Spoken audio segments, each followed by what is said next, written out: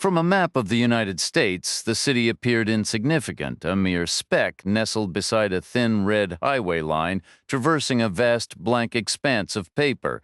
Yet in reality, it was home to 500,000 residents sprawled across over 100 square miles, encompassing nearly 150,000 homes and more than 2,000 acres of public parks.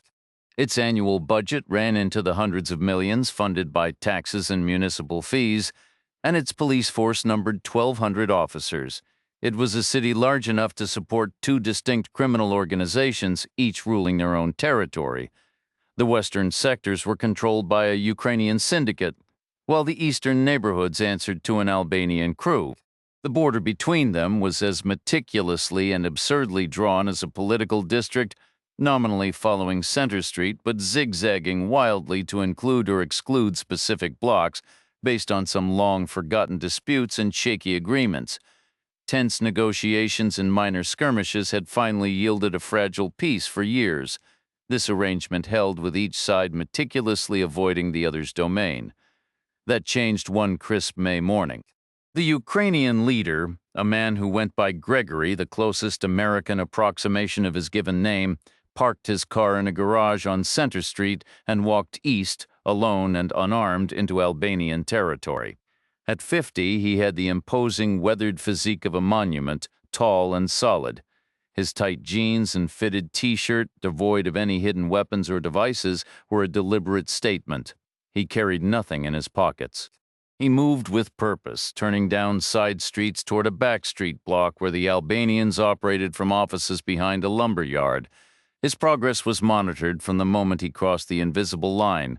Calls raced ahead of him. When he arrived, 6 men stood in a silent defensive arc between the sidewalk and the lumberyard's gate.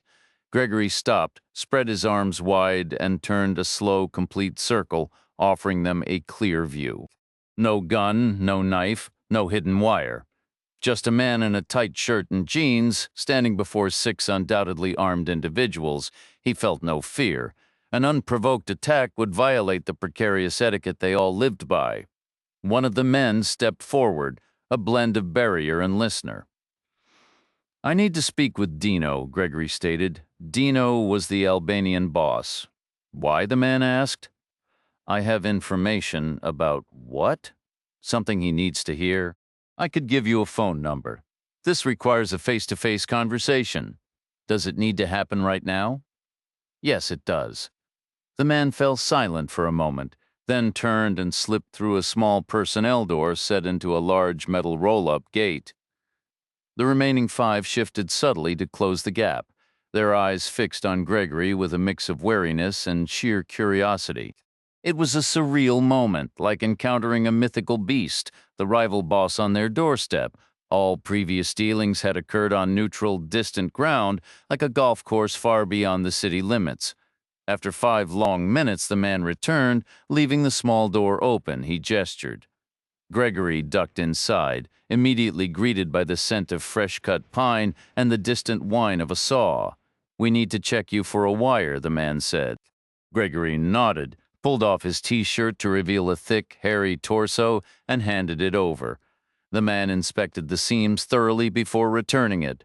Gregory pulled the shirt back on and ran a hand through his hair. The man gestured and said, "Right this way." He guided Gregory further into the long, corrugated metal building. The other 5 men trailed behind them. They stopped at a simple metal door which opened into a windowless room arranged like a makeshift conference area.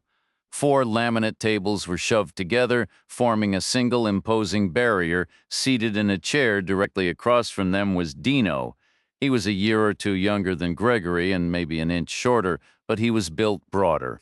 His dark hair was neatly trimmed and a distinct knife scar marked the left side of his face, a shorter line above the eyebrow and a longer one running from his cheekbone down to his chin, resembling an inverted exclamation point. The spokesman pulled out a chair for Gregory, placing him directly opposite Dino, then circled the tables to take a seat at Dino's right hand, the picture of a loyal second-in-command. The remaining 5 men divided themselves, 3 on one side and 2 on the other, flanking their leader. Gregory was left isolated on his side of the table, staring at 7 expressionless faces. For a moment, No one uttered a word. Then Dino finally broke the silence. To what do I owe this unexpected visit? Courtesy was still courtesy, Gregory replied. The city is getting a new police commissioner. We're aware? Dino stated flatly. An internal promotion. He's promised a major crackdown, Gregory continued, targeting both of our organizations. We know that too, Dino repeated, a hint of impatience in his voice. We have a source inside his office. Dino fell silent. That last piece was news to him. Gregory pressed on. My source discovered a confidential file on a separate hard drive hidden in a desk drawer. What was in it? His operational blueprint for taking us down. And what does it say? The details are vague in places, Gregory admitted. Some sections are barely outlined. But that's not the real concern. He's filling in those blanks day by day, week by week, because he's receiving a steady flow of insider information. From where? My person dug deeper and found another file. What other file? It was a list. A list of what? The police department's most trusted confidential informants, Gregory said. And there were 4 names on that list. And 2 of them were men from my own crew, Gregory revealed. The room went utterly quiet. After a long pause, Dino asked, What did you do with them? I'm certain you can picture it. Silence descended again. Then Dino inquired, Why are you telling me this? What's it got to do with me? The other 2 names on that list, Gregory said slowly, are your men? The quiet that followed was heavy. Gregory added, It seems we share a common problem. Dino's voice was low. Who are they? Gregory spoke the 2 names. Dino absorbed them, then asked, Why bring me this information? Because we have an understanding, Gregory stated. I keep my word. You'd stand to gain everything if I fell. You'd control the entire city. My gain would only be on paper, Gregory countered, a sudden sharp weariness coloring his tone. It was almost laughable, really. Here he was, a kingpin worrying about personnel management. I've just realized I should be content with how things are. Where would I possibly find enough reliable people to manage your operations? Clearly, I'm struggling to find enough for my own. Clearly, Dino echoed dryly, I have the same problem. So, we'll fight tomorrow. Today, we honor the agreement. I apologize for bringing you such embarrassing news, but I've embarrassed myself just as much right here in front of you. I hope that means something. We're in this together. Dino gave a single, slow nod but said nothing. Gregory leaned forward slightly. I have a question, then ask it, Dino said. Would you have told me, Gregory posed, like I've told you, if the spy had been yours and not mine? Dino was quiet for what felt like a very long time, the scar on his face seeming to deepen in the stark overhead light. Finally, he spoke yes. For the same reasons, we have a deal, and if both our names are on their list, then neither of us should be in a rush to do anything stupid. Gregory nodded and rose from his chair. Dino's right-hand man stood immediately to escort him out. As Gregory turned to leave, Dino's voice stopped him. Are we secure now? We are from my end, Gregory confirmed. I can guarantee that. As of 6 o'clock this morning, we have a contact at the city crematorium. He owes us. He was willing to start the fires a bit ahead of schedule today. Dino nodded once, his expression unreadable. Gregory turned the question back. Are we secure from your side? We will be, Dino answered. By tonight, we have a man at the auto salvage yard. He owes us money, too. The lieutenant led Gregory back across the vast, shadowy shed, through the small door set into the large roll-up gate, and out into the clear, bright sunshine of the May morning. At that exact moment, Jack Reacher was 70 miles away riding a Greyhound bus down the interstate. He sat on the left side near the back, the window seat over the axle, with the space beside him empty. The bus held 29 other passengers, a typical cross-section of people, nothing out of the ordinary, except for one small drama quietly unfolding. Across the aisle and one row ahead, an older man was slumped in sleep, his head drooping. His gray hair needed a cut, and his skin hung loosely, suggesting a recent significant weight loss. He looked to be around 70. He wore a short blue zip-up jacket made of a heavy, possibly waterproof cotton. Protruding from the pocket was the corner of a thick envelope, a kind Reacher recognized instantly. He'd seen them before at bank teller windows, the sort offered when you withdrew a large amount of cash directly over the counter. It was the kind of envelope that held a decent wad of bills, a few hundred, maybe a few $1,000s. Reacher wasn't the only one who had noticed. The young man seated directly ahead of the sleeper had seen it too. That much was obvious. He kept glancing across and down over and over, a lean guy in his 20s with greasy hair and a thin goatee, wearing a denim jacket. He was practically a kid licking his lips, thinking planning. The bus hummed along the highway, and Reacher divided his attention between the passing scenery, the envelope, and the kid who couldn't take his eyes off it. Meanwhile, Gregory left the Center Street garage and drove back into what he considered safe Ukrainian territory. His offices were tucked behind a taxi company directly across from a pawn shop and next to a bail bonds operation, all businesses he owned. He parked and went inside, where his 4 top men were waiting. They were all cut from the same cloth as him, not family by blood, but brothers from the same old country towns, villages, and prisons, a bond that often proved stronger. They looked at him, 8 eyes wide, with a single silent question. He answered it. "Total success," Gregory said. "Dino bought every word. The man's a certified idiot. I could have sold him a timeshare on the moon. The 2 guys I named are as good as gone. He'll need a day to reshuffle his people. That's our window, gentlemen. We've got about 24 hours while their flank is completely exposed." "Typical Albanians," his right-hand man remarked with a smirk. "Where did you send our 2 guys?" another asked. "The Bahamas," Gregory replied. "A casino owner there owes us. He runs a nice hotel. They'll be comfortable." Back on the bus, green federal signs announced an approaching city, the day's first stop. Reacher watched the kid with the goatee mentally rehearsing his move. 2 big questions hung in the air. Was the man with the money getting off here? And if not, would the slowing, turning, and jolting of the bus wake him up anyway? Reacher observed as the bus took the exit, transitioning onto a smooth state 4-lane road heading south through flat, rain-dampened land. The tires hissed steadily. The older man remained asleep. The kid kept watching, his plan clearly set. Reacher pondered how smart that plan really was. The intelligent play would be to lift the envelope soon, hide it well, and then be the first one off the bus when it stopped. Even if the man woke up before the depot, he'd be disoriented at first. He might not even realize his money was missing, not immediately, even if the man had noticed the envelope was gone. Why would he immediately assume the worst? A more likely thought would be that it had simply slipped from his pocket. He'd spend a moment checking the seat cushion, then the floor beneath it, and even under the seat ahead, thinking he might have nudged it in his sleep.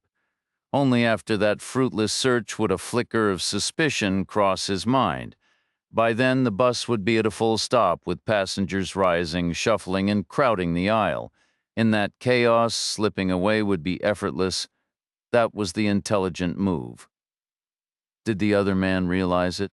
Reacher never got the chance to find out. The older gentleman woke up too early.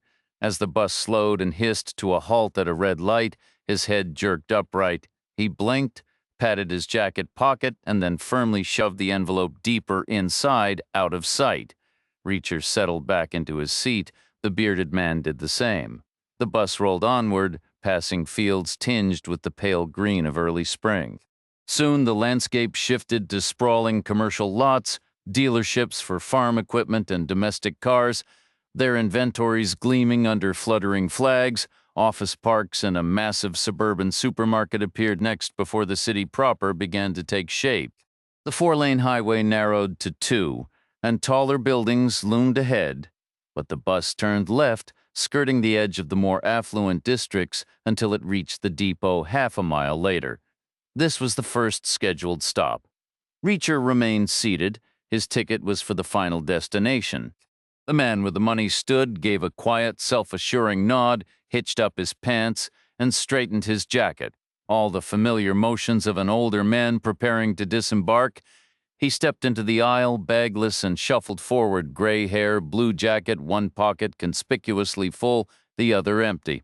Suddenly, the man with the goatee hatched a new plan. Reacher could almost see the gears turning in his head. It was like hitting the jackpot, a rapid chain of assumptions leading to a conclusion. Bus depots are never in the nice part of town. The exit would spill onto a cheap street, likely facing the backs of buildings, maybe a vacant lot or a self-service parking area. There would be blind corners and deserted sidewalks, a 20-something against a 70-something, a quick strike from behind, a simple mugging. It happens all the time. How difficult could it be? The bearded man sprang up and hurried down the aisle, trailing the older gentleman by about 6 feet. Reacher rose and followed them both. The man with the money clearly knew where he was going. He didn't pause to orient himself after stepping through the depot doors.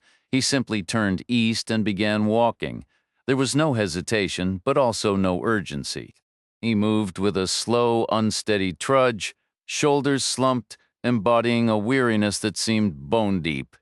He looked like a man worn down by life, traveling between 2 points of equal dreariness without a shred of enthusiasm. The bearded man followed about 6 paces behind, holding himself back, though it clearly took effort.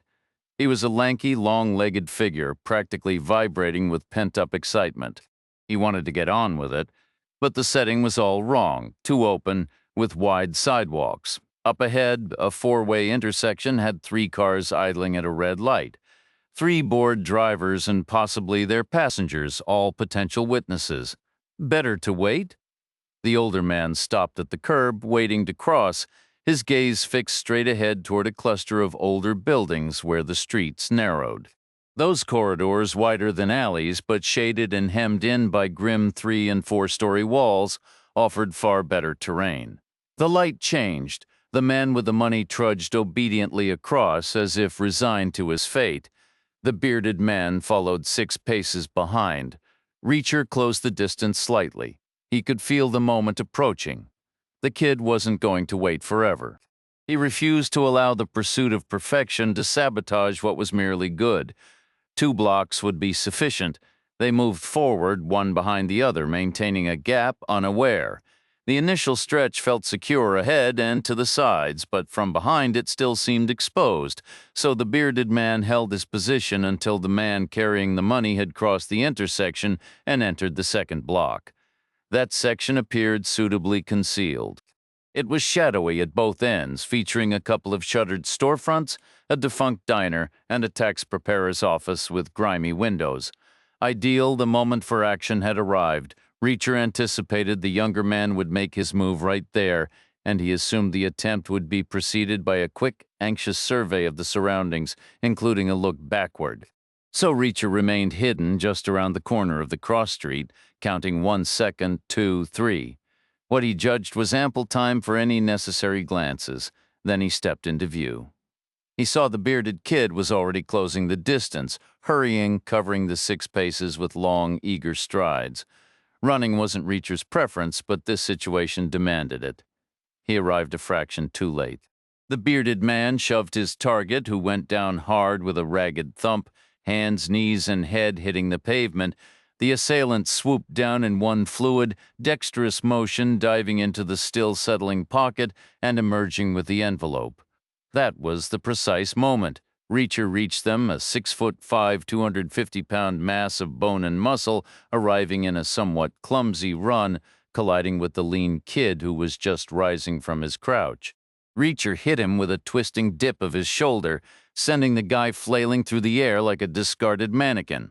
He landed in a long, sliding tangle of limbs, half on the sidewalk, half in the gutter, where he came to rest and lay still. Reacher walked over and retrieved the envelope. It wasn't sealed. They never were. He took a look inside. The stack of bills was about 3/4 of an inch thick. A $100 bill was on top and another was on the bottom. He flicked through them. A $100 bill occupied every possible position in between. Thousands upon thousands of dollars. It could be 15 grand, maybe even 20. He glanced back. The older man had lifted his head, gazing around in a panic-stricken daze. A cut marked his face from the fall, or perhaps his nose was bleeding. Reacher held up the envelope. The old man stared at it, Tried to push himself up, but couldn't manage. Reacher walked back to him. Anything broken? What happened? The man asked, his voice shaky. Can you move? I think so. All right, roll over here. Onto your back, Reacher instructed. Then we can sit you up. What happened? First, I need to check you over. I might need to call an ambulance. Do you have a phone?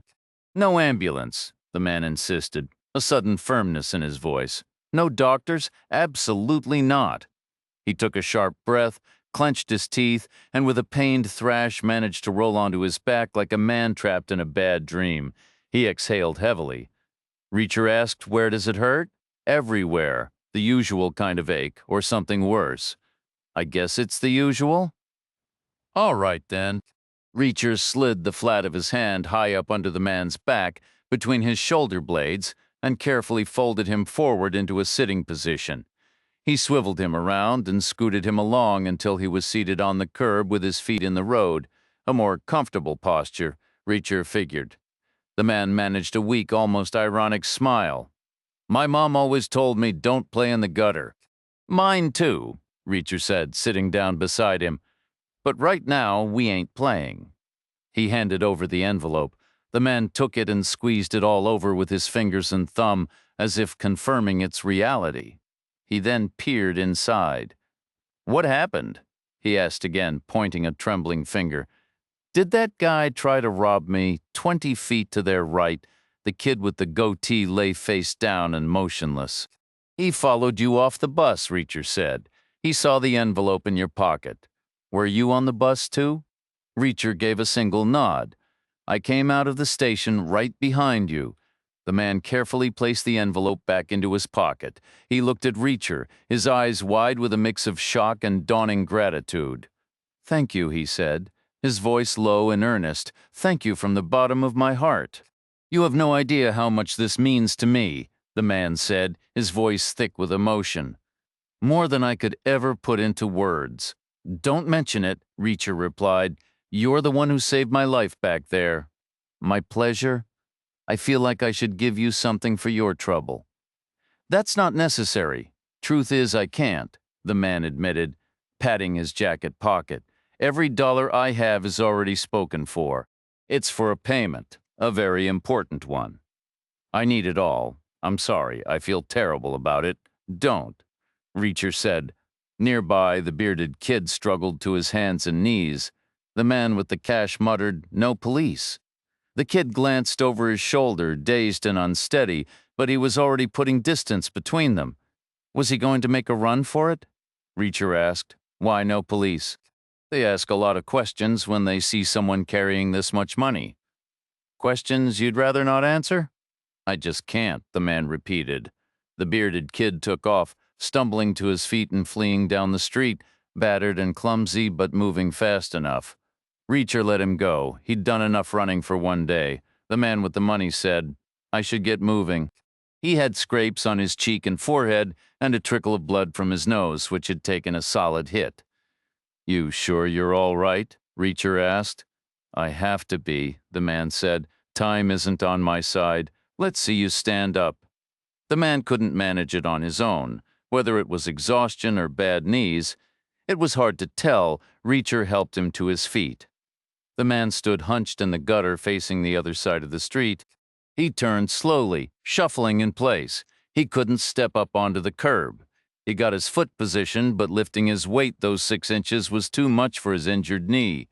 The fabric of his pants was scuffed right over the kneecap. Reacher moved behind him, cupped his hands under the man's elbows, and lifted. The man stepped up weightlessly as if in low gravity. Can you walk? Reacher asked. The man tried. He took small, careful steps, but each time his right leg bore weight, he winced and sucked in a sharp breath. How far do you need to go? Reacher asked. The man looked around, getting his bearings. 3 more blocks, he said, on the other side. That's a lot of curbs to manage, Reacher observed. A lot of stepping up and down. I'll walk it off. Show me, Reacher said. The man set off east, moving at a slow, pained shuffle, his hands slightly out for balance. The winces and gasps were unmistakable, maybe getting worse. You need a cane, Reacher said. I need a lot of things, the man replied. Reacher stepped to his right side, cupped the man's elbow, and took some of his weight. Mechanically, it was no different than using a crutch, an upward force through the shoulder. Basic physics. "Try it now," Reacher said. "You can't come with me." "Why not?" the man said. "You've already done more than enough. That's not the real reason. If that were it, you'd have said something polite and vague, like you really couldn't ask me, but you were firm. You said, 'I can't come.' Why? Where are you headed? I can't tell you. You won't make it there without help." The man breathed in and out, his lips moving silently as if rehearsing lines. He touched the scrapes on his forehead, then his cheek, then his nose, wincing each time. He said, "Help me to the right block and across the street, then turn around and go home. That would be the greatest favor. I mean it. I'd be grateful. I already am.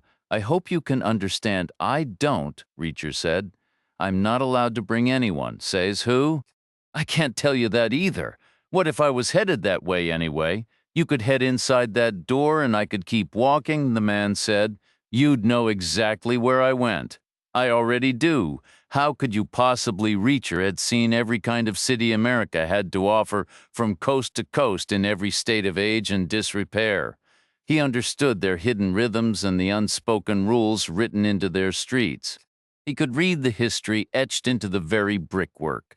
This block was a carbon copy of 100,000 others east of the Mississippi, back offices for wholesalers, niche retailers, small workshops, the offices of lawyers and agents of every kind.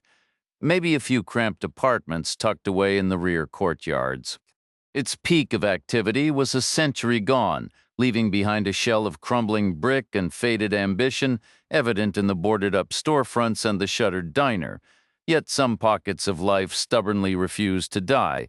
Some appetites were just that persistent. 3 blocks east on the other side of the street, Reacher stated, "The bar, that's your destination." The man stayed silent. To make a payment, Reacher continued. "In a bar before noon. That points to a local lender of a certain type. My guess is 15 or 20,000. You're in a bind. I figure you sold your car, got the best cash price from someone out of town, maybe a collector. A guy like you, it was probably a classic. You drove it out, took the bus back, stopped by the buyer's bank. The teller handed you a thick envelope. Who are you? A bar is a public place. I get thirsty like anyone else. Maybe they've got coffee, I'll take a different table. You can act like we've never met, you'll need help walking out of there anyway. That knee is going to lock up solid." "Who are you?" the man repeated. "My name is Jack Reacher. I used to be a military policeman. I was trained to notice things. It was a Chevy Caprice, the old body style, all original, mint condition, hardly any miles. I don't know much about cars. They're popular with collectors now. How much did it bring?" 22.5. Reacher gave a slow nod. That was more than he'd estimated. Crisp new bills, bundled tight. "You owe all of it? Every penny, by 12 o'clock, the man said. "After that, the amount increases. Then we should get moving. This might take a little time." "Thank you," the man said, his voice thick. "My name is Aaron Shevik. I won't forget this."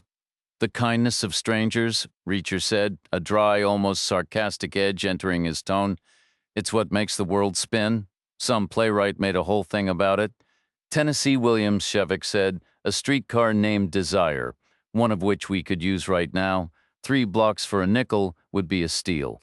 They started off, Reacher shortening his stride to a crawl, Shevik lurching and hopping beside him, a lopsided dance against the laws of physics. The bar occupied the ground floor of a nondescript brick building. It had a scarred brown door flanked by grimy windows.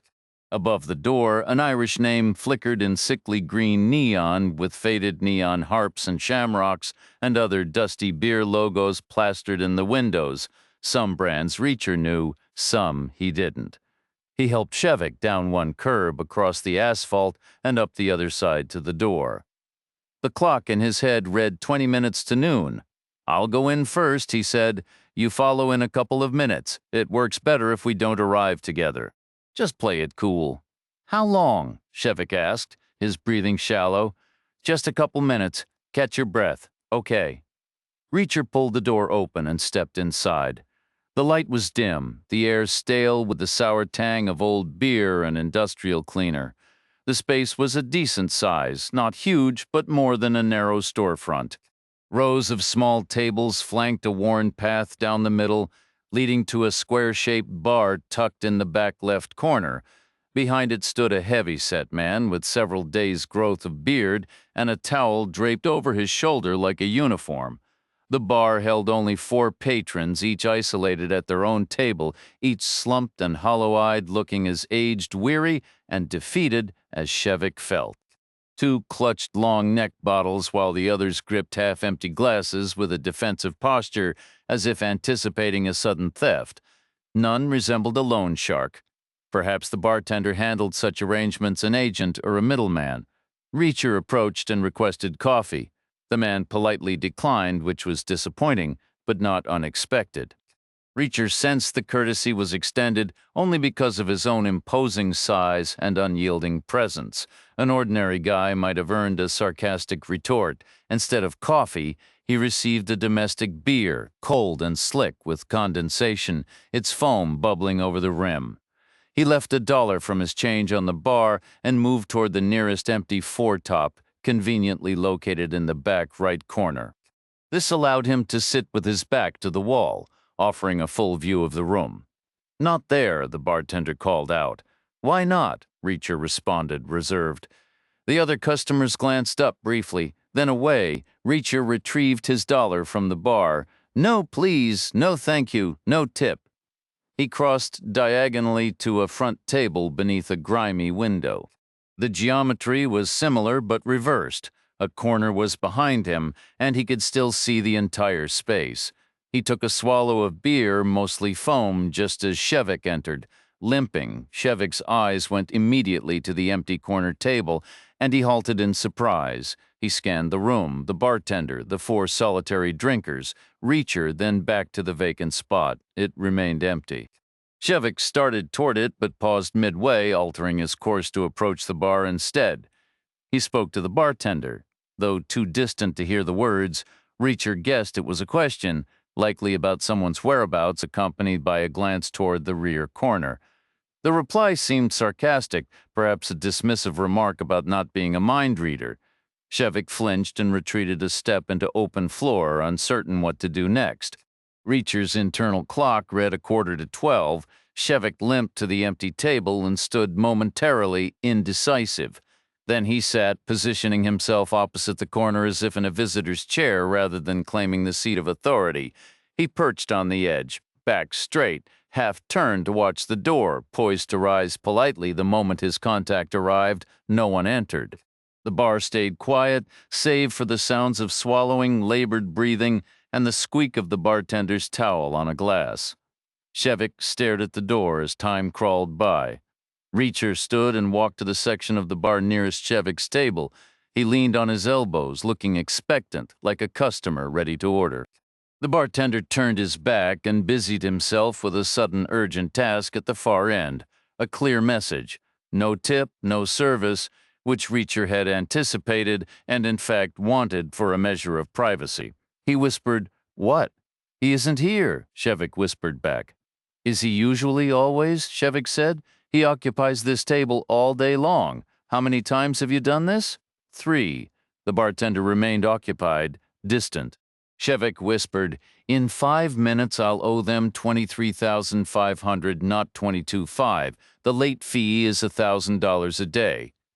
"Every single day. Not your fault," Reacher whispered. "Not if the guy doesn't show. These are not reasonable people," Shevik replied, his eyes fixed on the door. A heavy silence followed, broken only by the faint hum of a neon sign flickering outside, a detail unnoticed before, now adding to the tense, waiting atmosphere. Shevik's knuckles were white where he gripped the table's edge, a subtle sign of the dread coiling inside him. The bartender completed his phantom chore and made his slow, heavy-footed journey across the diagonal length of the bar. He held his chin high, his expression openly unwelcoming, as if he might deign to hear an order but would almost certainly refuse to fill it. He halted just 3 feet from Reacher and stood there, silent. Reacher broke the standoff. Yes? You need something? The man grunted. Not anymore, Reacher replied. My goal was to make you take that walk. You looked like you could benefit from the movement. Mission accomplished, so I'm satisfied. Appreciate the effort. The bartender stared, visibly weighing his options. They weren't good. Maybe there was a weapon stashed beneath the counter, but Reacher was too close for him to reach it. Any reply would have to be spoken, and that prospect seemed to genuinely pain him. He was rescued by the ring of the wall phone behind him, a dull, melancholy clang that echoed twice in the quiet room. The bartender turned and snatched up the receiver, an old-fashioned model with a bulky handset and a coiled cord so overstretched it brushed the floorboards. He listened for a moment, then slammed it down. Without looking at Shevik, still seated at the far corner table, he barked, "Come back tonight at 6. What?" Shevik called out, his voice thin. "You heard me," the bartender said, and then he shuffled away, pretending to be busy once more. Reacher walked over and took a seat opposite Shevik. "What did he mean, 6 o'clock?" Shevik asked, his hands trembling slightly on the table. "Your appointment got pushed back," Reacher said. "The guy called it in. At least now you know the schedule. But I don't understand," Shevik whispered. "What about my noon deadline?" "Not your problem," Reacher said, his tone firm. "He's the one who didn't show. You were here, they'll say I owe another 1,000. I know they will." "Not if he stood you up." The bartender took the call. "He's a witness. You were present and ready. The other guy was a no-show." "I can't get another $1,000, Shevik said, the despair clear in his eyes. "It's impossible. The delay should let you off the hook. It's an implied condition. You had the money here at the agreed time. They failed to collect. It's a basic principle. Any lawyer could spell it out." "No lawyers," Shevik said quickly, a fresh worry crossing his face. "Are you concerned about them too?" "I can't pay for one, especially if I'm supposed to magically find another grand." "You won't need to. They can't have it both ways. You kept your part of the bargain." "These aren't reasonable people we're dealing with." From across the room, the bartender shot them a venomous look. In Reacher's mind, an internal clock chimed 12 noon precisely. "We can't sit here for 6 hours," he stated. "My wife will be sick with worry," Shevik said. "I should go home, check on her, then come all the way back." "Where's home? About a mile from here? I'll walk with you if you want." Shevik hesitated for a long beat, his gaze dropping to the scarred tabletop. "No, I really couldn't ask that of you. You've done more than enough already." That was impressively vague and polite. "I'll give you that. I just mean I mustn't inconvenience you further. You probably have your own plans." "I make a habit of avoiding plans, a lifelong rebellion against the strict schedules I endured earlier. The upside is I have nowhere in particular to be and all day to not be there.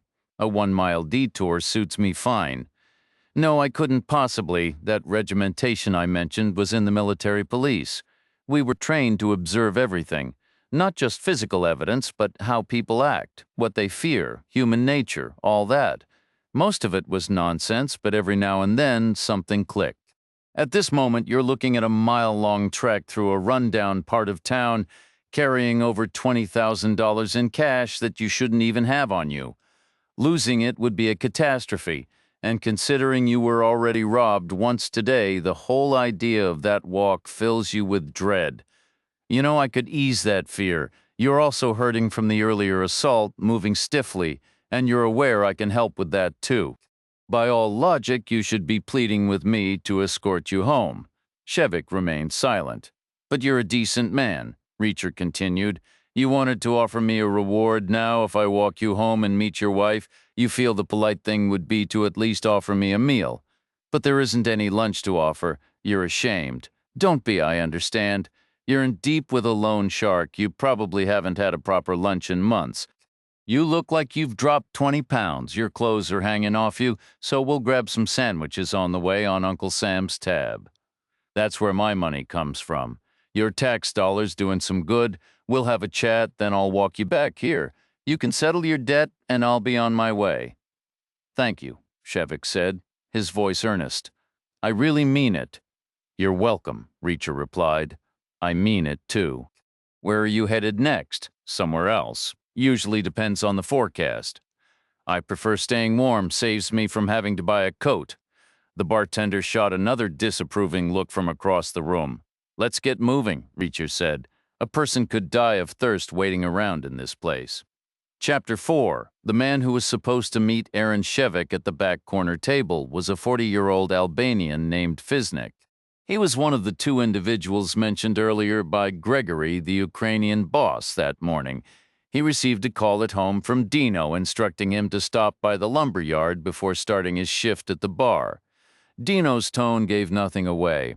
If anything, it sounded upbeat and encouraging, hinting at possible praise, a bonus, or even a promotion.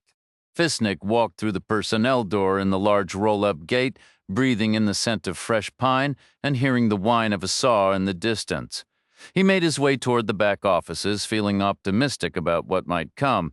Minutes later, he was duct-taped to a wooden chair, and suddenly the pine smell seemed funereal, the saw's noise like a scream. They started by drilling through his knees with a cordless DeWalt fitted with a quarter-inch masonry bit. Then they continued. Fisnik had nothing to tell them, but his silence was interpreted as stubborn defiance, a cultural expectation in their world. He earned a sliver of reluctant respect for his endurance, but not enough to halt the drill. He died around the same time Reacher and Shevik were finally leaving the bar. The first part of their mile-long walk took them through neglected blocks similar to the one with the bar, but then the scenery opened up to what had once been expansive 10-acre pastures. After World War II, returning GIs prompted the land to be plowed under, making way for neat rows of small single-story homes, some split-level to accommodate the rolling terrain. 70 years later, the houses bore the marks of many re-roofings, no two exactly alike, with some sporting additions, new vinyl siding, and yards ranging from neatly trimmed to wildly overgrown. Yet the ghost of that stark post-war uniformity still lingered over the whole neighborhood. Small lots, narrow roads, tight sidewalks, and sharp right-angle turns, all designed for the turning radius of 1948 model Fords, Chevrolet Studebakers, and Plymouths along the way. Reacher and Shevik stopped at a gas station deli. They picked up 3 chicken salad sandwiches, 3 bags of potato chips, and 3 cans of soda. Reacher carried the bag in his right hand and offered steadying support to Shevik with his left. They made their slow, painful way through the quiet neighborhood. Shevik's home was tucked deep inside on a dead-end street that widened just enough for a car to turn around, like the rounded tip of an old mercury thermometer. A white picket fence, dotted with the first buds of climbing roses, ran along the front. The house was a single-story ranch, identical in size and shape to all the others on the block, with white siding and a dark asphalt roof. It had been maintained with care, though not lately. The windows were smudged with dust, and the grass needed cutting. Reacher and Shevik shuffled up a narrow concrete walkway. Shevik fumbled for his key, but before he could use it, the door swung open. A woman stood there, clearly Mrs. Shevik. The connection between them was immediate and deep. She was gray-haired, slightly stooped, and recently thin like her husband, also around 70. But her chin was up, and her eyes were clear and direct. The spirit was still there. She took in the scrapes on her husband's forehead and cheek, the dried blood on his lip. "I took a spill," Shevik said quickly. "Tripped on the curb, banged my knee pretty good. That's the worst of it." This man was kind enough to lend a hand. Her eyes flicked to Reacher, puzzled, then back to her husband. "Let's get you cleaned up," she said. She moved aside, and Shevik hobbled into the narrow hallway.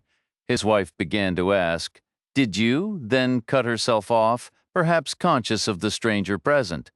Shevik said quietly, "It's complicated," for a moment. No one spoke. Reacher lifted the deli bag. "We picked up some lunch," he said. Figured getting to the store might be tough right now. Mrs. Shevik looked at him again, confusion shifting into something more pained, embarrassment, maybe shame. "He knows Maria," Shevik told her. "He was a military investigator. He put it together on his own. You told him? He worked it out. He's trained for that." "What's complicated?" she pressed. "What really happened? Who hit you? Was it him?" She turned her steady gaze on Reacher. "Is this man with the lunch one of them?" "No," Shevik said firmly. "Not at all. He has nothing to do with any of that. Then why is he with you? It feels like you're being escorted, like a guard. Shevik started to explain. When I was, then corrected himself. When I fell, he was walking by and helped me up. My knee gave out, so he helped me get home. He's not following me. He's here because I can't walk on my own right now. That's all it is. You said it was complicated, not simple. We should go inside, Shevik said. After a brief hesitation, his wife turned and led them into the living room. The interior matched the outside, clean but worn, rooms small and hallways tight. The living room held a love seat, 2 armchairs, and empty outlets where a television might have been. What's complicated, Mrs.? Shevik asked again. Fisnik wasn't there, Shevik said. He's always there today, just a phone message telling us to come back at 6. So where's the money now? Still in my pocket. Fisnik will say we owe another 1,000. This gentleman doesn't think he can. Mrs. Shevik glanced between Reacher and her husband, then seemed to decide something. Let's get you cleaned up, she repeated. To Reacher, she pointed toward the kitchen. Please put the lunch in the refrigerator. The kitchen was spotless but nearly bare. When Reacher opened the fridge door, he saw mostly empty shelves and a few old condiment bottles that looked months old. He placed the bag inside and returned to the living room to wait, the quiet of the house feeling heavy around him. The walls were lined with family photos arranged in neat clusters that reminded Reacher of a magazine spread. Dominating the collection were 3 ornate frames holding black and white images that had faded to a coppery hue. The first pictured a young soldier in a crisp khaki uniform, a private standing proudly in front of the house with a woman Reacher assumed was his new bride. The guy looked too young for World War II, likely serving a stint in Germany afterward before maybe getting called up again for Korea. His bride wore a flowery dress that billowed down to her calves, both of them smiling broadly behind them. The house siding gleamed in the sun, the ground at their feet still freshly turned earth. The second photo revealed a year-old lawn now beneath them, the couple cradling an infant. Their smiles remained, the siding just as bright. The new father had traded his uniform for high-waisted trousers made of some synthetic fabric and a short-sleeved white shirt, while the mother wore a thin sweater and capri pants. The baby was mostly swaddled in a shawl, only a pale, blurry face visible by the third picture. About 8 years had passed. Foundation plantings now obscured half the siding, the grass at their feet lush and thick. The man had filled out a little thicker in the waist and shoulders, his hair slicked back and thinning. The woman looked prettier yet weary, in that particular way women often did in photographs from the 50s. The 8-year-old girl standing before them was almost certainly Maria Shevik. Something in the shape of her face and the directness of her gaze told him so. They had grown old. She had grown up, they had passed, and she had inherited their home. That was Reacher's assumption. The next grouping of pictures, now in faded Kodak color but taken in the same spot by the same stretch of wall, some kind of family tradition, proved him right. The first showed a young Maria Shevik, perhaps 20, alongside a much leaner, straighter version of Mr. Shevik, also around 20. Their faces were sharp and youthful, shadows giving them a hawkish look, their smiles wide and unguarded. The following photo in this new sequence presented the same couple with a baby in their arms. That child grew in leaps and bounds across the next row down, a toddler then about 4, 6, and 8 years old above her. The Sheviks cycled through 70s hairstyles, big and bushy, paired with tight tank tops and shirts with puffy sleeves. The row beneath charted the girl's journey into a teenager, then a high school graduate, then a young woman, then a woman aging as the Kodak technology grew newer. She'd be pushing 50 now, Reacher figured. Whatever that generation was called, the early offspring of the early boomers, probably had some label, everyone else did. There you are, Mrs. Shevik said from behind him. I was admiring your photographs, Reacher replied. Yes, she said softly. You have a daughter? Yes, she said again, her voice catching just slightly before Shevik himself entered the room. The blood was gone from his lip, his scrapes shiny with some yellowish ointment, his hair neatly brushed. Let's eat, he announced. In the kitchen stood a small table with contoured aluminum edges and a laminate top now dull and faded from decades of use and cleaning, but once undoubtedly bright, sparkly, and utterly of its atomic age moment. 3 matching vinyl chairs accompanied it, perhaps purchased when Maria Shevik was just a girl, for her first proper dinners with knife and fork, lessons in please and thank you. Now, decades later, she instructed Reacher and her husband to sit. She transferred the deli sandwiches to china plates, the chips into china bowls, and poured the sodas into cloudy glass tumblers. She brought cloth napkins, then sat down herself. Her eyes settled on Reacher. "You must think we're very foolish," she said, "to have gotten ourselves into this situation." "Not really," Reacher answered. "Very unlucky, perhaps, or very desperate." "I'm sure this is a last resort. You sold your television. Probably a lot of other things, too.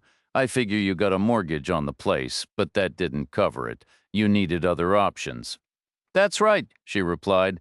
"I'm certain the reasons made sense at the time." She fell silent after that.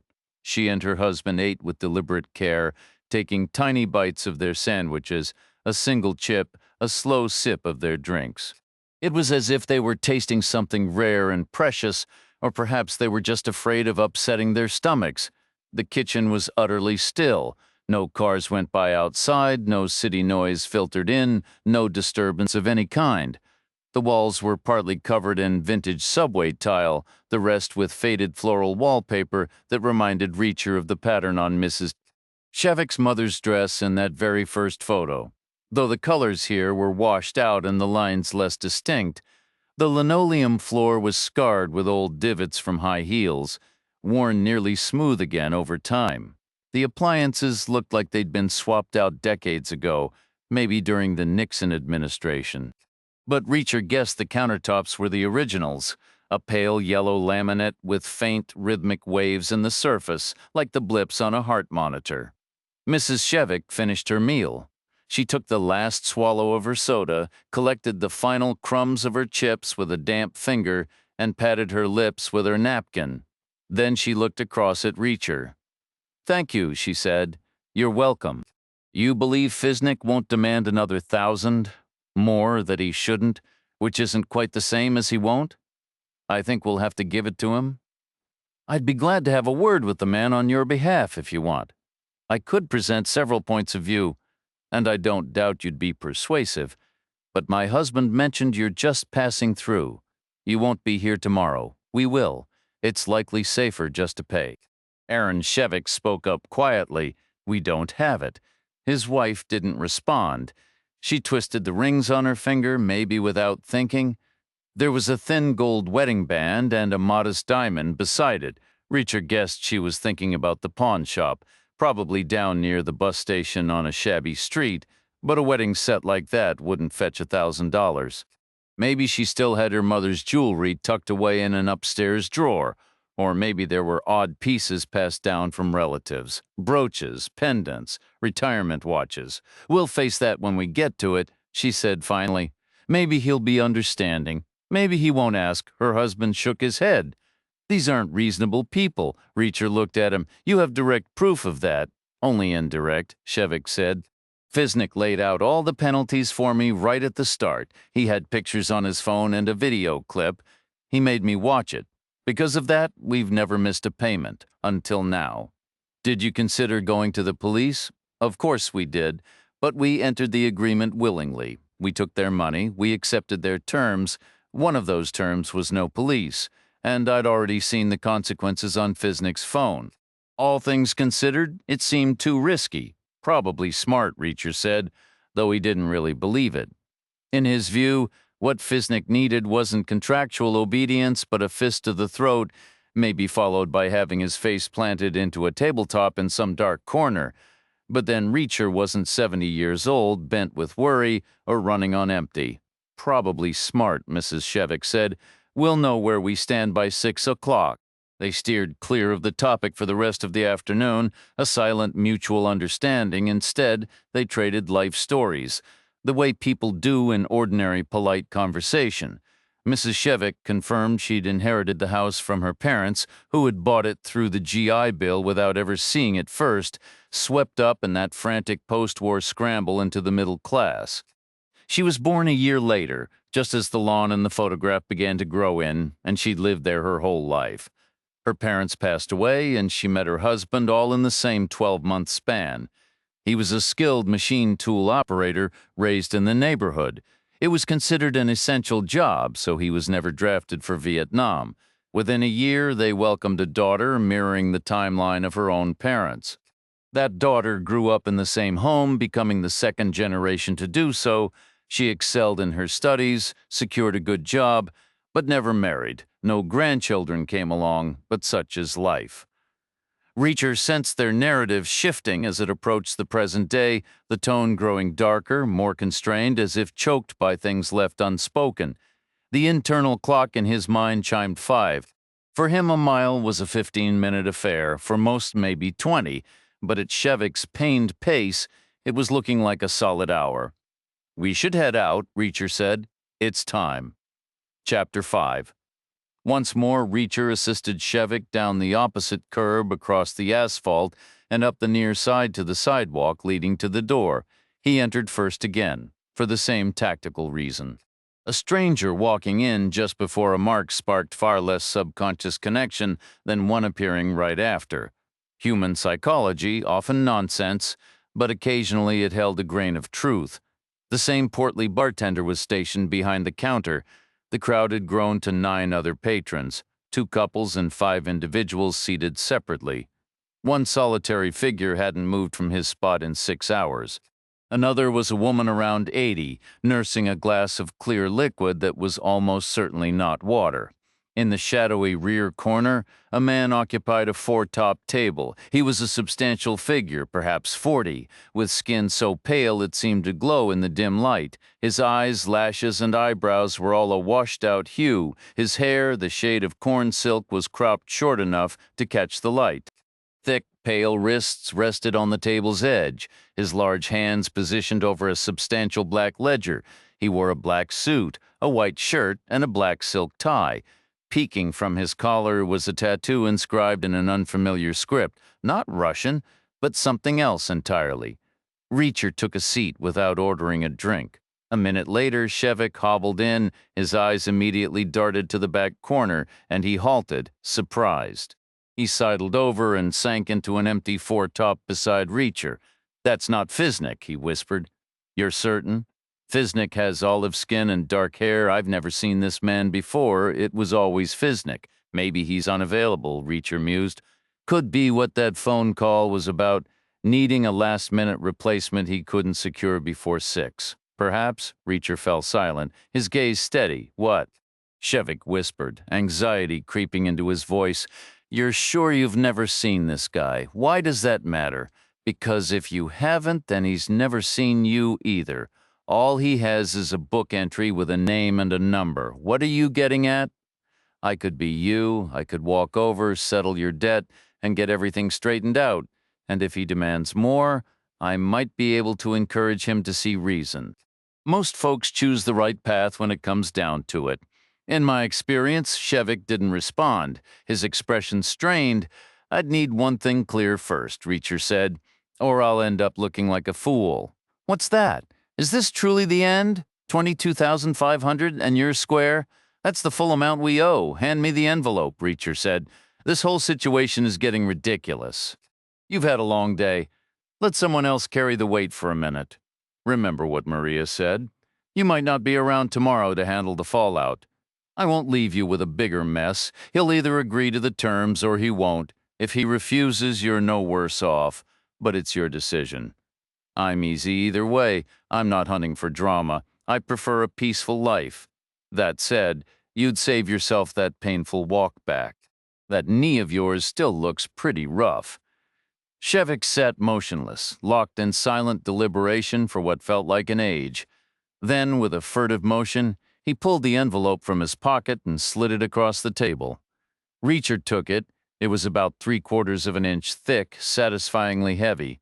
He tucked it into his own jacket. "Stay here," he said. He rose and made his way toward the pale man in the far back corner. He liked to think of himself as a contemporary man, a product of the 20th century navigating the 21st, yet he was acutely aware of a deep, archaic channel in his mind, a direct line to humanity's primal origins. For eons, every creature was either a threat or competition, requiring instant, precise evaluation. Who was dominant? Who would yield? The figure at the rear table presented a potential problem should words ever escalate to actions. Not an overwhelming one, but significant enough. The man would almost certainly lack formal training, unless he too had been through the U.S. Army, which quietly instructed the most ruthless close-quarters combat methods on the planet. Offsetting that, he was larger, younger by a good stretch, and carried himself like someone familiar with hard knocks. He seemed unflappable, accustomed to coming out on top. The primitive segment of Reacher's consciousness processed these subtle signals and issued a caution, but it didn't halt his advance. Across the room, the seated man tracked his approach just as intently, undoubtedly running his own ancient calculations. Who was the superior animal? The guy appeared decidedly self-assured, as if he liked the odds. Reacher settled into the visitor's chair, the same spot Shevik had occupied hours before. Up close, the man in the executive chair might have been a touch older than initial impressions suggested, perhaps mid-40s, edging toward 50. He carried an air of seniority, but this substantial impression was undermined by a startling, almost spectral paleness that, and the crude, uneven tattoo on his neck, prison ink likely from a facility overseas. The man lifted his ledger, opened it, and propped it upright on the table's edge, peering down at it with the furtive intensity of a gambler guarding his hand. "Name?" he asked. "What's yours?" Reacher countered. "My name is irrelevant." "Where's Fisnick?" "Fisnick is no longer involved. Any arrangements you had with him are now my concern." "I'll need more than that," Reacher stated. "This is a substantial financial obligation. Fisnick provided a loan, and I'm here to settle it.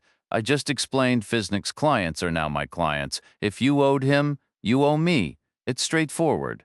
"What is your name?" Reacher said. "Aaron Shavik?" The man narrowed his eyes at his book and gave a slow nod. "Is this the concluding payment?"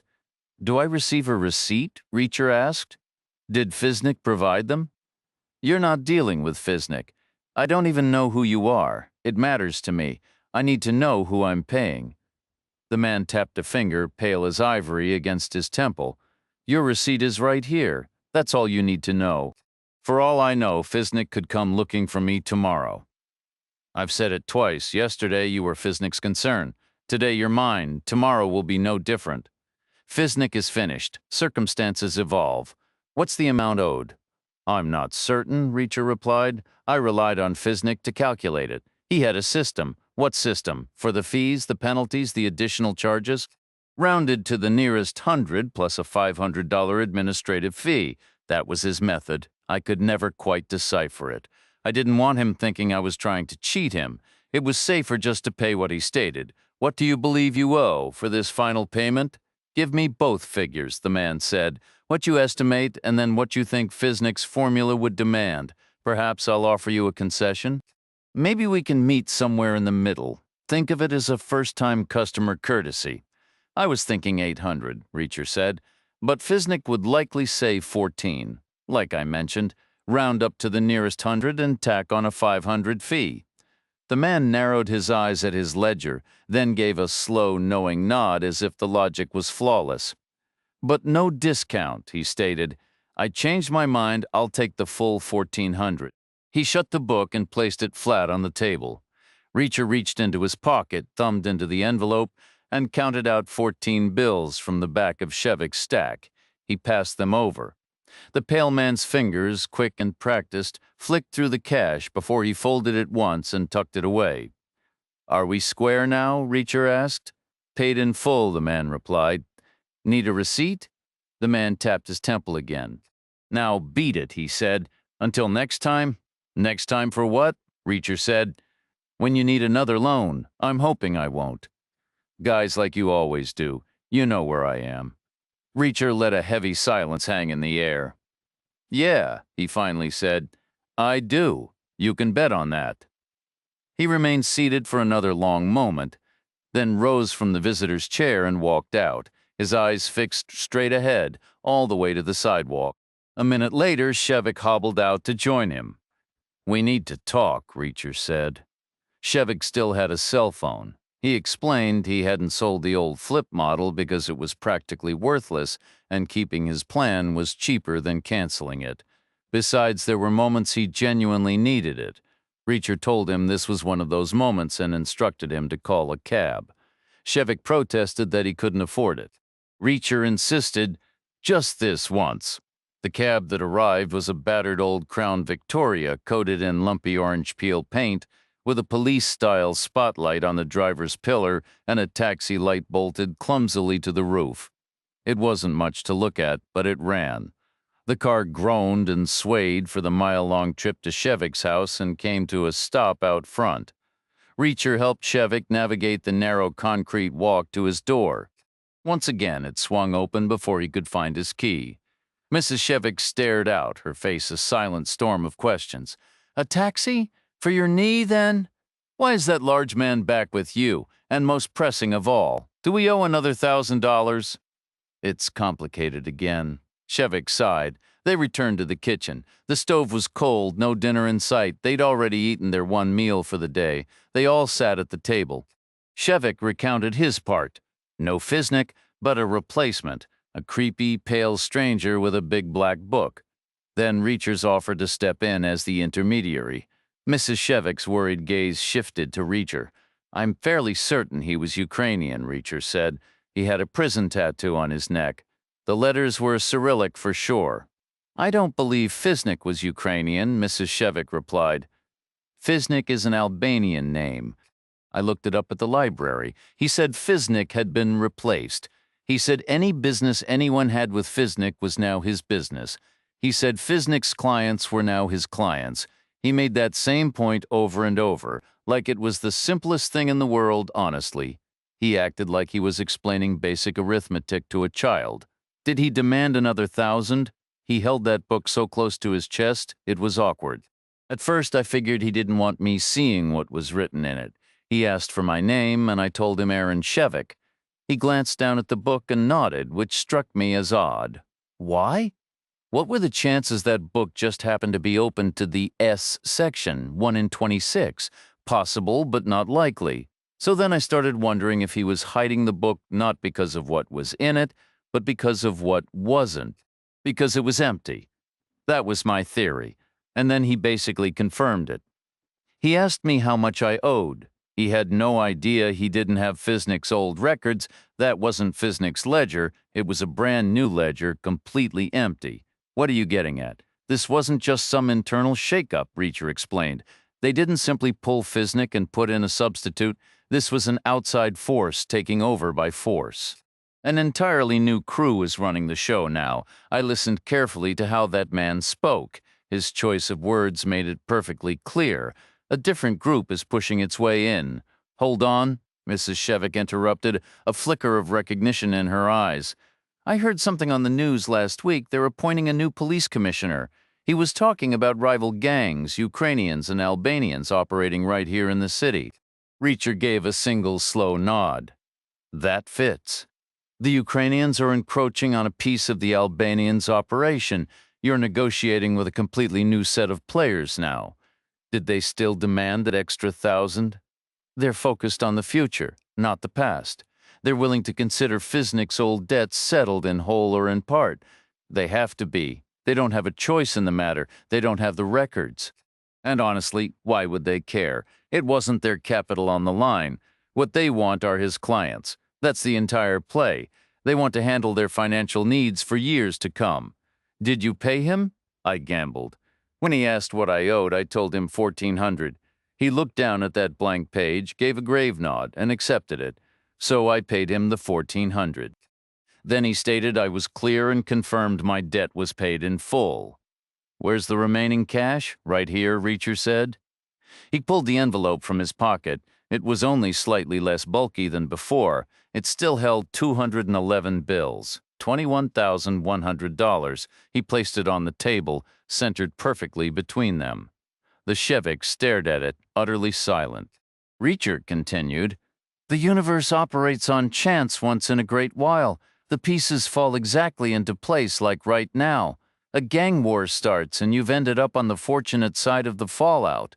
Shevik's voice was tight. "Not if Fisnik appears next week demanding all of that plus another 7,000. He won't," Reacher stated flatly. "Fisnik has been replaced. And when that news comes from a Ukrainian enforcer with prison tattoos on his neck, it almost certainly means Fisnik is dead or permanently out of the picture. He isn't coming back next week, or ever. You're square with the new organization, they said so themselves. You're in the clear." A heavy silence filled the room. Mrs. Shevik looked directly at Reacher. "Thank you," she said, her voice thick. Then Shevik's cell phone rang. He hobbled out into the hallway to answer. Reacher caught the tinny, distorted sound of a voice from the earpiece. A man, he thought. He couldn't decipher the words, just a long, urgent stream of information. He heard Shevik's reply, clear and weary from 10 feet away, a muttered agreement that sounded both resigned and deeply disheartened. Then Shevik asked the inevitable question, "How much?" The faint, crackling voice answered. Shevik ended the call. He stood motionless for a beat before limping back to the kitchen table and sinking into his chair.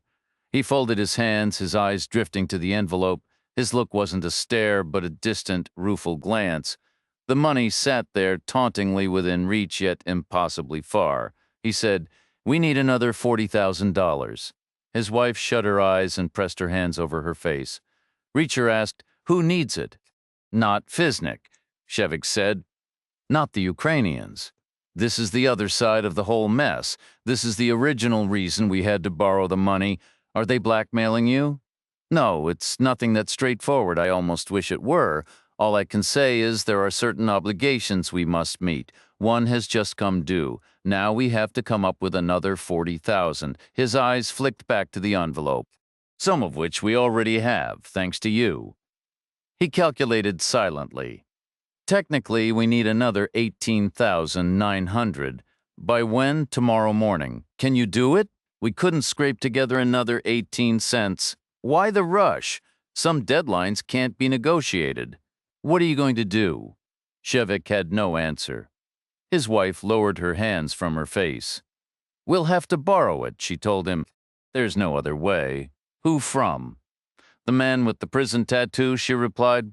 "What other option do we have? Every other line of credit is gone. How will you pay it back? We'll worry about that later." A heavy silence filled the room. Reacher finally spoke. "I wish I could do more." Mrs. Shevik turned her gaze toward him. "Actually, you can," she said. "I can. You'll have to," she insisted. "That man with the tattoo believes you're Aaron Shevik. You need to go get our money for us." They spent another half hour talking it over. Reacher went back and forth with the Sheviks, laying out the hard truths. Some facts were non-negotiable from the start. They desperately needed the cash, no argument there, and they needed it by morning with zero room for delay. Yet they refused to explain why their life savings had vanished. Their house was gone too, traded in for one of those reverse mortgages that let them stay put, but handed the deed straight to the bank. The lump sum they'd received was already spent. There was nothing left to tap. Their credit cards were maxed out and canceled. They'd borrowed against their Social Security checks, cashed in a life insurance policy, and even gave up their landline. After losing their car, they sold anything of value. All that remained were a few personal trinkets, 5 9-carat wedding bands, 3 small diamond rings, and a gold-plated wristwatch with a cracked face. On the best day, Reacher figured the kindest pawnbroker alive might hand them $200, maybe less than $100 on a bad day. It wouldn't even make a dent. They said they first went to Fisnik about 5 weeks back, after hearing his name from a neighbor, not as a recommendation, but as gossip. Some scandalous story about another neighbor's nephew's wife's cousin borrowing from a gangster in a bar, a guy named Fisnik, of all things. Shevik, blushing and embarrassed, narrowed down the area from rumors and started checking bars one by one, getting stared at as he asked each bartender if they knew a man named Fisnik. At the fourth place, a heavy-set man with a sarcastic smirk just jerked his thumb toward a corner table. "How did it work?" Reacher asked. "Surprisingly simple," Shevik said. I walked over and stood there while he looked me over. Then he motioned for me to sit. I hemmed and hawed a bit at first, but finally just came out with it. Told him I needed to borrow money and heard he was the guy. He asked how much, I told him, and he laid out the terms. He showed me the photos. I watched the video. I gave him my account number. 20 minutes later, the money was in my bank, wired from some untraceable source through a Delaware corporation. I always pictured a bag of cash changing hands, Reacher said. "We made our repayments in cash," Shevik confirmed. Reacher nodded. Two birds with one stone, loan sharking and money laundering. They wire dirty electronic money and get clean street cash in return, plus a hefty interest rate on top. Most money laundering costs you a percentage. These guys turned a profit, not dumb. They weren't in our experience. "You think the Ukrainians will be better or worse?" "Worse, probably. The law of the jungle seems to be proving that already. So how do you plan to pay them back?" "That's a problem for tomorrow. You've got nothing left to sell. Something might turn up only in your dreams. No, in reality, we're waiting for something. We have reason to believe it's coming very soon. We just have to hold on until it gets here." They absolutely would not say what they were waiting for. 20 minutes later, Reacher stepped off the opposite curb, unburdened, and crossed the street in 4 quick strides. He stepped up onto the near sidewalk and pulled open the bar door. Inside, the space felt brighter than before, the contrast sharper now that dusk had settled outside. The noise level had ticked up a notch, too, with more patrons crowding the room. A group of 5 men was crammed around a table meant for 4, laughing loudly as they swapped old stories. The pale man was still in his corner booth at the back. Reacher started toward him, feeling the man's eyes track his every step. Reacher dialed his own energy back a notch. There was a certain etiquette to these exchanges, lender and borrower each playing a part. He adopted what he thought of as his neutral walk, just a guy moving through a room, no implied threat. He slid into the same chair as before. The pale man spoke first. "Aaron Shevik, right?" "That's me," Reacher said. "Back so soon? What's the occasion? I need to borrow some money already." "You just settled your last tab. Something new came up." The man gave a thin, knowing smile.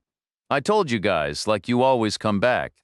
"I remember you saying that," Reacher replied. "How much can you do? How much are you asking for?" $18,900, Reacher said. The pale man shook his head slowly. "Can't do it." "Why not?" "That's a big leap from the 800 you borrowed last time. It was 1,400 total. 600 of that was fees. The principal was 800. This is a different league. It's what I need now." "You good for it?" the man asked, his tone flat. "I've always paid on time." "Ask Fisnick is out of the picture," the man said, leaving it hanging there. He let the silence stretch before continuing. "Maybe there's a way I can help you.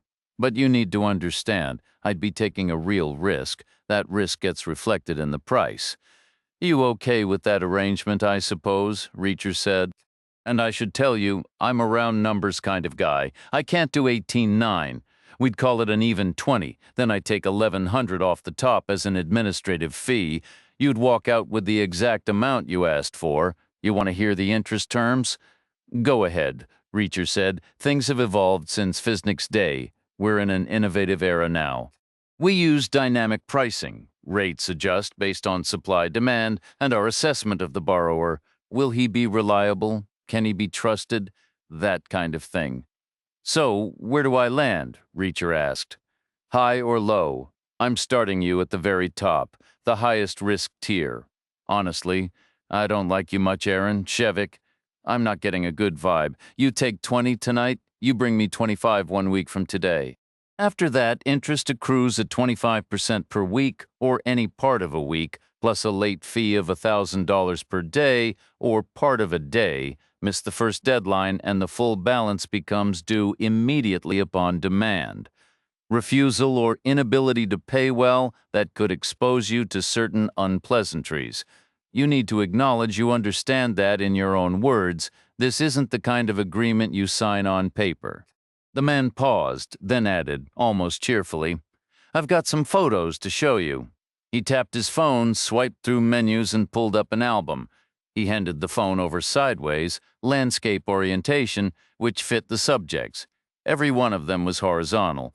The images showed figures duct taped to an old iron bed frame in a room with whitewashed walls stained gray by damp and time. Some had eyes gouged out with a spoon. Others bore the deep, ragged grooves of an electric saw or the blistered patterns left by a clothes iron. A few had cordless drills buried partway into flesh, the tools left in the frame as grim-proof yellow and black bodies wobbling under their own weight.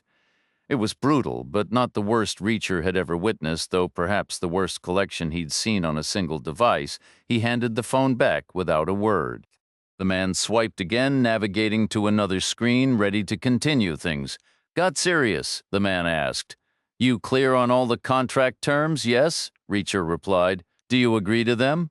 "I do," Reacher said. "Where's the bank information?" Reacher provided Shevik's account details. The man entered them directly into his phone, then tapped a large green button on the screen, the final command.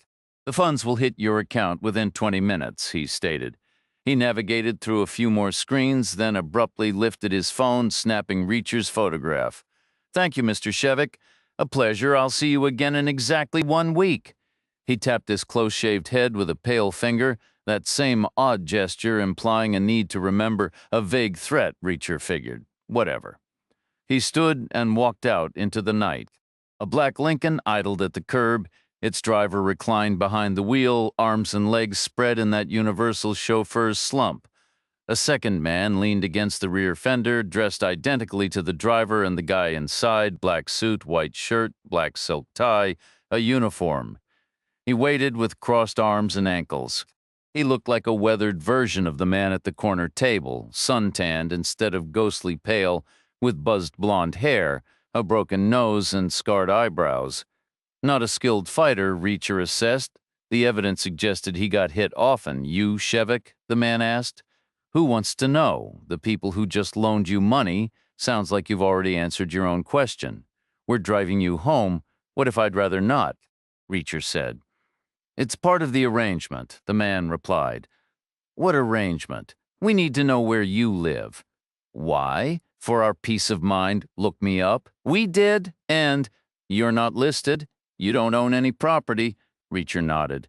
The Sheviks had ditched their landline. The bank already owned their house. The man said so. A personal visit is necessary. Reacher stayed silent. "Is there a Mrs. Shevik?" the man asked. "Why, maybe we should introduce ourselves to her while we're checking out your place. We'd like to keep our clients close. Get to know the family. We find it useful. Now get in the car." Reacher shook his head. "You're misunderstanding," the man said. "This isn't optional. It's part of the deal. You took our money." Your pale friend inside explained the contract. He went over every term in detail, the fees, the variable rates, the penalties. He even used visual aids. Then he asked if I accepted, and I said yes. The deal was done then. You can't start tacking on extras afterward, like a ride home and family meet and greets. I'd have to agree to that up front. A contract requires mutual consent. It's negotiated and agreed upon. You can't just decree new terms. That's a fundamental principle. You've got a real smart mouth." "I certainly hope so," Reacher said. "Sometimes I worry I'm just annoyingly precise." "What?" "You can offer me a ride. You can't force me to take it." "What?" "You heard me. All right, I'm offering you a ride. Last chance, get in the car. Say please." The man paused for an uncomfortably long time. Finally, he said, "Please get in the car." "Okay," Reacher said, "since you asked so nicely." Chapter 8. The safest method for transporting a reluctant passenger in a sedan is to have him drive without a seatbelt. The Lincoln's crew didn't use that approach. They went with the standard runner-up instead.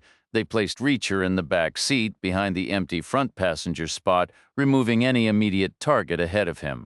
The talkative man slid in beside him on the other side, behind the driver, and sat angled, keeping a watchful eye. "Where are we headed?" the driver asked. "Turn the car around," Reacher instructed. The driver swung a sharp U-turn across the empty street. jolting the right front tire up over the opposite curb before dropping it back down onto the asphalt. "Go straight for 5 blocks," Reacher said. The car moved forward. This driver was a more compact version of the first man, still white, but without that ghostly pallor. His hair was buzzed short, a blonde stubble that caught the light, a thin, faded tattoo crept from under his right shirt cuff, and a pale knife scar marked the back of his left hand, likely from an old defensive move. His ears were prominent, pink, and jutting out almost at right angles. The tires thumped over cracked pavement and occasional sections of old cobblestone. After 5 blocks, they reached the 4-way stoplight where Shevik had stood waiting earlier. They crossed out of the cramped historic district and into the newer part of town, open, flat land with wide sidewalks of concrete and gravel. Everything took on a different, lonelier character in the dark. The bus terminal appeared ahead. "Keep going straight," Reacher said. The driver coasted through the green light. They passed the depot, skirting a respectful distance behind the more affluent neighborhoods. About half a mile later, they reached the turnoff, where the bus had left the main road. "Take this right," Reacher directed. "Head out toward the highway." He noted the road was labeled Center Street within the town limits, a simple 2-lane stretch that soon widened to 4 lanes and gained a state route designation. They passed a massive supermarket, and the clustered office parks lay just ahead. "Where the hell are you taking us?" The man in the back seat demanded. "Nobody lives out here." "Exactly why I like it," Reacher replied. The pavement was smooth here, their tires whispering over it. The road ahead was empty. Maybe there was something behind them, but Reacher couldn't risk turning to look. He said, "Explain it to me one more time. Why do you need to meet my wife?" The man in the back said, "We find it motivates people." "How so?" "A person pays back a bank loan because they care about their credit, their reputation, their place in the community. But you're already in the gutter, so what are you worried about now? What's going to make you pay us back?" They moved past the dark office parks. Still no other traffic. Up ahead in the distance was the car dealership, a chain-link fence, rows of silent vehicles, patriotic bunting hanging limp and gray in the moonlight. "That sounds an awful lot like a threat," Reacher observed, his tone shifting to something drier, almost conversational. "Daughters work well for that, too. Very motivating." The road remained deserted. Then, without the slightest warning, Reacher struck. It was a sudden, brutal eruption of motion. He drove his fist into the face of the man behind him, a piston blow fueled by every ounce of speed and torque he could generate in the cramped rear seat. The man's head snapped back and cracked against the window frame. A fine spray of blood from his nose misted the glass. In one fluid motion, Reacher leaned over the seat and clubbed the driver with a roundhouse right to the ear. The driver's head jerked sideways, rebounded off the window, and Reacher followed with a second and a third punishing jab to the same spot until the man went limp, slumping forward onto the steering wheel. Reacher immediately curled into a tight ball in the rear footwell. A second later, the car, now driverless, plowed into the dealership's fence at 40 miles per hour. The impact was a deafening crash of metal, accompanied by the shriek of tearing wire and the simultaneous explosion of the airbags. Reacher was crushed against the back of the front seat, which gave way, collapsing into the deflating bag as the car slammed head-on into the gleaming side panel of the first vehicle in a long row beneath the flags. The Lincoln's windshield webbed into a million cracks, the rear end lifted and then crashed back down, and the engine died with a shudder, leaving an eerie silence broken only by the loud, angry hiss of steam from the ruined hood. Reacher uncoiled himself and climbed back onto the seat. He had absorbed the violent, juddering impacts across his broad back. He felt thoroughly rattled, aching everywhere, much like Shevik had looked on the sidewalk. Just the usual bumps and bruises, or something worse. He figured it was probably just the usual. He tested his movements, turning his head, rolling his shoulders, flexing his legs. Nothing was broken, nothing was torn. The outcome was manageable for him, but the same couldn't be said for his companions. The driver had taken the full force of the airbag to the face, followed by a brutal impact from the passenger behind him, who had been launched forward like a projectile. That man was now draped over the ruined hood, bent at the middle and motionless, his feet the closest thing to Reacher. Neither man was stirring. Forcing his door open against the groan of twisted metal, Reacher crawled out and shoved it closed again. The road was empty behind them. Ahead, only the faint, dancing glow of headlights maybe a mile off approaching.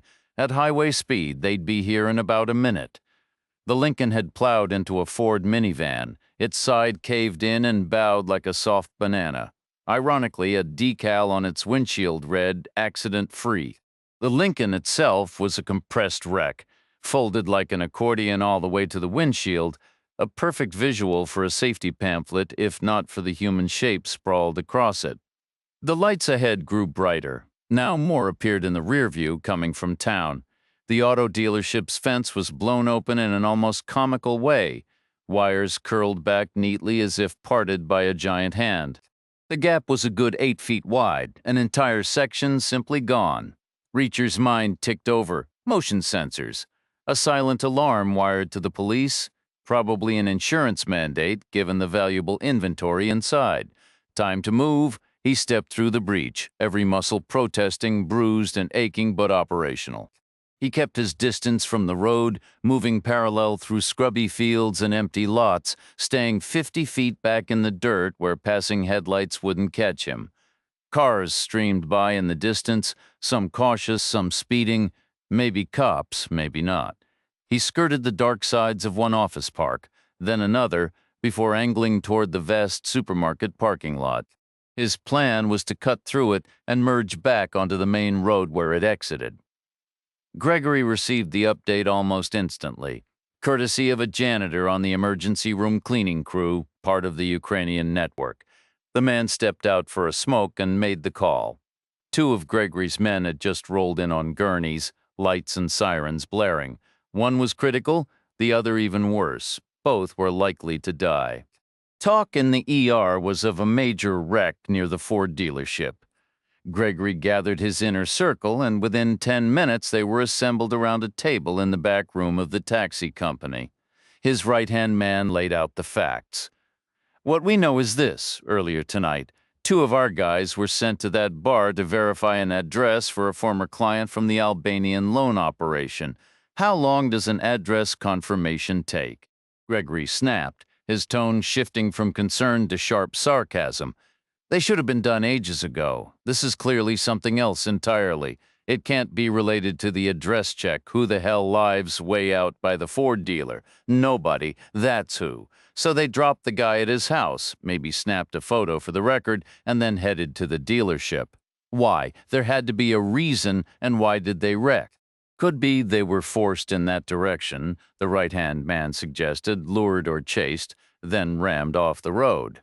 It's deserted out there at night. You think this was Dino's doing? Consider why these 2 specifically. Maybe they were tailed from the bar itself, which would be fitting. Dino might be sending a message here. We took his business. We always expected some kind of response after he finally caught on. Maybe he has now. How far is he willing to go? Maybe this is the whole statement, the man said. 2 for 2, we keep the loan operation. It could be a dignified retreat. He's a practical guy. His options are limited. He can't exactly start a full-blown war with the police breathing down his neck. Gregory stayed silent, turning the possibilities over in his mind. The room fell silent. The only sound was the faint, tinny chatter from a taxi radio in the front office, drifting through the closed door. It was just background noise, and no one paid it any mind. If they had listened, they would have heard a driver reporting that he'd dropped an elderly woman at the supermarket and planned to use his waiting time to make an extra fare, a man on foot heading to the older subdivision east of downtown. The guy seemed decent enough and had cash. Maybe his car had broken down. It was a quick 4 miles there and back. He'd be finished before the old lady even made it to the frozen foods. No harm done. Meanwhile, Dino was receiving a fragmented and delayed version of events that had taken an hour to climb the chain of command. It contained no mention of any car wreck. Most of the day had been consumed dealing with Fisnick and his identified associate, leaving the matter of reorganization as a last-minute scramble. A replacement had been dispatched to the bar to take over Fisnick's operations, arriving a little after 8 in the evening. He immediately spotted Ukrainian enforcers outside, a town car and 2 men standing guard slipping around to the rear fire exit. He peeked inside. A Ukrainian was seated at Fisnick's usual table in the back corner, deep in conversation with a large, rough-looking man who appeared down on his luck, clearly a customer. At that point, the replacement backed off and made the call. The news passed from one guy to another, moving slowly as bad news often does. An hour later, it finally reached Dino. He gathered his top men in the lumber yard. "We're looking at 2 possibilities," he said, his voice low. Either that story about the police commissioner's list was true and they saw an opening to treacherously move in on our lending operation, or it was all a lie from the start, a planned maneuver to trick us into clearing the path for them. His right-hand man shifted his weight. "I guess we have to hope it was the first one." Dino was quiet for a long time, the scent of sawdust hanging in the air. Finally, he spoke. "I'm afraid we have to act like it was the first one. We don't have a choice. Starting a war right now is out of the question. We'll have to let them keep the lending business. There's no practical way to take it back." He paused, a grim smile touching his lips. "But we won't just hand it over. We surrender with honor. It has to be 2 for 2. We can't be seen doing less. Kill 2 of their men, and we'll call it even which 2?" his right-hand man asked. "I don't care." Dino began, then reconsidered. "No, wait, choose them carefully. Let's see if we can find an advantage in it." Reacher stepped out of the taxi at the Shevik house and walked up the narrow concrete path. The door swung open before he could knock.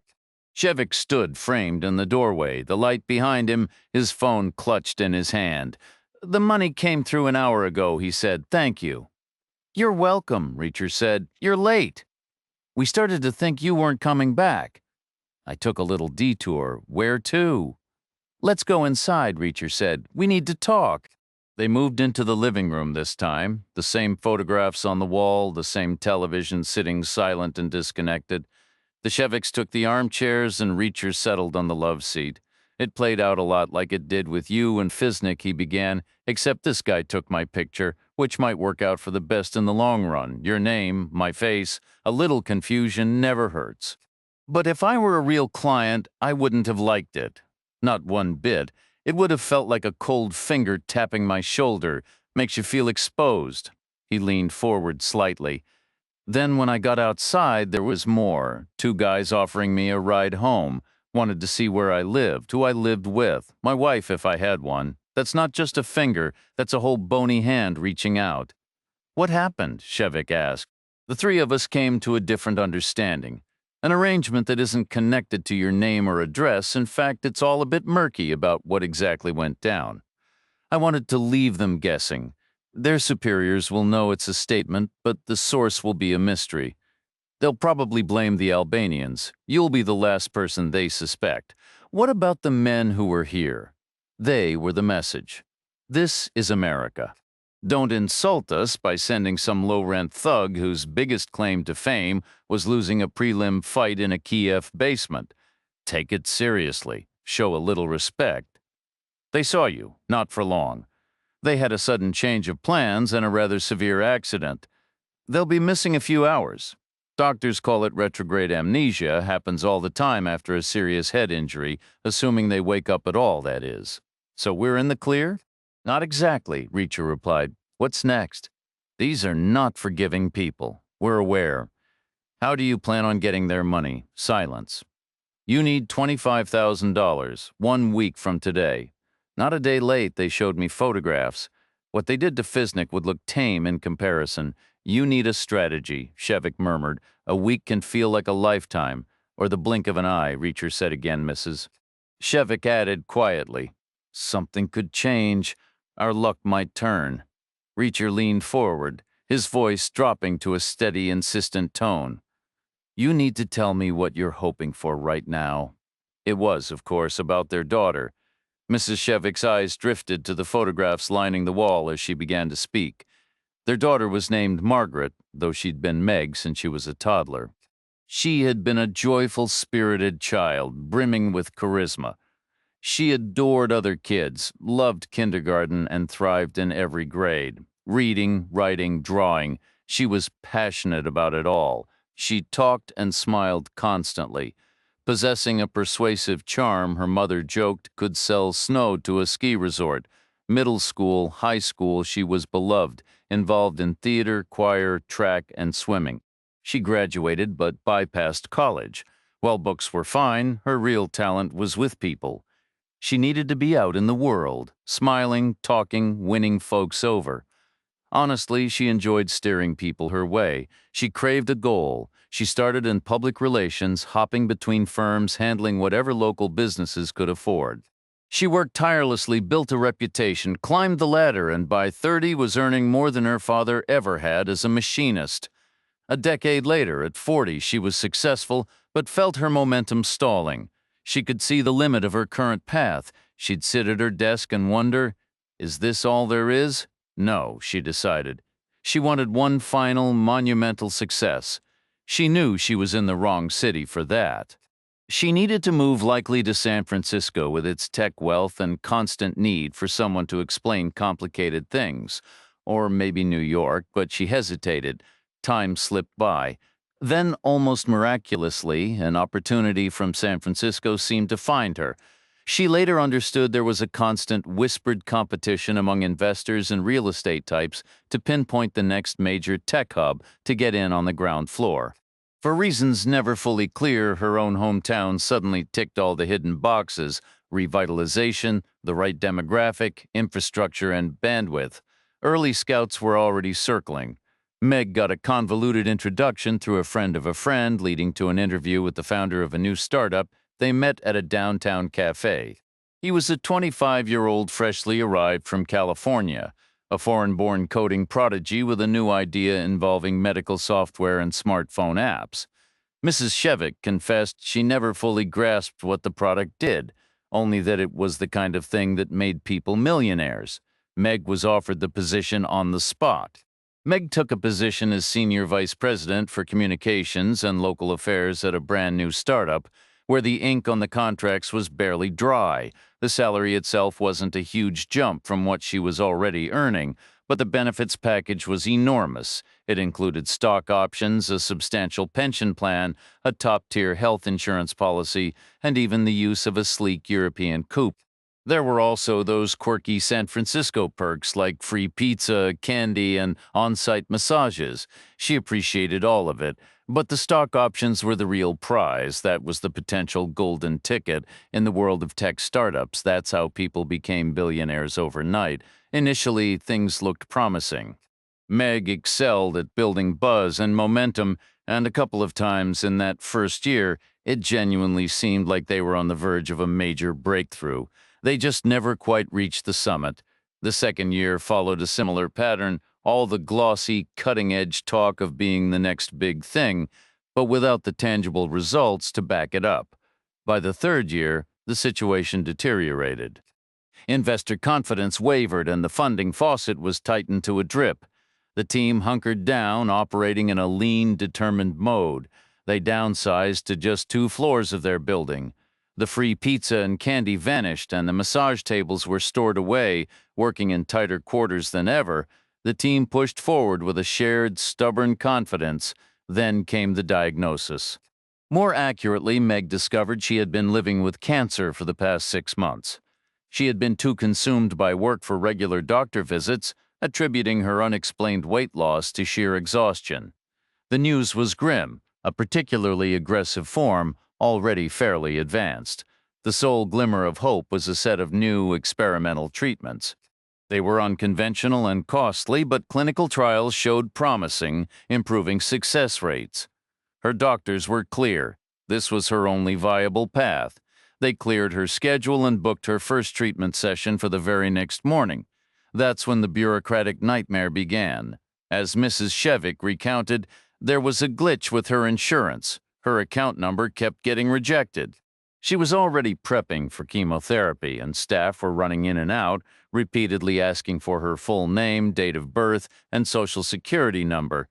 They had the insurance company on the phone, but nobody could figure it out. They could see her in the system as a customer, but the authorization code kept failing. Everyone insisted it was just a computer issue. No big deal. It would be fixed by tomorrow, but the hospital wouldn't wait. They had us sign a form agreeing to cover the bill if the insurance didn't come through.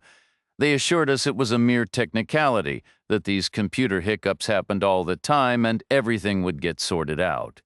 I'm guessing everything didn't, Reacher said. Exactly, Mr. Shevik continued, leaning forward with his elbows on his knees as his wife, overwhelmed, simply waved a hand in front of her face. The weekend passed, which meant 2 more treatment sessions, and by Monday, we learned the truth. That third year, when the investors got cold feet, the reality was far worse than anyone imagined. The CEO was keeping secrets from everyone, including Meg. Behind the scenes, the company was imploding. He had stopped paying bills altogether, not a single dime. He let the company's group health plan lapse by not paying the premium, simply ignoring it. Meg's insurance was rejected because the policy had been canceled. On her 4th day of treatment, we discovered she was effectively uninsured. Not her fault, Reacher stated. That sounds like fraud or a major breach of contract. There has to be a recourse. There are 2, Shevik replied. One is a government no-fault fund, and the other is a fund run by the insurance industry itself, both specifically designed for this kind of situation. Naturally, we went straight to them. They immediately began figuring out how to split the blame, and once that's settled, they'll reimburse all our expenses to date and handle everything from there. We're waiting on their final word any moment now. You can't just stop Meg's treatments, Reacher said. The list of what she requires is endless, Shevik replied, his voice heavy. Multiple sessions each day. Chemotherapy, radiation, constant nursing, a relentless cycle of scans and blood work. She doesn't qualify for assistance on paper. She's still employed with a respectable income. The media sees no story here. A sick child, parents trying to pay? Where's the scandal? Maybe that confidentiality agreement was a mistake. It might have closed off other avenues for help, but we signed it. That door is shut. The hospital, of course, expects payment. This isn't charity care. It's scheduled high-tech treatment. Their equipment is worth a fortune. They have to source actual radioactive materials. They want the money up front. That's the reality in these situations. Payment first, treatment after. We're stuck in a holding pattern until someone else assumes responsibility. It could be tomorrow. We have 7 possible openings before the week ends. You need legal representation, Reacher stated. We can't pay for it, Shevik said. There's a significant public interest issue here with other families involved. You might find a lawyer willing to work pro bono. We already have 3 of those, Shevik said, a hint of weary sarcasm creeping in. They're focused on the broader principle, all those other kids. They're practically broke themselves. 7 chances before the week is over, Reacher mused. Sounds like a line from a sad country tune. It's all we have to hold on to. I suppose it almost counts as a strategy. Thank you, Shevik said without warmth. Do you have a backup plan? Not really. You could lay low. I'll be moving on. That photo they took won't be of any use to them. You're leaving? I don't stay in one place for a week. They have our name. I'm certain they can track us down. There's always a trail, something just below the surface of a directory listing. Tell me more about these lawyers. They're working for free, Shevik said, his tone turning openly cynical. How competent could they possibly be? Now that sounds like a country song. Shevik fell silent. His wife looked up, her expression strained. There are 3 of them, she said. Young men from a public interest law group, earning their stripes. Their hearts are in the right place, I'm sure. But the legal system grinds so slowly. Plan B could involve the police, Reacher suggested. A week from now, if nothing has changed, you could walk into the precinct and tell them everything. How much protection would they actually give us? Shevik asked. Probably not much, Reacher admitted. And for how long? Not for long, Reacher repeated. We'd be burning our only bridge, Mrs. Shevik said, her voice firming with a desperate clarity. If the settlement hasn't come through by then, we'll need those people more than ever. Who would we turn to when the next invoice arrives? Going to the police would cut us off completely. All right, Reacher said. No police. 7 chances. I'm truly sorry about Meg. I hope with everything I have that she pulls through. He stood, his frame seeming to fill the cramped room. Shevik asked, "You're going now?" Reacher gave a single nod. "I'll find a motel in town. Maybe I'll stop by in the morning to say goodbye before I head out. If I don't, it was a privilege to meet you both. I wish you the very best of luck with all of this." He left them sitting in the quiet, sparsely furnished living room. He stepped out the front door and walked down the narrow concrete path to the street, past rows of parked cars and dark, silent houses. When he reached the main road, he turned toward the center of town. Chapter 10. On the west side of Center Street, a single block had become the unlikely heart of the city's dining scene. 2 bustling restaurants stood side by side facing the sidewalk, with a third on the north side of the block, a fourth on the south, and a fifth, tucked in back, facing the next street over. All 5 were consistently successful, always busy, always humming with conversation and activity. This compact gourmet quarter was a favorite topic of conversation. Delivery drivers and linen services loved it. One stop served 5 thriving customers. The pickups and drop-offs were straightforward. It was a Ukrainian neighborhood just west of Center Street. The protection payments arrived like clockwork, 1 route, 5 stops. They adored the routine. They'd show up late, when the cash drawers were heaviest before anyone else could take their cut. 2 men always together, in dark suits and black silk ties, their expressions carefully blank, not a word was ever spoken. On paper, it was almost impossible to pin anything illegal on the operation. In truth, nothing explicit had ever been said, not even years ago when it all began. Just a casual observation followed by a tone of mild concern. "You've built a nice little spot here. Would be a real pity if something unfortunate happened." Polite small talk. Then a single $100 bill would appear, met with a slow headshake, until a second bill joined it, which earned a nod. After that first meeting, the cash usually waited in an envelope at the host stand, handed over in silence, technically voluntary, no direct threats, no explicit requests, $1,000 for a leisurely walk around the block, borderline legal, a sweet gig if you could land it. Naturally, there was competition for the job, and naturally it went to the top guys, the senior lieutenants who preferred a quiet, uneventful life. That particular evening, however, quiet was not in the cards. They'd left their car parked on the curb along Center Street, hitting the 2 storefronts right on the sidewalk first, then working their way counterclockwise around the block. The 3rd stop was on the north side, the 4th on the back street, and the 5th on the south. After that, they kept walking, planning to turn the final corner, complete the loop, and return to their vehicle, which they did. What they failed to notice were a couple of crucial details. 1 block ahead, a tow truck sat idling, facing away, its reverse lights glowing white, and across the street, a man in a black raincoat was walking briskly in their direction. Did that mean anything? They didn't bother to wonder. They were senior lieutenants, after all, men who valued a peaceful routine. They split around the hood of their car, the passenger going left, the driver right. They pulled their doors open, not quite in sync, but close. One last glance around, chins lifted, a silent reminder of who controlled these streets. They missed the tow truck beginning to roll slowly backward directly toward them. They missed the man in the raincoat stepping off the far sidewalk, angling straight across the asphalt. They slid into their seats, legs, bodies, hands, but before the doors could shut, a figure peeled from the shadows on one side and the raincoat man closed in on the other. Both held small .22 caliber semi-automatics fitted with long, fat suppressors. The guns went blat, blat, blat, firing multiple rounds at close range into the seated heads, which were right there at waist level. The 2 men slumped forward and inward, away from the barrels. Their ruined skulls knocked together near the dashboard clock, as if arguing over space. Then the car doors were slammed shut. The tow truck reversed into position. The shadow figure and the raincoat man sprinted to meet it. The driver hopped out. Together, they hooked the car and winched it up. All three piled back into the tow truck and drove off, slow and steady, a common enough sight.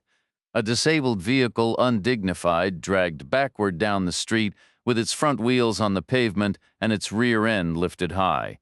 Nothing was visible above the window line. Gravity took care of that. By then, both men would have slumped into the footwells, limp and loose. Rigor mortis was still hours off. They drove straight to the crushing yard, unhooked the car, and left it on a patch of oil-stained dirt. A massive backhoe rumbled forward to finish the job. The vehicle wasn't equipped with a standard bucket. It featured massive forklift tines at its front. It hoisted the automobile and transported it directly to the crushing apparatus. The car was deposited onto a steel platform within a three-walled enclosure, barely larger than the vehicle.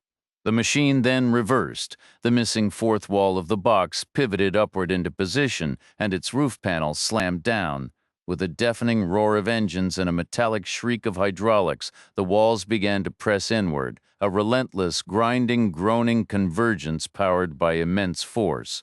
The compression halted, the machinery hissed as it retracted, and a piston ejected a compact cube-shaped mass of mangled metal.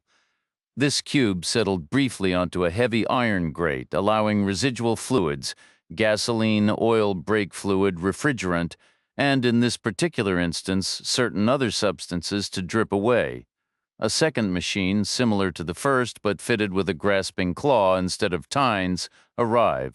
It seized the compressed cube, carried it off, and added it to a towering wall comprised of dozens of identical cubes. Only after this entire process concluded did the man in the raincoat make his call to Dino. Mission accomplished, a perfect score. The balance was restored. They had in essence exchanged the money-lending operation for the gourmet district, a tactical retreat that could very well become a strategic advance. It was an initial foothold, a beachhead to be secured and then expanded. Most importantly, it demonstrated that the established boundaries were not permanent. Dino retired for the night, thoroughly satisfied. Reacher had been grateful for the taxi he'd chanced upon in the supermarket lot. It saved him valuable time, as he knew the Sheviks would be anxious, and it spared his bruised body further immediate strain. Ironically, that very convenience worked against him, allowing his muscles to tighten and stiffen during the ride. The subsequent walk back toward the town's center was an exercise in discomfort. Relying on his innate sense of direction, he retraced his known route, past the bar, past the bus depot, onward toward Center Street, where he anticipated finding the cluster of chain hotels, likely a block or two to the south. A veteran of city landscapes, he pushed himself to walk faster than was comfortable, consciously squaring his shoulders and lifting his head, engaging in a silent battle against each protesting ache. The street outside the bar was deserted. No loitering muscle, no idling car. Reacher stepped back and peered through the grimy window past the faded holiday decorations. The pallid man still occupied the same corner table, glowing faintly in the dim light, but now he sat alone, with no unfortunate patron trapped in his web. Reacher moved on, his stride gradually becoming more fluid. He emerged from the older blocks at a four-way intersection and continued past the bus depot, his eyes scanning the skyline ahead for the telltale glow of neon and the illuminated names atop taller buildings, potential banks, insurance firms, local news stations, or, hopefully, hotels. He counted 6 distinct towers forming the downtown core, a proud, if somewhat brave, architectural statement. Most of the light seemed to emanate from the southwest. Deciding to take a direct path, he turned left, crossing Center Street into a thoroughfare that at its core was no better than the bar's street, but here considerable money had been spent on a facade of renewal. The streetlights functioned, the brickwork was clean, and no storefronts were boarded up. The establishments were mostly offices, not commercial ventures, but civic or nonprofit entities, a family counseling center, a local political party headquarters. All were dark save for one at the far end of the block, which blazed with light. It had been renovated to resemble a classic storefront. A sign was printed directly on the window in large old-fashioned lettering, reminiscent of the typewriters from Reacher's youth in the core. It read, "The Public Law Project. There are 3 of them. Mrs. Shevik had said. From a public law project. 3 nice young men inside the bright window was a modern workspace of blonde wood overwhelmed by stacks of traditional-looking paperwork. 3 young men sat at desks, diligently at work. Reacher couldn't decide if they looked friendly. He wasn't about to make that call. They were all wearing identical tan chinos and light blue button-down shirts. He walked across the street. Closer up, he could see names printed on the glass door in a smaller version of that same typewriter font. They read Julian Harvey Wood, Gino Vetteretto, and Isaac Mahay Byford. Reacher thought that was an awful lot of name for just 3 people. Each one had a string of letters following theirs, indicating various doctoral degrees, one from Stanford Law, another from Harvard, and the third from Yale. He pulled the door open and went in. All 3 men glanced up, startled. One had dark hair, one was fair, and the third was somewhere in between. They all appeared to be in their late 20s, and they all looked exhausted. The telltale signs of hard work, late nights, and too much pizza and coffee. It was like law school had never ended. The dark-haired one spoke first. "Can we help you? Which one are you?" Reacher asked. "Julian, Gino, or Isaac." "I'm Gino. Pleased to meet you, Gino," Reacher said.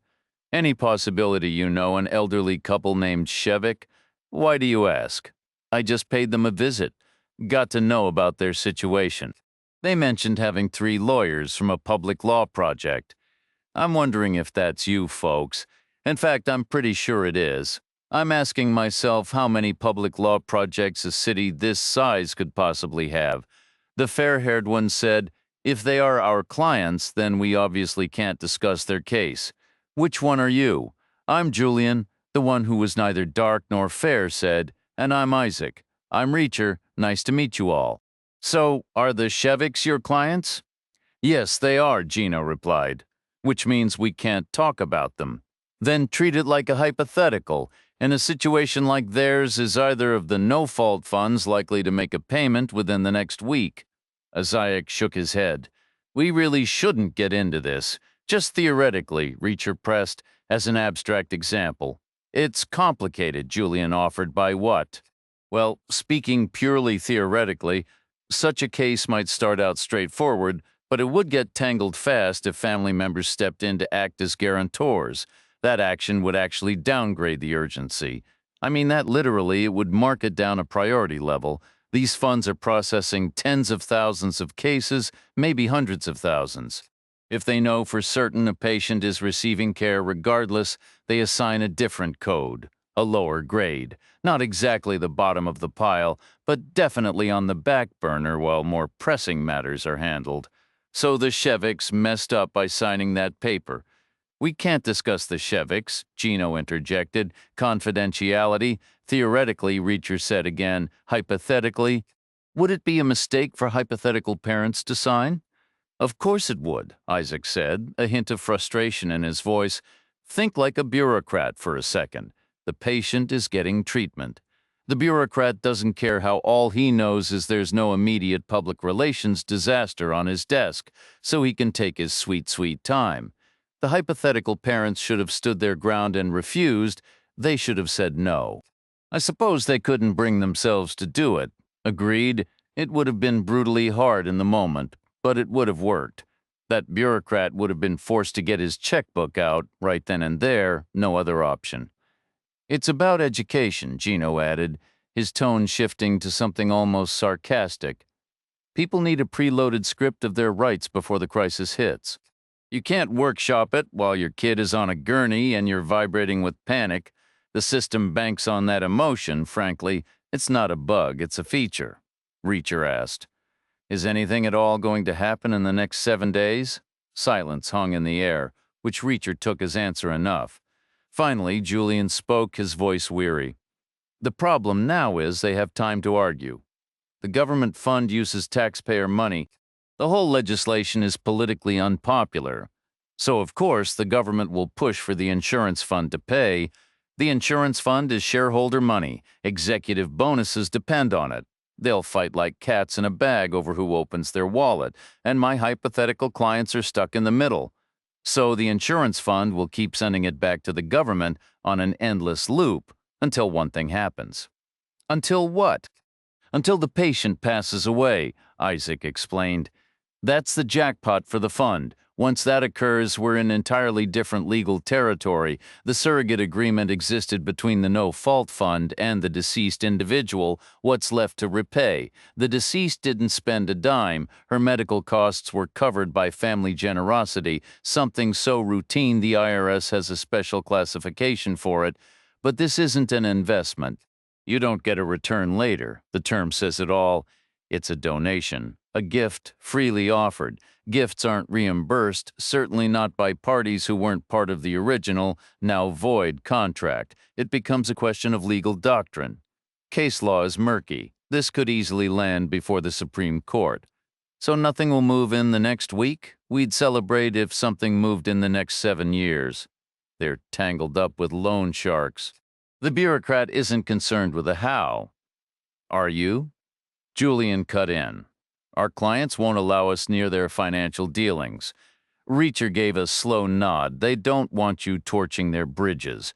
Exactly their phrasing, Gino confirmed. They believe taking down the lenders would leave them with no access to cash later on, and past experience tells them they'll likely need it again. Reacher pressed. Any other legal options available to them? In theory, Julian said, the clear path would be a civil lawsuit against the employer who defaulted. It would be a sure win. But in a situation like this, it's never actually filed, because by the time you've built the case, you've exposed the defendant as a fraud that ruins him financially, leaving the victorious plaintiff nothing to collect. No other recourse? We file petitions with the court on their behalf, Gino added, but the judges stop reading as soon as they see she's receiving treatment regardless. All right, Reacher said. Let's hope for a break. Someone mentioned to me recently that a week can feel like a lifetime. Thanks for your time, it means a lot. He stepped back, pushed through the door, and emerged onto the sidewalk. Pausing at the corner, he calculated his route. A right, then a left ought to get him there. Behind him, the door swung open again. Footsteps approached on the pavement. He turned to see Isaac walking toward him, the one who wasn't particularly dark or fair, standing about 5'9" and built like a heavyweight boxer, his trousers neatly cuffed. I'm Isaac, remember? Isaac Mahay Byford, Reacher replied. Stanford Law J.D. Tough program.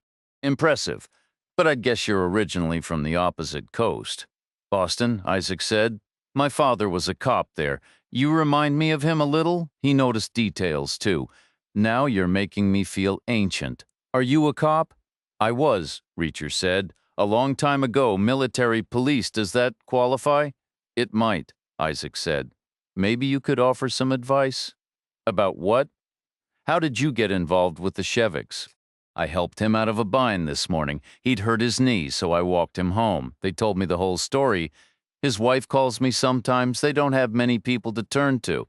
I know how they're scraping together money, and sooner or later they're going to hit a wall. I think they already have, Reacher said, or they will in about 7 days. Isaac hesitated, then leaned in slightly. I've got a wild personal theory. Or maybe I'm just fooling myself. About what? Reacher asked again. That last point Julian made about the civil suit against the employer. Normally, it's pointless because the assets are gone. Solid advice, and it probably applies here too, except I'm not totally convinced it does. Why's that? This employer was locally famous for a while. Everyone was talking about him. Ironically, Meg Shevik did a fantastic PR job for him back in the day. The tech world is full of legends, especially about young founders who arrive with nothing and build empires. This guy's story was no different, a classic immigrant success tale polished for public consumption. But beneath that shiny surface, I caught whispers of something darker. Scattered rumors, bits of office gossip, fragments from people who might actually know the truth. None of it was solid evidence, just hearsay, but it stuck with me. I got fixated on piecing it together, on seeing what lay behind the perfect image. 3 patterns kept emerging. He was incredibly self-centered, his ethics were flexible at best, and his personal wealth never quite added up. My own wild theory was that if you connected those dots, the only logical picture was one of embezzlement. For someone already cutting corners, it would have been simple. The money flowing through that company was a tidal wave, absolutely insane. I think it was too tempting to resist. I believe he diverted millions in investor funds straight into his own pocket, which would explain the company's sudden collapse, Reacher noted. No cash reserves left. They'd been siphoned off. The books were a fiction. Exactly, Isaac replied. And that money could still be out there, maybe all of it, maybe a portion, still tucked away somewhere. If that's true, then a civil case against him personally, not the hollow corporate shell, could actually be worth pursuing. Reacher was silent. The lawyer in me knows it's a long shot, Isaac continued. But I can't let the Sheviks walk away without at least trying to look into it. The problem is, I don't know how, a proper firm would hire a PI to track the guy down and dig through his financial life. We'd have answers in 48 hours, but our project has no budget for that, and frankly, none of us are paid enough to fund it ourselves. Why would you need to track him down? Is he missing? He's still around town, we think. But he's keeping a very low profile. Finding him on my own would be tough. He's sharp, and if I'm right, he's also loaded. Not a great combination. It makes everything harder. What's his name? Maxim Trulenko, Isaac said. He's from Ukraine. Gregory caught the first murmurs from the restaurant district about an hour after everything went down. His bookkeeper called, saying the nightly tally would be late because two collectors hadn't reported in. Gregory asked which two and was told it was the pair who handled the 5 upscale dining spots. Initially, he wasn't concerned. They were professionals. Then his top lieutenant called with the same news. The 2 men hadn't answered their phones for a while, and their car wasn't at its usual post. A description had been circulated to the cab network, which for once got an immediate hit. 2 different drivers reported the same thing. Earlier, they'd seen a vehicle matching that description being towed, rear wheels lifted, hooked to a mid-sized tow truck. 3 figures in the truck's cab. At first, Gregory dismissed it. Cars break down. Then a practical question surfaced, but why would that stop them from answering their phones? In his mind, he heard Dino's voice from earlier. "We have a guy at the auto wrecking yard. He owes us 2, aloud, he said. He's turning 2 into 4. Not an even trade. He must have lost his mind." His lieutenant offered, "The restaurant route is smaller than the loan operation. Maybe that's the point he's making. What is he now, an accountant?" Gregory snapped. "He can't afford to appear weak, and neither can I. 4 for 2 is unacceptable. Put the word out. I want 2 more of his men by morning, and make it memorable." Reacher took the turns and approached a solid cluster of 3 tall hotel towers, all recognizable mid-range national brands. 2 stood east of Center Street, and 1 was on the west side. He selected a hotel without much thought and spent a full 5 minutes at the front desk, presenting his passport for identification and using his bank card to pay. He signed his name twice on 2 separate lines for 2 distinct purposes. Getting into the Pentagon had been simpler, he recalled. He grabbed a city map from the lobby and went up to his room, a plain, unremarkable space with a bed and a bathroom, which was all he required. Sitting on the bed, he unfolded the map. The city was laid out like a pear with a grid of streets and avenues, tapering at the top toward the distant highway.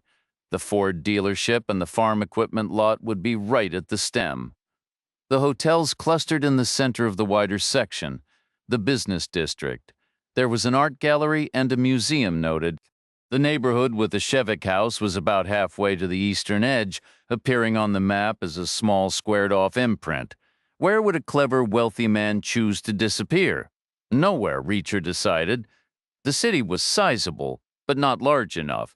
This man had been prominent. He'd even employed a senior vice president for communications. Presumably, his face had been in the papers constantly. Could such a person vanish overnight and become a recluse? Impossible. At the very least, he had to eat. He would need to go out for food or have it delivered. Either way, people would see him, they would recognize him and talk. Within a week, there would probably be tour buses rolling past his hideout, unless, of course, the people bringing him food never spoke a word.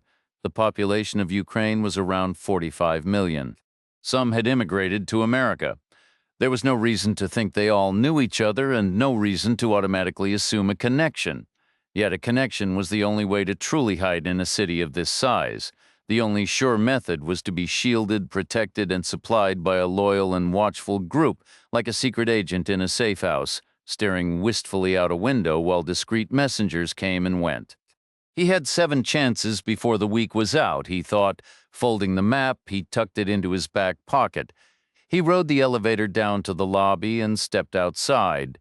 He was hungry. He hadn't eaten since that lunch with the Sheviks, just a chicken salad sandwich, a bag of chips, and a soda.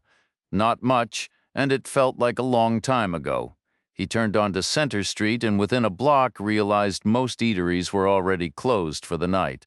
It was too late in the evening, which was fine by him. He wasn't looking for just any place. He walked north on Center to where the city's shape began to narrow, then turned back south and sat on a bus bench, observing the slow flow of activity. The street was mostly quiet, with long gaps between passing cars. Pedestrians came by in small clusters, sometimes groups of 4 or 5 who looked like they were leaving a late dinner, and sometimes similarly sized groups arriving fashionably late to the newest trendy spots. The crowd seemed evenly split, heading east or west of Center, but there was a tangible energy pulling them along, a sense of destination. Among them were occasional lone men, some looking down at the sidewalk, others staring fixedly ahead as if embarrassed to be seen alone, all clearly eager to reach wherever they were going. Reacher got up from the bench and followed the drift eastward. Ahead, he saw a stylish group of 4 disappear through a door on the right. When he reached it, he found a bar designed to resemble a federal prison, complete with bartenders in orange jumpsuits. The only person not in costume was a large man sitting on a stool just inside the entrance. The man was dressed entirely in black, from his shirt to his trousers, his dark hair completing the look.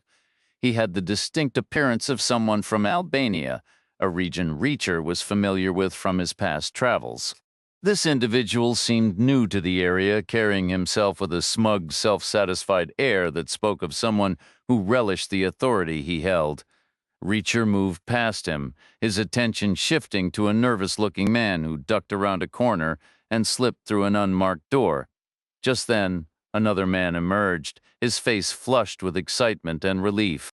This wasn't about anything romantic. Reacher, with his 13 years as a military policeman, recognized the signs of a gambling den. The man going in was likely fueled by the desperate hope of recouping yesterday's losses, while the one leaving had just won enough to settle his debts and maybe even afford a nice dinner and flowers for someone special. Of course, he was probably already wrestling with the temptation to push his luck further. It was a classic dilemma, almost a test of character. Reacher observed as the man, after a moment's hesitation, chose the path of dinner and flowers before walking away. Reacher continued on his way. Albanian operations had a different rhythm, their collections typically happening later as their businesses opened and cash registers filled well into the night. Their approach was a stark contrast to methods used across Center Street. There was no intimidating entry, no show of force in dark suits. They remained in their vehicle, a precaution to avoid alarming the clientele of the establishments they serviced. Being mistaken for law enforcement was bad for everyone's business. Instead, a runner would deliver an envelope directly through the car window before quickly retreating inside. It was a simple exchange of thousands of dollars for a slow drive around the block, a remarkably easy job if you could get it. About 2 blocks east and a block north of that gambling spot, 3 businesses stood side by side under the same family ownership: a bar, a 24-hour convenience store, and a liquor store. Their payments were collected by a seasoned duo, both retired enforcers who commanded respect. They had a well-practiced routine for the short 30-foot hops between doors. One would drive while the other sat in the back seat. Their preferred method was minimal contact. The rear window would be lowered just a couple of inches and the envelope would be passed into the shadowy interior. Then the car would lurch forward those 30 feet to the next stop for an identical ghostly handoff. This routine continued until, on that particular night outside the liquor store, What slid through the window gap wasn't an envelope. It was the thick, menacing barrel of a sound suppressor attached to a gun. The weapon was a Heckler & Koch MP5 set to a 3-round burst. The man in the back seat received that trio of bullets, fired blind but strategically angled slightly backward, stitching a line from low to medium height, aiming for limbs and torso. Simultaneously, the driver was met with a similar volley from the opposite sidewalk, another MP5 firing mostly at his head through the exploding window glass. The car doors were then ripped open in a synchronized motion. The shooter from the sidewalk shoved the driver's body over and took his place behind the wheel, while the gunman from the liquor store piled into the back. Doors slammed. The car sped off with every seat occupied. The occupants now arranged in a grim diagonal, 2 men feeling victorious, 1 man already dead, and another bleeding out his last moments. By then, Reacher was 2 blocks on the other side of Center Street, having clearly identified the dividing line between Albanian and Ukrainian territories. He had found precisely the kind of place he was seeking. He was now in a bar featuring small round cabaret tables with a stage at the rear. A guitar, bass, and drums trio provided music, and the tables offered late-night snack menus. An espresso machine gleamed behind the bar. Inside the door, a man sat on a stool. He wore a black suit, a white shirt, a black tie, and had the pale skin and light hair that marked him as undoubtedly Ukrainian. Everything was falling into place, Reacher thought. The scene was set, and the night was about to take a sharp, violent turn he had sensed was coming. He had everything he wanted and nothing he didn't. Reacher picked a table near the back, halfway into the room, and settled into a chair with the wall behind him. From the left corner of his vision, he could see the man on the stool by the entrance. From the right, the band played on. They weren't bad, blues standards done with a smooth 50s jazz feel. The guitar had a warm, rounded tone, not too loud. The bass thumped softly, brushes whispered over the snare. No one sang. Most of the crowd sipped wine. A few had tiny pizzas, no bigger than a saucer. Reacher glanced at the menu. They called them personal size, plain, or pepperoni, $9 each. A waitress approached, looking like she'd stepped right out of the era the music came from. She was small and lively, maybe late 20s, trim and dressed in black, with short dark hair, bright eyes, and a smile that was shy but catching. She could have been in some old black and white film with a jazz score playing, the kind of girl who'd be somebody's sharp little sister. Maybe a bit ahead of her time, probably the type who'd insist on wearing trousers to an office job. Reacher liked her right away. "Can I get you something?" she asked. He ordered 2 glasses of tap water, 2 double espressos, and 2 pepperoni pizzas. "Expecting company?" she said. "Just worried about malnutrition," he told her. She smiled and moved off as the band eased into a slow, aching version of Howlin' Wolf's Killing Floor. The guitar took the vocal melody, notes falling like scattered pearls, telling the story of how he should have left her long ago and headed down to Mexico. At the door, people kept arriving, always in pairs or small groups, never alone. Each one paused obediently for the doorman's inspection. He looked them over up and down, met their eyes, then gave a tiny nod to send them inside toward the music and the crowd. Once they passed, he crossed his arms and settled back on his stool. 2 songs later, the waitress brought Reacher's order. She arranged everything neatly. He thanked her. She said he was welcome. "Does that guy ever turn anyone away?" Reacher asked. "Depends who it is," she said. "Who does he stop? Cops? Not that we've seen any in here for years. Why cops? Never ends well. Sooner or later, it turns into some mess about bribery or entrapment.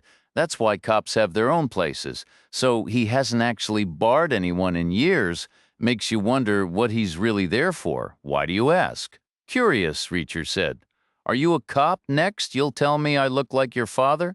She grinned. "He's a lot smaller," she said.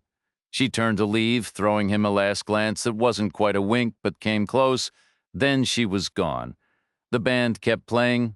Reacher figured the guy at the door was counting heads, a cuckoo in the nest. Probably the protection racket ran on a percentage. He made sure the owners didn't short the numbers. Maybe he provided a faint illusion of security, too, just to keep everyone happy. Before Reacher finished eating, the waitress returned with the check in a black vinyl folder. She was getting off shift. He rounded up the total, added 10 for a tip, and paid cash. After she left, he stayed at the table a minute longer watching the doorman. Then he stood and walked toward the entrance. Only way out was past the stool. He stopped beside it. "I've got an urgent message for Maxim Trulenko," Reacher said. "You need to find a way to get it to him. I'll be back tomorrow, same time." He moved past out to the street. 20 feet to his right, the staff door swung open at the exact same moment, unexpected, and the waitress stepped out, petite, lively, done for the night. She paused on the sidewalk. "Hey," she said. "Thanks again for taking care of me," Reacher answered. "Hope the rest of your night goes well." In his head, he started counting seconds, she replied. "You as well, and thanks for the generous tip." She remained a good 7 feet back, poised slightly on the balls of her feet, her posture telegraphing a quiet tension. A whole conversation was happening without words. He said, "I figure it's best to tip the way I'd want to be tipped if our roles were reversed." "That's a mental picture I could have lived without," she said. Internally, he was counting seconds, knowing one of two outcomes was imminent, either silence or action, perhaps silence, if the name Maxim Trulenko meant nothing to the establishment, or perhaps action, if Trulenko was flagged as a premier client, the truth would reveal itself in moments. The waitress inquired, "So what's your line of work if you're not law enforcement?" "Currently exploring my options," he said. If Trulenko's name triggered an alert, the standard procedure would be for the door guy to make a quick call or send a text. Then, following either a direct order or standard protocol, he'd emerge to stall, using any pretext to detain the subject long enough to snap a covert photo, ideally until a mobile team could arrive, maybe a surveillance unit, maybe something more direct. They'd have plenty of wheels for a territory this size, just half of a modest pear-shaped city. "Sorry to hear about the job hunt," the waitress said. "Hope you land something good soon." "Appreciate that," Reacher said. He estimated about 40 seconds for the man inside to make contact, receive instructions, compose himself, and step out. If this was something, that moment was now. If it was nothing, the street would stay quiet. The waitress pressed, "What sort of work are you looking for? Right on cue?" The door opened behind them. Reacher shifted toward the curb and turned, forming a loose triangle with the waitress on his left and the new arrival on his right, keeping his back to the open street. The man's eyes locked on Reacher, but his words were for the waitress. "Scram, kid." Reacher caught her gaze. She silently mouthed what looked like, "Note where I head." Then she was off, not at a run but a determined swift walk across the street. Reacher stole 2 quick glances over his shoulder like snapshots. The first showed her already half a block north on the opposite sidewalk. The second showed empty space she had slipped through a doorway near the end of the block, vanishing from view. The man to his right said, "I'd need a name before I could connect you with Max Trulenko. And maybe you and I should have a little chat first about how you know him, just to ease his mind, you understand?" "When were you thinking?" Reacher asked. "How about right now?" the man said. "Step inside, coffee's on me." Stall tactic, Reacher thought. Keep me here until the grab team rolls up. He scanned the street left and right, no approaching lights. "Not yet," he said. "Thanks, but I just ate. I'm fine. I'll swing by tomorrow." Same time, the man pulled out his phone. "I could text him your photo as an introduction. Faster that way." "No thanks," Reacher said. "I need to understand your connection to Max." "Everyone around here knows Max. He was a local legend for a while." "Then what's the message for him?" "For his ears only," Reacher said. The man fell silent. Reacher checked the street again, both directions still clear for now. The man tried a more conciliatory tone. "Look, we don't need to start off badly. Any friend of Max's is a friend of mine. But if you know him, you know we have to vet you properly. You'd want that for him, too." Reacher's eyes went back to the street. Now there was movement. A pair of headlights, jolting and dipping, swung fast around the southwest corner, the vehicle accelerating hard enough to make the rear end squat. The beams rose, then fixed, heading straight for them. "We'll talk another time," Reacher said. He held onto that sliver of hope. Turning, he crossed the street and headed north, putting distance between himself and the first vehicle. Then he spotted a second car swinging around the far corner of the block. Its headlights bounced with the same aggressive rhythm coming from the opposite direction. The engine roared as it accelerated straight toward him. Likely 2 men per car. Not terrible odds, but their reaction time was impressively fast. They were clearly on high alert. That meant Trulenko was a significant priority. It also meant their rules of engagement were whatever they decided they needed to be. For a moment, Reacher was perfectly framed in the intersecting beams, a man caught in a glaring crossfire. Remember where she went? A doorway somewhere down the block. He pivoted, hunching his shoulders against the blinding light, and scanned the facades as they emerged from the chaotic, shifting shadows. One after another, doorways presented themselves. Most led to shuttered retail spaces, their interiors a uniform, dusty gray void typical of closed stores. Others were simpler, solid wood doors, probably accessing private apartments above. None offered refuge. Not a single one stood ajar, not even a crack, and no welcoming sliver of light escaped from any frame. He continued north, following the general direction the waitress had taken, but the shadows only revealed more of the same, silent, gray, and obstinately locked portals. The cars closed in, their lights intensifying, washing the scene in a harsh, inescapable glare. Reacher abandoned the idea of a doorway. Maybe he had misheard her, or misread her lips in the dim light of the diner. His mind began rapidly calculating the scenario: 2 men approaching from the south, 2 from the north, all undoubtedly armed. Probably handguns, not shotguns, too conspicuous this close to the city center. Possibly fitted with suppressors depending on how cozy their understanding was with the local police.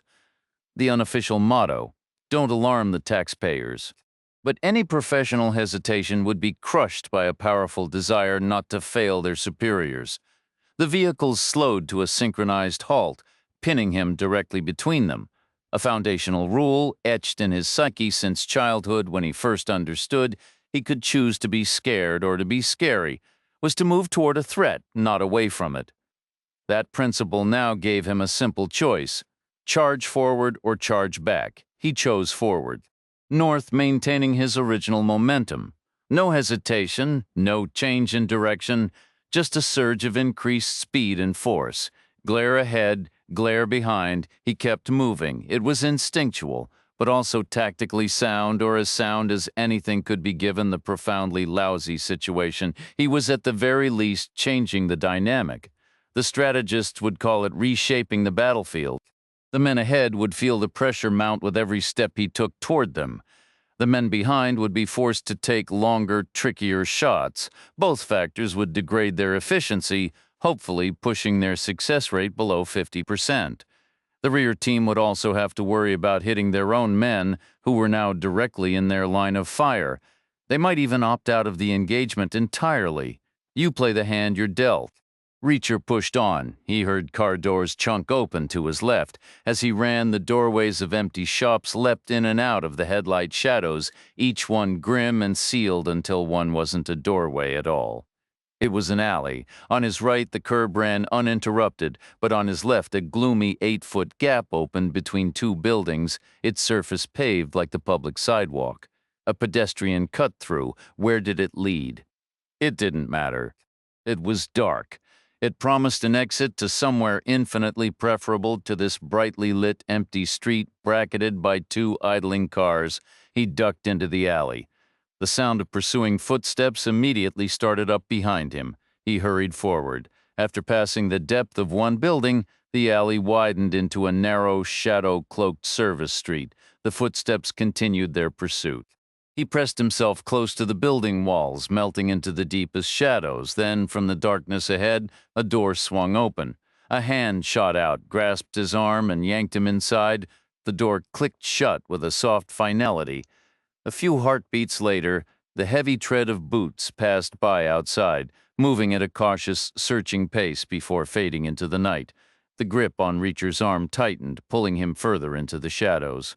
The fingers were slender but surprisingly strong. They moved through a threshold into a different place entirely. The air changed. The sounds echoed differently. Even the scent was new. He heard a faint scratching against a wall, then light flooded the space, making him blink. It was the waitress, "Watch where I go." It hadn't been a simple doorway, but an alleyway leading to one, with the door left invitingly ajar. "You live here?" Reacher asked. "I do," she replied. She was still in her work clothes, black jeans, a dark button-down shirt. She was small, with a pixie-like quality to her short dark hair and eyes that held a deep, genuine worry. "Thank you," Reacher said, "for letting me in." "I just thought about what kind of help I'd want," she said, "if I were a stranger getting the stink eye from a bouncer." Was he giving me the stink eye? "You must have kicked a hornet's nest." Reacher stayed quiet, taking in the room. It was a warm, intimate space done in soft, earthy tones, furnished with well-loved pieces. Some looked like reclaimed items from a thrift store, polished up and given new life. Others were cleverly built from salvaged industrial parts. An old machine frame served as a coffee table base. A bookshelf was constructed from similar scrap. Repurposing, he recalled from a magazine article. He admired the ingenuity. It was a good room, a comfortable room. Then a cynical thought echoed in his mind. "Be a real shame if something bad happened here. You work at their bar," he stated. "You shouldn't be hiding me." "I work for the couple who own the place," she corrected. "The guy on the door is just a necessary evil. You'd find one anywhere in this town." He acted like he owned you. "They all do. Letting you in is my small way of pushing back." "Thank you," he repeated. "You're welcome. I'm Jack Reacher. Pleased to meet you." "Abigail Gibson," she said. "Most people call me Abby. Most people just call me Reacher." "Then I'm very pleased to meet you, Reacher," Abby said. They shook hands, a brief, formal gesture. Her grip was firm. "I stirred things up on purpose," Reacher admitted. "Wanted to see how fast they'd move and how hard." "Stirred up what?" "The name Maxim Trulenko. Ever heard it?" "Of course," Abby said. "He just went belly up. Some internet startup crash. He was a local celebrity for a minute. I need to find him. Why? He owes money to some folks." "Are you a bill collector? You told me you were between jobs." "Volunteer work," Reacher said. "Temporary, for an older couple I met. Just testing the waters for now. It doesn't matter if he owes money. He's broke, bankrupt. There's a belief he squirreled away some personal cash. There's always a belief like that. I think this one might hold water. Look at it logically. If he was truly penniless, someone would have tracked him down by now, but no one has. The only way to stay that hidden is to pay the right people, like the Ukrainians, to hide you. That takes money. So he must still have some. If I find him fast, there might be enough left for your older couple. Enough to help them, I hope. The only way to stay lost is to not be broke, she mused, a trace of sarcasm coloring her tone. Sounds like a bad motivational poster, but I guess the welcoming committee tonight proved the point. Reacher gave a single nod. 2 cars, 4 guys. He's getting his money's worth. You shouldn't tangle with these people, Reacher. I've seen what they're like up close. You're tangling with them right now. You opened your door. That's different. They'll never know this building has 100 doors. He looked at her. "Why did you open yours? You know why?" she said, her voice dropping. "Maybe they just wanted to have a friendly conversation." "I doubt that. Maybe the worst I'd get is a lecture." She fell silent. "You knew it would be worse," Reacher said quietly. "That's exactly why you opened the door. I've seen them up close," she whispered once more, the words heavy with unspoken memory. "What would they have done to you?" she asked. "They don't appreciate outsiders poking around," she replied. "My guess is they would have hurt you badly. Have you witnessed something like that?" She stayed silent for a moment. "Regardless," Reacher said, "I appreciate your help. Can I get you anything? I should be on my way. You've already gone above and beyond. I've got a hotel." "Which one?" He told her the name. She immediately shook her head. "That's on the west side of Center Street," she said. "They have people watching that place. Descriptions of you have probably already been sent out. They're acting like this is a major operation." "I warned you," she said. "They guard their territory fiercely. How many are we talking about? More than enough, she said. I was about to make a pot of coffee. Want some? Absolutely, Reacher said. She walked him to her kitchen, a compact space with an eclectic mix of appliances, yet everything was spotless and orderly. It had a warm, lived-in feel. She emptied the old filter, rinsed the glass carafe, and started the machine. It gurgled and hissed, filling the air with the deep, inviting scent of brewing coffee. I take it caffeine doesn't bother your sleep, Reacher remarked. This is my evening, she explained. I head to bed at sunrise and sleep through the day. Sounds logical. She opened a cabinet and retrieved two plain white mugs. I'm going to hop in the shower, she said. Just help yourself if the coffee's done before I am. Soon he heard the shower running, followed later by the soft hum of a hairdryer. The coffee maker chimed and sputtered its final drops. Abby returned just as it finished, her skin flushed and damp, carrying the clean scent of soap. She wore a knee-length shift that resembled an oversized men's button-down shirt tailored to be longer and more fitted. He suspected she wore little, if anything, beneath it. Her feet were bare. It was the comfortable, relaxed attire of someone settling in for the night. They poured their coffee and carried the mugs back to the living area. You never answered my question earlier, she said. I suppose the timing wasn't right. Which question was that? What kind of work do you enjoy doing? In response, he gave her the condensed version of his life. It started simply enough: a Marine father, a childhood spent in countless towns, followed by West Point, and a career as a military police officer that took him to 100 more. Then came the force reductions after the Cold War, which hurled him abruptly into civilian life. That part was straightforward. What came next, the constant drifting, was less so. No job, no fixed address, perpetually restless.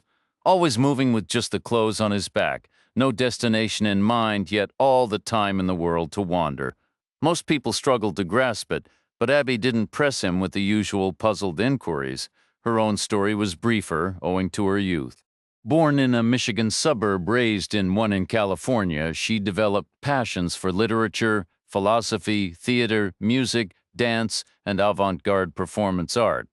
She arrived in the city for college and simply never left. A 1-month stint waiting tables somehow stretched into a decade.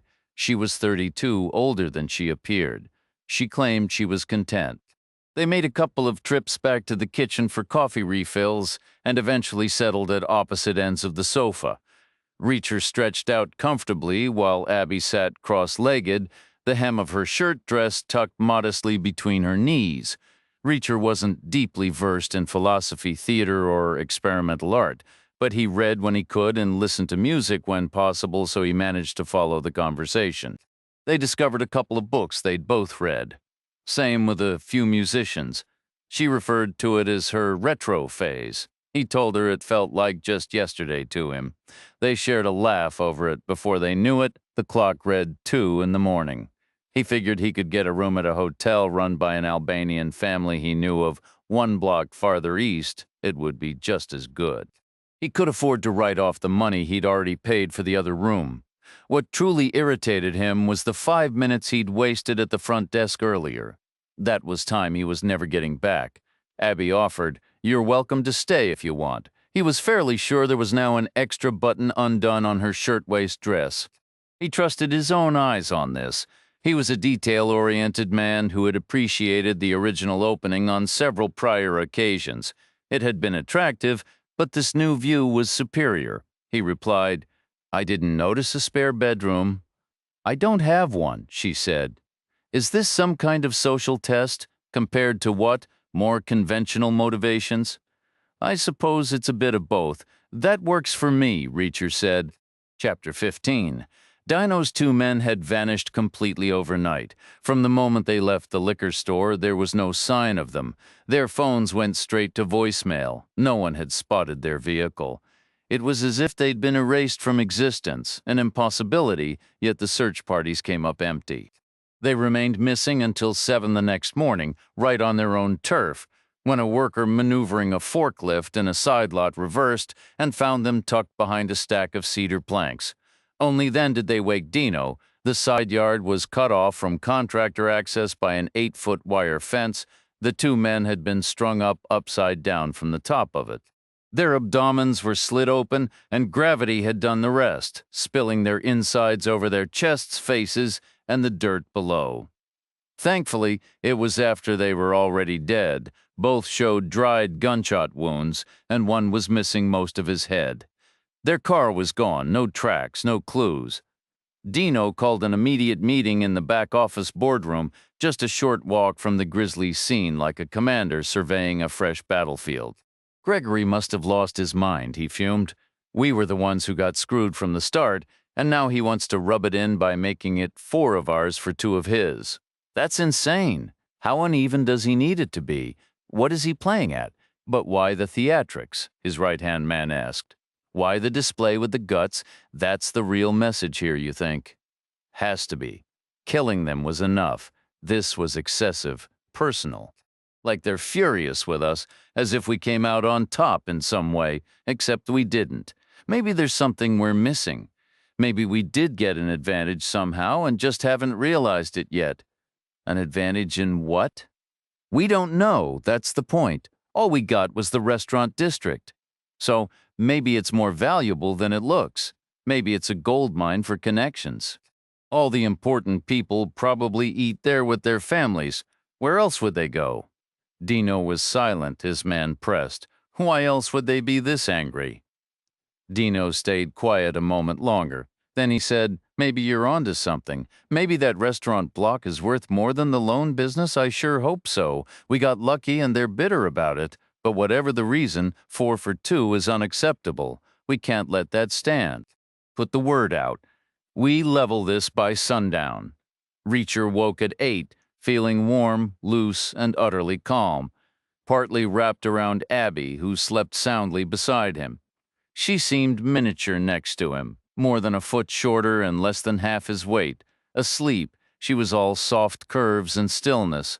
Awake, she had been all taut muscle and fierce inventive energy. Her creativity last night had been something to behold, that was certain. He considered himself a fortunate man. He took a deep breath and studied the unfamiliar ceiling above, its network of plaster cracks like a dried-up riverbed, painted over repeatedly like old scars. He carefully untangled himself, slipped out of bed and walked barefoot to the bathroom, then to the kitchen to start the coffee. After a quick shower, he gathered his clothes from around the living room and got dressed. He took a third white mug from the cabinet, poured his first coffee of the day, and sat at the small table by the window. Outside, the sky was clear blue and the sun was already bright. The morning was bright and clear, with the distant hum of city life drifting through the window, cars on the move, the murmur of early risers heading out to start their day. He rose to pour another cup of coffee, then settled back into his chair. Moments later, Abby wandered into the kitchen, completely bare, stretching with a sleepy grin. She grabbed her own mug and curled into his lap, her skin warm and smelling faintly of sleep and soap. What else could a man do? Soon they were tangled back in the sheets, this round even more inventive and unhurried than the last, a full 20 minutes of exploration. Afterward, they lay breathless and spent. Not too shabby for an older fellow, he thought to himself. She nestled against him, her breathing gradually slowing, and he could feel a deep, almost primal contentment radiating from her. Yet there was more to it, a palpable sense of security, of being sheltered. She was basking in that feeling, quietly reveling in it. Last night at the bar, he began. When I asked about the guy on the door, you turned it around and asked if I was a cop. But you are a cop, she murmured, her voice muffled against his skin. Was a cop? He corrected, close enough for a first glance. It's a look that sticks with you, I'm sure. Did you want me to be one? Were you hoping I was? Why would I? Because of that doorman, maybe you thought I could handle him. No, she said, a trace of weary resignation in her tone. Hoping would have been pointless. Cops never touch guys like that. Too much red tape, too much money floating under the table. Those types are practically untouchable, trust me. He heard old frustrations coloring her words. Curious, he tested the waters. Would it have pleased you if I could have done something about him? She pressed closer, an unconscious gesture he took as meaningful. That specific guy? He's the one who was right in front of me. She was quiet for a second. Yes, she finally admitted. I would have liked that. What would you have wanted me to do? He felt her tense slightly against him. I guess I'd have wanted you to rough him up. Badly. Really badly. What's he done to you? She didn't reply. After a moment, he shifted topics. You mentioned something else last night about texts going out with my description as soon as they figured out they'd lost you, to hotels and places like that, to everyone. That's how they operate now. They've got automated systems, they're tech-savvy, always cooking up new schemes. Sending an automated alert is child's play for them. And everyone gets the exact same message. Who are you worried about in particular? Possibly a guy from a different division, the money-lending side. Is that a problem? He has a photo of me, a clear headshot. He'll match the description and likely text the picture right back. She relaxed again, snuggling nearer. Doesn't change much, she said. They're all already hunting for you. Your description is plenty. A facial photo doesn't add much from a distance anyway. That's not what worries me. Then what is? The money-lending guy thinks my name is Aaron Shevik. Why? The Sheviks are that older couple I told you about. I handled some business for them, seemed smart at the time, but now the wrong name is floating around. They might dig up an address. I don't want them showing up at the Shevik place looking for me. That could spiral into a whole mess. The Sheviks have enough trouble as it is. Where do they live? About halfway to the eastern city limits in one of those old post-war neighborhoods. That's Albanian turf. It would be a major move for the Ukrainians to go there. They already took over that money-lending bar way east of downtown, he pointed out. The lines seem pretty fluid at the moment. Abby nodded drowsily against his chest. I know, she whispered. The consensus was clear. A full-blown conflict was off the table with the new commissioner in charge, yet the situation on the ground felt anything but peaceful. Abby drew a long breath, straightened her posture as if shaking off a deep fatigue, and declared it was time to move. When Reacher asked where, she insisted they check on the elderly couple. Her vehicle was stored in a nearby garage, a compact white Toyota sedan with a manual transmission. It was missing hubcaps, had a fender secured with zip ties, and a fractured windshield that split the world into a double image. Yet, it ran. The engine turned over, the steering responded, and the brakes held. Sitting in the confined space, Reacher felt exposed behind the clear, untinted glass, his face plainly visible. He scanned for the dark town cars he'd encountered before, or for pale men in suits loitering, but the streets were clear. They retraced his earlier route, passing the bus station and the bar, moving from narrow lanes into more open areas until the gas station with its deli came into view. Reacher pointed it out. We should bring them some food, he suggested. Will they be all right with that? Abby asked. They need to eat, he replied simply. She pulled in. The limited menu offered chicken or tuna salad. He ordered 2 of each, adding bags of chips, sodas, and a can of coffee. Giving up food was one challenge. Coffee was a non-negotiable line. They drove into the residential development, navigating the sharp, grid-like turns until they reached the quiet cul-de-sac. They parked beside the white picket fence where rosebuds brushed against the slats. This is the place? Abby asked. Owned by the bank now, Reacher said, because of Max Trelenko. And some tragically good intentions, she added. Can they get it back? I'm no finance expert, but I don't see why not. It's just assets changing hands. Banks usually find a way to make a profit from any transaction. They walked up the narrow path, but the door swung open before they reached it. Aaron Shevik stood there, his face etched with anxiety. Maria is gone, he said. I can't find her anywhere. Aaron Shevik might have been a master machinist in his prime, but he proved to be a frustrating source of information now. He reported hearing no unusual traffic, seeing no strange cars. They had risen at 7, eaten a modest breakfast at 8, and then he had walked to the corner store for milk. The trip took him 20 minutes, maybe more. He was still moving slowly when he returned. Maria was gone. You searched the whole house? Reacher asked. I thought she might have fallen, but she wasn't inside. Not in the yard either. So she went out or someone took her. Assume she went out voluntarily for now, Reacher said. Did she take her coat? It's warm enough without one, Abby interjected. A better question is, did she take her purse?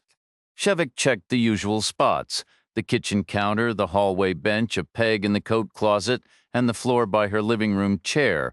The purse was missing. That's encouraging, Reacher said. It suggests she left on her own terms calmly, not in a rush or under pressure. For a moment, his tone shifted from analytical to almost sarcastic. Because, let's be honest, what self-respecting Midwestern woman leaves the house without her purse? It's practically a limb. But Shevik wasn't convinced, his gaze darting helplessly around the room. She could have just left it somewhere else, he murmured, clinging to a thread of doubt. The house was modest in size, yet it held countless nooks and shadows. Maybe we should consider the positive angle, Reacher suggested. She took her handbag, slung it over her arm, and headed out down the walkway. Or she was shoved into a vehicle, Abby countered. They might have made her bring the purse. They could be smart enough to stage a scene for us to misdirect our search. I believe she went to the pawnbroker, Reacher stated. Shevik fell silent for a long stretch. Then, with a gesture that promised a quick return, he hobbled down the hallway toward the bedroom. He came back a minute later, carrying a worn-out shoebox. Its sides were patterned with faint pink and white stripes, and a faded label on one end showed a sketched woman's lace-up shoe, sturdy and proud, marked as a size 4 and priced just under $4. They might have been the shoes Maria Shevik wore at her wedding. The family treasures? Shevik murmured, lifting the lid. The box was completely empty. No simple wedding bands, no engagement ring with a tiny stone, no wristwatch with a scratched face. We should go get her, Abby said softly. Otherwise, it's going to be a very lonely walk back. The classic pillars of organized crime, loan sharking, drugs, prostitution, gambling, and protection, were all domains the Ukrainian syndicate managed with ruthless efficiency across their territory. The narcotics trade was booming like never before. Marijuana had faded due to widespread legalization, but soaring demand for methamphetamine and oxycodone more than compensated. Profits were astronomical, boosted further by a cut taken from every gram of Mexican heroin sold within the city limits, from the western edge all the way to Center Street. That was Gregory's crowning achievement, a deal he personally brokered. The Mexican cartels were known savages, and impressing them was no small feat. But Gregory was relentless. The image of two of their street dealers suspended upside down, viscera exposed while still breathing, ultimately proved persuasive. At that point, the cartel began to worry about morale and future recruitments. Street-level earnings weren't high enough to justify the risk of being disemboweled alive. Hence, the royalty agreement was born, a tidy arrangement that kept everyone content. Prostitution remained a robust enterprise, largely thanks to what Gregory considered a natural resource. Ukrainian women were strikingly beautiful. Many were tall, slender, and fair-haired. Back in their homeland, they faced grim futures of hardship and poverty with little hope for luxury or advancement. They knew it. So they arrived in America eager, understanding the paperwork was tangled and the journey costly. They accepted they'd need to repay their benefactors quickly before moving on to the brighter futures they'd been promised: fashionable clothes, penthouse views, luxury cars. They were told all that was coming right after a short stint in a well-organized social line of work. It was framed almost like a networking opportunity, a chance to mingle and maybe meet a prosperous partner.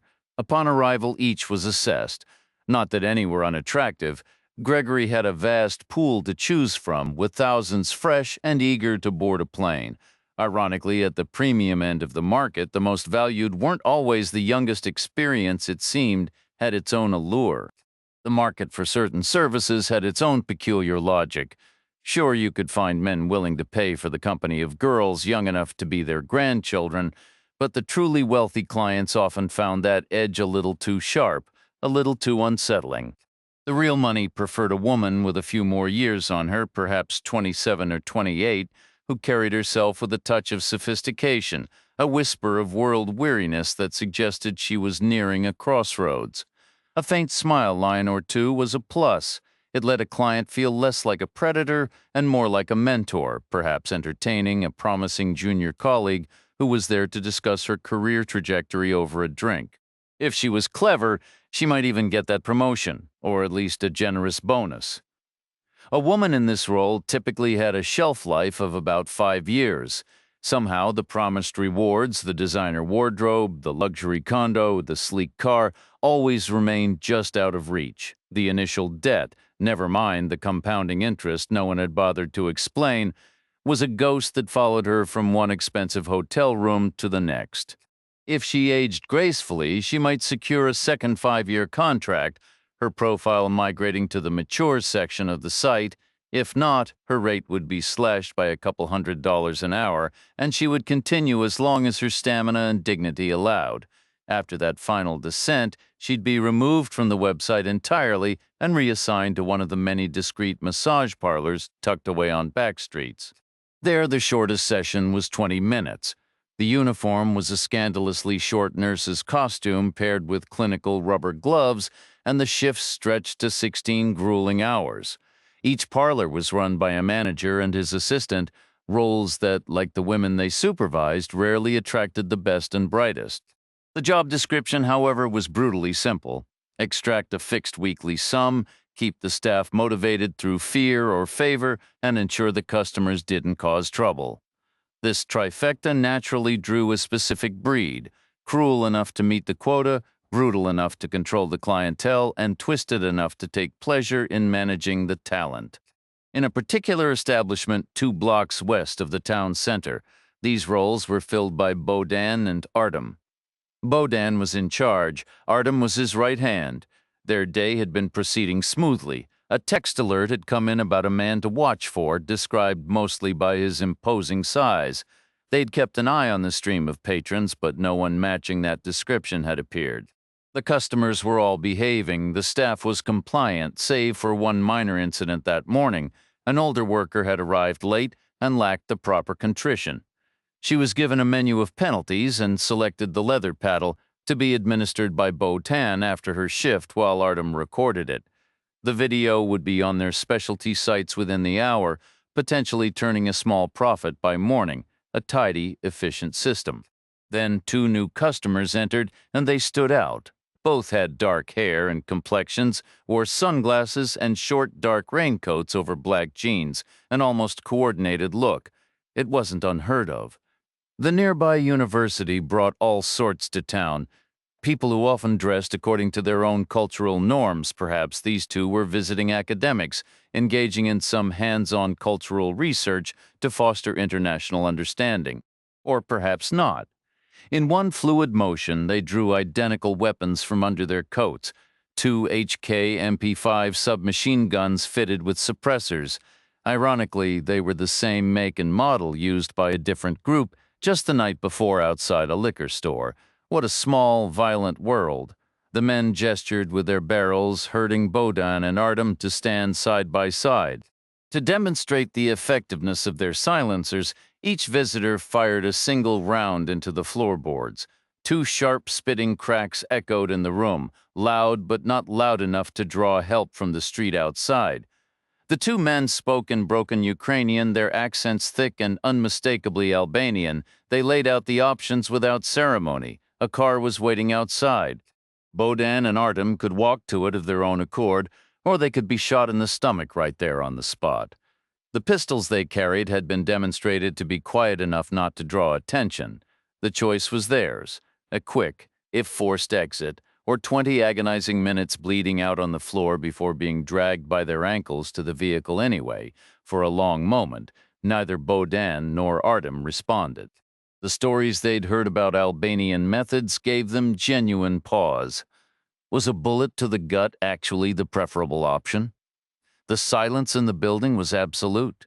Beyond a closed interior door lay a long hallway lined with massage cubicles, while the front area resembled nothing so much as a bland lawyer's waiting room, a discreet, under-the-table arrangement with the city to keep certain activities out of plain sight and out of the voters' minds. Gregory had brokered that particular deal. Then a sound pierced the quiet, the faint, precise tap of high heels on the inner corridor's floor. Tap, tap, tap. The mandatory 5-inch plastic stripper heels, an American term for everything. One of the women was moving, perhaps from the restroom or between clients. The taps grew closer, stopping only when the interior door swung open. An older woman stepped through, the same one due for a disciplinary paddling after her shift. She wore the standard issue, a skimpy, shiny white latex nurse's costume complete with a tiny cap, the skirt hem riding scandalously high above her stockings. She began to raise a hand, a finger slightly extended, in that universal gesture of hesitant interruption, ready to ask about towels or lotion. She never got the chance. The door's movement caught the eye of the Albanian on the left, and in a hyper-alert, feverish state, he fired instantly, 3 suppressed shots stitched into her center mass. It was an act of pure, unreasoning tension. The gun made no echo. There was only the sickening, fleshy thud of her body hitting the floor. Jesus Christ, Bodan breathed. Suddenly, the theoretical debate was over. A visual aid had been provided. Primal instinct, the ancient drive to survive just a little longer, took command. They went to the car without further resistance. By sheer coincidence, as their vehicle crossed Center Street and entered Albanian-controlled territory, the woman in the nurse costume breathed her last. She lay alone on the parlor floor, partly in the hallway. Every client and coworker had fled, leaping over her in their panic. She died in pain, without comfort or consolation. Her name was Anna Yuliana Doroshkin. She was 41. 15 years earlier, a 26-year-old woman full of excitement had arrived in the city, dreaming of a career in public relations.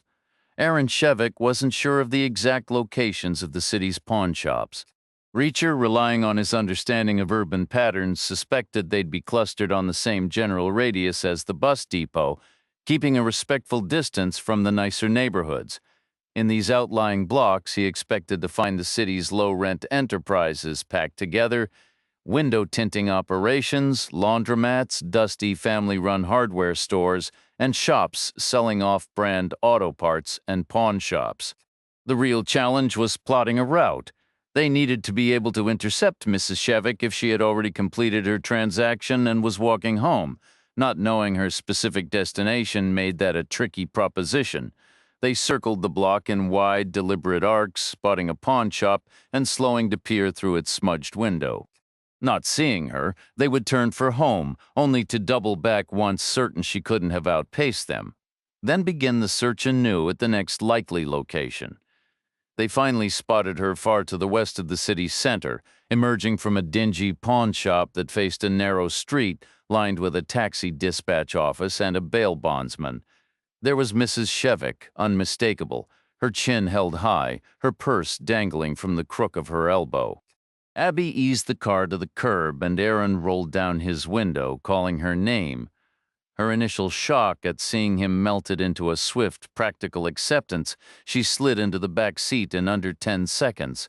The whole encounter so smooth it could have been rehearsed. A flush of embarrassment colored her cheeks as she glanced at Abby. "A complete stranger," she murmured. "You must think we're utterly ridiculous." When Aaron pressed her on how much she'd received for the rings and the watch, she just shook her head, staying silent until the quiet grew too heavy. $80, she finally admitted, the words barely audible. No one said another word. They drove back east, past the train depot and through the familiar four-way stop. Meanwhile, in his office, Gregory was receiving the grim report about his massage parlor. By pure coincidence, another of his men had been driving past on different business. Something felt off, an unnatural stillness. He went inside. The place was a ghost town, save for one old prostitute sprawled on the floor in a vast, dark pool of her own blood. Everyone else was gone, no clients. It seemed the other women had fled. There was no sign of Bodan or Artem. Artem's phone sat abandoned on his desk, and Boden's jacket still hung on the back of his chair. These weren't good signs. They suggested a departure that was anything but voluntary. Gregory assembled his inner circle and laid out the facts. He gave them 60 seconds of tense silence to think, demanding first an analysis of the situation and then a plan of action. His right-hand man broke the quiet. "This is Dino's work. We all know it." The man's on a crusade. We took 2 of his guys with that police station stunt, so he took 2 of ours from the Ford dealership. Fair is fair, what goes around comes around, but then he got sore about losing the loan operation and decided to punish us by snatching 2 more from the restaurant block. So we responded in kind last night outside the liquor store. That made it 4 for 4. A clean trade. Story over. He paused, letting the logic settle. Except Dino doesn't see it that way. He's got a point to prove, probably an ego thing. He needs to feel he's always 2 steps ahead, so now he's made it 6 for 4. "What's our move?" Gregory asked, his voice tight. His advisor was quiet for a long moment. "We didn't build this by being reckless. If we make it 6 for 6, he'll push for 8. It becomes a slow, grinding war. We can't afford that right now, so we do nothing. We absorb the hit. We're down 2 men in the restaurant block, but we gained the entire loan business. On balance, we're ahead. It makes us look weak," Gregory countered, his pride stung. "Wrong," the man said firmly. "It makes us look like the adults in the room, playing the long game and keeping our eyes on the real prize. Think about it. If Dino had offered last week to trade his whole loan book for 2 of our guys in that block, we'd have taken that deal in a heartbeat. We came out way ahead. Dino's the one who's humiliated, not us. It feels strange, just letting it lie." "No," his advisor repeated, "it feels strategic. We're playing chess, and right now, we're winning." A heavy silence fell before Gregory asked, "What will they do to our guys?" "Nothing pleasant, I'm sure," came the grim reply. After another minute of quiet, Gregory shifted focus. "We need to find those women who ran. Can't have them thinking they can just disappear. It's bad for discipline. We're already on it," another voice assured him. The room fell silent again until Gregory's phone rang. He answered, listened without a word, and hung up. A slow, cold smile spread across his face as he locked eyes with his right-hand man. "Maybe you're onto something," Gregory admitted. "Running the loan operation might actually give us an edge here." "How's that?" his associate questioned. "Now we have a lead," Gregory explained. "A name and a face. The man asking about Max Trulenko last night is Aaron Shevik. He's one of our clients, currently carrying a balance of $25,000. We're tracking down his home address. Now, from what I hear, he's a large, unpleasant individual." Abby pulled over by the white picket fence, and the group exited the car, making their way up the slim concrete walkway. Maria Shevik retrieved her keys and unlocked the front door. Once inside, Maria noticed the can of coffee on the kitchen counter. "Thank you for this," she said. "Call it enlightened self-interest," Reacher replied. "Care for a cup? I was hoping you'd offer." Maria prepared the coffee and then joined Abby in the living room. Abby was studying the family photos on the wall. She asked softly, "How is Meg doing with her treatment?" "It's a harsh process," Maria said, her voice tight. "She's in a sterile isolation room, either heavily medicated or under sedation. We can't see her or even call. It feels like we've lost her twice. That's heartbreaking." "Yet the doctors are hopeful for now," Maria continued, trying to sound brighter. "We should have clearer results after her next scan, provided we can afford it first," her husband added from the doorway. 6 opportunities left before Sunday," Reacher calculated, he said. "We believe Meg's former employer is still local and likely still has funds. Your legal team advised that a direct civil suit is the strongest approach. They called it a guaranteed win." "Where is he?" Shevik demanded. "We're still pinpointing his location," Reacher said. "Can you locate him?" "Most likely," Reacher answered. "Tracking people down was a regular part of my old job description, but the courts are so slow," Maria sighed, repeating her earlier concern. "They ate their deli lunches in the living room since the kitchen table was too small." Abby settled on the floor where a television once stood, balancing her food on her knees.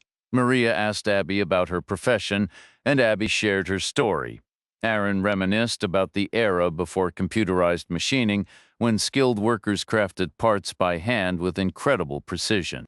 He spoke of American labor being the nation's greatest asset, his tone shifting from nostalgic pride to bitter disappointment at how things had changed. It was a genuine tragedy, he concluded. Reacher heard the smooth, quiet sound of a heavy car on the street. He rose and moved to the hallway window. A black Lincoln Town car was there, occupied by two fair-skinned men with light hair. They were attempting a clumsy three-point turn in the narrow street, Abby's Toyota complicating their maneuver. They clearly wanted to be pointed the right way for a quick exit. Reacher returned to the living room. They found Aaron Shevik's address. He stated. Abby got to her feet. "They're outside now?" Maria asked, her voice rising. "Remember someone sent them?" Reacher emphasized. "That's the critical point. Whoever dispatched them knows their destination. If anything happens to these two, this house becomes the primary target for retaliation. We need to prevent that somewhere else. It wouldn't be an issue. But not here. So what's the plan?" Shevik asked. "We make them leave me, any of you. Just not me. They're expecting me to be Aaron Shevik." A firm knock sounded at the door. The knocking came again. No one stirred. Abby began to move, but Maria gently held her arm.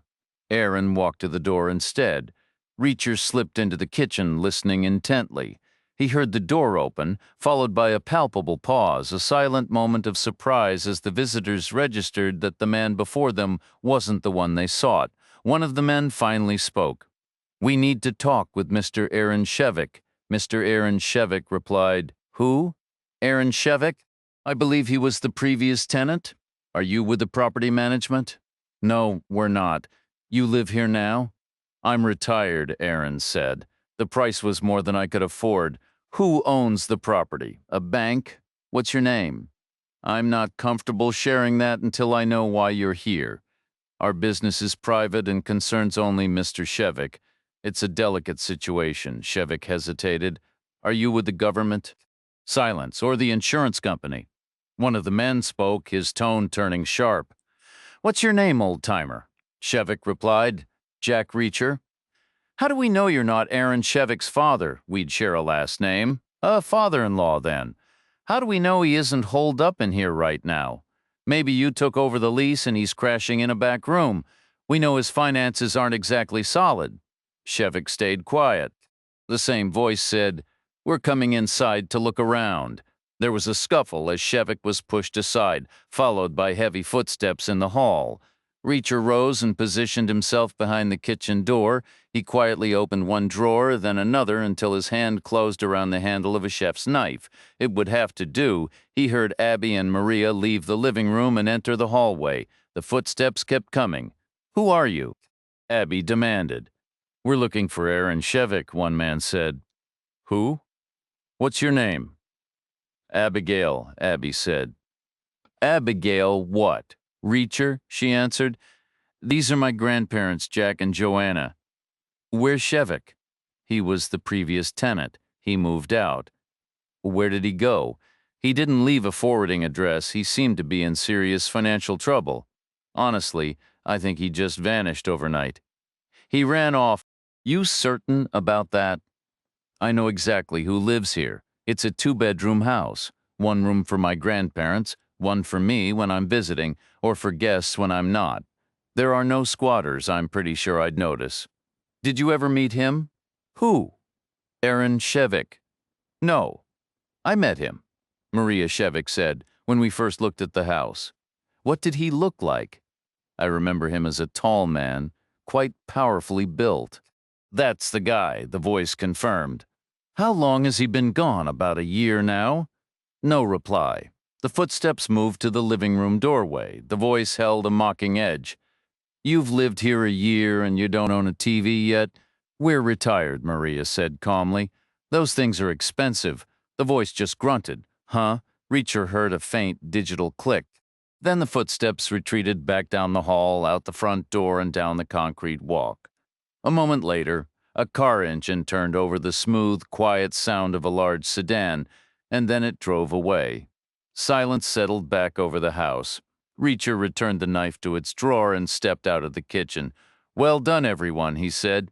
Aaron looked unsteady. Maria was pale. "They took a picture," Abby said, "like a final shot on their way out." Reacher nodded, recalling the quiet click, a cell phone mimicking a camera shutter. A picture of what? The three of us. partly for their records, partly for their just-in-case files, but mostly to intimidate. It's their standard move, makes people feel exposed. Reacher nodded again, remembering the flashy guy in the bar raising his phone, that same betraying little sound. If I were a real client, I wouldn't have liked it. The Sheviks went into the kitchen to brew more coffee. Reacher and Abby returned to the living room to wait. Abby said, "Intimidation isn't the only problem with that photo." "What else?" Reacher asked. "They'll text the picture around to each other. That's how they operate, in case someone can connect another piece of the puzzle. Eventually, everyone in their circle will get it. The guy at the door where I work will see it. He knows I'm not Abigail Reacher. He knows I'm Abby Gibson. So do plenty of other bouncers at other places I've worked. They'll start asking questions. They already don't care for me much. Do they know where you live? I'm sure they could pressure my boss to tell them. When will they send the text? I'm sure they already did. Is there somewhere else you could go for a while?" She nodded. "I have a friend I can stay with," she said, "east of Center Street. That was Albanian turf, which was a good thing. Can you operate there? I've done it before." Reacher offered a sincere apology for the mess he'd brought into her life. She shrugged it off. "I'm treating this like an experiment. Someone once told me a woman should do one thing every day that scares her. She could always enlist," Reacher said. "You need to stay east of Center anyway. We can stick together at least for tonight. What will your friend say?" "I hope she's fine with it," Abby replied. "Will the Sheviks be safe tonight?" Reacher nodded. "People trust what they see in that bar. The guy with the glowing eyes met me. His phone snapped my picture. As far as they're concerned, I'm Aaron Shevik. It's locked in their minds now. Shevik is a big, tall guy from a younger generation. You could hear it in what they said. They accused him of being Shevik's father or father-in-law, but never Shevik himself. So they'll be all right to those guys. The Sheviks are just an elderly couple named Reacher." Then Maria called out from the kitchen to say the coffee was ready. Across the narrow street from the taxi dispatcher and the bail bond office, the manager of the dingy pawn shop stepped outside. He weaved past a passing truck and hurried into the taxi office, brushing past the tired guy on the radio and heading straight for the back to Gregory's outer office. Gregory's right-hand man glanced up and asked what he needed. "Something happened," the pawnshop manager said. "Faster to walk it over than text it." "Text what?" "Early this morning I got an alert with a photo of a guy named Shevik. A big, ugly son of a gun. Did you see him?" "Is Shevik a common name here?" "Why?" "I had a client this morning named Shevik, but she was a small, older woman. Could be a relative, an elderly aunt or a cousin." The manager nodded. "That's what I figured, but then I got another alert with another photo, same older woman. This time they're calling her Joanna Reacher this morning, though. She signed her name for me as Maria Shevik." Chapter 19. Reacher and Abby left the Sheviks in their kitchen and walked out to the Toyota. Reacher traveled light. His toothbrush was already in his pocket. Abby, though, wanted to swing by her place to grab a few things, which made sense. Reacher decided he'd use the trip to stop by the Public Law Project and get an answer to a lingering question. Both stops were in Ukrainian territory, but he figured it was probably safe, maybe. On one hand, there were two photos circulating, plus possibly the Toyota's description and plate number. On the other, it was broad daylight, and they'd be in and out fast, safe enough, possibly. They drove through blocks that still looked worn down. Reacher found the Law Project again, near the hotels just west of Center, at the end of its slowly tidying street.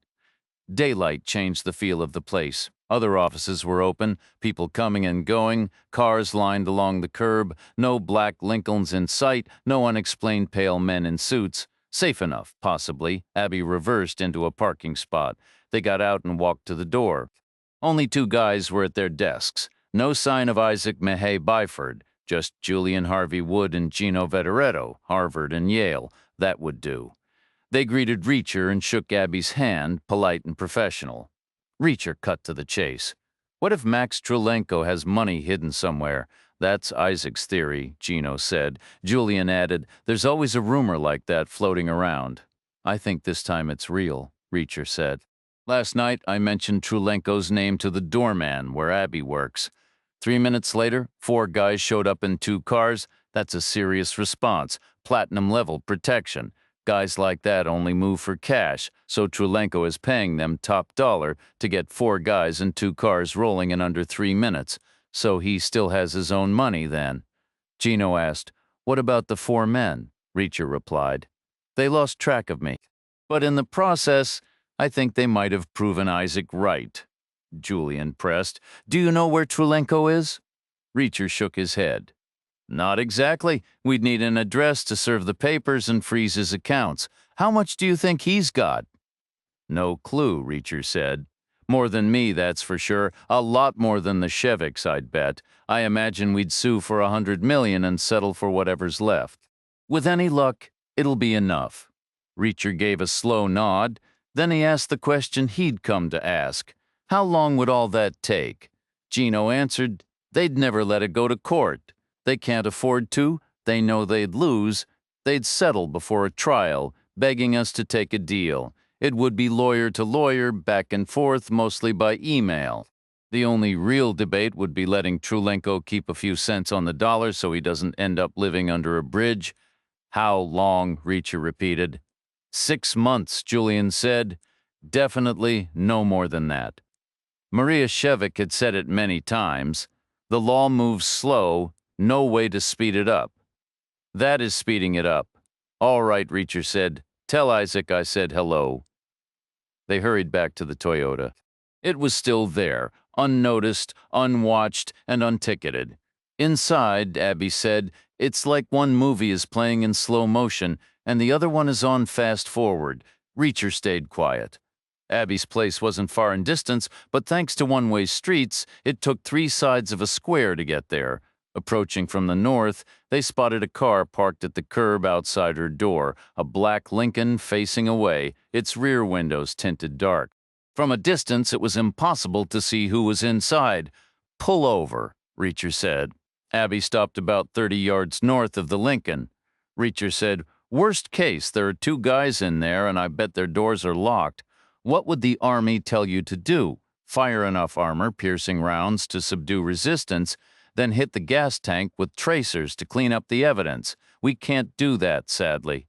"No." "But we have to do something. That's your home. They're poking their noses where they don't belong. Wouldn't it be safer to just ignore them?" "Only for now," Reacher said. "We can't let them have it all their own way. We need to send a message. They crossed a line, squeezing your address out of an innocent couple who had the good taste to hire you and book that band. They need to know there are things they shouldn't do. And they need to know they're messing with the wrong people. We need to scare them a little." Abby was quiet for a moment. "You're crazy," she said. "You're one guy, you can't take them on." "Someone has to. I'm used to it. I was a military cop. I got all the lousy jobs." She paused again. "So your main worry is their doors are locked," she said. "Because if they are, you can't get to them. Right?" Reacher said. "I could walk around the block and go in through the back. I could flip on all the lights that might draw them out of the car for you." "No," Reacher said. "Okay, then I could leave the lights off and at least grab my things." "No," Reacher said again. "Same reason. They could be waiting inside. The car might be empty. Or one in the car, one in the house. That's creepy. I told you, there are lines they shouldn't cross. I could live without my stuff. You do, so it's clearly possible. Maybe it's part of the experiment." "No," Reacher said once more. "It's a free country. If you want your things, you should have them, and if they need a message, they should get one." "All right," Abby said. "Works for me. But how do we make this happen?" "That depends on how far you're willing to go. What exactly are you asking me to do?" "I'm confident it will work." "Confident about what?" "You'll likely stress over it beforehand." "Just tell me." "Perfectly, I'd want you to pull up behind the Lincoln and give its rear bumper a gentle tap, no faster than a walking speed." "What's the point?" "The doors will automatically unlock. It's a safety feature for emergency crews. The car will register a minor collision. There's a sensor in there somewhere, so we can get the doors open from outside. That's the initial goal. Everything else comes after. They could be armed, only for a short while." Then I'd have their weapons. What if they're inside the house? I guess we could light the car on fire. That would send a clear signal. That's insane. Let's just focus on the first step. Is my car going to get damaged? It's got reinforced bumpers, should handle up to 5 miles per hour. You might possibly need a new electrical connector, but that's it. All right, she said. Don't forget to keep your foot on the clutch. You don't want to stall. Be ready to back up fast. And then you park, grab your gear while I explain the next move to the guys in the car, which is to follow you to a questionable spot east of downtown. After that, it's on them. She fell silent for a long moment. Then she gave a sharp nod, her short, dark hair bouncing. A spark lit her eyes and a smile touched her lips, part grim determination, part thrill. Okay, she repeated, let's get this done. Meanwhile, Gregory's top lieutenant was delivering his sparse report. He stood in the private office, facing his boss across the desk, a daunting position. The desk was enormous, intricately carved from a honey-toned wood. The chair behind it was oversized, upholstered in deep green tufted leather. A matching towering bookcase loomed against the wall. The whole setup was oppressive, hardly the ideal setting for relaying a baffling series of events. Last night at 6, he began, Aaron Shevik was just another miserable down-on-his-luck guy making a loan payment. By 8, he was that same guy taking out more money, but by 10, he'd transformed. He was out on the town, enjoying the music, chatting up the server, snacking on mini pizzas and drinking overpriced coffee. Then, leaving the bar, he shifted again, talking tough about Max Trulenko. It's like he's 3 different people. We have no clue who he actually is. Gregory pressed, "Who's your guess?" His man avoided a direct answer. In the meantime, we tracked down his last listed address. He wasn't there. He moved out a year ago. The place is now rented to an elderly retired couple, Jack and Joanna Reacher. Their granddaughter was visiting. She introduced herself as Abigail Reacher. But that's false. Her real name is Abigail Gibson. She's the waitress Shevik was cozy with last night. We know her history. She's a problem. In what way? About a year back, she went to the police about something she witnessed. We corrected that misunderstanding. We showed her how things really work. She promised to behave, which is why she's still employed. Gregory tilted his head slowly to one side, then the other, as if working out a stiff neck. But now she's getting friendly with Shevik and showing up at his old address using a fake name. It gets more tangled, his lieutenant said. The grandmother, Joanna Reacher, was in our pawn shop this morning, but she signed the ticket as Maria Shevik. Is that right, Maria Shevik? And then she appears at Aaron Shevik's former residence. We genuinely don't know who any of these people are. Who do you suspect they are? Gregory asked once more. We didn't build this business by being fools, his man replied. We need to look at every angle. Start with Abigail Gibson. There's a new police commissioner coming in. Maybe he's getting a head start on the old case files. Her name is in there. Perhaps he made contact. Maybe he's got that large associate of his working with her on something. He's not commissioner yet, which makes it all the more reason to be cautious. Gregory leaned back in his chair, the leather creaking. We're still in the clear, as far as I can tell. You believe Shevik is law enforcement? His associate asked. Not a chance, the man replied. We know all the local officers. If there was a new face on the force, we'd have gotten a call. Someone always talks. Then, what's his story?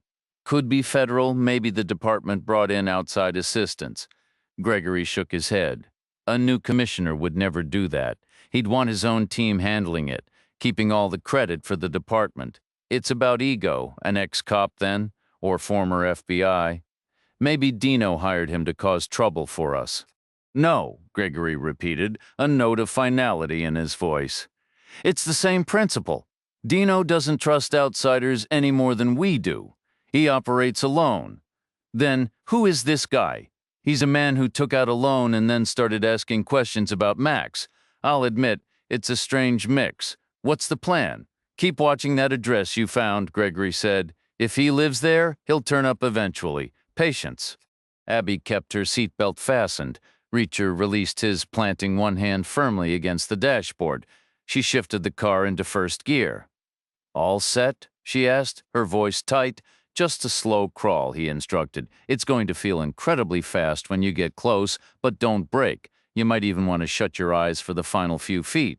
She eased away from the curb, and the old Toyota crept down the street. A typical walking pace is around 3 miles per hour, covering roughly 270 feet in a minute.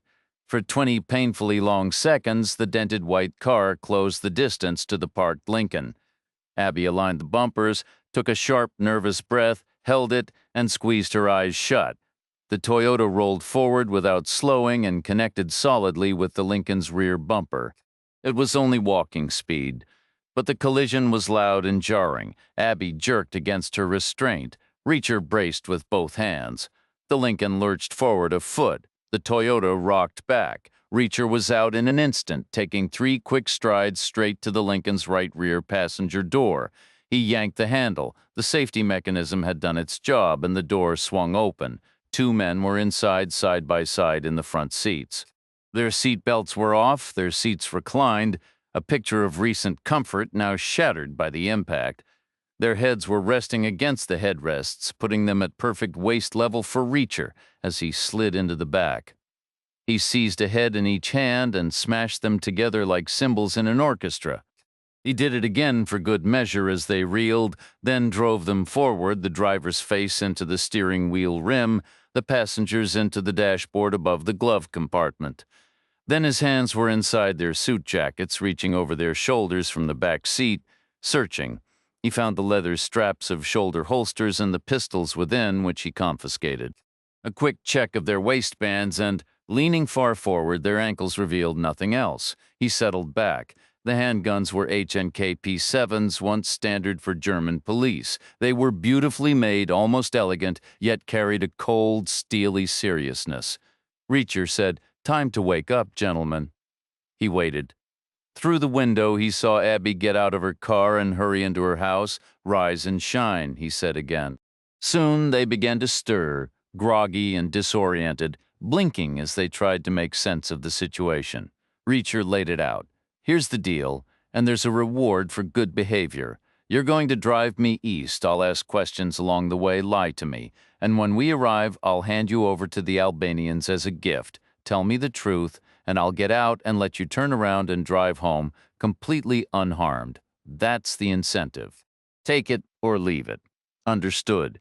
He saw Abby emerge from her house carrying a stuffed duffel bag. She heaved it across the sidewalk and tossed it into the back of her car before sliding into the driver's seat.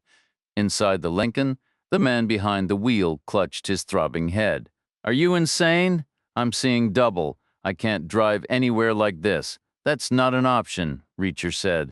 He rolled down the window and waved Abby on, watching as the Toyota crept forward. The front fender was sagging badly, tilted at an awkward angle, its edge perilously close to scraping the asphalt. It would need more than a quick fix, maybe a handful of zip ties to hold it together. "Follow that car," he instructed. The driver of the Lincoln lurched into motion, clumsy at first, then settling into a smoother rhythm. Beside him, his partner twisted painfully in his seat, shooting a sidelong glance at Reacher, who stayed silent. Ahead, the dented white Toyota moved steadily east through the side streets, the Lincoln trailing behind. Reacher broke the quiet. "Where's Max Trulenko?" For a moment, neither man spoke. Then the one with the stiff neck said, "You're playing a dishonest game." "How's that?" Reacher asked. "What our own people would do to us for talking is worse than anything the Albanians could manage. That makes your so-called choice meaningless. It's no incentive at all. Besides, do you really think they tell guys like us who just sit in cars and watch doors where someone like Trulenko is hidden? The honest answer is we don't know. You'll call that a lie, which makes another fake choice. So do what you're going to do. Just skip the self-righteous act. But you know who Trulenko is? Obviously. And you know someone's hiding him? No comment? But you don't know where? No comment? If your life was on the line, where would you start looking?" The man with the neck stayed quiet. Then the driver's cell phone rang from his pocket, a cheerful marimba tune repeating, muffled by fabric. Reacher considered coded alerts and silent alarms. "Don't answer that," he said. "The driver said they'll come looking for us. Who will? They'll send a couple of guys like you two. Now I'm really terrified." Silence. The ringing stopped. Reacher asked, "What's your boss's name?" "Our boss? Not the supervisor for car watching duty. The top guy, the capo di tutti capi."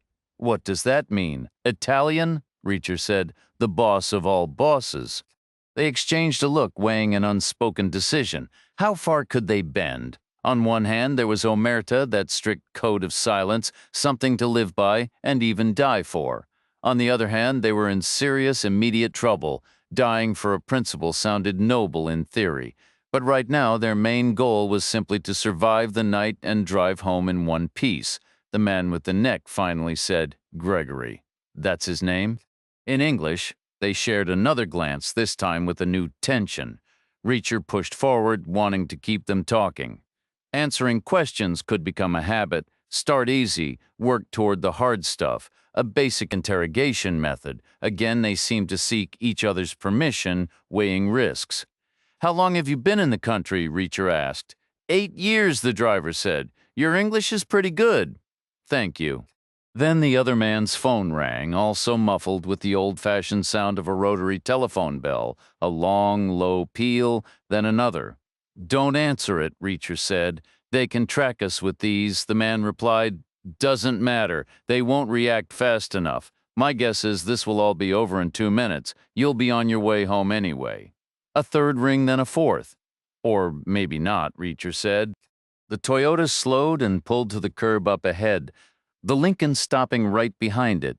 The street was lined with worn brick buildings, the sidewalks cracked and uneven, patches of old brick showing through the broken asphalt.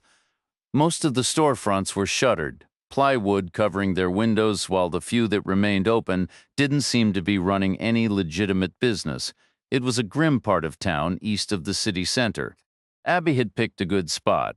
The phone in his pocket finally fell silent. Reacher reached over, killed the engine, and pulled the key from the ignition. He settled back into his seat and turned to face the two men in front. In his left hand, he held a P7, steady and unmistakable. In his right, the small car key. He asked, "If your life was on the line, where would you start looking for Max Trulenko?" They didn't answer immediately, exchanging another series of glances. At first, their expressions held the same trapped frustration from before, but then something shifted, a new calculation entering their eyes. The man with the thick neck finally spoke. "They'll be suspicious of us. Why would we get driven all the way out here just to be let go?" "I understand the perception problem," Reacher said. "That's exactly it. They'll think we traded information. Then tell them the truth. That would be suicide." "A curated version of the truth, then," Reacher suggested. "Carefully edited, certain parts omitted, but everything you do say remains completely factual. Tell them a woman came out of the building you were watching, carrying a bag. She got into a car and you followed her to this neighborhood. Give them any address on this block. Explain that if Gregory thought the house was worth watching, he'd definitely want to know where the occupant had gone. Play it a little humble, like you were just showing initiative. You'll probably get a pat on the back for your trouble." The driver glanced over. "So we don't mention you at all? Always safer that way." They looked at each other again, mentally testing the story for weaknesses, and apparently finding none. When they turned back to Reacher, their postures had changed slightly. The gun remained level in his left hand, the car key looking almost comically small in his right. He pressed on. Where would a practical man begin his search? The two men faced forward once more, sharing another look. Their initial apprehension was still there, but it was now mixed with a growing boldness as they warmed to the idea. After all, they weren't being asked to betray specific secrets. They hadn't been entrusted with any real intel, not at their level. This was just a request for an opinion, a hypothetical. Where would a sensible person look?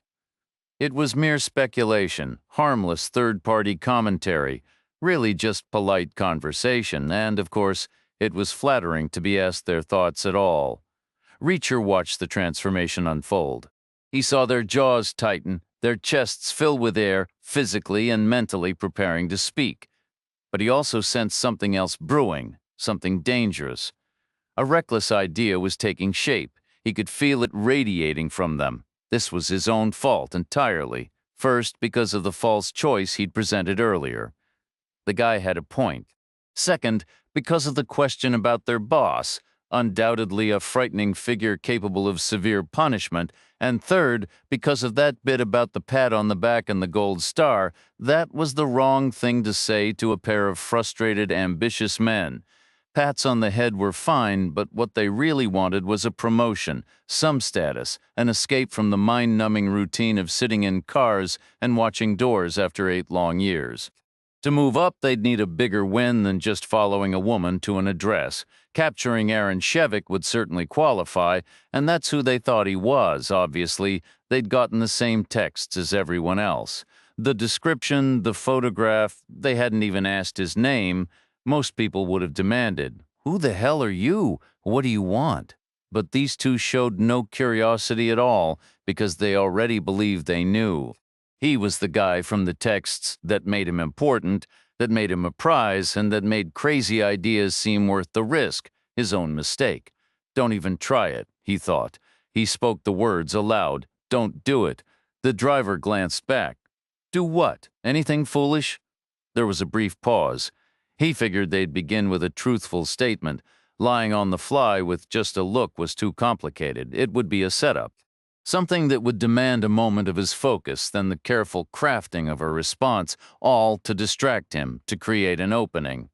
The man with the thick neck would twist over from the front, aiming to pin Reacher's left arm with his chest and his right with his hips, and then the driver would lunge over the seat to strike at his exposed head. He'd probably use his cell phone edge first if he was smart and didn't mind wrecking an expensive gadget. Most people were willing to sacrifice it when their survival was on the line, in Reacher's experience. Don't try it, he thought again aloud. He asked, "Where would you start looking for Max Trulenko?" The driver replied, "At his workplace, obviously." Reacher allowed a brief, vacant expression to cross his face, but his mind was clear, formulating no follow-up. He was simply waiting. Time ticked by in rapid quarter-second pulses like a pounding heart. First, nothing, then still nothing. Then the neck guy launched himself, awkward and forceful, arms outstretched, feet pushing off, back arching, as he aimed to commit his bulk past the point of no return. Even if he landed on the seat back, gravity would finish the job, tumbling him into Reacher's lap in a messy but effective move. He never made it that far. Reacher pressed the gun hard against the seat back and fired through the upholstery. Then he shoved the falling body aside with his elbow. A quick 1-2 motion, shot, shove. The report was loud but muffled. The dense Lincoln seat cushion, packed with wool, horsehair, and cotton batting, had acted like a giant suppressor. One small issue, some of it had ignited. Meanwhile, the driver was leaning forward, reaching down near his shins under the dashboard. He straightened up and twisted around, a small pocket pistol in his hand, maybe Russian, secured with hook and loop tape out of sight. Reacher shot him through his own seat back. It caught fire, too. A 9mm round, the muzzle jammed against the padding, unleashing a blast of superheated gas, probably not something Lincoln's designers had anticipated. Reacher pushed the door open and stepped out onto the sidewalk, tucking the guns into his pockets. Fresh air swept into the car, and the small flames grew brighter, dancing like a woman's polished fingernail inside the seats. Abby was standing by her own car, perfectly still on the sidewalk, peering through the Lincoln's windshield. "What happened?" she asked. Reacher said, "They displayed remarkable loyalty to an organization that doesn't appear to value them much. You shot them? Self-defense? How?" "They made the first move." "Are they dead?" "We might need to give it another minute." "Depends on how fast they're bleeding out." She said, "I've never experienced anything like this before."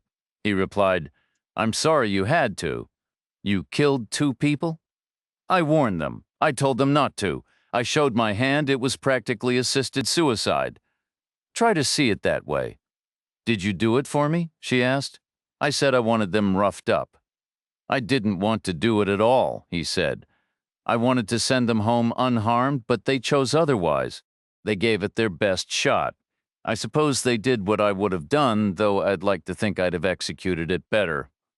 "What do we do now?" The flames were climbing higher. The vinyl on the seatbacks was bubbling, splitting, and peeling away like burnt skin. Reacher said, "We get in your car and drive away." Just like that. For me, it always comes down to putting myself in their shoes. What would they do for me? They wouldn't lose sleep over it. He glanced back at the smoldering interior, a new detail striking him, the faint, acrid smell of melting plastic now mixing with the scent of burnt fabric, a small but vivid sensory addition to the chaos.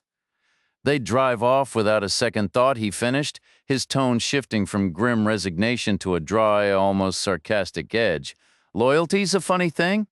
Makes people do stupid stunts for a paycheck that probably bounces. She paused for a moment before responding, "All right, get in."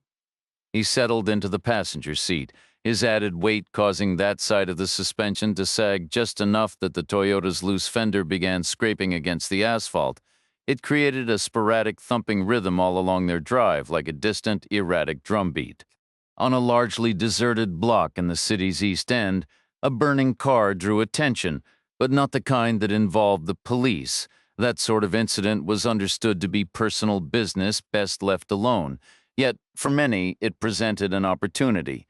News like this was valuable currency. Several daring individuals edged close enough, despite the blistering heat, to note the bodies inside and jot down the license plate before it melted away. The calls went out. It was a Lincoln, the kind favored by the Ukrainian faction operating west of center. The two occupants wore suits, which was their standard attire. They appeared to have been shot in the back, a method regrettably common in all quarters. The conclusion was swift. They were the opposition. Dino took personal charge. "Let it burn," he ordered. As the car smoldered, he summoned his inner circle to the lumberyard's back office, a location some disliked for its obvious flammability given the nearby fire. But they all came. They had no choice. His trusted lieutenant and other key figures gathered. "Was this our work?" Dino asked. "No," his right-hand man stated firmly. "This wasn't us. By now everyone's aware of the massage parlor situation. The score is settled. We have no loose cannons or side projects running. I'm certain of it, I would have heard." "Then explain it." Dino pressed. The room fell silent. No one could. "Start with the mechanics, then," Dino said. "If not the motive," one man ventured. "Maybe they came for a meeting. A contact was waiting on the sidewalk, got in the back to talk, then shot them. Could have tossed in a lit rag afterward." "What contact?" Dino's tone turned skeptical. "A local one of ours? Some phantom informant who's miraculously avoided notice all these years? I doubt it. A professional that's skilled would be sipping coffee on Center Street, blending in, not meeting a conspicuous town car out here.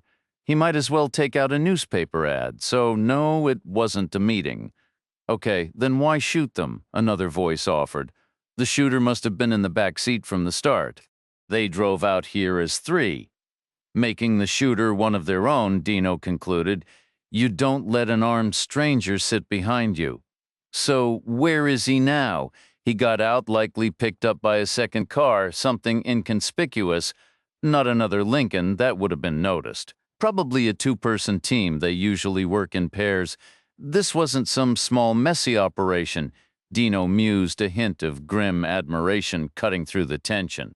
"It required resources, planning, coordination. 5 men came out here, and I'd bet 2 had no idea what was coming. But what was the point? What was the strategic goal? And why burn the car?" He scanned the faces around him, but no answers came. He looked around the room and asked, "So we're all on the same page? The shooter was in the back seat the whole time, which means he was one of their own, right?" Everyone gave a slow, solemn nod, as if this heavy truth had finally settled after hours of tense discussion. And after he shot the 2 in the front, he continued, "We know he torched the car." The nods came quicker this time, almost impatiently, because some facts just spoke for themselves. "But why go through all that?" Dino pressed. The room stayed silent. No one had an answer. "It feels like something out of an old story," Dino mused.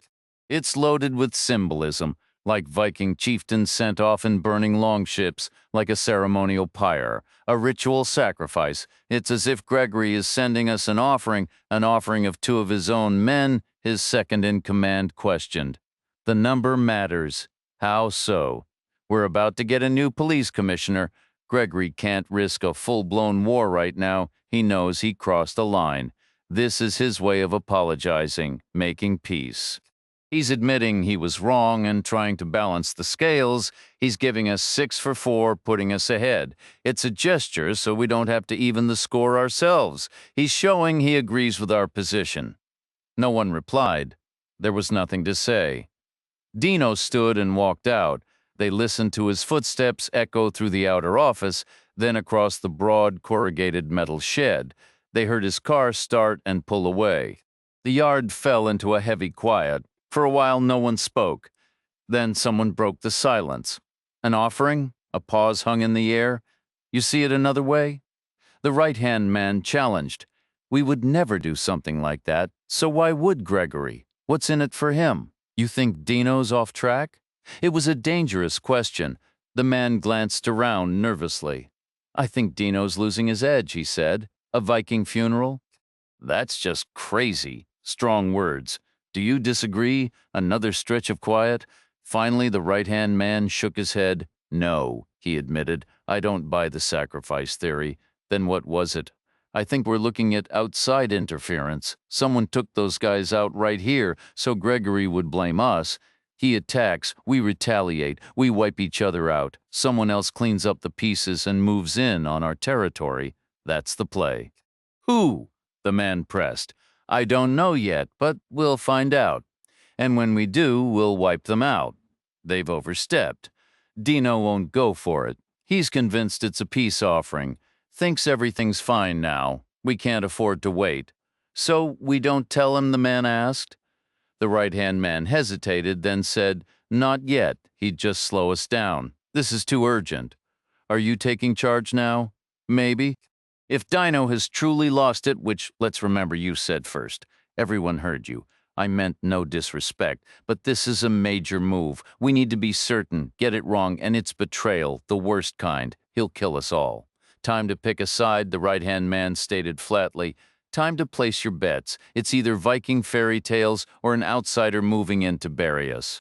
And honestly, that outsider might finish us faster than Dino ever could.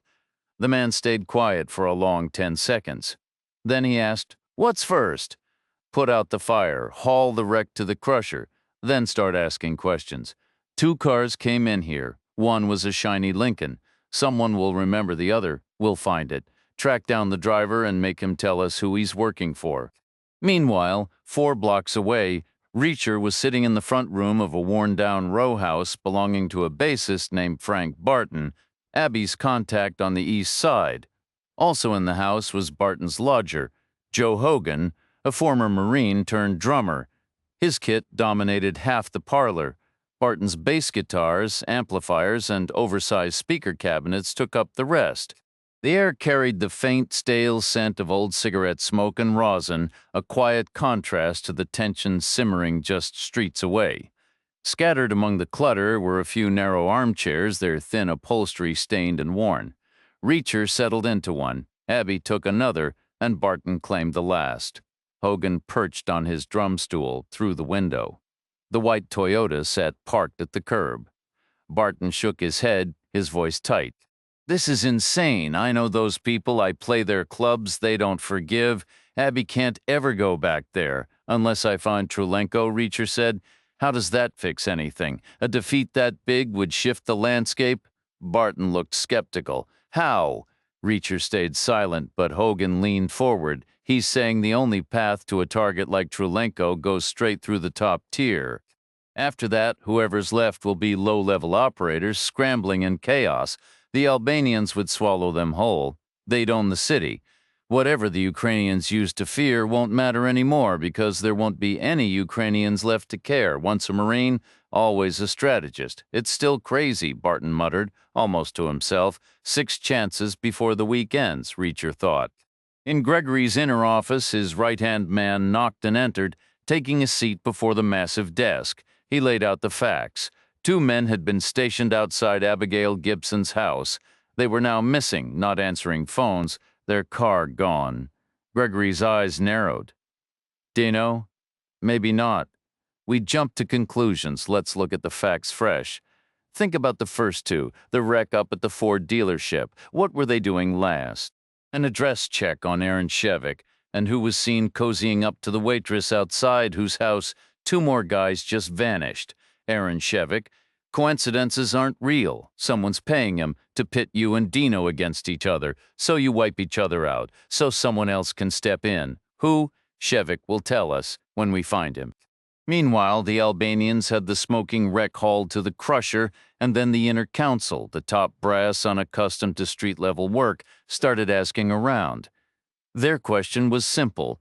Did anyone see a two-car convoy, one being a Lincoln Town car? Nobody lied to them. They were sure of that. People remembered what happened to liars, but the answers were frustrating. During rush hour, the idea of a two-car convoy was laughable. It was a river of 100 cars. Even normally downtown, maybe 20 cars moved as a pack. Who could pick out the right two? Nobody wanted to give a wrong answer to these men, so they tried a different angle. It was agreed several black Lincolns had been in the traffic, maybe 6 total. 3 were the bulky style the Ukrainians favored. The bosses pressed for details. What was in front and behind each Lincoln? Somewhere in the mix was their convoy. 3 separate people recalled a small white sedan with a front fender hanging loose. In each account, it was ahead of a particular Lincoln that seemed to track its moves, definitely following. Coming from the west, heading east, the two-car convoy, the small white car might have been a Honda or a Hyundai or a Kia. Was there another new brand, or maybe it wasn't new at all because it looked old? Could have been a Toyota. Yes, that was it. A base model Toyota Corolla. That was the consensus. No one saw where it went. The word went out. Everyone keep their eyes open. The afternoon light was fading, a perfectly acceptable hour for musicians to begin their evening. Hogan settled into a steady 4/4 rhythm, the hi-hat chattering and the ride cymbal keeping time. Barton powered up a weathered Fender, the amplifier crackling to life before he laid down a bass line that was all smooth, looping curves locked tight with the kick drum, landing on the 2 and the 4 before pushing off again into the next measure. After listening for a while, Reacher and Abby headed upstairs to check out their room. It was a compact space above the front door featuring a single round window with wavy ancient glass parked right below on the street was an aging white Toyota Corolla, its front fender hanging loose. The room held a queen-sized bed and a nightstand fashioned from an upended guitar amp. Instead of a closet, a line of brass hooks was screwed into the wall. The floor vibrated with the relentless thump of the bass and drums. "It's not exactly the Ritz," Reacher remarked. "Sorry about that." Abby remained silent, her gaze distant. Reacher continued. "I questioned the guys in the Lincoln about Trulenko's whereabouts. They were clueless. So I asked them for an educated guess on where to start looking. They suggested his workplace. Does he even have a job? I'll admit that angle hadn't crossed my mind. Maybe it's part of the deal for hiding him." Abby mused, her tone shifting from contemplative to lightly sarcastic. "Perhaps the cash is all dried up and he's working off his debt. Wouldn't that be a charming twist? The billionaire tech genius now clocking in for the mob. Or maybe he was just bored out of his skull sitting in a safe house all day." "Possible," Reacher conceded. "What sort of work would he do?" "He wasn't exactly built for manual labor. Every picture in the paper showed a slight guy losing his hair wearing glasses. He won't be paving roads. He'll be tucked in an office somewhere, probably organizing data systems or something techie. His big product was some app that linked your vital signs straight to your doctor. Or maybe it was your smartwatch. Honestly, no one really understood it. Point is, Trulenko is a desk guy, a thinker. So he's in an office on the west side," Reacher reasoned. "With living quarters either attached or very nearby, it'll have security, possibly an underground setup, a single, heavily guarded entrance. Only familiar faces get in or out, which means you can't get near him. I'd say there's a definite element of challenge. Try impossible. That word isn't in my vocabulary," Reacher said. a hard edge entering his voice. How big a place are we talking? I don't know, a couple dozen people maybe. A nerve center where they coordinate all their communications? You said they were tech savvy? There can't be too many locations that fit that description. See? Reacher said, a hint of grim satisfaction in his tone. We're getting somewhere. It's pointless if the money's gone. His new employers will have funds. I've never met a broke gangster. The Sheviks can't sue some random crime syndicate. They had nothing to do with the original scam. It's not their fault. By that point, Reacher said, moving to the wavy window and looking down at the battered Toyota, the spirit of justice might matter more than the legal fine print. The local boss is a man named Gregory. I could ask him to view it as a charitable donation for a hard luck story I know. I can be very persuasive. I'm sure he'd agree, and if he's profiting from Trulenko's work, then taking his money is practically the same as taking Trulenko's anyway. A shadow passed over Abby's face. She raised a hand to her cheek, an absent protective gesture. I've heard the name Gregory, she said quietly. Never met him, never even seen him. How did you hear about him? She didn't answer, just shook her head slightly. Reacher studied her. What happened to you? Who says anything happened? You just saw two dead men. Now I'm talking about shaking down criminals and taking their money. That's the kind of man I am, and we're standing here next to a queen bed. Most women would already be halfway out the door by this point. But you're still here. You really can't stand these people. There's got to be a reason for that. Maybe I just like you. A man can dream, Reacher said. But I'm not holding my breath. I might explain later, she said, or maybe not. Fair enough. What's next? We should grab your bag and move your car. I don't want it sitting right outside. They spotted it at the Shevik place, and someone else might have seen it roll in today. Better to stash it somewhere random. That's always the smarter play. How long do we have to keep living like this? I live like this every day. If I didn't, I'd have been pushing daisies years ago. Frank told me I can never go home again. And Hogan showed you how you might, if you get Trulenko? 6 shots before the week is done. They headed back downstairs, the deep thump of bass vibrating through the floor, and stepped out to the car. Abby wrestled her duffel from the back seat and hauled it inside to the hallway. After shutting the door on it, they climbed into the Toyota. The engine caught on the second try, the loose fenders scraping loudly as she maneuvered out of the tight parking spot. They drove a meandering, aimless path through the neighborhood past worn-down houses, then commercial strips, including 2 full blocks devoted to construction suppliers, an electrical wholesaler, a plumbing warehouse, a sprawling lumberyard. The surroundings grew steadily more dilapidated until they reached blocks of utter abandonment, not unlike where the Lincoln had gone up in flames. Here, Abby asked. Reacher scanned the area. Complete desolation. No one living here, no businesses, no bystanders. If the car was noticed, there'd be no innocent doors to get kicked in. No risk of collateral damage. Works for me, he said. She parked, they got out, she locked up, and they walked away. They retraced their steps roughly, cutting corners off their earlier zigzag route but keeping it clear in their minds. The environment slowly improved, growing cleaner and more maintained. They passed the construction blocks again, coming first upon the lumberyard. A man stood in the gap between the sidewalk and the gate, almost like a sentry, probably there to check loads in and out. Lumber got stolen like anything else. They walked right past him, close enough to have brushed shoulders, and continued on by the plumbing and electrical warehouses, weaving through a maze of streets. The thud of bass and drums reached them from 100 yards away. Meanwhile, reports began coming in, quick but not quick enough. One by one, members of the inner council got urgent calls. An old white Toyota Corolla with a dangling front fender had been spotted driving down one block, then another, with no clear pattern or destination. It seemed to be heading toward the derelict zones where not even the homeless would stay. Then came the breakthrough. A reliable watcher 100 yards out saw the car slow, stop, and park. 2 people emerged. The driver was a petite woman with short, dark hair, maybe in her 30s, dressed head to toe in black.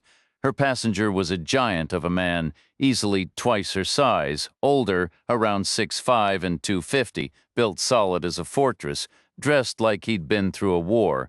They locked the car and walked off together, vanishing from sight after the first corner they turned. That description flashed through the network via calls, voicemails, and texts. Fast, but still too slow. The alert reached the guy at the lumberyard gate about 90 seconds after a small, dark-haired woman and a massive, rough-looking man had strolled right by him. More time was lost rounding up vehicles. By the time a convoy streamed in the direction the pair had walked, they were long gone, swallowed up somewhere in a dense grid of shabby row houses, a 10-block by 10-block maze where two people could disappear without a trace. The building held maybe 400 separate apartments, not counting basements and illegal sublets. It was packed with deadbeats and oddballs, some coming and going at all hours, others who never seemed to leave. A hopeless situation. New orders came down from the top. Everyone was to keep their eyes open for a small, dark-haired younger woman and a big, ugly older guy. Report anything immediately. Barton and Hogan had no gig that night, so when Reacher and Abby returned, they shut down their jam session and suggested a quiet evening in. The plan was Chinese takeout, maybe a bottle of wine, a little weed, some conversation and stories to catch up. Put some records on. It sounded good until Abby's cell phone rang. It was Maria Shevik calling from her husband Aaron's phone. The two women had exchanged numbers for emergencies, and this felt like one. Maria reported a black Lincoln Town car parked outside her house all afternoon, two men inside watching. They looked settled in for the long haul. Abby handed the phone to Reacher. "They're looking for me because I mentioned Trulenko," he said. It spooked them. Just ignore the car. "What if they knock on the door?" Maria asked. Reacher pictured a 70-year-old man, stooped and underfed. "Let them search, show them whatever they want. They'll see I'm not there and go back to their car. After that, they'll just watch the street. It should be fairly straightforward." "All right. Any news about Meg? Good and bad," Maria said. "Start with the good." "For the first time, I think the doctors truly believe she's improving. I can hear it in their voices, not what they say, but how they say it. Their words are always careful, but now there's excitement underneath. They think they're winning, I can tell. And the bad news? They'll want to confirm it with tests and scans, which we have to pay for up front." "How much?" "We don't know yet. A lot, I'm sure. The machines they use now are incredible. There have been dramatic advances in soft tissue imaging. It's all very expensive. When do they need it? Part of me wants it yesterday, the other part never wants the bill to arrive. Do what's right medically. We'll figure out the money as we go. We can't borrow it," Maria said. "You would have to, since they think you're Aaron Shevik. But now, for you, that's a trap. Because you asked about Trulenko? Aaron could borrow it using my name or any name. These guys are new at this. They don't have a system for checking yet. It's an option if you need it fast. You said you could find Trulenko, that it used to be your job. The question is timing," Reacher said. "I figured I had 6 chances before the week ended. Now maybe fewer. I need a faster plan. I'm sorry for my tone earlier. Don't be. This is stressful for everyone." "I can only imagine," Reacher said. They hung up and he passed the phone back to Abby. Barton shook his head. "This is insane, man. I'll keep saying it because it stays true. I know these people. I play their clubs. I've seen what they do. Once there was a piano player they didn't like. They smashed his fingers with a hammer. The guy never played again. You can't take them on." Reacher looked at Hogan. "Do you play their clubs?" "I'm a drummer," Hogan said. "I play anywhere they pay me." "Have you seen what they do?" "I agree with Frank. They're not pleasant people." "What would the Marine Corps do about them?" "Nothing. The brass would hand it off to the SEALs, more glamorous. The Corps wouldn't get a sniff." "What would the SEALs do?" "A lot of planning first, maps and blueprints. If we're talking about a hardened location, they'd look for emergency exits, delivery bays, ways in through ventilation shafts, water pipes, or sewers. They'd check for weak walls and adjacent buildings they could blow through. It's all about finding a seam no one else sees. They would coordinate attacks from multiple points using small teams of 3 or 4 men at each location. That approach would likely succeed, but keeping a specific individual alive could prove difficult amid the inevitable crossfire. Success would hinge on the layout and sightlines of the area. Reacher asked, "What was your role in the Marines?" "Infantry," Hogan replied. "Just a regular grunt. Not a musician?" "The Corps wasn't known for that kind of logic. Have you always played drums?" "I did as a kid, then stopped. I picked it back up in Iraq. Every major base seemed to have a kit lying around. An old medic suggested I might enjoy controlling my own rhythms. He said it could be useful since I had some experience, and it might help channel some aggression." "Who made the suggestion?" "A seasoned doctor. I dismissed it at first, but then I rediscovered a real passion for it. I felt like I'd wasted years not playing. Ever since, I've been trying to make up for lost time. You sounded skilled to me. Now you're just being polite and changing the subject. You're one man, not a SEAL team. I'll work it out. By definition, there have to be better plans than anything the Navy would devise. I just need to locate the right person. There can't be many viable spots," Abby repeated. Reacher nodded and fell silent. Conversation flowed around him as the other three old friends from the club scene swapped stories, some humorous, some grim. They made no real distinction between the Ukrainians and the Albanians, viewing work on either side of Center Street as equally unpredictable. Dinner arrived, Chinese food delivered by a kid in a car. Reacher shared soup with Abby and chicken with Barton. They drank wine. He stuck with coffee. When he finished, he announced, "I'm going for a walk," Abby asked. "Alone? Nothing personal? Where to?" "West of Center. I need to speed this up. The Cheviks are facing another steep payment soon. They can't afford to wait." "That's wild, man," Barton said. Hogan stayed quiet. Reacher stood and stepped outside. He walked west toward the illuminated downtown skyline, past banks, insurance offices, and chain hotels clustered along Center Street, all likely infiltrated by one faction or another, often without the management's knowledge. Unless the manager was complicit, bars, clubs, and small restaurants lined his path, each with suited men posted at the doors.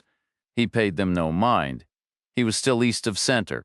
Heady eyes in the back of his head, he might have noticed one of those men pause thoughtfully before sending a text. Crossing Center Street 3 blocks north, he entered a similar neighborhood. But here the doormen wore finer suits and silk ties, their faces paler. Reacher observed them from the shadows, seeking someone alert but not overly sharp, tough but not unbeatable. 3 stood out, 2 outside wine bars, 1 stationed near the entrance of what looked like a lounge, possibly a comedy club. Reacher chose the one closest to the street door, a tactical choice. The man was visible just inside the glass. Reacher approached at an angle, entering the man's peripheral vision. The guy turned his head, noticing the movement. Reacher halted briefly, meeting his stare, then continued straight toward him. Recognition dawned. The man remembered the alerts, texts, descriptions, photos, names. Aaron Shevik, be on the lookout. Reacher halted once more. The man fumbled for his cell phone, stabbing at the screen. In response, Reacher drew his weapon, leveling it directly at him. It was one of the 2 HKP-7 pistols he'd taken from the men in the Lincoln before it went up in flames, a sleek piece of German police engineering, all cold steel and sharp angles. The man froze, his phone slipping from his fingers as his hand darted toward his own concealed firearm. He was too slow. Reacher closed the 3-step distance before the gun was even halfway free, pressing the muzzle of the HK hard against the man's right eye. The pressure was deliberate, unyielding, a demand for immediate and total focus. The man went utterly still with his free hand. Reacher retrieved the dropped phone and then relieved the man of his weapon, another HK-P7, identical to the pair he already carried. Maybe it was standard issue on this side of Center Street, he mused. Perhaps some corrupt German official had placed a bulk order at a discount. He tucked both items into his pockets, never easing the pressure on the man's eye. "Let's take a walk," Reacher stated flatly. The man stumbled off his stool, contorted awkwardly backward, and shuffled out to the sidewalk under Reacher's guidance. Reacher turned him right, pushed him 6 unsteady paces backward, then steered him into a narrow alley that reeked of dusters and stale kitchen grease. He pinned the man against the grimy brick wall. "How many people saw?" Reacher asked. "Saw what? You with a gun to your head. A few, I guess. How many came to help you out?" The man stayed silent. "Yeah, none of them," Reacher answered for him. "No one likes you. They wouldn't bother to spit on you if you were burning. So it's just you and me now. No cavalry is coming. Are we clear on that? What do you want? Where is Max Trelenko? Nobody knows. Somebody must—" "Not me," the man insisted, his voice tightening. "I swear on my sister's life. Where's your sister right now?" "Kiev?" "Which makes your promise pretty theoretical, doesn't it?" "Try again. On my life," the man gasped. "Now that's not so theoretical," Reacher said. He increased the pressure, feeling the unsettling give of the eyeball through the steel, a sickening gelatinous resistance. The man whimpered. "I swear I don't know where Trulenko is, but you've heard of him." "Of course." "Does he work for Gregory now?" "That's the word. Where?" "Nobody knows," the man pleaded. "It's a big secret." "You sure?" "On my mother's grave." "And where is that?" "You have to believe me. Maybe 6 people in the whole city know where Trulenko is. I'm not one of them. Please, sir. I'm just a doorman." Reacher withdrew the gun and took a step back. The man blinked rapidly, rubbing his eye as he peered through the dim light. Then, in a swift, brutal motion, Reacher drove his boot hard into the man's groin and left him there, crumpled and heaving in the filth of the alley. Reacher made it back to Center Street without further incident. His real trouble began the moment he crossed east of it, a move that made no logical sense to him. This was the wrong territory, the wrong faction. Yet immediately he felt the weight of hostile attention. Eyes tracked him from the shadows. There was no kindness in those stares, only a cold assessment that raised the hairs on his neck. It was an ancient, primal warning, a survival instinct etched into his DNA over millennia, the same reflex that made his distant ancestors stiffen and scan for cover on some long-vanished plane. Now, on these gray, neon-lit streets sliding past glowing clubs and late-night eateries, that same instinct screamed.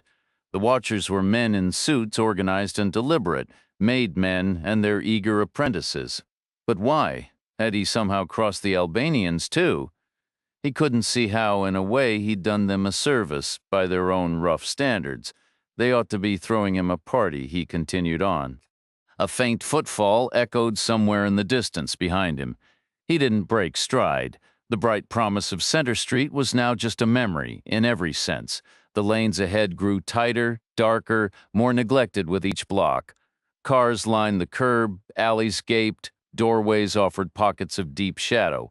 Most of the streetlights were shattered, not a soul in sight, perfect for him. He halted. There was more than one strategy for survival. His grandmother's instincts had served her for a day. 100,000 generations later, her descendants' instincts were built for the long game for tomorrow, and all the days after. More streamlined evolution in action, right on this cracked sidewalk. He paused in the murky light, then retreated into a pool of darkness, listening intently. The gritty rasp of a leather sole on concrete reached him about 40 yards back. A clumsy last-minute tale some poor guy yanked from his comfortable seat and shoved into the night to follow. But for how long? That was the real question. All the way to a destination, or just until a prearranged ambush up ahead? Reacher held his position. The sole scraped again. Or maybe its partner, taking a careful step forward. He melted further into the shadows, into a recessed doorway. His back met the ridged surface of carved stone. A once grand entrance for some forgotten business, profitable in its day. No doubt, another scrape. 20 yards now. Progress. From the opposite direction. He heard only the low hum of the sleeping city, the scent of aged brick and old soot hanging in the air. The shoe sounded once more, 10 yards, still advancing. He waited. The man was already close enough, but another step or two would make things tidier. Reacher mapped the angles in his mind. His hand slipped into his pocket and found the familiar weight of the HA he'd used earlier. Proven reliability, always a plus. Another cautious step. The guy was about 7 feet away now, not a small man. The sound of his shoe was a soft, heavy, grinding press, the sound of a big man trying to move quietly, 4 feet. Time for the main event. Reacher stepped out and turned. The H&K caught a sliver of distant light. He leveled it at the man's face. The guy's eyes crossed slightly, trying to focus on the barrel in the dimness. "Not a word," Reacher said. The man stayed silent. Reacher listened past him. Was there backup? Apparently not. Only the same urban stillness. "Do we have an issue here?" Reacher asked. The man stood around 6 feet, maybe 220, lean and hardened, all sinew and guarded eyes. His lips were pressed into a tight, grimacing line that could have been fear, confusion, or disdain.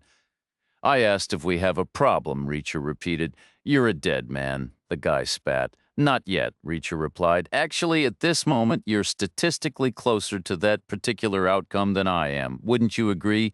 You screw with me, you're screwing with a whole organization. Am I screwing with you, or is it the other way around? We just want to know who you are." "Why? What's my crime?" "Above my pay grade," the man said. "My job is to bring you in." "Well, best of luck with that," Reacher said. "Easy to say when you're staring down a barrel." Reacher gave a slow shake of his head in the dark. "Easy to say any time," he murmured. He took a deliberate step back and slipped the gun back into his pocket.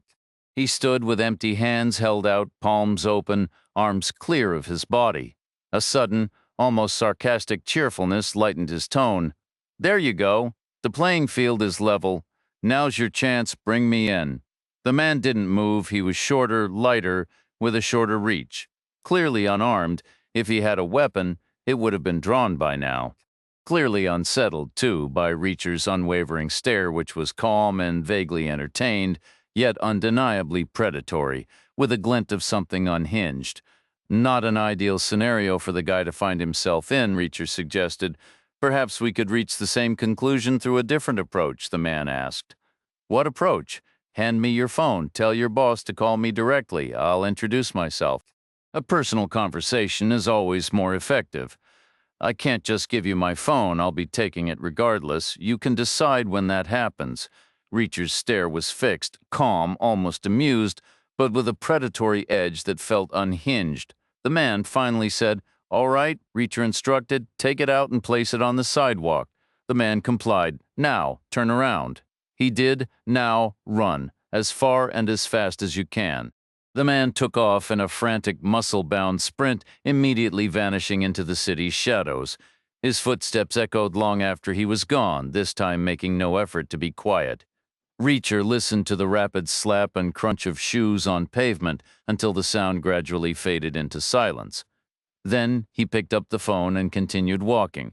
About 3 blocks from Barton's place, Reacher removed his jacket.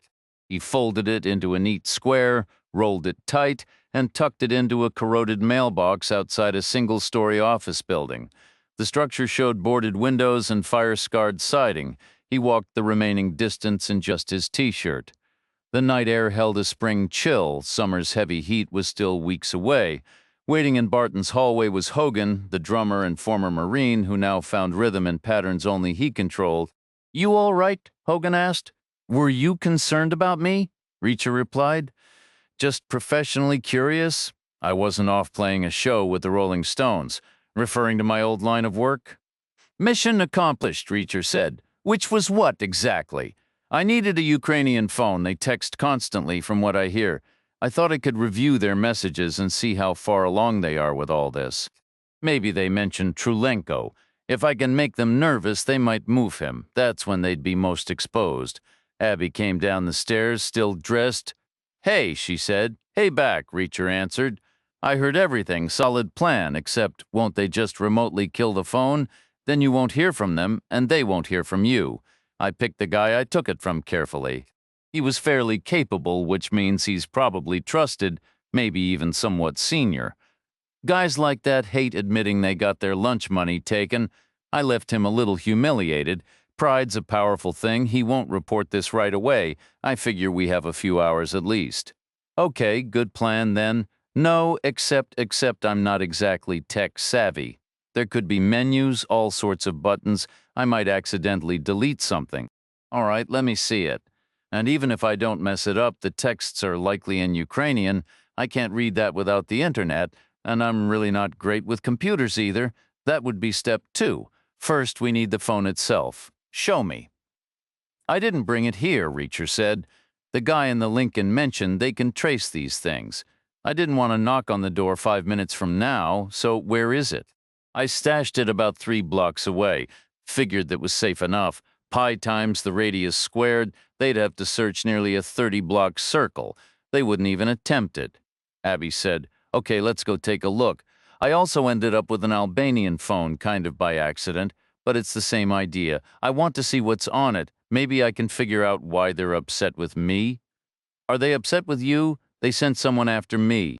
They want to know who I am. Could be standard procedure. You're a new face in town. They like to keep tabs. Maybe? Hogan chimed in. There's a guy you should talk to, Reacher asked. What guy? Comes to gigs sometimes. A dog face, just like you, Army. Stands for aren't really Marines yet. Like Marine stands for muscles are requested, intelligence not expected. This guy I'm talking about speaks a bunch of old Eastern Bloc languages. He was a company commander toward the end of the Cold War. He also knows what's happening around town. Could be helpful, or at least useful, especially with languages. You can't depend on a computer to get it right, not for something this important. I can give him a call if you want. You're close with him? He's reliable, has decent taste in music, too. You trust him as much as I trust any infantry guy who doesn't keep a beat. All right, Reacher said. Go ahead and call. It won't do any harm. He and Abby stepped out into the quiet night, leaving Hogan behind in the dimly lit hallway to make his phone call. Chapter 25. Reacher and Abby took a winding path to cover the 3 blocks. If the phones were really traceable, their temporary hiding spot might already be compromised, with watchers possibly waiting for them to return. Playing it safe was the only move, even if safe was a relative term here. The streets were a patchwork of shadows, alleys, and dark doorways. With most of the streetlights broken, it was perfect cover for anyone hiding in the dark. Up ahead, Reacher spotted the rusty mailbox in the middle of the next block. He said, "Let's act like we're in a serious discussion. When we reach the mailbox, we'll stop like we're making a major point." "Got it?" Abby said. "Then what?" "Then we completely ignore the mailbox and keep moving, but we go quietly from there. We slip away. A real fake conversation, or just mouthing words like in an old film, maybe whispered. Like we're sharing secrets. When do we start?" "Now," Reacher said. "Keep walking. Don't slow your pace. What should we whisper about?" "Whatever you're thinking about, I suppose. Are you kidding? We might be walking straight into trouble. That's all I'm thinking about. You mentioned wanting to do one scary thing every day. I'm way past my quota already, and you've made it through every time. We could be walking into a gunfight. They won't shoot me. They want answers, you're completely sure. It's about psychology, like in a play. It doesn't always have a simple yes or no. The mailbox was getting closer. "Get ready to stop," Reacher whispered, "and give them a still target, only for as long as it takes to make your imaginary point. Then we move, but do it quietly, all right?" Reacher stopped. Abby stopped beside him. She said, "What kind of point am I making?" "Whatever's on your mind." She was silent for a moment. Then she said, "No. What's on my mind is that I don't want to talk about what's on my mind. Not yet, that's my point." "Go," he said. They moved on as silently as possible. 3 steps, 4. "Okay," Reacher said. Abby whispered, "Okay what? No one's here, and we know that how? You tell me?" She paused again, then said, "We were quiet so we could listen, and what did we hear? Nothing?" "Exactly. We stopped right by the target and heard no one shifting or preparing to move. Then we left and heard no one relaxing or scrambling for a new plan.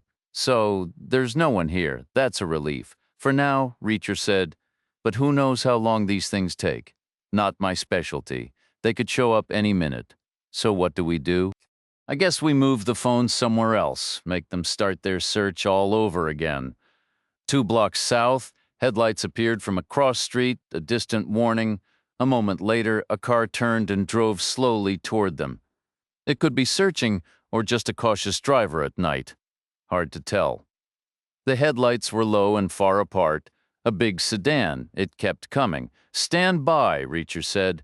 Nothing happened. The car drove past at the same steady speed, its course unwavering. An old Cadillac. The driver didn't look their way, an elderly woman barely peering over the steering wheel. Abby said, "Whatever the case, we need to hurry." "As you pointed out, we have no idea how long any of this will take." Reacher agreed. They retraced their steps, moving quickly, and Reacher retrieved his bundled jacket from the old mailbox. Abby kept hold of the phones, insisting it was her responsibility. They took a winding path for several more blocks until they spotted a corner store still open. No doorman in a suit stood guard. In fact, there wasn't a suit in sight. The cashier wore a simple white tee. The place was empty of other customers, filled instead with the low hum of coolers and the stark glow of fluorescent lights. A small table for two sat unused at the rear. Reacher brought over 2 paper cups of coffee and set them down.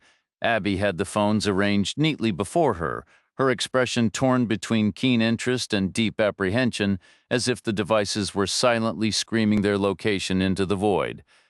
"Find me. Find me." Which technically they were. "Do you remember which phone belonged to whom?" she asked. "Not a clue," he admitted. "They all look identical to me." She powered one on. No password, a choice made for speed, arrogance, and easy internal checks. She tapped and swiped through several screens. Reacher saw a long column of green message bubbles, texts. The words were in a foreign language, but they used familiar letters, much like English. Some letters were paired together. Others had odd marks above or below them, like umlauts and cedillas. Albanian, Reacher identified. Outside, a car crept past. Its headlights threw a sharp, blue-white slash of light across the store interior, sweeping along the back wall and then the side wall before vanishing. Abby activated the second phone, also without a password. She found another extensive thread of text messages, a back-and-forth exchange. Green bubble after green bubble, all in the Cyrillic script, an alphabet named for St. Cyril, who worked on such things back in the 9th century. "Ukrainian," Reacher said. "There are hundreds of messages here," Abby whispered, a note of awe in her voice. "Maybe even thousands." Another car passed outside, this one moving faster. Reacher asked, "Can you see the dates?" Abby scrolled. "There are at least 50 from just since yesterday. Your picture's in some of them." Yet another car rolled by slowly, its bright beams on, as if the driver was searching for an address or worried about a parking ticket. For a second, the interior lit up, revealing the driver, a man in dark clothes, his face eerily illuminated by his dashboard lights. "There are at least 50 Albanian messages, too," Abby added. "Probably more." "So what's the plan?" Reacher asked, his tone shifting from analytical to dryly pragmatic. "We can't take these phones with us. We're not going to transcribe all this nonsense onto napkins. We'd make errors, and it would take a week. We don't have that kind of time. Just watch." Abby said, a spark of defiance in her eyes. She pulled out her own phone. She positioned the Ukrainian phone flat on the table, then hovered her device above it, adjusting the angle and distance until she was satisfied. "Taking a picture?" Reacher asked. "Video," she corrected. "Watch this." Holding her phone steady in her left hand, she used her right index finger to scroll steadily through the long chain of Ukrainian texts on the captured phone. She maintained a moderate, consistent pace, 5 seconds, 10, 15, 20, until the thread ended with a bounce. She stopped the recording. "We can play it back and pause it whenever we want," she explained, a hint of triumph in her voice. "We can freeze on any frame. It's just as good as having the actual phones." She repeated the process with the Albanian phone. 5 seconds, 10, 15, 20. "Smart," Reacher acknowledged. "Now we need to move these phones again. We can't leave them here. This place doesn't deserve a visit from the goon squad, so where to?" "I say back in the mailbox, but that's the epicenter of their search. If they're running a little behind, they could be arriving there right about now. Actually, I'm counting on the small metal box to block the signal transmissions. They're not going to be able to search it all," she said, "which means they never could have. Most likely not. So there was never any real threat, not until we removed them from the house. How long does a thing like that take to work? We already established neither of us is an expert on that. Does it have to be that specific mailbox? What about the closest one we pass? No collateral damage, Reacher answered, just as a precaution. You really don't know for sure, do you? Some questions don't have simple yes or no answers, but are the signals blocked or not? My guess is yes, it's not my field, but I've heard people talk. They're always complaining about dropped calls for a dozen reasons, none of which sound half as serious as being locked in a small metal box. But right now, they're sitting right here, she said, tapping the table. So there's a current level of risk. Reacher gave a slow nod, and it's growing by the minute. This time, it was Reacher who carried the phones, a simple rotation of duty. The streets were busy with evening traffic, a chaotic dance of headlights from all sorts of vehicles. No Lincoln Town cars stood out. No cars altered their speed or course abruptly. They seemed to be of no interest to anyone. They deposited the phones into the mailbox and snapped the heavy door shut. Reacher kept his jacket on, not only for the warmth against the creeping chill, but for the familiar weight in its pockets. They started the walk back to Barton's place. They hadn't made it a block and a half. It had nothing to do with sophisticated signal tracking or satellite precision. Later, Reacher would conclude it was a much simpler, old-fashioned method. Some random guy in a random car had simply remembered his briefing. That was all. Be on the lookout, a man and a woman. Reacher and Abby turned right, planning to take the next left. This meant walking the length of a cobblestone block on a narrow sidewalk. To their right was an unbroken line of iron-bound loading docks belonging to the buildings on the next street. To their left, cars were parked sporadically along the curb, maybe only half the spaces filled. One of the cars was facing the wrong direction. Its windshield was dry, lacking the faint sheen of nighttime dew that glazed the others. In the fleeting moment it took for that observation to travel from the back of Reacher's mind to the front, the car's door swung open. The gun emerged first, followed by the hand holding it, and then the driver himself, dropping into a smooth, athletic crouch behind the open door. He aimed levelly through the open window at Reacher first, then the muzzle shifted to Abby, then back again and again. A deliberate theatrical sweep like something from a cop show. The message was clear. He had both of them covered. He wore a blue suit and a red tie, knotted tightly. They won't shoot me, Reacher thought. They want to ask questions. It's a psychological play, like bad theater. Some situations just don't come with a simple answer. The gun was a Glock 17, showing some wear. The man used a two-handed grip. His wrists braced against the window's rubber seal. His trigger finger was in position. The weapon was steady. Its side-to-side arc controlled and level. He was competent except for the crouch, an inherently unstable and pointless stance, since a car door offered no real protection against a bullet, slightly better than aluminum foil, but not by much. A smarter man would stand straight, resting his wrists on the door's roof for a more commanding presence and an easier transition to whatever came next. "Keep your hands where I can see them," the man called out. Reacher called back, "Do we have a problem here?" "I don't have a problem," the man replied. "Okay," Reacher said. "Good to know." He turned slightly to Abby, his voice lower. "You could head back to the corner if you want. I'll catch up in a minute. This guy just wants a conversation." But the man's voice cut through the night again. "No, she stays. Both of you. A man and a woman." Reacher pivoted back to face the street, using the turn to mask a subtle advance. "What are we staying for?" he asked. "Questions?" The man behind the car door replied, "Go ahead and ask them. My boss will do the asking. Where is he? On his way. What does he want to know? Plenty, I imagine." "All right," Reacher said. "Then holster your weapon and step out here. We'll wait together on the sidewalk until he arrives." The man remained hunched behind the door, his gun steady. "You can't fire that thing anyway," Reacher continued. "Your boss wouldn't be pleased to find us shot up or traumatized. He wants answers, and he needs us conscious to give them. Besides, the police won't ignore a gunshot on a city street at night.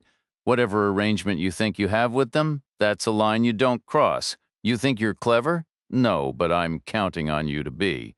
The gun didn't waver, which was fine. The crucial element was the trigger finger, wired to a brain that could be clouded by hesitation and second thoughts. Reacher took another quiet step. He raised his left hand, palm outward, in a placating but urgent gesture, as if addressing a sudden concern. The man's eyes tracked that movement, likely missing Reacher's right hand slipping slower and lower into his pocket where the reliable HK waited. "We wait in the car," the man insisted. "Not out here." "Fine," Reacher agreed. "Doors shut, obviously. You in the back, me in the front passenger seat. Until my boss gets here," Reacher added. "Then he can join you up front to ask his questions. Is that the idea?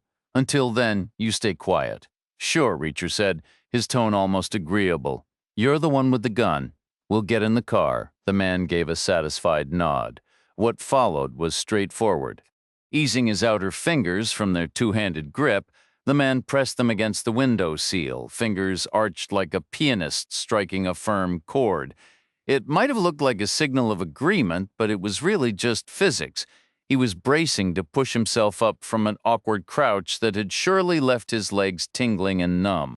The shift in his balance caused the gun's muzzle to tilt upward slightly, perhaps seeming a gesture of de-escalation, but more likely just gravity taking over. Reacher left his own gun in his pocket. In one fluid motion, he stepped forward and gave the car door a firm push with his foot. It swung shut with a metallic clang, catching the man squarely in the knees. The impact sent him stumbling backward, a slow, inevitable topple until he landed flat on his back, momentarily stunned. His hands flew out to catch his fall, and the Glock struck the pavement with a sharp crack before skittering away.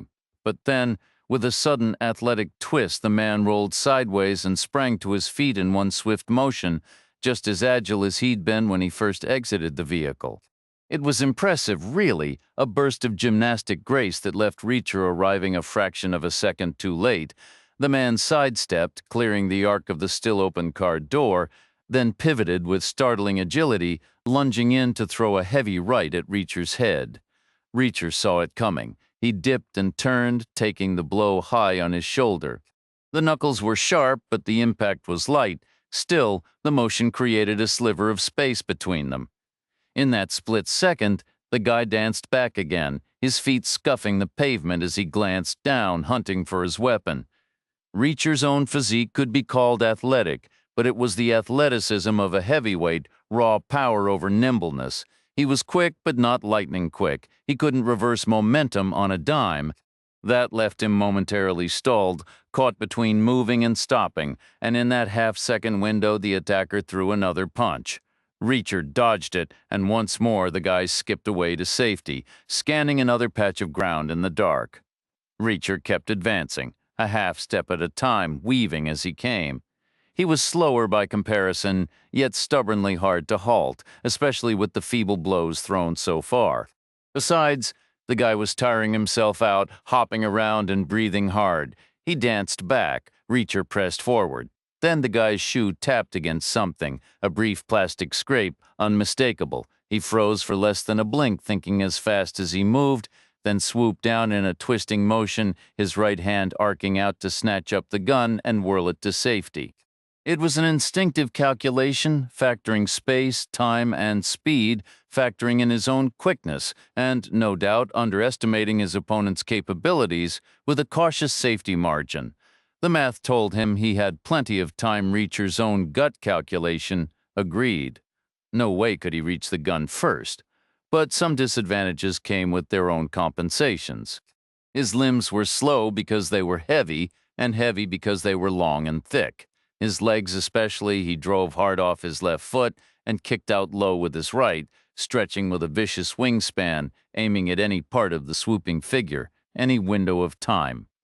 What connected was the guy's head, a freak result, a four-dimensional geometry gone wrong.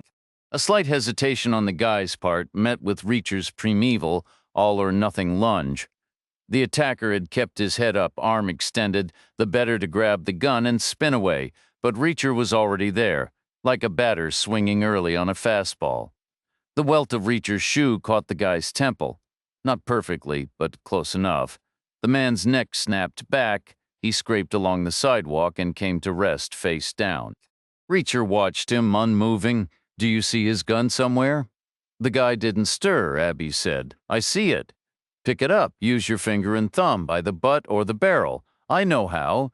Just checking safer that way. She darted in, knelt, snatched up the Glock, and darted back. The guy still hadn't moved. What should we do about him? She asked. Reacher said, we leave him right where he is. And then what? We steal his car. Why? His boss is coming. We need to send the right kind of message. You can't just declare war on them. They already did, on me, for no good reason.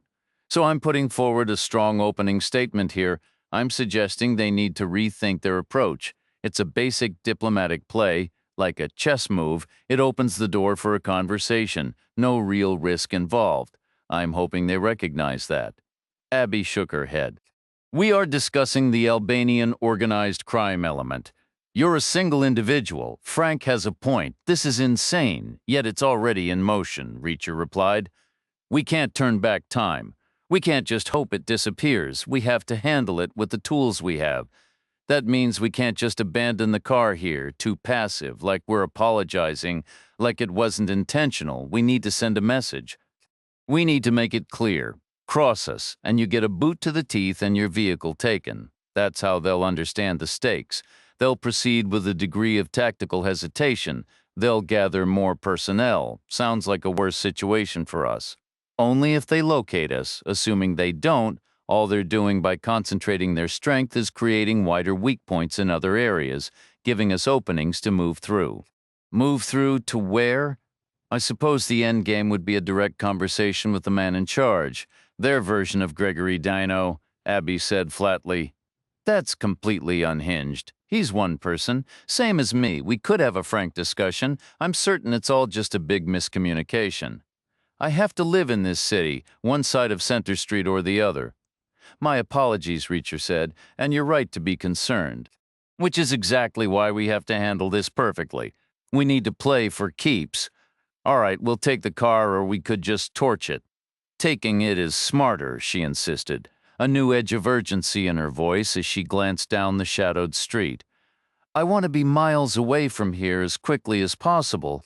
They drove the sedan several blocks deeper into a grid of featureless city streets, finally leaving it on a corner with the keys in the ignition, every door hanging open, along with the hood and the trunk lid. A deliberate, almost theatrical gesture. Then they made their way back to Barton's apartment by a long, winding path, scrutinizing all approaches to his block before finally stepping to his door. He was awake, waiting, with Hogan. And a third man Reacher didn't recognize. The stranger in Barton's hallway had the kind of youthful hair and complexion that shaved a decade off his true age, which put him roughly in Reacher's own cohort. He was more compact and tidy in his bearing.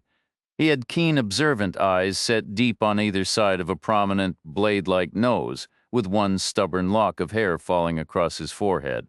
His clothes showed a touch of considered style, good shoes, corduroy trousers, a button-down shirt, and a jacket. Joe Hogan said, "This is the guy I mentioned, the grunt who knows all the old Eastern Bloc languages. Name's Guy Von Tresca." Reacher extended his hand. "Good to meet you." "Same here," Von Tresca said, shaking firmly, then repeating the gesture with Abby. Reacher noted, "You made good time, was already up," Von Tresca said. "I live nearby, appreciate the assist." "Actually, that's not why I came. I came to tell you to stand down. You can't tangle with these people, too numerous, too vicious, too well-connected. That's my professional opinion." "Were you with military intelligence?" Van Tresca shook his head. "Armor," he said. "A tank company commander toward the tail end of the Cold War, as Hogan had described tanks," Reacher asked. 14 of them, Van Tresca said, a faint nostalgic smirk touching his lips. "All under my command, all pointed east, simpler times. Why learn the languages then?" "I thought we were going to win the whole thing. Figured I might end up administering a civilian sector or at least ordering a decent wine off a menu. Maybe meeting a local girl or two. It was a lifetime ago. Plus, Uncle Sam was footing the bill." Back then, the Army actually valued education. Half the officers I knew were working on advanced degrees. Reacher said, "Too many and too nasty are matters of perspective. We can debate that later, but too protected is a concrete detail. What do you know about that? I do some corporate security consulting, mostly building integrity, but you hear things and people ask questions." Last year, a federal initiative crunched consolidated data from across the country. Turns out, statistically, the two most law-abiding demographic groups in America were the Ukrainian and Albanian communities right here in this city. They never seem to get so much as a parking ticket. That implies a deeply entrenched connection across the entire law enforcement system. Yet there has to be a limit. I mentioned to one of them that opening fire on city streets at night would force a response, and the guy didn't push back. He actually seemed to agree since he decided not to shoot. With a new police commissioner coming in, they're on edge. But there's still a mountain of mundane, unseen activity happening on their side. These situations rarely involve public shootouts. It's more about a quiet, private conversation with a potential witness somewhere secluded like their own home, maybe even a child's bedroom, discussing how unreliable memory can be, how it fades and distorts, and how there's no disgrace in admitting you simply don't remember. People I trust say cases like that are nearly impossible to investigate and all too easy to make disappear. How many of them are out there? More than enough. Like I told you, too many, too ruthless, too well shielded. You should drop this. Where was your unit positioned? Right at the sharp end, Vantreska replied, which meant we were overwhelmingly outgunned from the beginning and probably for good. I understand the analogy, but I commanded 14 Abrams tanks. They were the most advanced combat machines on the planet, like something from a futuristic novel. I wasn't strolling through the Fulda Gap wearing nothing but a jacket and slacks. Armor guys always worship the hardware too much. Still, you clearly believed you were more dangerous than they were, outnumbered, but meaner. In return, they had the full weight of a massive nation protecting them. One advantage for you, two against. Even so, you'd have fired up those engines if given the order. I get the point, Vantreska repeated. And you expected to win? Reacher said. That's why you learned the languages, which is all I need from you right now. I'm handling this one phase at a time. First, I have to decipher what those texts say, then use that information to decide my next move. No mobilization yet. No need for any alerts. What if you learn it's a lost cause, not an option? That would just be a failure of preparation. I'm sure they taught you that in Germany. All right, Vantreska said, one step at a time. They settled at the kitchen table and began with the Ukrainian messages. Vantreska was impressed with Abby's video footage, clever, focused, and effective. He tapped the screen in a slow, offbeat rhythm, playing and pausing, reading the frozen text aloud hesitantly before often stopping completely. The language itself was a problem from the outset. These were text messages riddled with unfamiliar slang, single-letter shorthand, insider acronyms, and what appeared to be typos or perhaps intentional simplifications following some digital subculture's rules. No one could be sure. Vantreska warned the task could take a while, comparing it to translating a complex foreign tongue while also cracking a spy code. Or maybe two codes, considering the vague references and omissions any competent criminal would employ.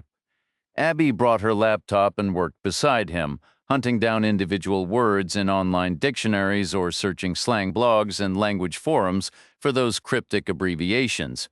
She jotted notes on loose paper. A few pieces slowly clicked into place, but progress remained painstaking. So much meaning was buried in so little text.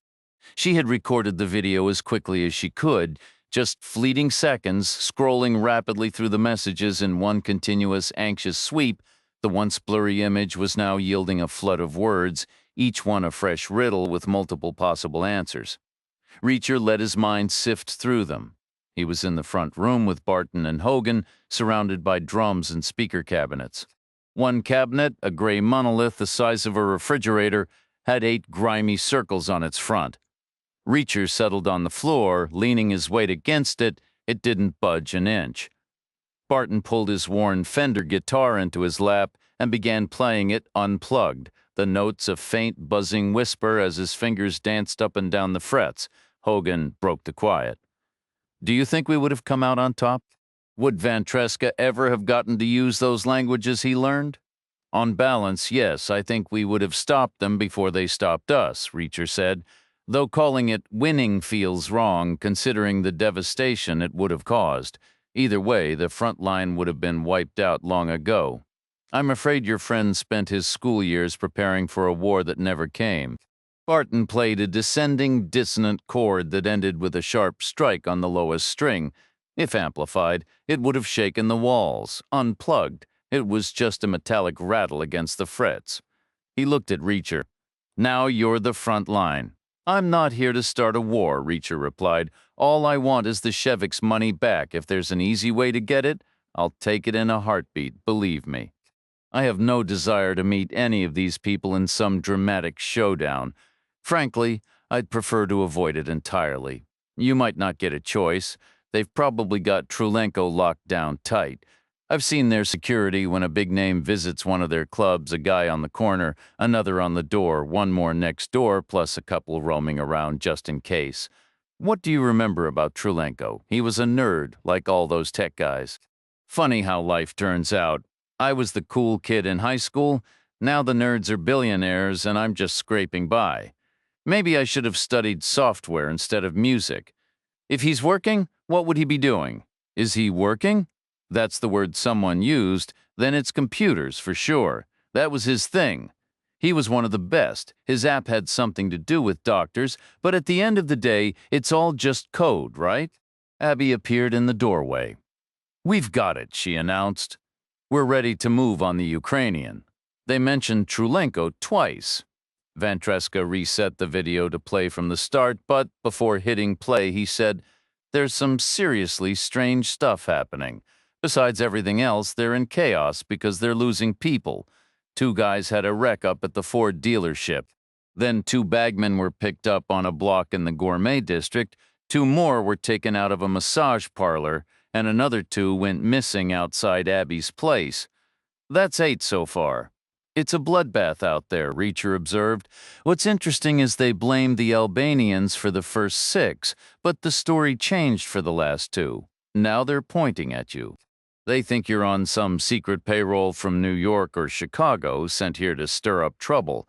There's an APB out for you under the name Shevik, which in the long run might become an even bigger headache. Van Treska tapped Abby's phone and started the video. At first, he let it run at normal speed. On screen, the shadow of her fingertip was visible, sliding upward along the edge. Then he paused, restarted, and paused again until he found the specific message bubble he wanted. It contained a photograph above the text, Aaron and Maria Shevik, with Abigail Gibson standing in the Shevik's hallway, looking caught off guard and slightly uncomfortable. Reacher recalled the faint noise from behind the kitchen door, that soft, raspy click, a cell phone, mimicking the sound of a camera shutter. Van Treska pointed at the screen. The caption under this photo identifies the people as Jack, Joanna, and Abigail Reacher.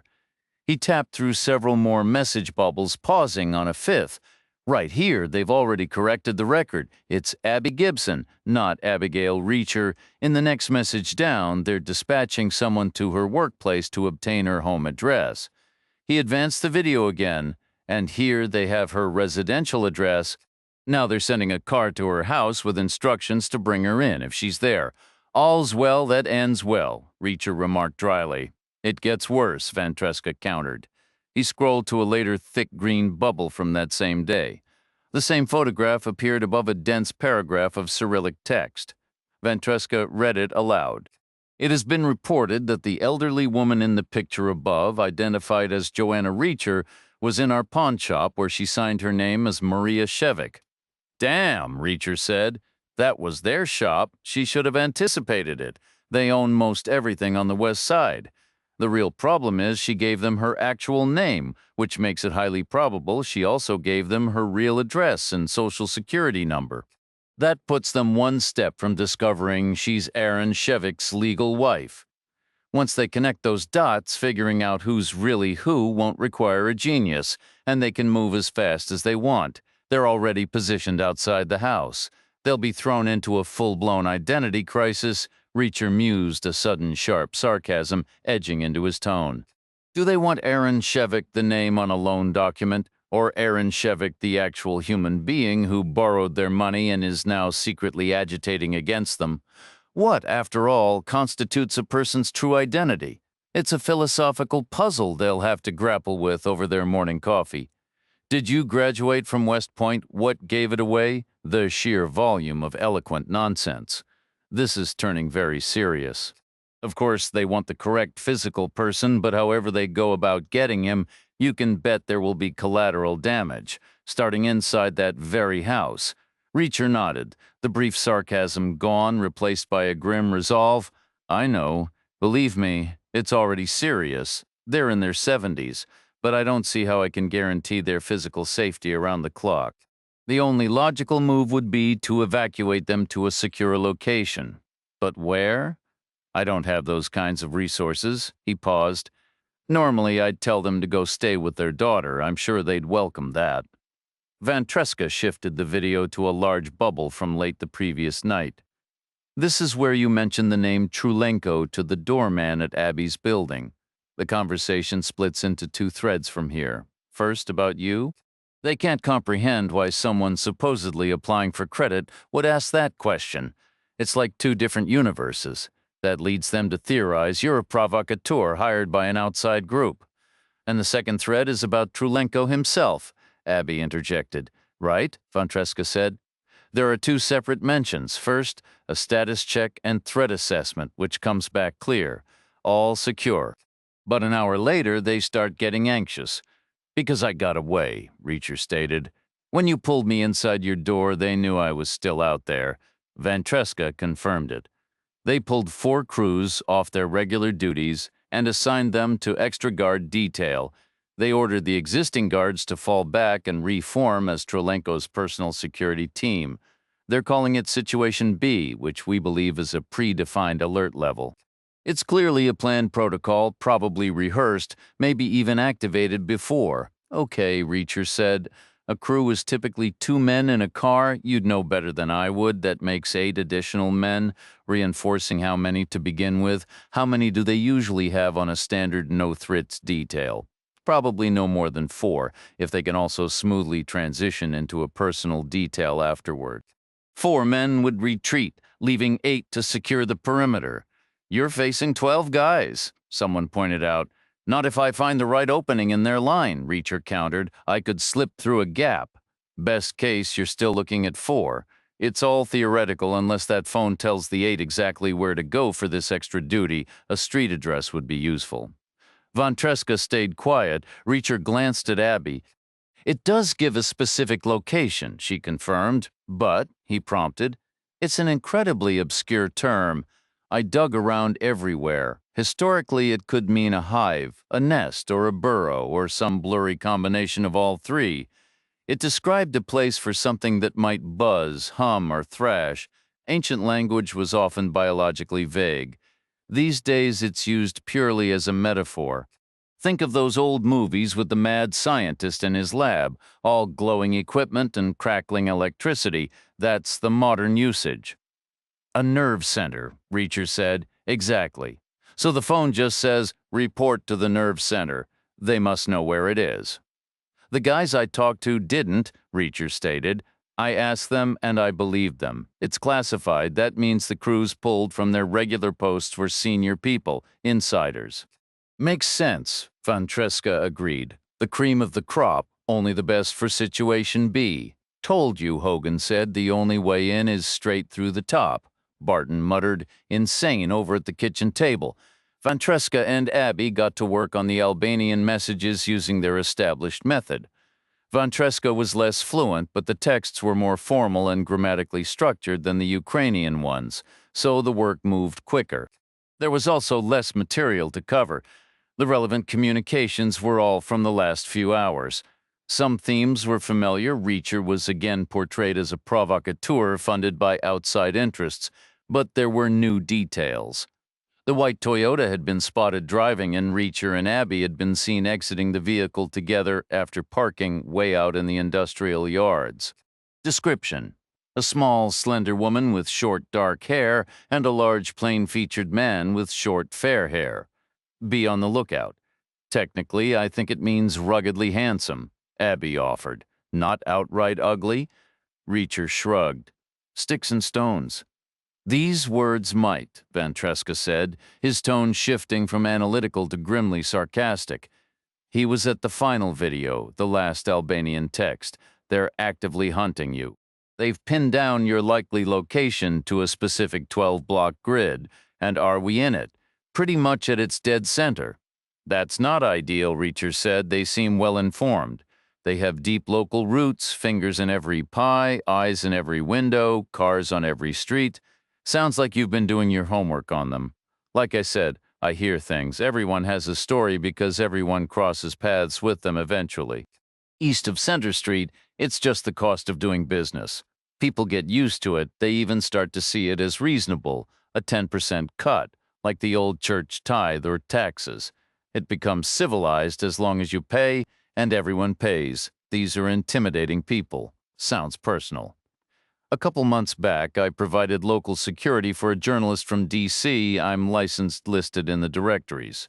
Never knew what her story was about. She wouldn't say organized crime. I figured given her interest in both the Albanians and the Ukrainians, though she seemed more focused on the latter, but she must have said the wrong thing east of center, and her first real encounter was with the Albanians. They held a private meeting in the back room of a restaurant, just a few of them facing her alone. When she emerged, she directed me straight to the airport, bypassing her hotel entirely. She wouldn't even stop to collect her belongings. She was utterly terrified, moving with a hollow mechanical precision. She boarded the first available flight and never returned. If a simple conversation could produce that result, you can be certain they have plenty of people watching for unfamiliar faces. It's pure intimidation. That's their method for gathering information. That's concerning as well, Reacher replied. I don't want to be the source of trouble for this family. Barton and Hogan remained silent, offering no opinion. Hotels are out of the question, Abby stated. Perhaps they aren't, Reacher countered. Maybe we should consider them. It could be a way to speed things up. You're not prepared for that, Hogan warned. Barton added, just stay here tonight, you're already settled. The neighbors can't see through walls. We have a lunch performance tomorrow. If you need to leave, you can ride in our van. No one will notice. Where's the gig? At a lounge west of downtown, closer to Trulenko than you are right now. Do they have a bouncer at the door? Always. It's probably smart to get dropped off around the corner. Or maybe not if we're trying to move things along. We have to work there, man. It's a good booking for us. Do us a favor and pick another spot to accelerate your process if you really have to. Which I hope you don't, because it sounds insane. Agreed, Reacher said. We'll ride with you tomorrow. Thanks for your hospitality tonight. Ventresca departed 10 minutes later. Barton secured the doors. Hogan put on headphones and lit a joint as thick as Reacher's thumb. Reacher and Abby went upstairs to the room with a tilted guitar amplifier serving as a nightstand. 3 blocks away, a new text message failed to deliver to the Albanian phone left in the discarded metal mailbox. A minute later, the same thing happened with the Ukrainian phone. Dino's top lieutenant was originally named Shkumbin, after a beautiful river in his homeland. The name proved difficult for English speakers, often mangled into an insulting mispronunciation, a mistake people only made once before requiring extensive dental work. Tired of bruised knuckles, he eventually adopted his younger deceased brother's name as both a practical convenience and a tribute. That name was Jetmir, meaning one who will live a good life. It was easy to say, memorable, and had a sleek, almost futuristic ring to it, even if it carried a faintly communist-era vibe, like a Soviet pilot from an old comic book. Not that Americans seemed to mind such historical echoes anymore. Jetmir entered the conference room at the back of the lumber yard office, finding the rest of the inner circle already gathered. Dino himself was not present. He hadn't been notified. This was their second meeting without him, a significant step. 1 secret meeting might be excused. 2 would be far harder to explain. A third would be impossible. The missing phone was active for nearly 20 minutes, Jetmir reported. It didn't send or receive anything. Then it went dark again. It's as if they're holed up somewhere underground, a basement or a cellar, and only came up to street level briefly, maybe just to run a quick errand. Did we get a location fix? Someone asked. We've narrowed down the location pretty well, but it's a busy neighborhood. There's a shop on practically every block. Still, the signal is coming from right where we predicted, near the heart of the zone we mapped. How near? I think we can scrap the original 12-block radius. Let's focus on the core 4 blocks, or maybe 6, just to be safe. Could they be in a basement? Or any spot with poor reception? Maybe they removed the phone's battery and then reinserted it. But why would they do that? Remember, they didn't place or answer any calls? All right, a basement then, or a structure with a heavy steel skeleton, somewhere like that. We need to stay flexible. Have everyone move in close and saturate the zone. Watch for any light behind curtains, monitor vehicle and foot traffic. Be prepared to knock on doors and ask direct questions if you have to. At that exact moment, on the opposite side of Center Street, Jetmir's counterpart was also holding a meeting with his closest advisors.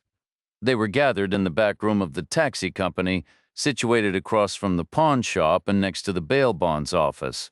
In this case, however, the boss was in attendance. Gregory was there as usual, seated at the head of the table and leading the discussion. He had called the meeting immediately after hearing one of his downtown collectors had been robbed by Aaron Shivik. This new development strikes me as entirely different, Gregory began. There was no subtlety, no effort to misdirect us toward the Albanians. It was a direct, in-your-face confrontation. It seems he's been ordered to ditch his old methods for something more aggressive, a tactical error, in my opinion. They've shown us more of their hand than they'll ever learn about ours. The phone, as Lieutenant said, exactly, Gregory replied. Taking the gun was predictable. Anyone would. But why the specific order to take the phone? It's a key part of their new plan. They're aiming to hit us digitally to cripple us further. They're trying to breach our network through our devices. Who in the world would have the expertise, the nerve, and the sheer misguided arrogance to even attempt such a thing? Only the Russians, his lieutenant answered. Precisely, Gregory said again. Their new move has exposed them. Now we know the Russians are making a play for our territory. This is bad. I wonder if they grabbed an Albanian phone, too. Almost certainly. The Russians aren't known for sharing. I'm sure their plan is to wipe us both out. This is going to be a serious fight. They have significant numbers. A heavy silence filled the room. Then Gregory posed the question, "Can we win?" His lieutenant responded, "They won't penetrate our systems." That's not what I asked. Well, whatever resources we can muster, they'll bring double the men, double the funding, and double the firepower. These are desperate times, Gregory said, his voice low, truly desperate. They call for desperate measures, such as, if the Russians can bring twice what we have, then we need to even the odds. It's simple arithmetic, just temporarily, just until this current threat is neutralized. How? We need to forge a short-term defensive pact. With who? Our neighbors to the east of Center. With the Albanians? You're joking. They're in the same sinking boat, facing the Russians. They'll need an alliance as much as we do. If we combine forces, we might just be able to match them. If we stay divided, we fall. It's that basic. Silence returned. It's a radical step, someone finally murmured. I agree, Gregory said. It feels strange, even insane, but it's necessary. No one else spoke. All right, Gregory concluded. I'll go speak with Dino again. First thing tomorrow. Reacher stirred awake in the dark, murky hours before dawn, his internal clock reading 10 minutes to 4. A sound had pulled him from sleep. A car on the street below the round window, the sharp protest of brakes, the sigh of suspension, the grip of tires on asphalt, a vehicle slowing to a halt. He lay still and listened. Abby slept on beside him, a warm, soft presence in the quiet room. The old house settled with soft groans and the steady tick of a clock. A thin line of light showed under the bedroom door spilling from the hallway. The bulb above the staircase was still burning, and maybe another lamp was on downstairs in the kitchen or the front room. Barton or Hogan must still be awake, or maybe both of them just talking the night away. 10 minutes to 4 in the morning, the kind of hour only musicians and night owls kept. Outside, a car's engine purred softly at the curb, a low hum of belts and the whisper of a cooling fan, pistons moving without purpose. Then came a muted thump from under the hood, a shift into park, and the engine cut off. Silence returned. A door swung open. A leather sole met the sidewalk with a sharp tap. A seat spring sighed as weight lifted. A second shoe followed. Someone stood up with a quiet, effortful breath. The door closed. Reacher slid from the bed. He found his pants, pulled on his shirt, located his socks, and tied his shoes. He shrugged into his jacket, the pockets weighted and familiar. Downstairs, a heavy knock boomed against the front door, a solid wooden sound that echoed in the quiet. 10 to 4, Reacher listened. He heard nothing, or rather, less than nothing, a sudden vacuum where the low murmur of conversation had been. It was the sound of two men, previously relaxed, now stunned into silence, wondering what in the world was happening. Barton and Hogan still up musicians' hours. Reacher waited. Handle it, he thought. Don't make me come down there.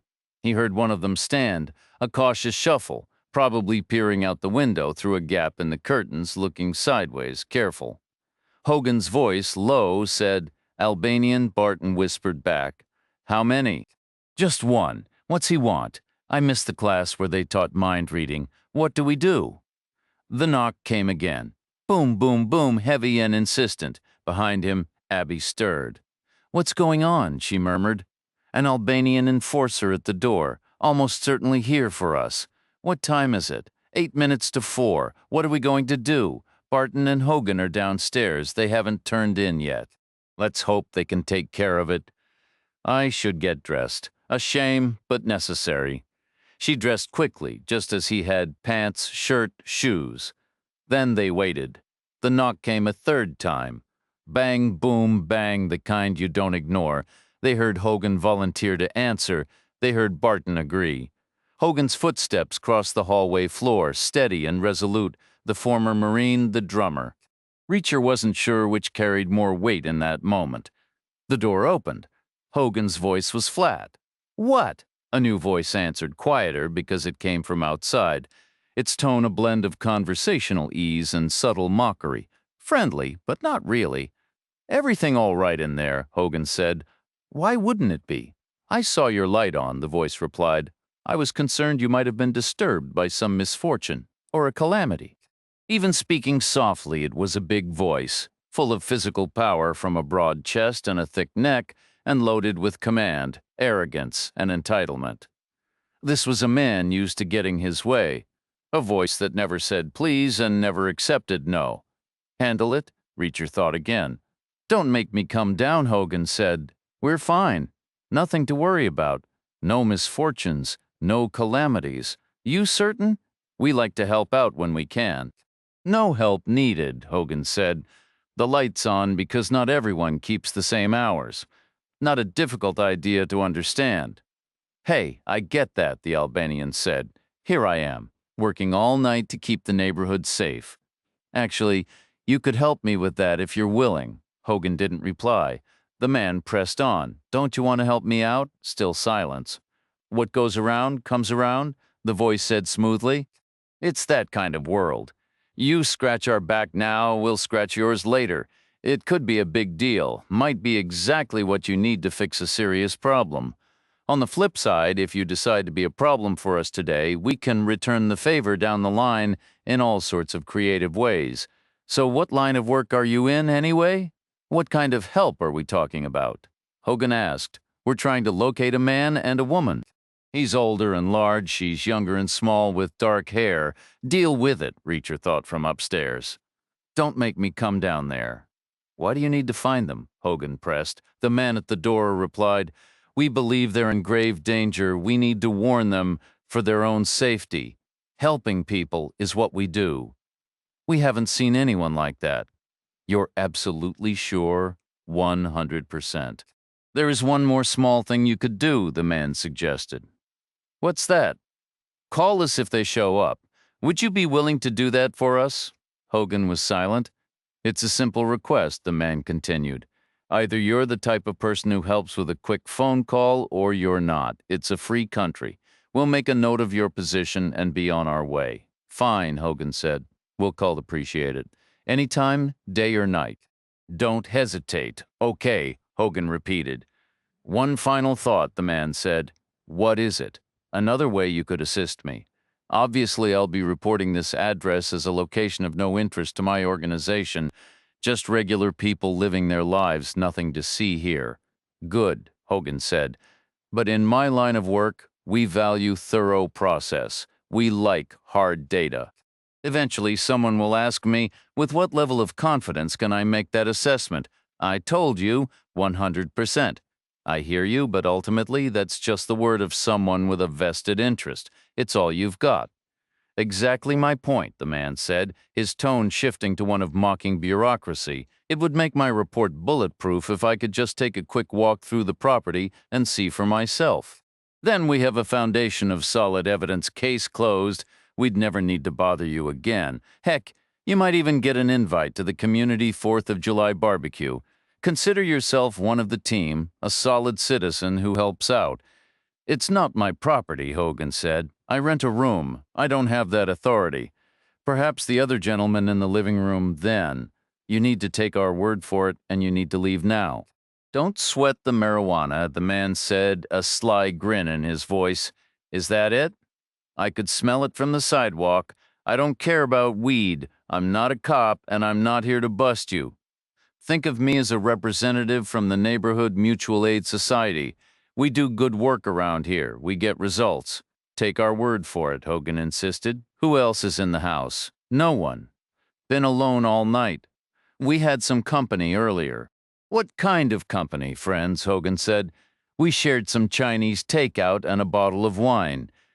Did they stay over? No. How many friends? 2. A man and a woman by any chance? Not the man and woman you're looking for? How can you be so sure? Because they can't be. They're just ordinary people, like you said. You're positive they didn't stay behind. I watched them drive away. All right then, the man said. You have nothing to worry about. I'll just take a fast look around. I'll know immediately. Anyway, I have some experience in these matters. I was a police detective back in Tirana. In my experience, it's nearly impossible for someone to be in a house without leaving some trace behind, clues about who they were and why they were there. Hogan had no reply. Reacher and Abby heard footsteps in the hallway directly below them. The man had stepped inside. Abby whispered, I can't believe Hogan let him in. This guy's going to search every corner. It won't be quick. Hogan fell for the oldest trick in the book. Hogan is doing just fine, Reacher said, his voice a low rumble of certainty. He's a U.S. Marine. He understands the tactical play. He made sure we had enough time to get dressed, straighten the bed, and open the window. The idea was simple. By the time the man entered, we'd be slipping out, hiding on the roof or in the yard. He'd leave satisfied, having found nothing, and there wouldn't be a single moment of conflict. The smartest battles are the ones you avoid altogether. Even Marines get that, but we weren't moving toward the window. We were just standing there, completely ignoring the plan. Maybe there's another way to handle this, he murmured. Like what? Something more Army style than Marine Corps, such as? She pressed. Let's wait and see how it plays out, he said. Downstairs, they heard heavy footsteps enter the parlor. A voice asked, You two are musicians. Yes, you play at our venues. We have. Not anymore, unless your attitude changes. Silence followed. After a beat, the footsteps moved back into the hallway and continued into the kitchen. Chinese food, the man observed. Plenty of containers. You were telling the truth about that. And wine, Hogan added. Like I mentioned, they heard a faint clink, 2 empty bottles being picked up or tapped together, then quiet. Then the man's voice again. What's this? The air seemed to go still. No one spoke until the man answered his own question. It's a scrap of paper with the Albanian word for ugly written on it. Chapter 30. Reacher and Abby eased out of the bedroom into the upstairs hall. Below, the kitchen was silent, but a tense electric quiet seemed to hum from the tiles. Reacher imagined worried looks passing between Barton and Hogan. Abby whispered, We should go down and back them up. We can't, Reacher said. If that guy sees us here, we can't allow him to walk out. Why not? He'd report back. This address would be compromised for good. Barton could face all sorts of trouble down the line. They'd definitely blacklist him from their clubs. Hogan, too. They've got to make a living. He fell quiet for a second. Abby said, "What do you mean? Can't let him leave? There are a few possibilities." "You mean take him captive? Maybe this place has a basement? What are the other options?" "A whole range." "I'm generally a whatever works kind of guy." Abby let out a slow breath. "I guess this is on me. I shouldn't have left that paper." "You were sticking up for me. It was a decent thing to do." "Still a mistake?" "Spilled milk," Reacher said. "Time to move on. No point dwelling on it." Downstairs, the conversation started up again. They heard the man ask, "Are you trying to learn a new language?" No one answered. Probably not the best idea to start with Albanian, and definitely not with this particular word. It's nuanced, has several meanings, country folk use it. I suppose it's an old word. From way back, pretty rare these days, not commonly heard. Still no reply. "Why would you write it on a scrap of paper?" Silence. "Actually, I don't think you did. This looks like a woman's handwriting. Like I said, I have experience in these matters. I was a police detective in Tirana. I make it a point to stay current on relevant information, especially about my new country. The woman who wrote this is too young to have learned formal cursive in school. She's under 40. Hogan said nothing. The man pressed, "Is your dinner friend under 40? She's around 30, I'd say." Hogan offered, and she came over for Chinese food and some wine. No response. "And maybe a little something else, some gossip about mutual friends, then deeper talk about your lives and how the world's treating you." "Could be," Hogan said. In the middle of it all, she suddenly stood and found a piece of paper, writing down a single unusual word from a language most Americans wouldn't recognize. "Can you make sense of that for me?" She's clever. Maybe she was referencing something specific. If the word is that precise and uncommon, perhaps it was the perfect choice. Intelligent people do that. They pull from other languages. Maybe she left it for me to research later. "Plausible," the man replied. "Under different circumstances, I might have shrugged and moved on. Weirder things have occurred, but I don't trust coincidences, especially not 4 in a row. First, she wasn't alone. She had a male companion. Second, I've encountered that exact word repeatedly in the last 12 hours. It's in text messages on my phone, part of the description for our male fugitive. Like I mentioned earlier, a man and a woman. She's petite with dark hair, he's large and rough-looking, upstairs in the hallway." Abby murmured, "This is about to go sideways, like a bartender sensing a brawl before it starts." "Most likely," Reacher answered. Below, they heard the man continue. "The third coincidence, a phone containing those same messages was stolen last night. It was powered on for about 20 minutes at one point. No calls in or out, but 20 minutes is plenty of time to read through texts and jot down any tricky terms for later." Hogan said, "Take it easy. Nobody here has a stolen phone." "The fourth coincidence, we know for a fact the phone was taken by the big rugged guy from the description. We have a full report. He was operating alone at that moment, but he's known to keep company with a small, dark-haired woman who was absolutely your dinner guest because she wrote that word down. She must have copied it from the stolen phone. How else would she know it? Why would that word matter to her right now?" "I don't know what you're talking about," Hogan insisted. "Maybe you've got the wrong people. He went out and stole the phone, then brought it back to her. Did she order him to do it ahead of time? Is she calling the shots? Did she send him on a mission?" "I have no idea what you're saying." "Then you'd better figure it out," the man said. "You've been caught sheltering enemies of the community. That doesn't look good for you, whatever," Hogan replied. "You planning to relocate out of state? I'd prefer if you did." A heavy silence followed. Then the man spoke again, his tone edged with a fresh, deliberate threat. "Did they walk or drive? Who the man and woman you were harboring?" "We weren't harboring anyone. We had friends over for dinner. Walk or drive when? When they left your house at the end of the night. When they didn't stay over. They walked. Do they live nearby?" "Not really," Hogan said, cautiously. "So it was a bit of a hike. We've been watching these blocks closely. We didn't see a man and a woman walking home. Maybe they had a car parked nearby. We didn't see them driving away either. Maybe you missed them. I doubt we would have. Then I can't help you. The man's voice grew colder. I know they were here. I saw the remains of their meal. I have the note they copied from the stolen phone. Tonight, these are the most monitored streets in the city. They weren't seen leaving, therefore they're still here. I think they're upstairs right now. Another stretch of quiet. Then Hogan said, "You're becoming a real nuisance. Go ahead and look. 3 rooms all empty. Then get out of my house and don't come back. Consider your picnic invitation revoked." Upstairs in the hallway, Abby whispered. "We could still go out the window." "We didn't make the bed," Reacher whispered back. "And I just realized we need this guy's car. We can't let him leave either way. Why do we need his car? Something I just figured out we have to do." Below, the man's footsteps moved across the hallway floor. A heavy footfall sounded near the base of the staircase, the old wooden planks groaning under the weight. Reacher kept his handgun tucked away in his pocket, preferring to avoid the complications a nighttime gunshot on a city street would inevitably bring. It seemed the Albanian man shared that practical hesitation. First, a large right hand came into view, gripping the banister, then the left. Neither held a weapon. But those hands were formidable, broad, hardened, with thick, blunt fingers that looked as if they'd been shaped by a meat tenderizer. The man placed a big, wide shoe on the bottom step. He was a substantial figure, tall and heavy-set, his suit jacket straining across bulky shoulders. This wasn't some slight coastal type. He was built like a linebacker, a former detective from Tirana, perhaps where physical presence was a professional asset. As the man climbed, each step protested.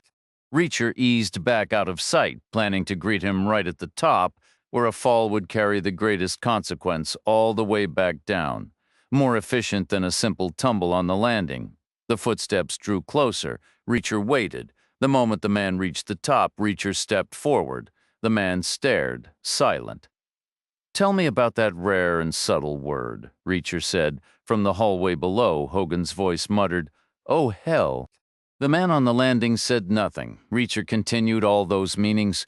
Repulsive, hideous, vile, the modern take, but trace it back to its roots as an old folk word, and it's really about fear.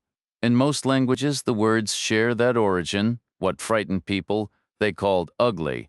The thing lurking in the woods was never described as handsome. He paused, then asked, "Are you and your people afraid of me?" Silence. Reacher said, "Take out your phone. Place it on the floor at your feet." "No." "Your car keys, too." "No." "I'll be taking them regardless," Reacher said. "Your choice is how it happens." The man's gaze was steady, calm, and unnervingly amused. He had 2 paths now, a clever retort, or skipping the chatter entirely, given his evident fondness for hearing himself talk. A former detective holding court, Reacher wasn't sure which he'd pick. But talk alone wouldn't settle this. The man chose action. He launched forward from the top step, powerful legs driving, shoulders hunched, aiming to spear Reacher with a charging tackle. Reacher, already half prepared, didn't retreat. Instead, he stepped into the motion and threw a brutal right uppercut, angled outward so the man's ducking, rushing face met the fist squarely. The collision was brutal, the man's forward momentum meeting Reacher's opposing force, lifting him off his heels and sending him sprawling backward with no floor behind him. He tumbled head over heels down the full flight of stairs, limbs flailing before crashing against the bottom wall in a heap of shattered motion. And then, almost immediately, he got up. He blinked, swayed once, and steadied himself. It was like watching a monster in a late-night film, brushing off a direct hit with eerie, focused disdain. Reacher began his descent. The hallway below was tight and confined. Barton and Hogan retreated into the front room. The Albanian man stood motionless in the doorway, tall and rigid as stone, clearly furious about what had just happened. Blood trickled from his nose. It was impossible to tell if it was broken or if there was anything left there to break. He was no young man. He'd been a detective in Tirana and had lived a tough life. He took one deliberate step forward. Reacher matched it. Both of them understood how this would end. Eventually, you just had to fight.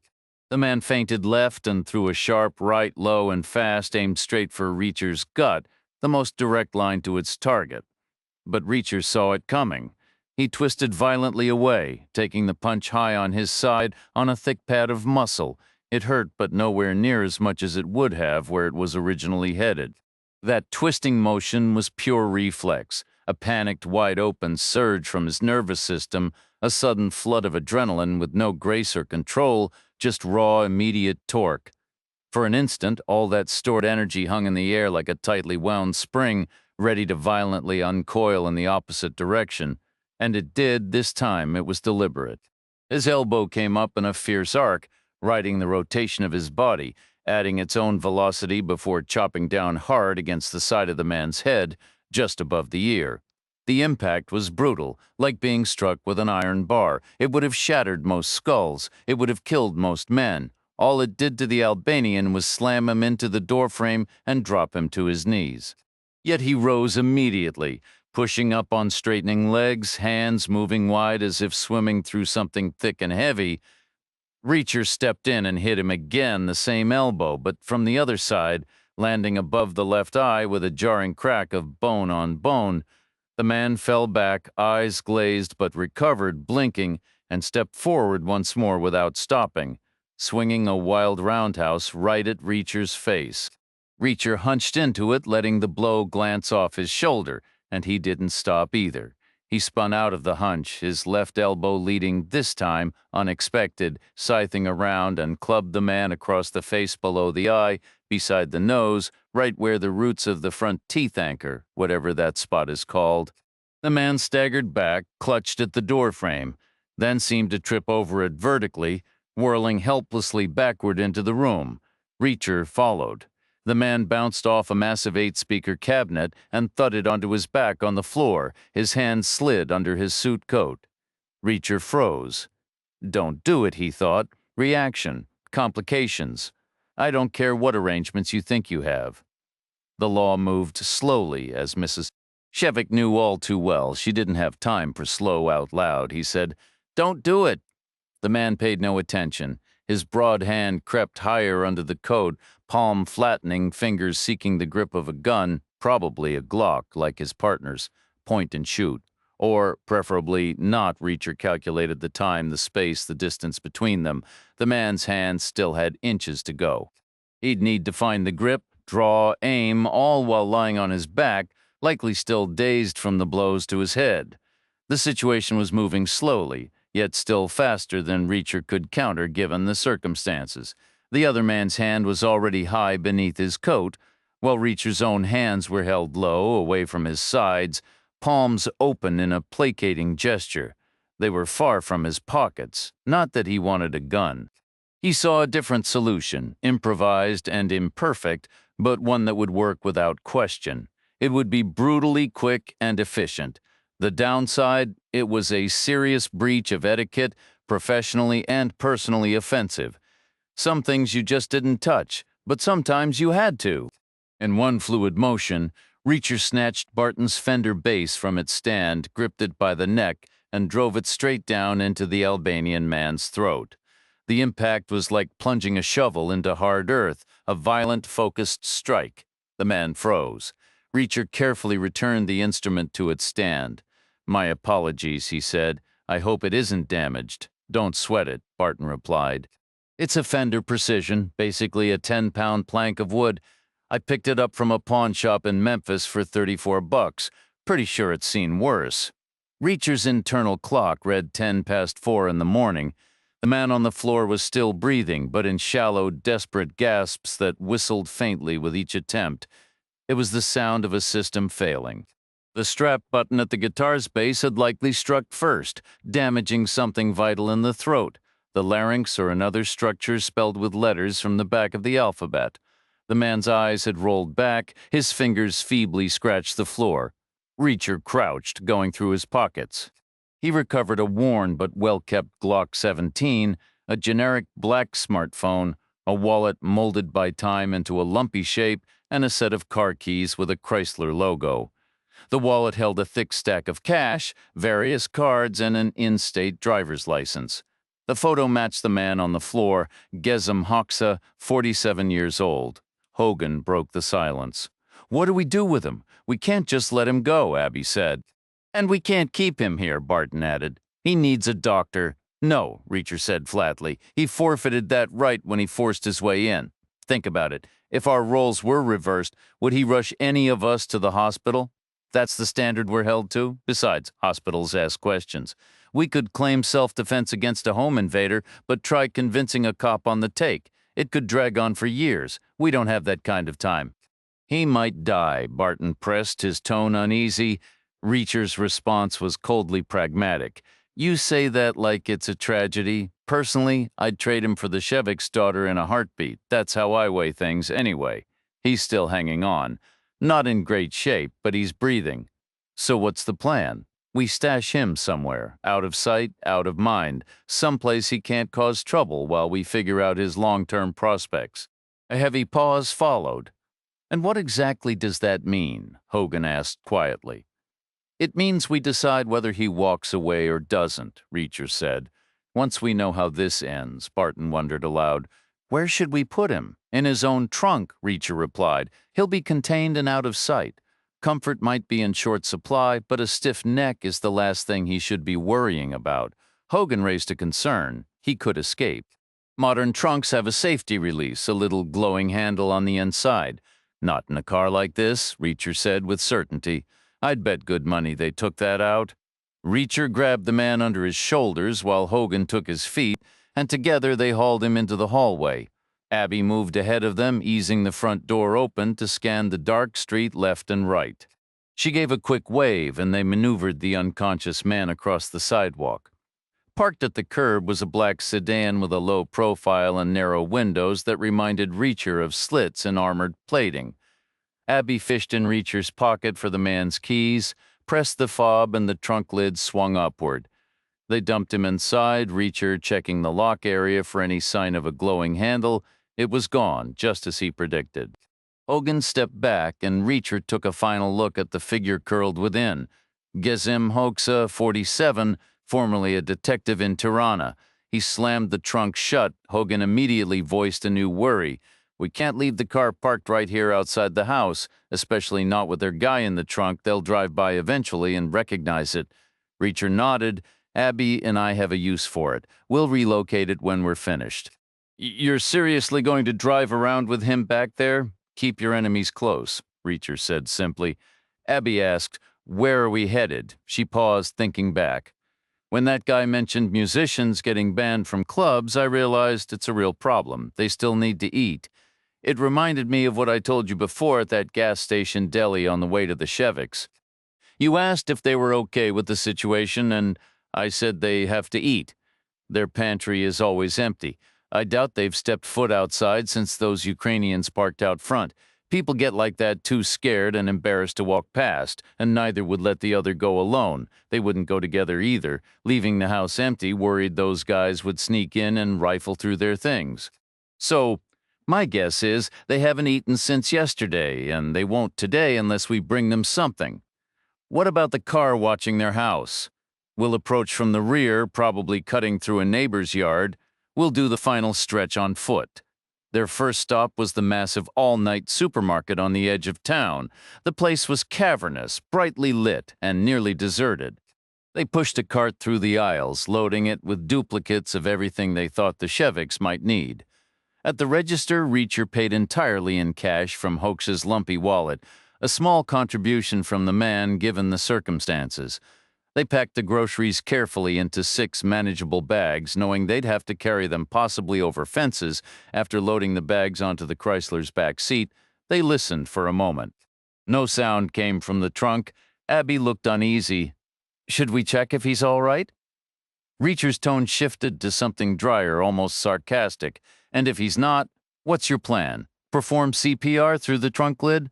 "I suppose not. Then there's no point in looking. He'll stay in there as long as necessary. He should have considered the consequences earlier. I don't see why his well-being is suddenly my problem, just because he decided to make my well-being his problem first. The logic escapes me." They fired the first shot.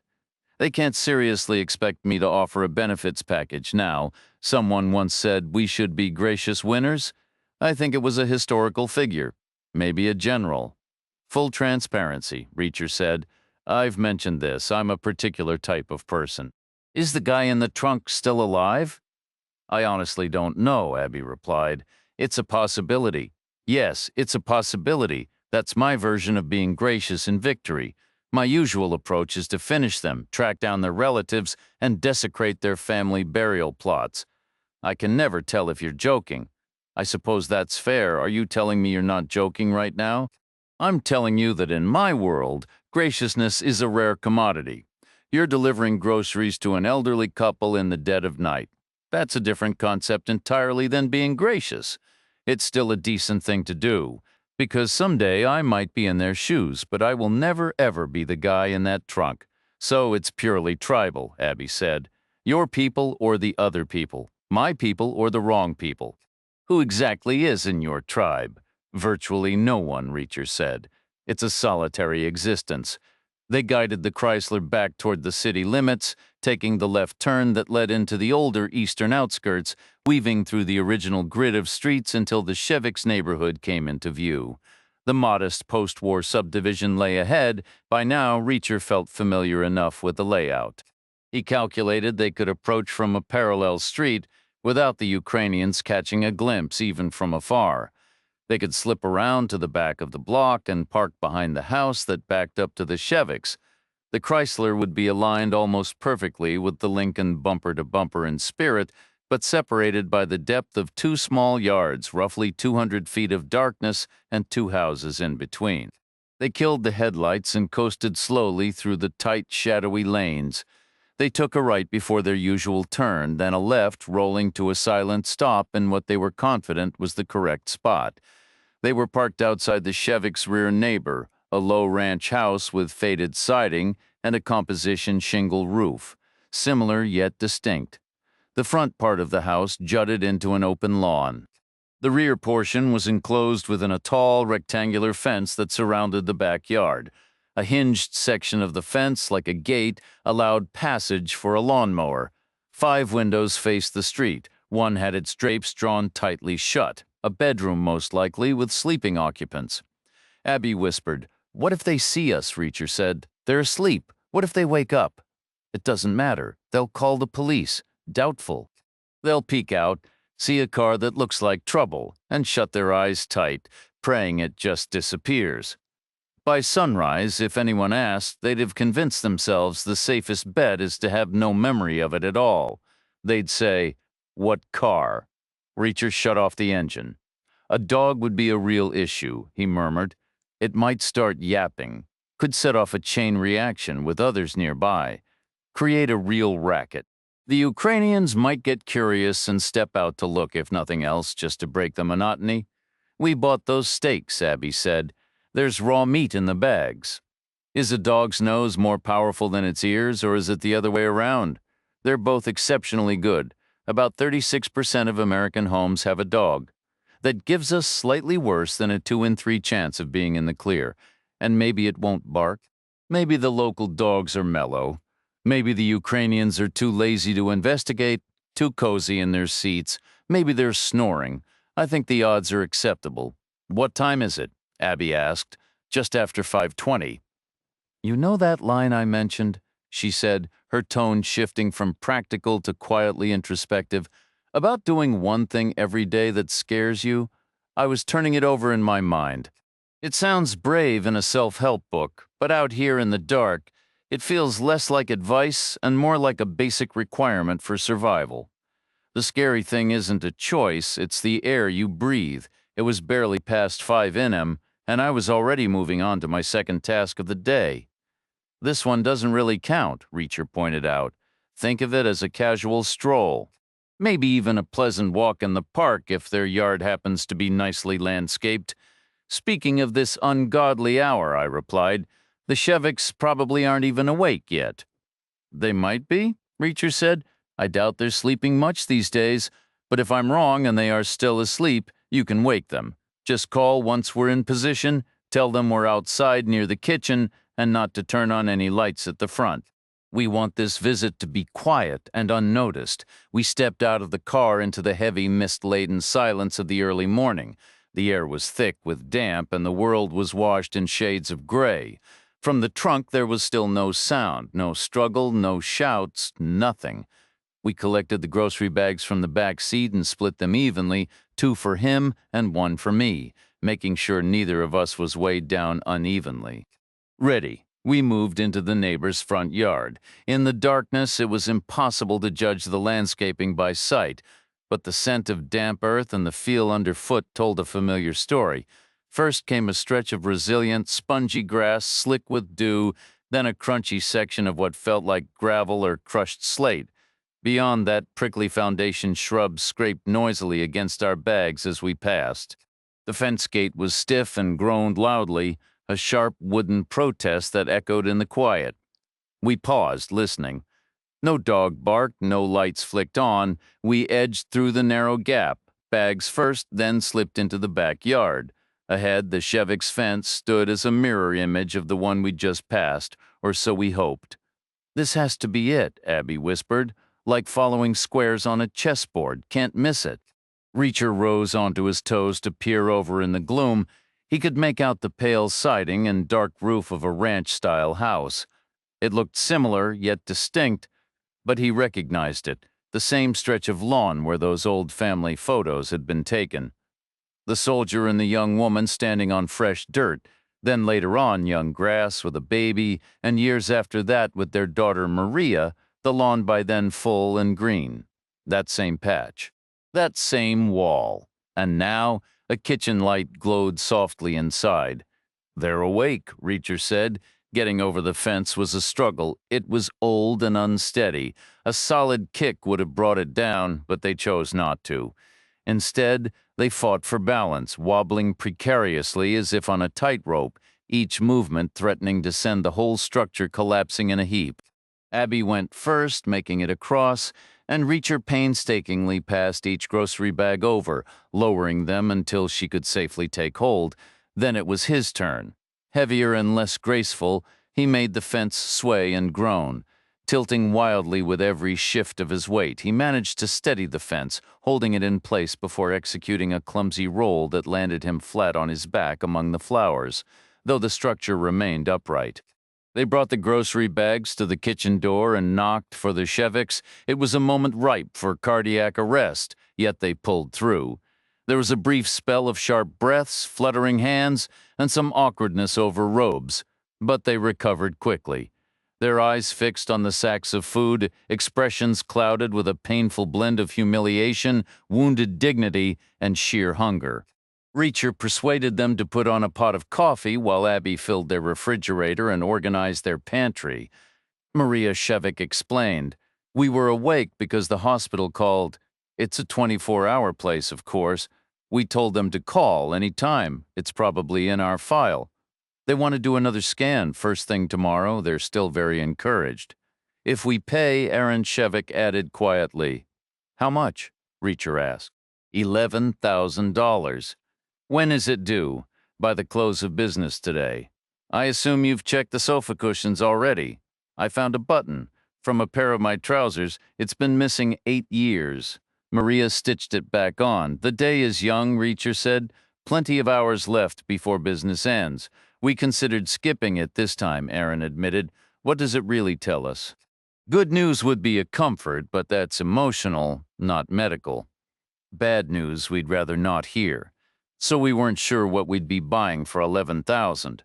But the doctors insisted they need to measure the progress. They said they have to adjust the dosage based on the results, either higher or lower, with specific timing.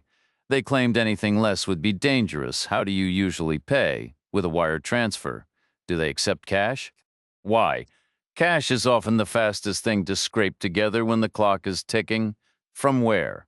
Every day offers different chances. Worst case, we sell their car, maybe at the Ford dealership. I heard their used lot is looking for inventory.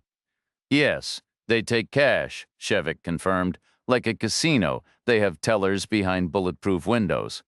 All right, Reacher said. Good to know. He moved into the shadowed hallway and positioned himself to peer out a front window. The Lincoln was still parked on the street, the same one, large and black, now damp with dew and motionless. Two indistinct shapes were inside, heads and shoulders slumped in the dimness, guns under their arms, no question, wallets in their pockets, almost certainly, probably thick with cash if they were anything like their counterparts from Tirana. Likely hundreds, but almost surely not 11,000. He returned to the kitchen, where Maria Shevik handed him a mug of coffee, his first of the day. She invited them to stay for breakfast, offering to cook so they could all eat together like a celebration. Reacher was inclined to refuse. The food was meant for the elderly couple, not unexpected guests. Plus, he wanted to leave before sunrise while darkness lingered. The day ahead promised to be hectic, with much to accomplish, but the breakfast invitation clearly mattered to the Sheviks, and Abby was agreeable, so he accepted. Much later, he would catch himself wondering how the entire day might have unfolded differently if he had said no, though he never dwelled on it. Long no use crying over spilled milk or wasting energy on what-ifs onward. Maria Shevik fried bacon and eggs, made toast, and brewed another pot of coffee. Aaron shuffled in with the stool from their bedroom vanity to provide a fourth seat. Maria had been right. The meal slowly transformed into a genuine little party, a hidden pocket of warmth in the dark. Abby shared a joke about a man with cancer. For a tense second, it could have landed wrong. But her performer's intuition was spot on, and it broke the lingering gloom with unexpected laughter. After a brief, still moment, Aaron and Maria erupted into laughter, a deep, shaking release that felt like a pressure valve blowing. Maria smacked the tabletop, jolting her coffee cup and sending a dark splash across the wood, while Aaron stomped his feet on the floorboards with such force he winced, aggravating his old knee injury. Reacher's gaze drifted to the window, watching the dawn break. The sky softened from charcoal to a pale, glowing gold, giving form to the shadowy yard outside. The line of the fence emerged, and the low, dark shape of the neighboring roof became clear against the brightening horizon. "Whose place is that?" Reacher asked. "Whose property did we cut across last night?" "Funny enough, that's the woman who first told us about Fisnick," Aaron replied, wiping his eyes. "She's the one with the story about the neighbor's relative borrowing money from some tough guy in a bar. I've always had a sneaking suspicion she paid Fisnick a visit herself not long after. Her beat-up sedan got brand-new brakes and tires out of nowhere. She doesn't exactly have a visible job." Maria started brewing yet another pot of coffee. Reacher figured, why not? The sun was fully up now. He settled back into his chair and accepted a fresh mug. The talk eventually circled back to the money, and a shared, unspoken tension settled over the room as they mentally counted down the hours. The banking deadline was approaching, but cash doesn't care about business hours, Reacher pointed out, right? The deadline is for electronic transfers. If they've got a person at the window, we're fine until they wheel that teller out the door. And where is this cash supposed to come from? Aaron pressed again. 11 grand doesn't just fall out of the furniture. "Think positive," Reacher said. He and Abby departed the same way they arrived, this time unburdened, but the early morning light did little to make the journey over the fence any smoother. The hinged section was still stubborn and loud. When they reached the street, their car was missing. Chapter 33. The black Chrysler, with its distinctive low profile and tinted shallow windows, was gone. The curb space stood empty. Abby said, "He must have gotten out." "I don't see how that's possible," Reacher said. "So what happened?" "My mistake," Reacher admitted. "I read the situation backwards. About the neighbor's reaction. She didn't look out and get scared by a gangster's car. She probably reported it to gangster headquarters. Might have been part of her arrangement with Fisnick when her car got fixed. They always claim to have eyes everywhere. Maybe this is how she called and they came to check it out." "Do you think they opened the trunk?" "We have to operate under the assumption that they did. By that same logic, we have to assume the guy in it is still alive and talking. Which means Barton and Hogan are in serious danger right now. They're likely dead asleep. You need to call them. If they're asleep, their phones are off." "Try anyway." She did.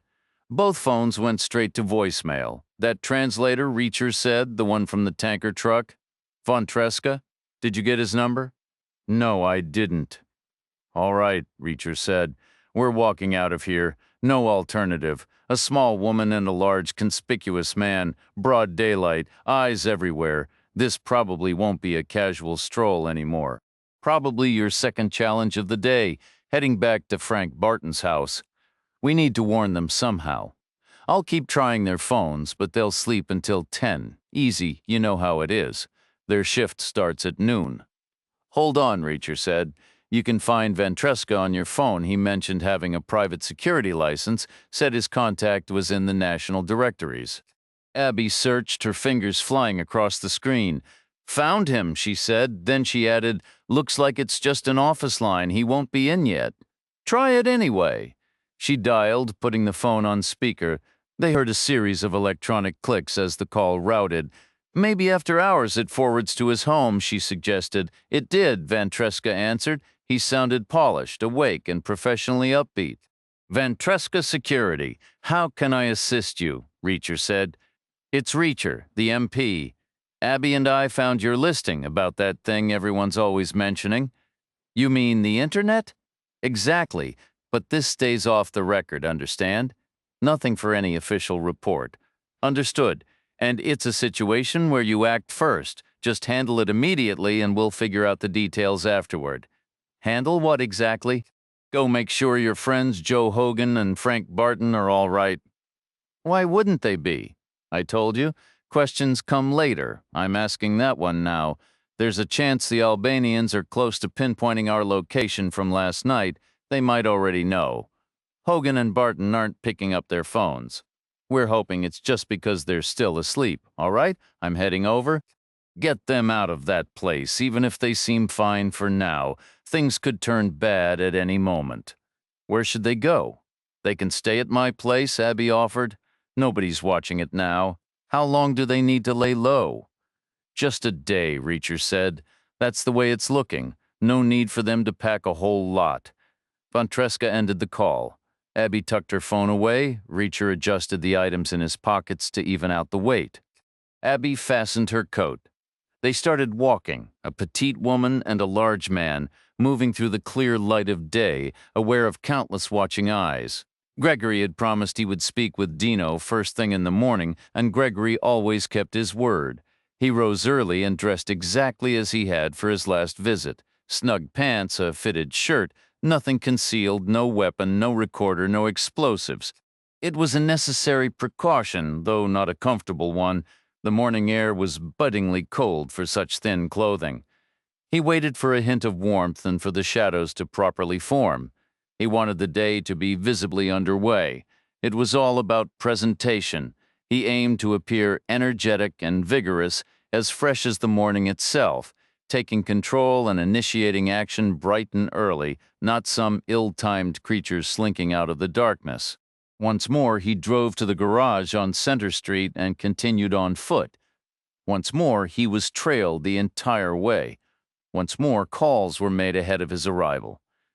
When he reached his destination, he found the same 6 figures arranged in the same semicircle between the sidewalk and the lumberyard gate, like pieces on a chessboard, that familiar defensive formation. Again, one of the 6 stepped forward. It was Jetmir.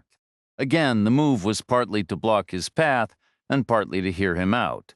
Gregory stated, I need to speak with Dino. Jetmir asked, why? I have a proposal. What kind of proposal? Right now, it's for his ears only. On what general subject? A matter of urgent mutual interest. Mutual, Jetmir repeated, the word hanging in the air, a concept that's been in short supply lately. It was a bold remark considering the difference in their standing. They were only one step apart in the hierarchy, but it was the most significant step of all. Gregory, however, didn't react. He said, I believe we've both been deceived. Jetmir paused for a moment. Deceived how? The fox got blamed, but it was really the dog who did the damage. You probably have a similar story or saying in your culture. Who is the dog? Jetmir pressed. Gregory avoided a direct answer. Instead, he said, that's for Dino to hear first. No, Jetmir said firmly. Given everything that's happened recently, you must understand that Dino isn't inclined to meet with you right now. not without a thorough preview of the issue and a solid recommendation from me. I'm sure you'd operate the same way in his position. You have a staff for a reason, so does Dino." Gregory replied, "Tell him we didn't start killing your people, and I don't believe you started killing ours. Ask him if he can accept that possibility. And if he can, ask him what it implies. What does it imply? That's preview enough. Now I'm requesting the courtesy of a meeting. Then who did kill our people and yours? Are you suggesting someone was running a false flag operation against both of us simultaneously?" Gregory remained silent. "A simple yes or no," Jetmir insisted. "Do you believe there was outside interference?" "Yes," Gregory said. "Then we should talk. Dino has delegated this matter to me. This is above your pay grade, with all due respect. There's a reason staffs have leaders. Dino isn't here," Jetmir stated flatly. Gregory pressed, "When is he coming back?" "He was here and gone already," Jetmir replied. "I need to speak with him now," Gregory insisted, his voice tight. "This can't wait." "Then tell me. Dino will hear it from me regardless. You're just burning daylight." "Have they confiscated your phones?" Gregory asked. A heavy silence hung between them before Jetmir responded. "You ask because yours are gone, which signals a data strike is coming. That does limit the list of who might be behind it. We believe it limits it to the only party bold enough to try. Dino will say you Ukrainians see Russians under every bed. It's a common refrain. You'd blame them for a rainy day. What if, for once, we're right? Neither of us can stand against them alone. Exactly my point. I'll pass the proposal along. Dino will respond when he can. He might even pay you a visit at the taxi office, where I'm sure he'll receive the same warm welcome I've enjoyed here." "Trust takes time," Jetmir said, almost wistfully. "Time will tell." Gregory echoed, adding a sardonic twist. "Maybe we'll end up swapping family recipes." He had nothing more to say. He turned and walked out of the recessed entryway, merging with the foot traffic on the sidewalk heading west toward the city center. Jetmir remained, watching his retreating figure until he disappeared into the crowd. Shaking his head at the sheer audacity of the proposal, he turned and slipped back through the narrow side gate into the warehouse. The space was filled with the scent of cut pine and the high-pitched whine of saws. His phone buzzed in his pocket. Bad news, as expected. Gezim Hoksha, a trusted member of the overnight crew, had been discovered barely alive in the trunk of his own sedan, dumped on the ragged fringe of a dated subdivision. The tip came from a longtime client of their lending operation angling for a break on her interest. No leads yet, but a full sweep of the neighborhood was in motion.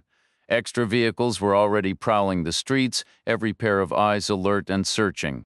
Meanwhile, Reacher and Abby retraced their path out of the Sheviks neighborhood, sticking to back streets and avoiding the parked Ukrainian sedan until the last possible moment.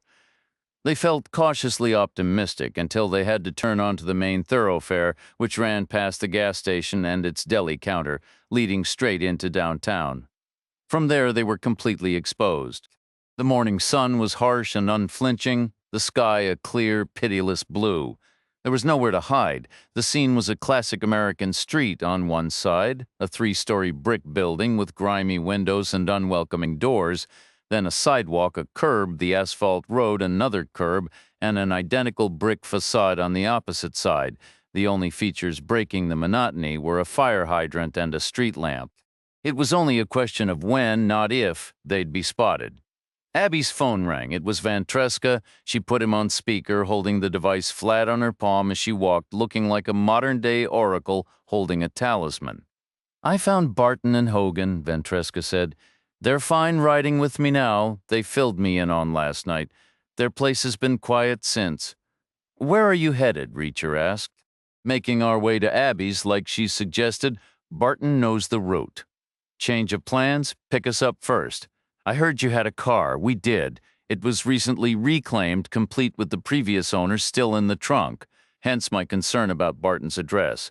Like I said, their house is clear. The guy in the trunk isn't talking. Maybe he can't. Barton mentioned you used a precision base. It got the job done," Reacher said. "But the immediate issue is we're on foot, out in the open. We need an emergency extraction, pronto. Where are you?" That was the tricky part. The street signs were either missing or too faded to read. The signs were worn and weathered, some rusted through, others simply gone. Perhaps a streetcar had clipped them the year the Titanic sank, the same season Fenway Park first opened its gates. Abby tapped at her phone, keeping Vantreska on the call as she pulled up a digital map.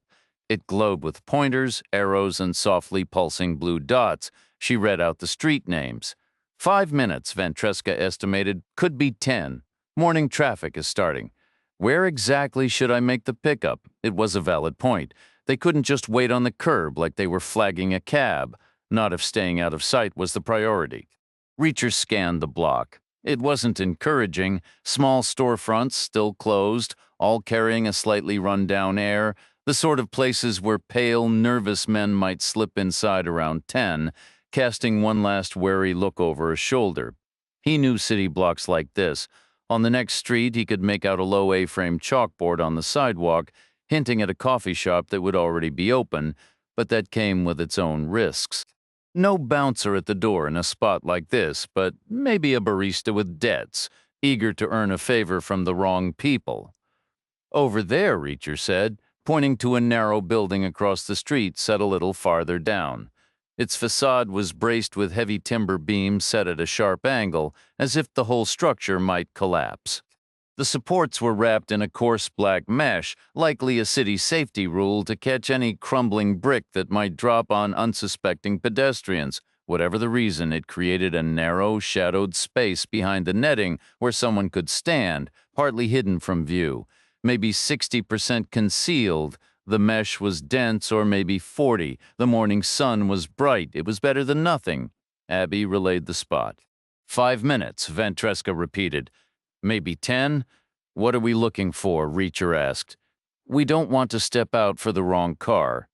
It's an '05 Jaguar S-Type R anthracite over charcoal. Remember what I said about armor guys?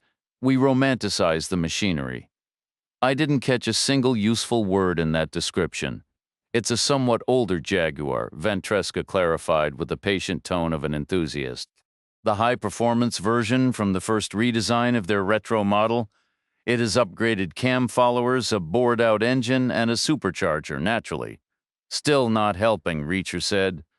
Vantreska sighed. It's a black sedan. The call ended. Abby pocketed her phone. They started across the street at an angle, aiming for the propped-up building. A car swung around the corner. Fast. A black sedan.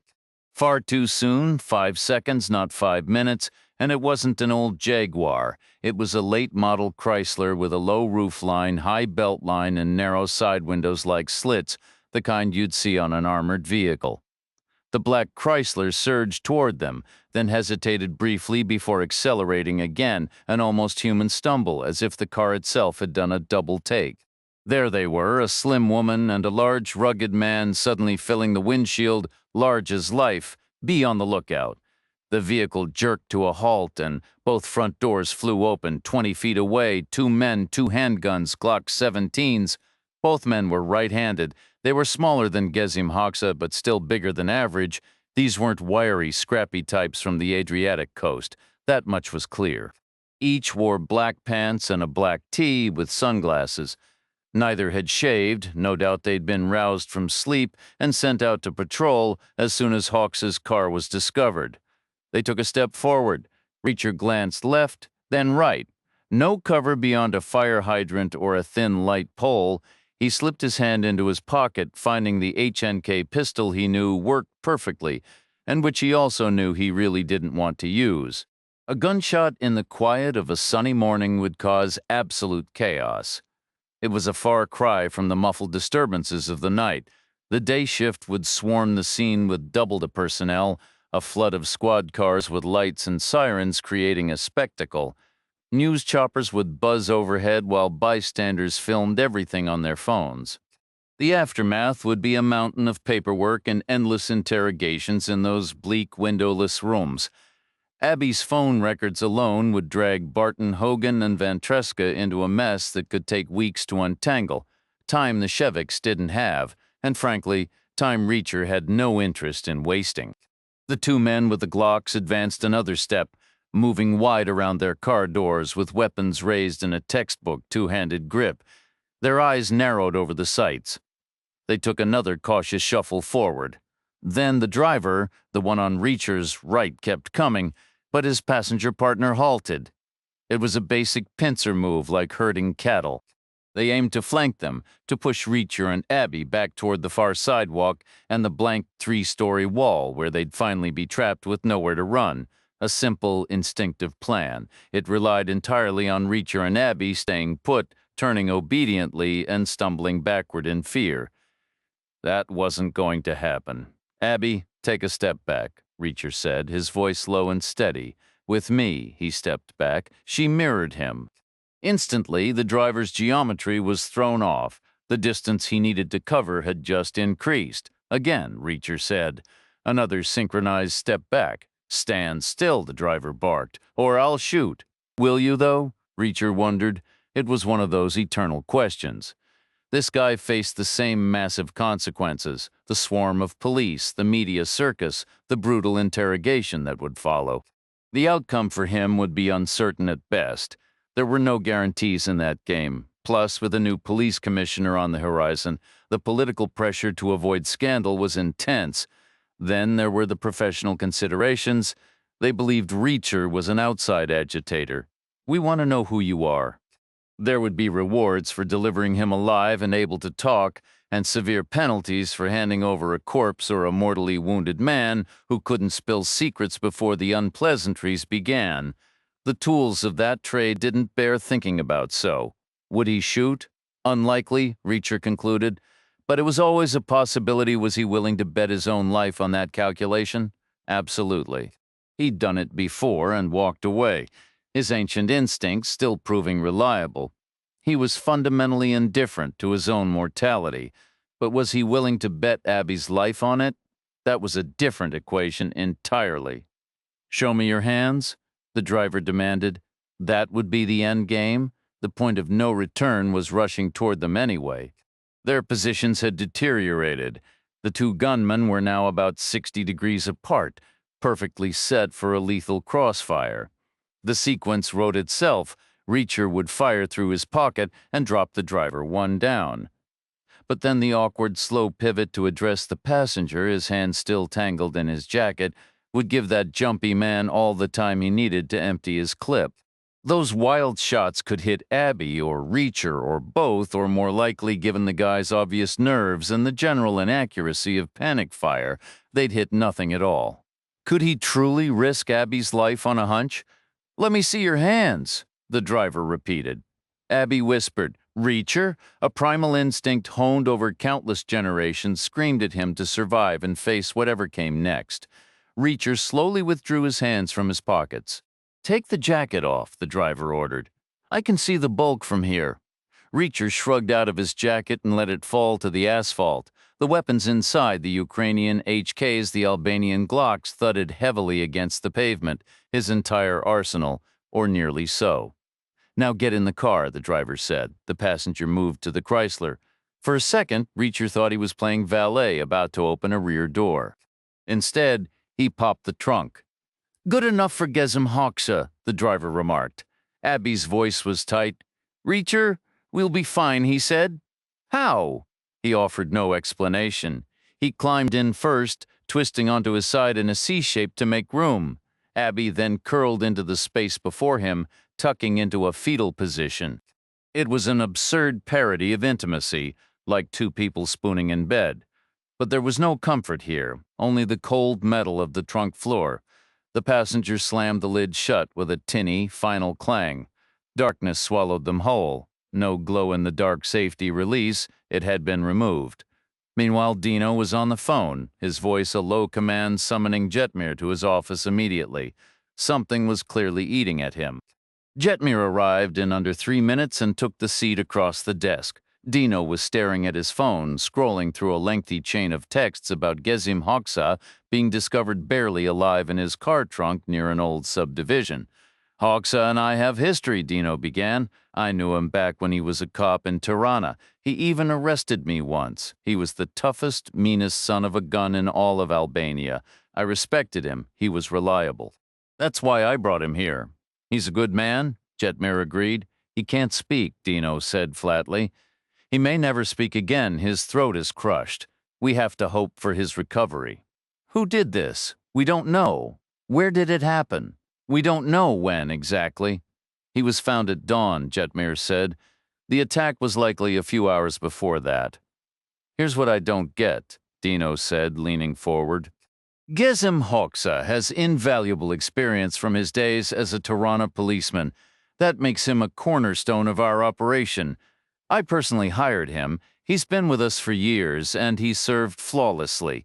By any measure, he's a senior figure here, correct? Yes. Then why on earth was he running some errand in the dead of night? Dino's voice took on a sarcastic, almost theatrical edge. Did I suddenly develop amnesia and send him on a midnight coffee run? Have you ever known me to personally handle logistics after midnight? I have people for that. Hoxha should have been home in bed. Why wasn't he? I don't know. Who else was out playing in the dark? I don't know. You should know. You're my chief of staff. It's literally your job to know. I could make some inquiries. I already did, Dino snapped, his tone shifting from sarcasm to cold fury. Turns out a whole crew was out and about. Clearly they were involved in something serious enough to nearly kill a hardened old bastard like Hoxha. Given the scale and the manpower, that sounds like a major operation to me. Sounds like the kind of thing I should have been briefed on. At the very least, it should have required my direct approval. That's how this organization works. Or have we suddenly switched to a new, more chaotic management style I wasn't informed about? Jetmir remained silent. Dino let the quiet stretch, the tension thickening the air. Finally, he added, I also heard Gregory stopped by for another one of his little state visits this morning. Naturally, I'm curious why nobody thought to mention that to me. Jetmir said nothing. In his mind, the rest of the inevitable confrontation played out at lightning speed, move and counter-move. Like a brutal game of speed chess, he was already losing. Dino would be chipped away at, piece by relentless piece, until the whole ugly truth of the betrayal was laid bare. Maybe he already knew the score.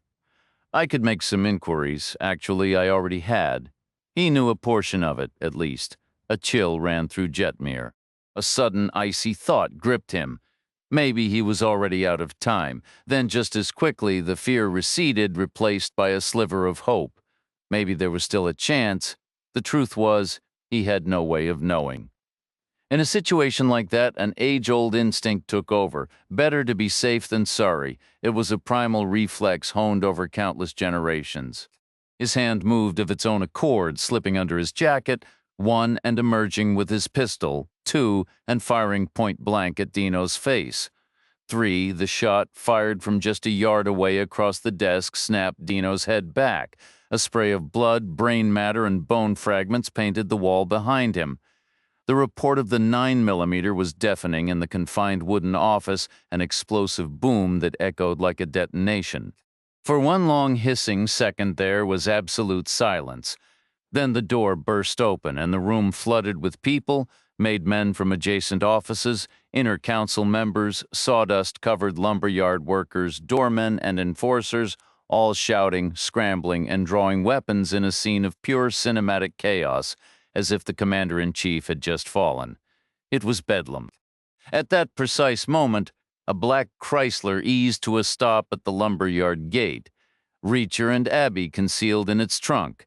The driver hesitated, his foot on the brake. The gate stood open, unattended, which was out of the ordinary. But, eager to parade his captives inside, he dismissed the oddity and drove through, swinging the car around and backing it toward a large roll-up door. His passenger got out, slapped a green mushroom-shaped button, and the door began to clatter and rattle its way upward. The driver reversed under it, killed the engine, and joined his partner at the rear of the vehicle. Both men drew their guns and took a cautious step back. The driver clicked the key fob. The trunk lid rose slowly, almost ceremoniously. They waited nothing. The air smelled of pine, but the usual shriek of saws was absent. The long, low shed was eerily quiet and empty. Then, from somewhere in the depths of the building, they heard muffled voices, loud and frantic, bleeding through walls and doors, accompanied by the sound of agitated, aimless footsteps, people milling about as if some bizarre crisis was unfolding in the inner offices. They listened intently. It sounded like it was coming from Dino's own suite. The first 8 men to charge into the office witnessed an identical, horrifying tableau. Dino slumped behind his desk, his head a ruin, and Jetmir seated before him, a Glock pistol still warm in his hand, tendrils of smoke curling from the barrel. 3 of those 8 were from the inner council and had some inkling of the underlying tensions. The other 5 were lower-ranking soldiers, completely in the dark. Their minds short-circuited, trapped in a logic loop that refused to resolve. Jetmir was their number 2, his authority nearly sacred, his status unimpeachable. He was obeyed, respected, almost mythologized. Yet here he was, having just killed Dino, the boss, the undisputed number 1, the sole rightful recipient of their loyalty and oath according to their rigid, almost medieval code. One of these 5 bewildered men was an enforcer from a town called Pogradek on the shores of Lake Ohrid. He was a simple, fiercely loyal man whose family honor had once been restored by Dino after a party official assaulted his sister. He loved Dino with a dog-like devotion, cherishing the structure, the hierarchy, the rules, the ironclad certainty they gave his life. He lived by that code, and in that moment it lay shattered before him. He drew his weapon and fired 3 rounds into Jetmir's chest, the blasts shockingly loud in the confined area. Immediately, he was cut down by 2 others. One was a money courier reacting on pure instinct to defend the new leader, despite that leader having just murdered the old one. The other was a senior advisor who understood the stakes and harbored a desperate hope of saving something from the chaos. That hope was futile. His second shot passed clean through its intended target and struck a courier standing behind, killing him. The doorman pressed in behind that courier, panicked, and fired back, a reflexive action that hit the advisor in the head. In retaliation, a second advisor shot the doorman. A warehouse foreman with a grudge against the council fired at that second advisor, missed, but a wild ricochet struck a third council member high in the arm. The wounded man howled and unleashed a furious, uncontrolled barrage from his Glock, the muzzle jumping wildly, rounds tearing into the mass of men surging forward. They slipped and fell on the floor, now slicked with blood, until the pistol's slide locked back on an empty magazine. A strained, roaring quiet descended thick in the air, only to be pierced moments later by a new sound from far away. More gunfire, just 2 shots, measured, deliberate. The distant, muffled report of a 9mm, possibly from near the shed's main roll-up door. Near the Chrysler, the driver and passenger had maintained their solid 2-handed stances, guns trained on the open trunk, but their heads were twisted almost comically over their shoulders. They were staring toward the distant administrative corridor at the shed's far end, from where the commotion and then the gunfire had erupted. First, a rapid trio of shots, then a sustained thumping hail of gunfire culminating in the angry, unaimed discharge of a handgun until it was spent. A beat of silence followed. They snapped their attention back to the Chrysler. Nothing. The trunk lid was still up, but there was no movement, no sign of the 2 people inside. Their gazes darted back to the corridor. Another second of quiet, back to the car. Still nothing. No glance, no sound, no hint of life. A shared worried look passed between them. A grim thought occurred. Maybe exhaust fumes had leaked into the trunk a cracked pipe they could have suffocated. Cautiously, they each took a step forward, then another. Still no movement. A final check of the distant corner confirmed the silence held. They took one more step, bringing the trunk's interior into full view, and peered in nervously. The scene inside had completely rearranged. Initially, the man had entered at the rear, with the woman curled in the space before him. Now their positions were reversed. He was in front, shielding her with his body. Originally, his head had been on the left side. Now it was on the right, meaning he was lying on his left shoulder. This freed his right arm, and he was moving it with startling speed. In his hand was a compact steel automatic, now coming to a stop aimed directly at the driver's forehead. Reacher fired the HNK from his boot. the Ukrainian pistol he'd redistributed to his sock back at the Shevik's neighborhood, part of balancing the load in his pockets. Always a prudent move. The first round took the driver through the forehead. A swift shift to the right sent the second through the passenger's left eye. He raised himself an inch and scanned the area with cautious eyes. The air was thick with the scent of fresh-cut pine inside the long, low shed, its corrugated walls enclosing a space that felt both vast and claustrophobic. It was utterly deserted, a hollow shell that echoed with their movements. This had to be some kind of headquarters, Reacher figured. Likely the same lumber operation they'd spotted twice before, once from the road and once on foot, just another front. Its dull metal siding identical to the fake electrical warehouse and plumbing supply depot he'd seen. He pushed himself up for a clearer view.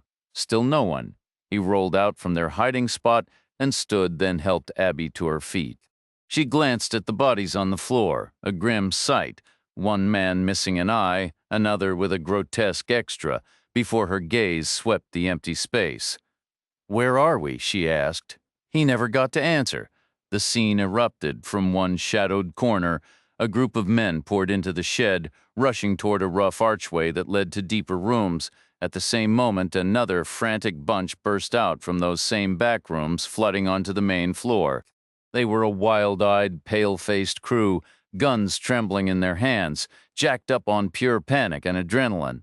The two groups crashed together in the middle. A torrent of furious shouting erupted in a language Reacher pegged as Albanian. Questions yelled. Answers barked back in disjointed bursts. Then a shove or retaliatory push and a gunshot cracked. One man dropped. In a blink, another pressed his muzzle to the shooter's temple and fired. An execution-style punishment that sprayed the air. Chaos was seconds away from consuming everything, but a single sharp shout cut through the din. A man pointed urgently, his arms stretching down the long diagonal of the shed, and every head snapped toward them. A small, slender woman and a big, ugly man. Reacher remembered a dog-eared paperback he'd once found on a Greyhound, all about how people waste time doubting themselves when the truth hits them instantly. He'd liked that book.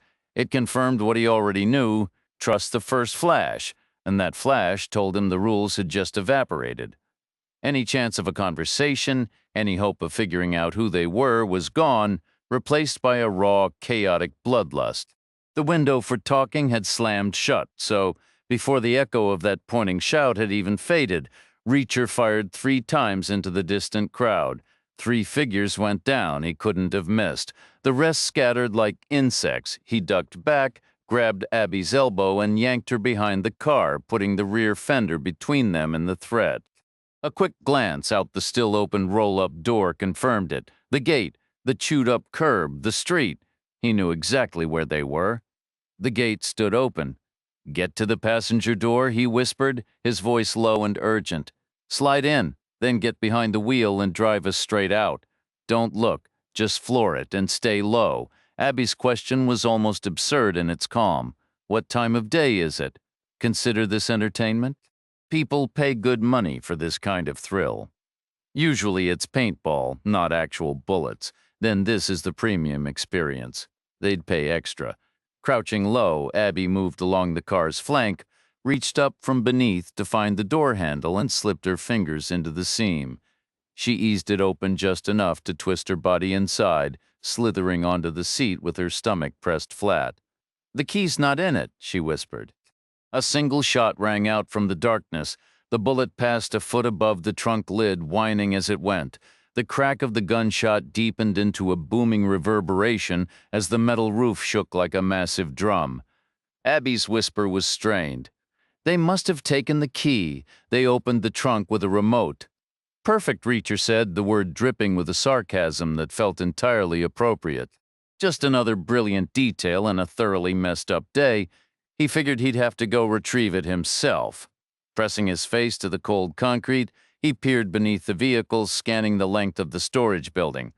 5 men were down on the floor, 2 from their earlier squabble, and 3 more from his initial shots. 2 weren't moving at all, while the third shifted slightly, a weak, pained motion. That one wouldn't be a factor for a good while. 9 others remained upright, hunched behind whatever meager cover they could find. The pickings were slim, a stack of chemical drums, probably some kind of wood preservative, and a few low piles of shrink-wrapped lumber. The place was practically empty, a front operation with no real commercial purpose. He rolled onto his back, ejected the magazine from the HK, and tallied the remaining rounds. 2 in the mag, plus 1 already chambered, 3 total. Not a comforting number. He slapped the magazine back in, rolled to his side, and crawled along the side of the car until he was near the trunk. The driver and his passenger lay about 5 feet away, one with a single eye, the other with 3. Their heads rested in dark, spreading pools. The driver was closer, which worked in his favor. That one had seemed to be in charge, the senior man. He'd have the key probably in his left suit jacket pocket since he was right-handed. He'd have held his weapon in his right and clicked the fob with his left. Another shot rang out, smacking into the end wall about a foot off the ground. The sharp crack of the rifle, the boom echoing off the metal roof. Then silence again. Then footsteps, scuffling, hurried, cautious. Someone was moving up, getting closer. He checked the view under the car again. The 9 survivors were gesturing and signaling, coordinating in advance. They planned to leapfrog forward 1 or 2 at a time, from one piece of cover to the next. Out in front was a broad-shouldered guy who bore a passing resemblance to Gazim Hoxha, similar age, similar build. He was tensing, ready to push off from the chemical drums and sprint to a pallet of plastic-wrapped boards about 15 feet ahead. The others would follow. Their rate of advance would be quick. Nothing substantial stood in their way. Time to slow their roll, only one guaranteed method. He extended his arm under the car, aiming with meticulous care. It was like a standard one-handed shooting stance, but rotated sideways since he was lying on his side on the floor.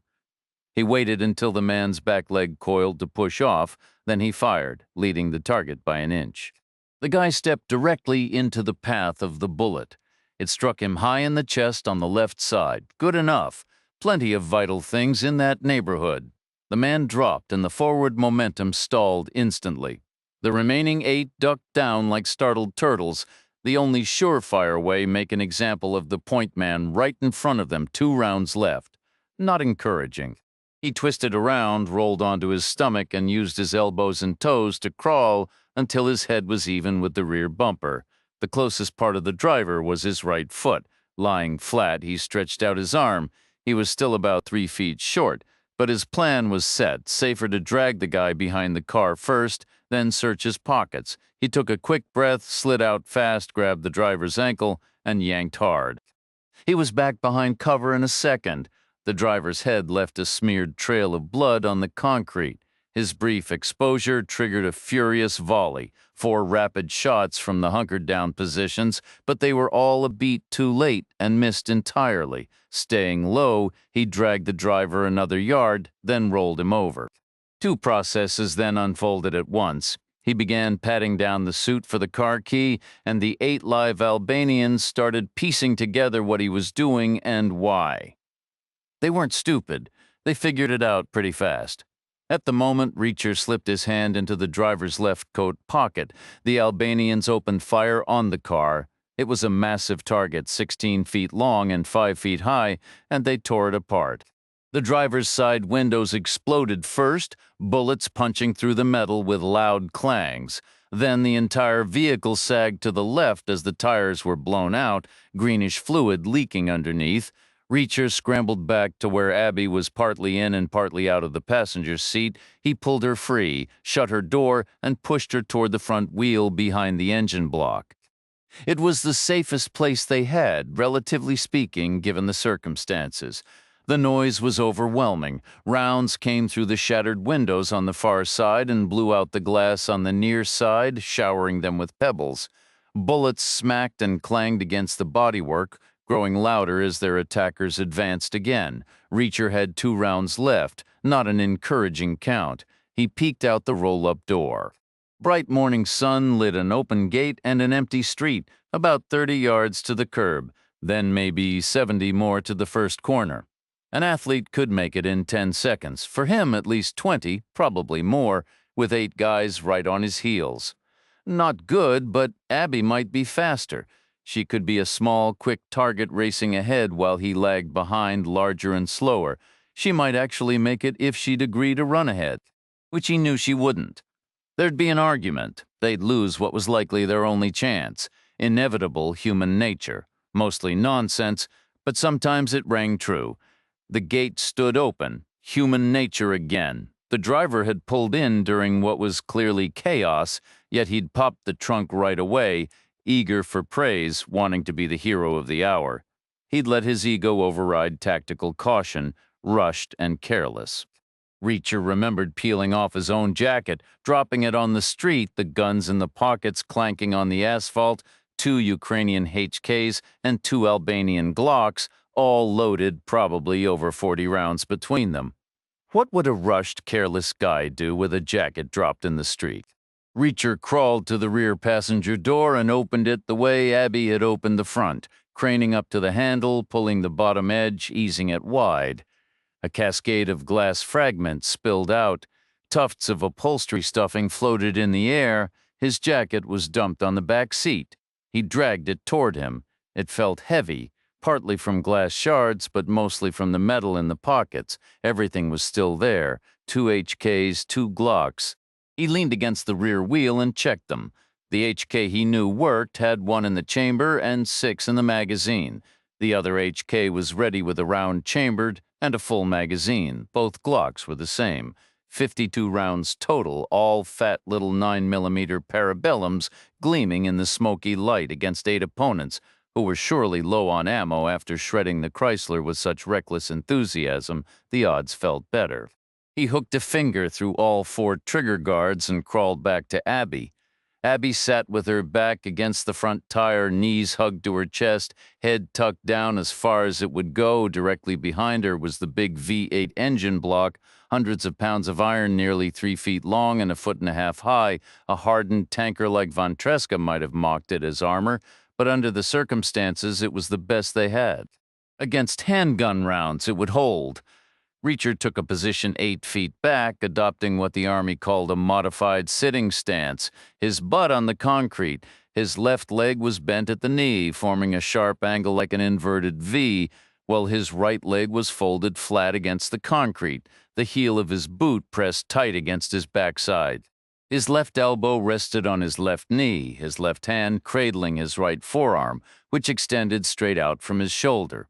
The whole posture was a study in rigid geometry, a human structure braced along every possible vector, a position the military had found so effective they gave it an official name. His placement 8 feet back from the car was by the book too, keeping his profile so low that from the far side of the vehicle, only the muzzle of his gun, his eyes, and the crown of his head would break the line of the hood. He could send his rounds skimming just 9mm above the sheet metal, trajectories flat and true, all textbook perfect. Except it meant every shot would pass directly over Abby's head, close enough for her to feel the disturbance in the air. He started with the Glock. It felt fitting, an Albanian weapon, fully loaded with 18 rounds. Maybe it would be enough on its own. Still, he fanned out the other pistols near his right knee. Hope for the best, plan for the worst. Partly to test the gun and partly to announce the party was starting, he put a round into the pyramid of chemical drums, aiming for the second-tier center mass for a standing man. A sharp crack echoed, followed by a metallic clang, and thick brown fluid began oozing from the neat hole, right about where he'd intended. The Glock worked just fine. A man on the right popped up from behind a stack of lumber, fired a wild shot that smacked into the car door, then ducked back down. Poor shooting, panicked, and rushed. Another on the left tried to do better. He leaned out, taking half a second to aim, a mistake. Reacher put one in his chest, then another in his head after he dropped, just to be certain. 3 rounds spent, 7 men left. They had all edged back a step, maybe reconsidering their whole approach. A low murmur of conversation drifted over, whispers trading back and forth as some kind of plan was hatched. Reacher wondered how clever it would be, probably not very. The obvious move was to split into 2 groups, send one out a rear exit and around the building to come in through the roll-up door, forcing a 2-front fight. It's what he would have done. But these 7 seemed leaderless now. Their chain of command collapsed. Maybe after that muffled gunfire they'd heard earlier, the distinct pops from the back offices where the bosses worked sounded like a messy internal purge. Their plan, when it came, was a basic infantry tactic: fire and movement. Some would shoot while others ran, then they'd switch, leapfrogging forward under cover of bullets. But their ammunition was low, which took the bite out of the maneuver. Suppressive fire is supposed to be heavy enough to pin a target down, to distract or intimidate, but this was so anemic Reacher could almost ignore it. Some deep, ancient part of his brain screamed at him to take cover, but the modern, calculating side pushed back, running the numbers. What were the odds 7 agitated men with handguns could hit a target as small as his eyes and the top of his head at this range? The math was reassuring. The primal fear got boxed up and stored away, leaving the cool, methodical part of him free to work. It felt less like a firefight and more like popping targets at a county fair game. Too easy, almost boring. The men on the right laid down, suppressing fire, while 2 from the left broke cover and rushed forward. Reacher took down the first, then the second. Their bodies hit the concrete with heavy thuds, which appeared to trigger a confused, literal-minded reaction from the other side regarding their own attack plan. 2 figures from the right immediately sprang up and charged, wildly premature and without any cover. Reacher dropped them both. They fell hard, skidding and sprawling across the floor. Only 3 remained. For a second, it felt like some absurd carnival game. Then the feeling vanished, replaced by something Reacher had never witnessed and hoped never to see again. Later, he would be thankful Abby had her face buried and her eyes tightly closed. A heavy, ominous silence hung in the air before it shattered. All 3 remaining men erupted at once, leaping up with insane, guttural roars, firing wildly, eyes bulging, heads thrown back in a primitive berserker rage. It was like a scene from some ancient, bloody myth. They charged the car in a final, screaming, suicidal rush, a mad, epic gesture as futile as cavalry charging tanks. 3 men racing toward certain death, embracing it, demanding it. Reacher fired once, twice, a third time. Then the long, low shed fell utterly silent. Reacher unfolded himself from his cramped position and stood up. He surveyed the scene. 12 bodies lay in a ragged line stretching back 50 feet. Blood stained the concrete, and a wide pool of brown wood preservative was still dripping from a punctured drum. Plink, plink, plink. All clear now, he said. Abby looked up, wordless. He shook tiny fragments of glass from his jacket and put it back on, returning the pistols to the pockets. 44 rounds left, he noted mentally. We should check the back offices, he suggested. Why? She asked. They might have cash. Picking their way carefully around the bodies, the blood, and the chemical spill, Reacher and Abby made their way to the far rear corner. Through an archway was a long, narrow hallway with doors on either side. The first room on the left was windowless, with 4 laminate tables shoved together end to end like a makeshift boardroom. Opposite was a plain office with a desk, a chair, and some filing cabinets. It revealed no obvious purpose and, more importantly, no money. The desk drawers held only typical office clutter: a dozen cigars and a box of kitchen matches. They moved on, finding nothing of note until the final door on the left. This led into an outer office, which opened to an inner one, a suite setup, like a commanding officer and his executive. The doorway between the 2 rooms was barricaded by a heap of bodies with more visible inside. 12 men in total. 1 was slumped behind a large desk, a single gunshot wound to his face. Another was in a chair, shot 3 times in the chest. It was a bizarre, frozen tableau, utterly still and silent.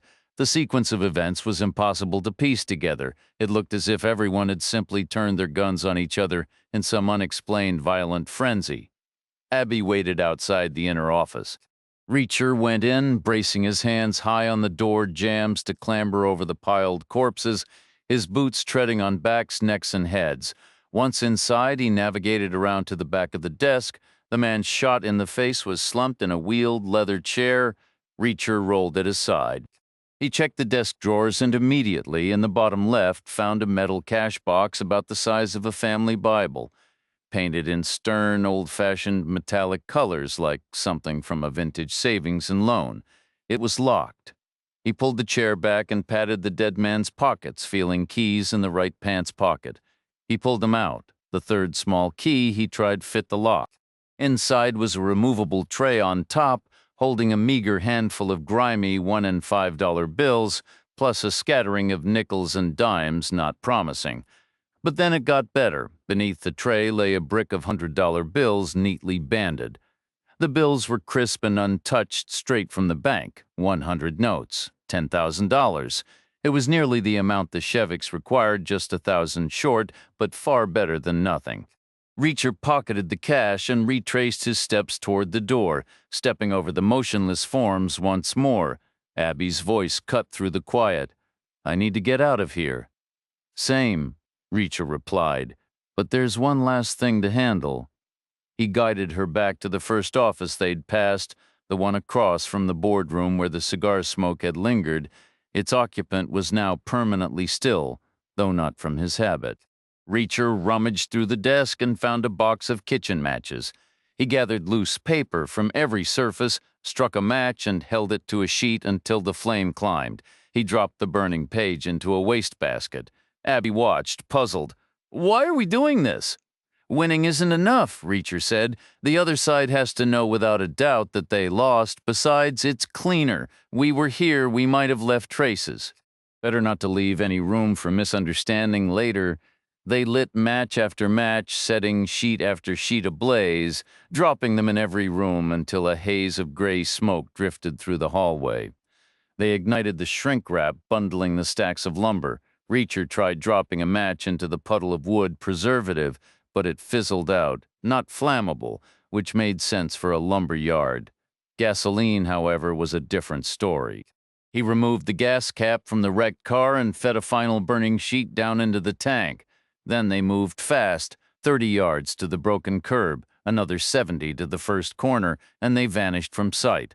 Abby's phone showed a string of missed calls from Van Treska. He'd been waiting across from the shored-up building wrapped in black netting, unsure what to do next. Abby called him back, and they arranged a new meeting point. He would drive in one direction while they walked the other, hoping to spot each other along the route. Before setting off, Reacher glanced back. Half a mile off, a thin line of smoke trailed into the sky. By the next look, it had thickened into a dark pillar a mile distant. Soon it was a churning black cloud with licks of flame visible at its base. The wail of fire truck sirens grew, joined by the echoing cries of police cars sweeping through the east side streets. Then Van Treska pulled up in a low, broad black car with a muscular stance. A chrome hood ornament shaped like a leaping big cat, a jaguar for the Jaguar, gleamed under the streetlights. The interior was snug. Van Treska drove Hogan beside him up front, Barton in the back. That left one spot. Abby ended up perched in Reacher's lap, which he didn't mind at all. Hogan nodded toward the distant glow. "Something's burning over there." "You're doing in a way," Reacher said. "How? You mentioned that if the Ukrainians fell, the Albanians would grab the city." "I didn't like that outcome. Felt too much like trading one problem for another." "So what's on fire?" "The Albanian headquarters. It's tucked behind a lumber yard. Should burn for a good while." Hogan fell silent. Barton shook his head. "Someone else will just move in." "Maybe not," Reacher countered. "The new police commissioner starts with a clean slate. Could be easier to keep new players out than to root out the old ones." Van Treska glanced in the mirror. "What's the next move?" "We find the Ukrainian command center." "Sure, but how?" "We need to understand exactly what it does. That might tell us what to look for. Form follows function. If it were a drug lab, for example, you'd need ventilation, gas lines, water access, that kind of thing. I don't know what they're running there," Van Treska admitted. "Call that journalist," Reacher said. "The one you helped. She might have a lead. At least she could tell us what the Ukrainians are into. If we have to, we can work backward from there to figure out what kind of place they'd need. She won't talk to me. She was absolutely terrified. Let me have her number, Reacher said. I'll give her a call. Why would she even speak to you? I've got a more pleasant demeanor. Folks chat with me constantly. Sometimes I can't get them to stop. I'd need to head back to my office. Go to the Shevik's place first, Reacher insisted. I've got something for them. What they need right now is a solid dose of confidence.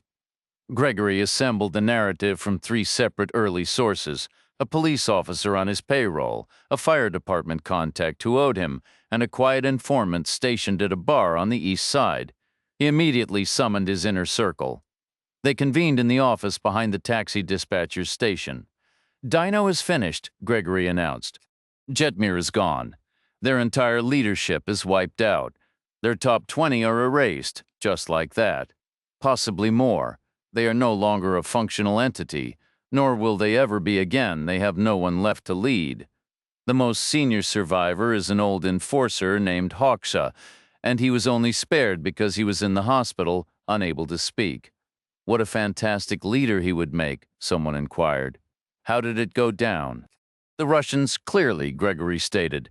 Shock and awe east of center, clearing half the board, preventing any potential defensive alliance before focusing their full power on us alone. Smart play, but poorly carried out, Gregory countered. They were sloppy at the lumber yard. Every cop and firefighter in the city is swarming over there. The east side will be useless to anyone for months, too much attention. Bribes only stretch so far. Some things are impossible to overlook. I'd bet the whole mess is already on the news, in the spotlight, literally, the last place anyone wants to be, which makes the west side the entire prize now. They'll want it more than ever. When are they coming for us? I don't know, Gregory admitted, but we'll be prepared. Starting now, we move to Condition C. Tighten security, assume defensive positions, let no one through. We can't hold Condition C forever. We need to know their timeline, Gregory nodded. Aaron Shevik must know, he said. We should ask him. We can't locate him. Do we still have men at the old woman's house? Yes, but Shevik hasn't been seen there lately. The old woman probably warned him. She's obviously a relative, his mother or his aunt. Gregory nodded again. All right, he said. There's your solution. Call our guys and tell them to bring her in. She can get him on the phone while we encourage her cooperation. He'll come running the first time he hears her scream. Ventresca had collected them a mile from the lumberyard, which put the Shevik's house another mile southwest. Like 2 points of a triangle, the black Jaguar growled through the streets. It was now mid-morning, the sun high, the neighborhood stark with sharp light and deep shadows. Reacher asked Ventresca to stop at the gas station with the deli. They parked in the rear, near the car wash tunnel. A white sedan was creeping through under the whirling brushes, surrounded by a frenzy of blue foam and white suds. Reacher said, I suppose now we can put the Sheviks in an East Side hotel? No need to hide anymore. There's nobody left over there who'd care if we're seen with them. They can't pay for it, Abby said. Reacher checked the lumpy potato-shaped wallet taken from Gezim Haksha. He said they won't need to. I'm sure they'd rather every dollar go toward Meg. It's a drop in the bucket, and this isn't a democracy. They can't remain in their house any longer. Why not? We need to get this moving. I want their boss rattled. Gregory, right? I want him to hear us knocking. Might as well start right here with the guys staking out the house. They've been littering the neighborhood long enough, but there might be some pushback, so the Sheviks need to relocate temporarily. There's no space in this car, Barton noted. We'll take their Lincoln, Reacher said. We'll deliver the Sheviks to a nice hotel in the back of a town car, a little unexpected comfort before the storm. They might appreciate that, Ventresca remarked. They're on a dead-end street, Ventresca continued. We'll be coming straight at them. There's no surprise factor. Maybe not for you, Reacher replied. I'll circle around the back again and come through the house. I'll be behind them while they're still puzzling over who you are. That should give them a real shock. The Jaguar reversed onto the main road, took an early right, then a left, and came to a stop exactly where Reacher and Abby had parked the Chrysler before sunrise, right outside the home of the Shevik's back-to-back neighbor, the informant whose calls would now go forever unanswered, since the phone on the other end had melted long ago. Just like the Chrysler had been, the Jaguar was now positioned perfectly parallel to the Lincoln front bumper, about 200 feet apart, the width of two small residential lots with two houses standing in between. But only for a moment, Reacher stepped out and the car rolled forward. He cut across the neighbor's front lawn, forced open a hinged section of the fence, and moved through the backyard toward the shaky rear fence. It was unclear whether it belonged to the neighbor, the Shevicks, or was shared between them. He had no interest in climbing it again, so he kicked it down. If it was the Shevicks, Trulenko could buy them a new one. If it was the neighbors, too bad they shouldn't have been an informant. If shared, the costs could be split. He walked across the Shevicks' yard, past the spot where the photos had been taken, up to their kitchen door. He tapped lightly on the glass. No answer. He knocked again, a little firmer, still nothing. The handle was locked from the inside. Peering through the window, he saw no one, just the sterile countertops, that stark table, and the vinyl chairs. He moved along the side of the house to the next window, their bedroom empty, a neatly made bed, a closed closet, but the bedroom door was open. Beyond it, a shifting shadow moved in the hallway, a strange two-headed, four-legged shape, one figure tall, the other much shorter, a faint struggling motion like a weak attempt at resistance being easily contained. Reacher slid his hand into his pocket and selected a fresh Glock 17 in the magazine, one already chambered. He hurried back to the kitchen door, took two steadying breaths, then drove his elbow through the glass. In one fluid motion, he reached in, turned the lock, and stepped inside. The noise was unmistakable, and right on cue, a head peered around the hallway door to see what was happening. A pale face, light eyes, fair hair. Black suit jacket, white shirt, black silk tie. Reacher aimed just below the knot of the tie, but being a fair man, he waited. He didn't fire until he saw a gun hand swing clearly into view, arcing fast about a yard below the face. Then he squeezed the trigger, blowing a hole in the man large enough to stick a thumb through.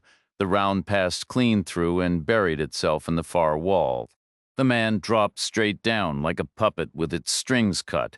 The gunshot's roar faded into silence. Then from the hallway came a faint, stifled whimper, like an elderly person trying to scream through a strong hand clamped over their mouth, followed by the helpless scrape of a shoe going nowhere. Token resistance. The dead man was bleeding out on the parquet floor, the blood seeping into the seams. What a mess. Reacher found himself mentally calculating a couple of square yards of flooring would need replacing. Trulenko could cover that, plus spackle for the bullet hole, a fresh coat of paint, and new glass for the kitchen door, all taken care of. Silence lingered from the hallway. Reacher backed toward the broken door and stepped outside into the yard. The obvious move now would be for them to split into two groups, sending one out a back exit to circle the house. He turned right, then right again, and paused briefly at the front corner of the house. The Lincoln was still parked on the street, empty. There was still no sign of the Jaguar, not yet. He mentally followed its likely path, heading north to the next intersection, turning west onto the busier avenue, then south to their familiar turnoff, and finally into the subdivision with its maze of tight, right-angled streets. 5 minutes, maybe 6. They wouldn't get lost. Abby knew the route. He edged along the front of the house, staying on the grass a yard out from the wall to avoid the foundation shrubs. Peering at a shallow angle through the hallway window, he saw a second man. This one had a pale complexion and wore a black suit. His thick left hand was clamped over Maria Shevick's mouth. In his right, he held a gun, another HKP-7, all steely precision, jammed hard against the side of her head, his finger taut on the trigger. Aaron Shevick stood rigid a yard away, eyes wide with terror, his lips pressed tight. The silent command was obvious, and he wasn't about to disobey, not with a weapon to his wife's temple. Reacher glanced back toward the cul-de-sac. Still no car. The man holding Maria was staring intently toward the kitchen door, waiting for whoever was inside to emerge. It was setting up a classic standoff, drop the gun or the old lady gets it. Except the guy couldn't actually shoot her, because a split second later his own head would be blown apart. a perfect, miserable triangle of threats circling endlessly like some screaming feedback loop. Reacher calculated the angles. The guy was a full head taller than Maria. He held her tight against him, her back to his front, the top of her head tucked neatly under his chin. From the side, Reacher saw a slab-like white cheek, a small pink ear, and a buzz cut glittering over the ridges of his skull. Over 30, maybe not yet 40. Was he senior enough to know the location of their nerve center? Reacher's main question answered itself almost immediately. No, just like the others. We're the guys who sit in cars and watch doors. You think they tell guys like us where Trulenko is? This one was no use. Unfortunate. Especially for him. Reacher dropped silently to the ground and elbowed his way to the narrow concrete walkway, across it, and beyond. The front door stood open. The man was still fixated on the kitchen, still waiting. Reacher shifted until his view through the doorway was a quarter circle different from the window's oblique angle. Now he was looking at the back of the man's head, a wide white neck, tight rolls of hard flesh, that glittering buzz cut over bony lumps. His perspective was from a very low angle, prone on the ground outside, below the step, below the threshold, below the hallway floor itself. He aimed the Glock upward at a steep incline, targeting the point where the spine met the skull as high as he dared. He needed the round to dig in, not skate off. Sometimes skulls were like concrete. He counted to 3, exhaled long and slow, and pulled the trigger. The man's head cracked open like an overripe melon hitting pavement. The bullet exited through the top of his skull and lodged in the ceiling above. The air filled instantly with a fine pinkish mist. Instant brain death. Messy but necessary with a finger already hard on a trigger, the only medically proven safe way to guarantee it. The guy fell away from behind Maria Shevik as if she were shrugging off a heavy winter coat and letting it slump to the floor. She was left standing alone, a yard from her husband, both of them frozen and silent. The crash of the shot faded into a thick quiet. The pink mist drifted down in an agonizingly slow descent. Then the Jaguar arrived.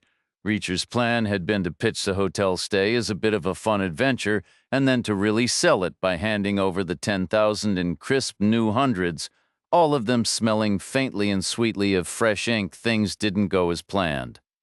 Maria Shevik had blood and bones spattered in her hair while Aaron was trembling, barely holding himself together. Ventresca led them outside and settled them into the plush back seat of his Jaguar to calm down. Inside, Abby moved quickly from room to room, throwing essentials into a bag for the couple. Meanwhile, Reacher and Hogan handled the grim task of moving the bodies to the Lincoln's trunk, first stripping them of cash, weapons, and phones, a routine that was becoming all too familiar. From Gazim Hawks's lumpy potato-like wallet, Reacher handed Ventresca enough cash to cover a hotel stay, instructing him to get the Sheviks checked in and settled. Ventresca agreed, saying he'd take them up to the room himself to make sure they were okay. Reacher told the remaining 4 they'd stay behind to deal with the Lincoln. "What's the plan for it?" Barton asked. "We drive it," Reacher said. "To where?" "You've got a gig. We need to collect your van and load your gear with those guys still in the trunk. You ever flown on a plane?"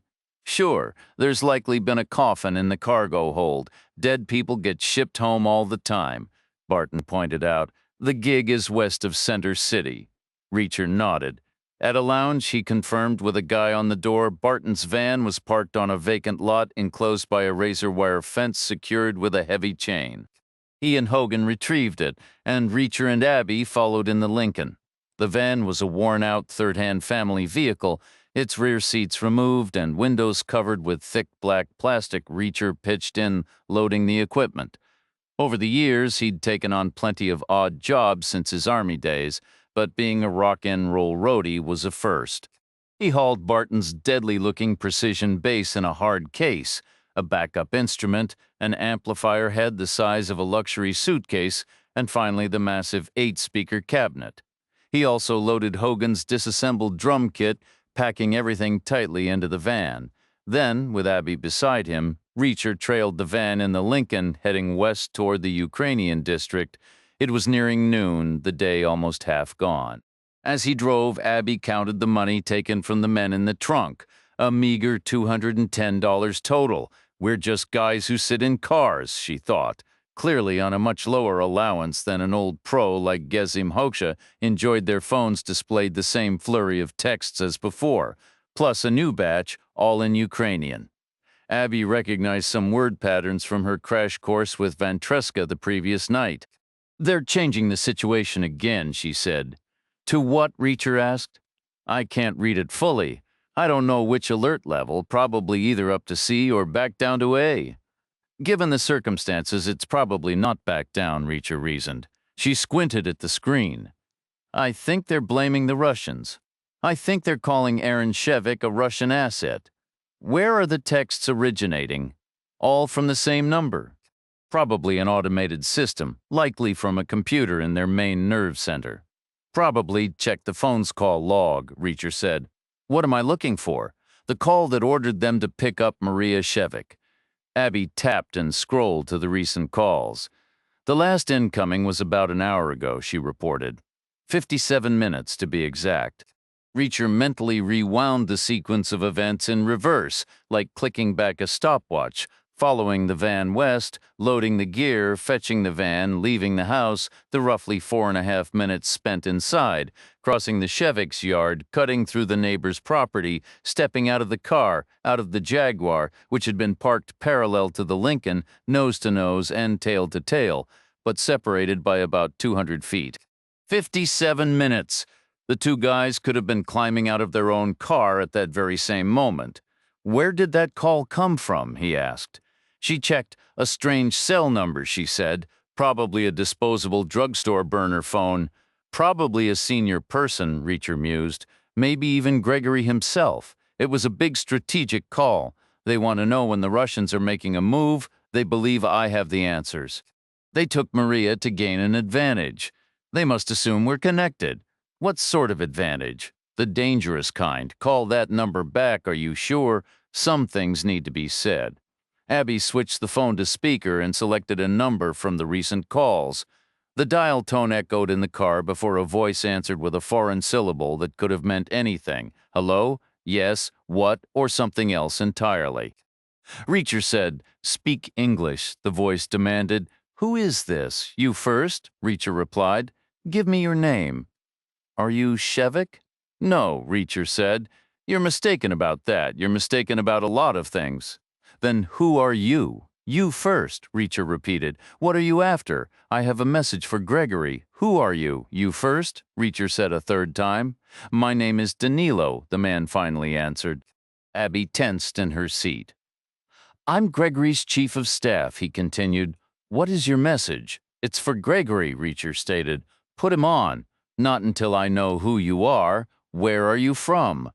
"I was born in Berlin," Reacher said. "East German, not Russian. My father was a U.S. Marine stationed at the embassy. I was born there. A month later I was gone. Now I'm here with a message for Gregory." "What's your name?" "Jack Reacher." "That's the old man." "I told you, you're confused. I'm not as young as I once was, but I'm not old. I'm holding up just fine now. Transfer the call." The man named Danilo fell silent for a long moment.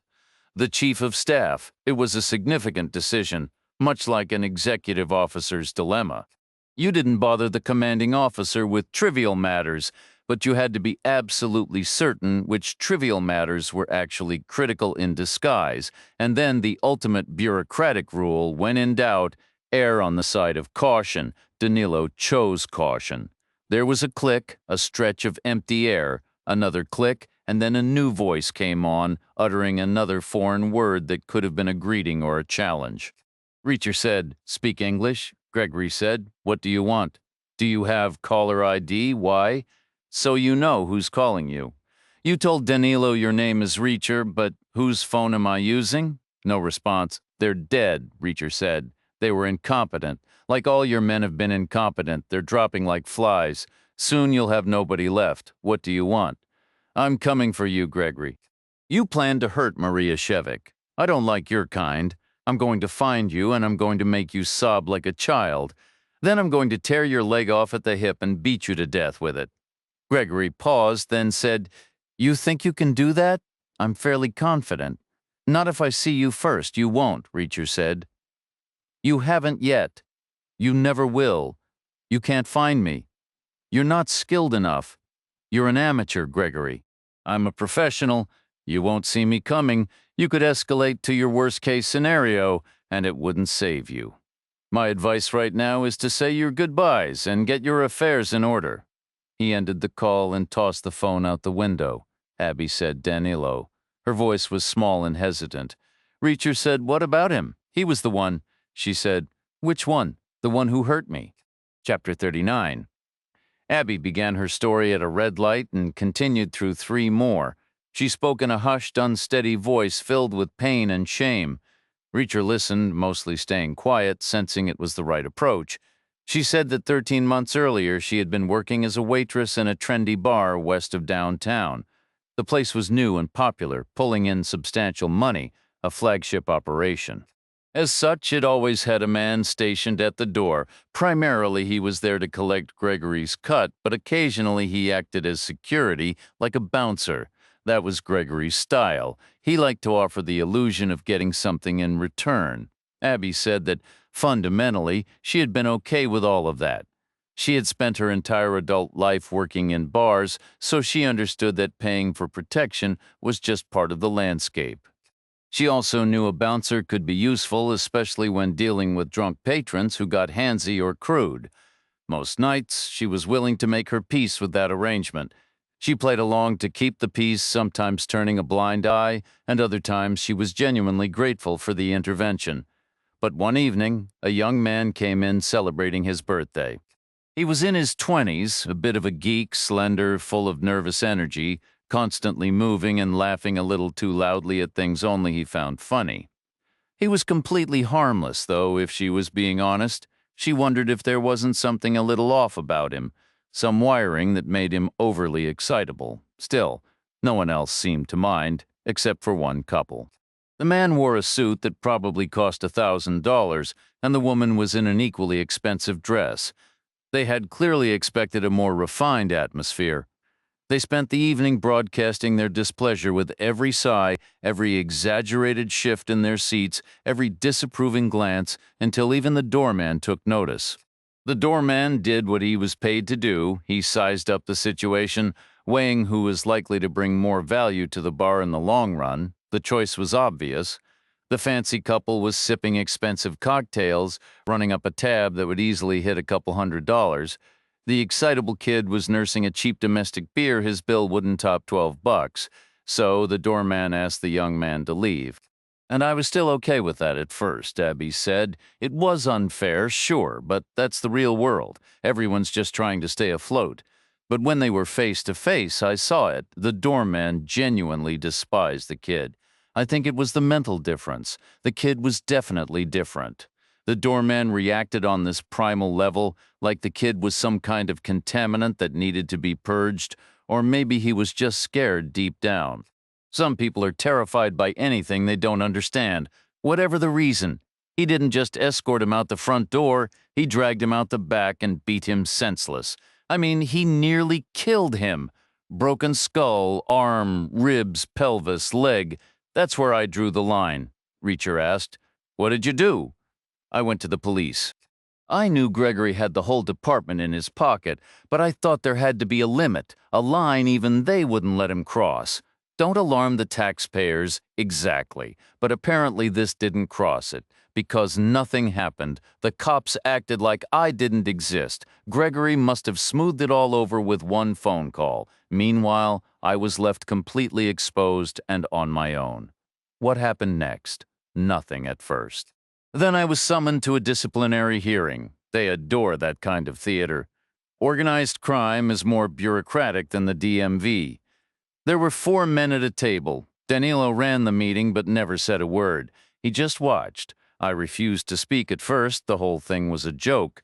I don't work for them. They don't get to make rules for me. They could take their tribunal and shove it as far as I was concerned. Then they laid out the new reality for me. If I didn't cooperate, I'd never work another bar job west of Center City. That's half my income. I couldn't afford to lose it. I'd have starved or been forced to leave town and start over somewhere new. So in the end, I caved. I said, fine, whatever. How was it? She gave a weary shrug, avoiding a simple answer. Instead, she said, I had to confess to my crime in minute detail. I had to explain my misguided motivations and demonstrate where I later saw the error of my ways. I had to offer the most sincere apologies over and over again for going to the police, for criticizing the doorman, for daring to think I knew better than they did. I had to convince them I was a changed person. I had to guarantee it was all right for me to continue my job. I had to submit an official request. I had to ask politely if I could work in their part of the city, using a pleasant tone, like a well-behaved child. Reacher stayed silent. Abby continued. Then we got to the consequences. They made it clear there needed to be a penalty, something to prove I was genuine. They wheeled in a video camera on a stand. I had to stand tall, chin up, shoulders squared. They explained they were going to strike my face. That was the price, 40 strikes. 20 on each side. They intended to record it. I was instructed to appear courageous and fight back tears. I was told not to flinch, but to present myself with pride and readiness because I had earned it. Reacher said nothing. Abby said they turned the camera on. It was Danilo who struck me. It was terrible, an open palm, but with serious force. He knocked me to the floor multiple times. I had to stand up, smile, and apologize. I had to resume my stance, ready and willing. I had to count each one out loud. 1, sir. 2, sir. I can't decide what was worse, the physical hurt or the utter shame. He paused after 20. He said I could stop if I chose, but the agreement would be broken. I would have to depart the city, so I refused. He made me verbalize it. I had to say, please, sir, I want you to continue striking my face. When he finished, my skin was flushed and puffy, my ears were buzzing, and I tasted blood in my mouth. But it's the recording I dwell on now. It was for online viewing, I'm certain had to be some exploitative website, the degradation and shame category. Now my image is out there permanently, being struck ahead of them. Barton's van began to reduce speed. All right, Reacher said. Danilo, good to have a name. The venue was located in the lower level of a broad brick structure on a respectable avenue, a short distance from the initial cluster of downtown towers. There were cafes and small shops at street level with various businesses occupying the upper floors, around a dozen in total. They all used a common loading entrance at the rear where Barton pulled in. Reacher parked the Lincoln beside him. Together they moved the equipment toward the elevator. Then Ventresca arrived in his Jaguar. He parked near the van, stepped out, and announced, I'm part of the crew. Barton and Hogan took the elevator down with their things. Reacher and Abby remained outside. Abby asked Ventresca about the Cheviks. They're managing, Ventresca said. They're on an upper level. It feels secure and distant. They're cleaning up and resting. I explained how to order food. They'll be fine. They seem fairly tough. They're from a generation less fragile. At least they can watch TV now. They were pleased about that, tried to hide it. Abby handed him the second Ukrainian phone, the one Reacher hadn't tossed from the car. Ventresca scanned the recent messages. He said, they know the Albanian group is finished. They believe they're both under assault from Russian syndicates. They've escalated to a heightened alert status. They're reinforcing security. They're establishing defensive posts. Their message is, allow no one through, with strong emphasis. Quite theatrical. Sounds like propaganda from an old Soviet poster. Any word about Trulenko, Reacher asked? None. Presumably he's included in the security increase. But they're not stopping his activities. It doesn't indicate that, which means his work cannot be paused, not even for a conflict with Russian syndicates. That should give us a clue. To what? I'm not sure yet, Reacher said. Did you swing by your office? Ventresca nodded. He retrieved a small note from his pocket. He passed it over.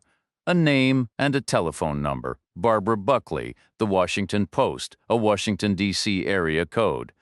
A futile effort, Ventresca said. She won't speak with you. Reacher took the confiscated phone from him. He entered the number. The line connected and rang. The call was picked up. He said, Miss Buckley, not available. A voice replied, call back later. The call ended. It was nearly midday. Half the day already gone, they took the freight elevator down to the basement, finding Barton and Hogan already preparing with their friends, a guitarist and a singer for their usual weekly lunchtime set. Reacher lingered in the shadows of the low-ceilinged, windowless room. A bar stretched along the right wall with a parquet dance floor, scattered tables, and standing room filling up. About 60 people were inside, more still arriving past a large man in a black suit and tie perched on a stool in the far left corner. He wasn't exactly a bouncer, more of a sentry at the bottom of the stairs, there to count heads and look imposing. In the near left corner, a wide corridor led to restrooms, a fire exit, and the elevator they'd used. Colored spotlights ringed the ceiling, trained on the stage, leaving the rest of the room dimly lit by exit signs. Everything was in place. Reacher moved toward the stage where the equipment hummed softly. Barton's bass leaned against its cabinet, a backup instrument beside it, while Barton himself sat nearby finishing a hamburger, part of the band's deal for free meals up to $20. Reacher asked, "What's on the set list?" "Mostly covers, maybe a couple originals," Barton replied. "Do you play loud when we feel like it? And do people dance if we make them?" "Get them dancing by the third song," Reacher said. "Make it loud. Grab everyone's attention. We usually save that for the encore. We're short on time. We've got a rock medley that always gets people moving. We could shift it earlier." "That works," Reacher said. "Thanks." With the plan set, the house lights dimmed and the stage lit up as the band launched into their first song, a mid-tempo rock tune with melancholy verses giving way to a lively chorus. Reacher and Abby slipped away, weaving through the crowd along the right wall toward the far corner. By the second, faster song, the band was warming up the audience, skillfully building energy for the medley to come. Absurdly, Reacher felt the urge to dance, the rhythm pulling at him, and he could see Abby felt it too from the way she moved ahead of him. So, on impulse, they did, dancing subtly in the shadows near the wall, a few steps forward, one back, finding a strange release in the motion. It felt like a slice of normal life, what two people might naturally do together. Around them, others joined in until the third song erupted and the room exploded into chaos, the dance floor packed and drinks spilling as everyone lost themselves in the music. Barton had delivered exactly as asked. Reacher and Abby stopped dancing, gliding unnoticed along the back wall behind the crowd until they reached the far left corner, positioning themselves just behind the man on the stool. They waited in the gloom 6 feet back until a group of late arrivals began coming down the stairs. The man seated on the stool lifted his gaze. Reacher moved behind him and dropped a hand onto his shoulder, a gesture that could pass for a friendly hello or the kind of mock surprise buddies sometimes pull. To anyone just walking in, that's all it would have looked like. They wouldn't have seen Reacher's fingers hooking under the man's collar, twisting the fabric tight. They certainly missed his other hand, held low behind, pressing the barrel of a pistol firmly into the small of the man's back. He leaned in, his voice a low growl near the man's ear. "Time for a walk," with a pull from his left hand and a push with his right. Reacher guided the man backward off the stool, steadied him, and twisted the collar tighter. Abby moved in, patting down his pockets and retrieving his phone and another steel P7 pistol. The band launched into their next song, louder and more driving. Reacher leaned close again, raising his voice over the music. "Hear that rhythm? I could put 4 rounds in you right on the beat and nobody in this place would blink, so do exactly as I say." He propelled the man along the left wall, the guy moving stiffly, almost like a clumsy 4-legged creature, a shadow puppet from a bad dream. Abby kept pace a step away, weaving slightly, her eyes scanning the room. As the band crashed into an even faster, louder segment, Reacher hurried his captive all the way to the corridor, into the freight elevator, and up into the daylight of the loading dock. He hauled him around to the back of the Lincoln, stood him straight, and forced him to look. Abby clicked the key fob. The trunk lid rose, revealing 2 dead men in matching suits, limp and bloodied. The man tried to turn away. "That's you in 60 seconds, Reacher said, his voice flat, "unless you start talking." The man stayed silent, his airway constricted by the twisted collar. Reacher loosened his grip just enough. "Where does Maxim Trulenko work?" The man gasped for air, his eyes darting left and right, then up at the sky as if weighing invisible choices. Finally, his gaze dropped back to the trunk. He stared, then muttered, "That's my cousin." "Which one?" Reacher asked, almost bored. "The one with the head shot or the one with the throat shot?" "We came over together, from Odessa. We landed in New Jersey." "You must think I care. I asked you a question. Where does Trelenko work?" The man uttered the same cryptic word from the text message, a biologically fuzzy term for a place that hums and buzzes with activity. "Where is it?" Reacher demanded. "I don't know." The man wheezed. "It's a secret setup. How big? I don't know. Who else is there?" "I don't know. Do Danilo and Gregory work there?" "No." "Where do they work?" "In the office." "Is that separate from the hive?" "Of course it is." "Where's the office?" The man gave a street name and a cross street behind the taxi company across from the pawn shop next to the bail bonds. "We were just there," Abby said. Reacher nodded. He shifted his grip, sliding his hand around the man's collar until he felt the silk necktie beneath the cotton. Silk fibers, triangular and prism-like, were famous for their shimmer and their incredible tensile strength. In a straight pull, silk could outlast steel cable. Reacher closed his fist, taking up the slack. His knuckles pressed flat against the crumpled edge of the collar, as if he were gripping a single rung on a ladder.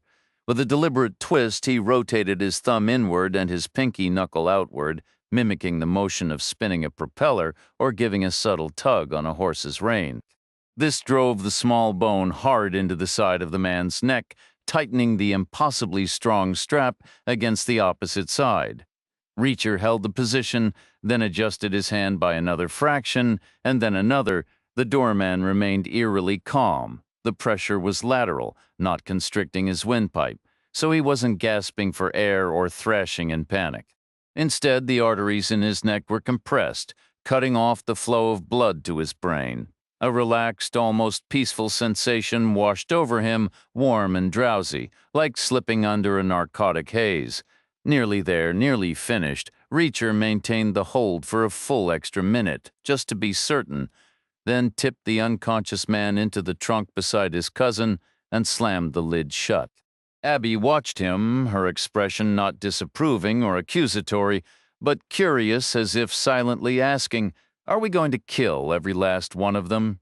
It felt more like a request for information than a judgment. Internally, Reacher thought. "I sure hope so." Aloud, he said, "I should try the Washington Post again." She handed him the dead man's phone.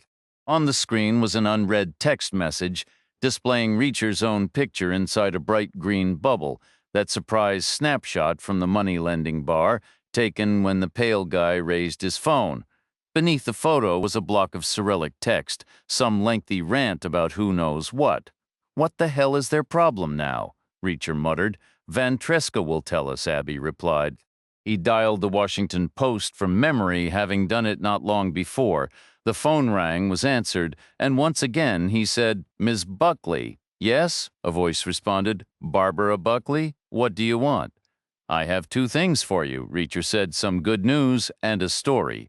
In the background, he could hear the hustle and bustle of a busy newsroom, a vast open space, probably with a low, hard ceiling, the clatter of keyboards, a dozen overlapping conversations. He said, "I'm guessing you're at a desk in a newsroom," Barbara Buckley replied. "No kidding, Sherlock." "I'm guessing you've got tickers and cable news on screens all around you, hundreds of them. Maybe right now one of them is showing regional coverage of a fire in a lumber yard in a city you're familiar with." Silence, Reacher continued. "The good news is that lumberyard was the Albanian gang's headquarters. It's burning to the ground. Most of them are dead inside. The rest have scattered. They're finished. The threats they made to you back when you had that meeting a couple months ago in the back room of the restaurant, those don't apply anymore. As of today, they're gone for good. We believed it was important you know as soon as possible. It's part of our victims' rights protocol." "Is this the police department, strictly speaking?" "No. But you are law enforcement, which has many levels. Which level are you?" "Ma'am, with the greatest possible respect, you're a journalist. Some things are better left unsaid." "You mean you could tell me, but then you'd have to kill me?" "Ma'am, we don't really say that. Are you speaking from there? I'd prefer not to discuss specific locations, but I will say it's very warm here. Wait, she said. How did you even find me? I never reported the threats to anyone. Reacher drew a breath, ready to launch into the second part of his prepared explanation, but she cut him off. The investigative reporter he assumed she was, connecting dots with rapid-fire assumptions and educated guesses that landed right about where he'd intended anyway. She paused, then said, "Wait a minute. The only person who could have possibly known about this was the driver I hired to take me to the airport.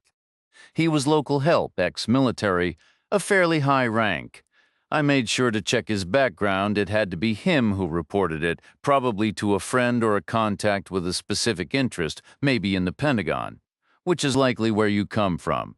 Some secret agency nobody talks about," Reacher replied. "Ma'am, I really can't confirm or deny anything about that."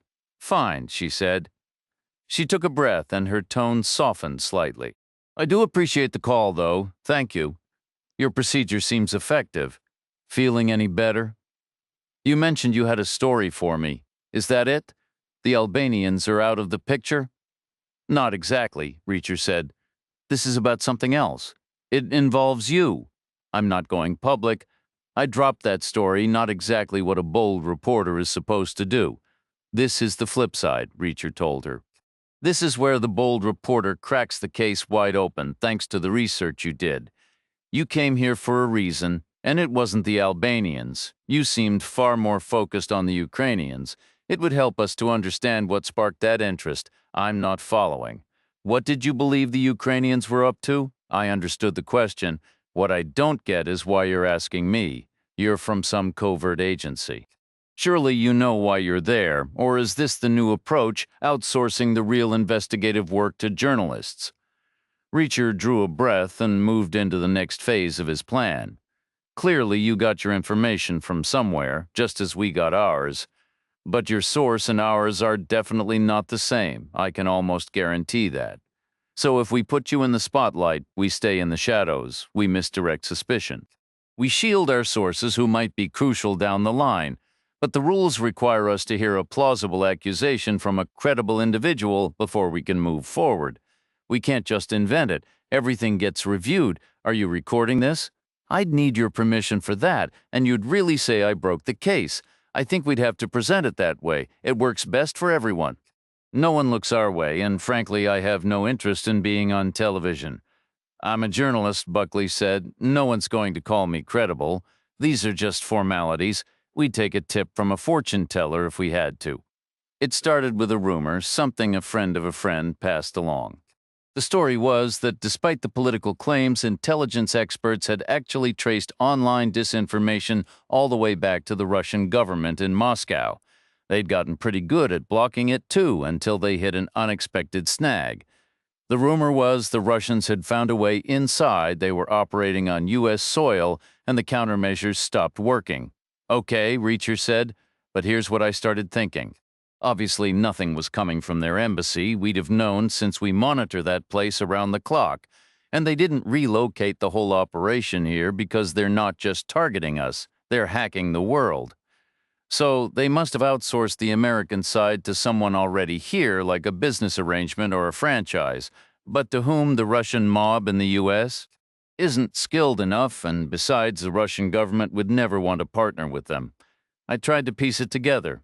I had some leads. The tech team at the paper follows this closely. They have rankings like sports standings. A lot of those former Soviet states are tech-savvy. Take Estonia, for example, and they figured Ukraine was in the mix too. But Moscow and Kiev aren't talking. They're permanently at odds. Moscow has a direct line to Ukrainian organized crime groups operating right here in the United States. It's the same people with the same skills, just a different location. That connection provides the perfect cover. It's a link no one would easily suspect. Technical experts I spoke with confirmed the Ukrainians had just enough capability to pull it off from a technological standpoint. So I put it together, an annual deal brokered between the Russian government and Ukrainian mobsters on American soil, likely valued at tens of millions of dollars. I don't have hard proof, but I'm confident I'm right. Consider it an educated guess from a reporter. All right, Reacher replied. But then, a few months back, their operation took a dramatic leap forward. They went from being barely competent to executing highly sophisticated maneuvers almost overnight. According to the tech people, that kind of jump meant they had to have brought in fresh expertise. There was no other explanation. Possibly a specialist consultant sent from Moscow. That's why I went to check it out myself. I admit it was naive. I half expected to spot a confused Russian wandering the streets. So you were already planning to break the story, but I never got the chance. Where would you have started looking? I hadn't figured that out yet. That was going to be my next move. I just never made it that far. Understood, Reacher said. Thanks. Is that sufficient? Credible source, credible motive. It checks out, thanks again for earlier. I do feel better. It's a powerful feeling, isn't it? Reacher said. You're still breathing, and they're not. An hour later, Barton and Hogan emerged onto the street sweating lightly and loaded with equipment. Van Treska was assisting them. He read the new message on the phone, the photograph inside the thick green notification bubble. This is ridiculous, he stated. Reacher said, he caught me off guard. Not the picture. The text is from Gregory himself. He says you're the leading edge of an attack coming from a direction he can no longer predict. He even suggests you might be an agent working for the government in Kyiv. Therefore, you are to be captured at any cost. He wants you brought to him alive. I suppose that's better than the other option. Did the doorman give you anything useful? A fair amount, Reacher answered, but the journalist filled in more of the picture. She actually talked to you? It's about disinformation spreading online. It was originally coming from Russia. Now it's being generated domestically, inside the U.S., and we can't shut it down. She theorized that Moscow hired the Ukrainians as a cutout, then, about 2 months ago, the quality skyrocketed. She said the tech analysts at her paper were convinced the Ukrainians must have imported new talent. There was no other way to explain the sudden improvement. Trelenko went off the grid about 2 months ago. Exactly, Reacher said. He's a computer expert. He's running the contract. The Russian government is paying Gregory, and Gregory is paying Trelenko, after skimming a generous cut for himself, I'm sure. Must feel like hitting the jackpot. The journalist estimated the contract could be worth tens of millions. What did the doorman say? He described a secret satellite operation physically separate from their main office. He didn't know the location, the size, the staff, or how many people are involved, and you call that plenty of information. If we combine both accounts, we can start deducing what they'd need. Security, living quarters, a stable power supply, high-speed internet, isolation, but still close enough for easy logistics and resupply. It could be any basement in the city. They might have just run some cables and thrown in a couple of cots. It's more than cots, Reacher countered. This is an annual contract, undoubtedly renewable. This could be a long-term setup. They'd want something established, not makeshift. Fine. So besides the wiring, they also brought in drywall, paint, and maybe laid down some carpet, perhaps even king-sized beds. We should start searching, Abby said. One other thing first, Reacher interrupted. That terrible photo reminded me. I want to go pay a visit to that guy. It's past noon. I'm betting he's sitting on a stack of cash from repayments. The Sheviks need that money today. We're still $1,000 short. This time Abby took the wheel. Reacher could feel the heavy load in the back. The rear of the car sagged and dragged with the weight. There were well over 600 pounds in the trunk. Perhaps it was a detail Lincoln's designers never considered. They paused in a side street just short of the bar. Would Situation C mean extra guards at every location? Reacher doubted it.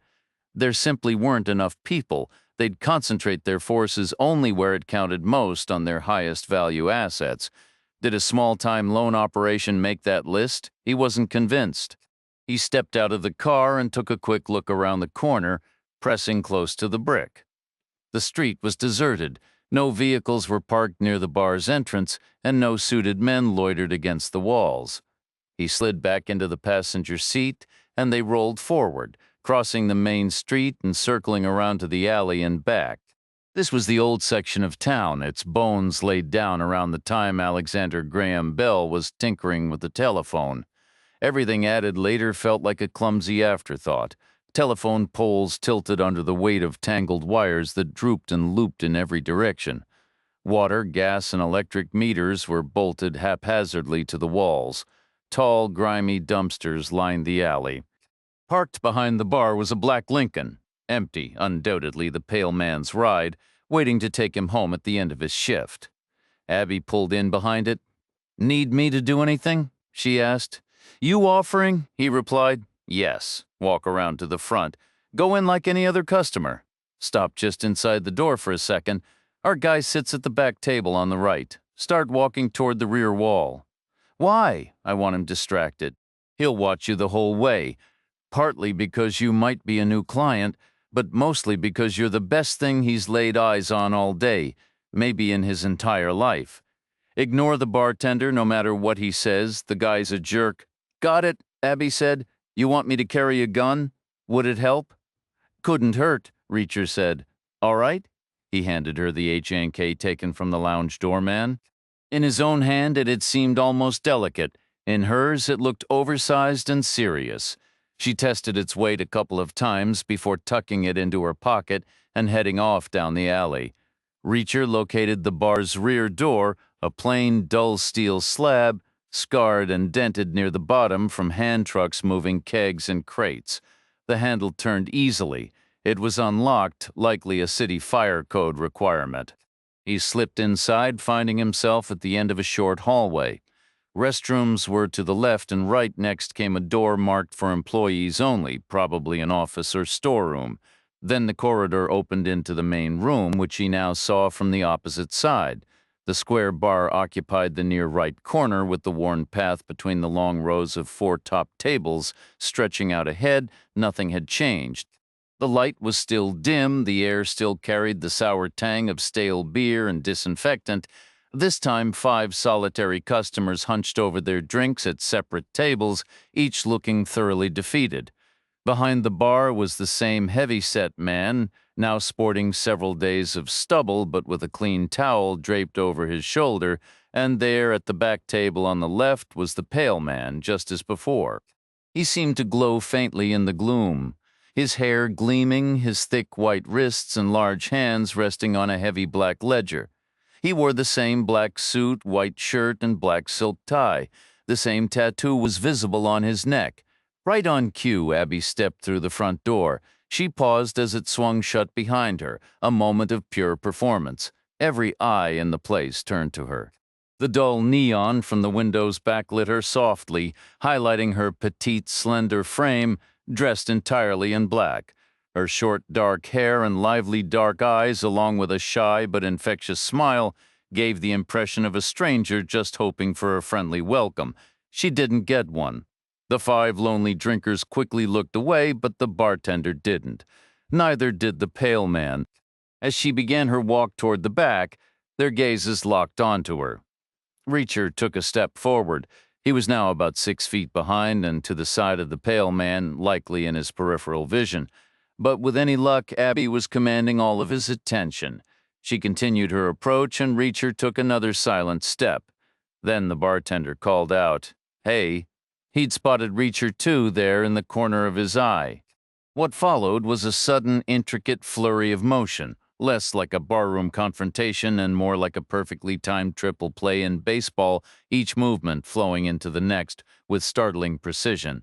The pale man twisted in his seat, beginning to rise. Reacher moved past him, heading for the bar. He seized the bartender's head in a two-handed grip, launched himself upward, and slammed it down onto the polished mahogany surface with the force of a gravity-driven dunk. Using the momentum from his landing, he spun back toward the pale man, covering the distance in 2 swift strides.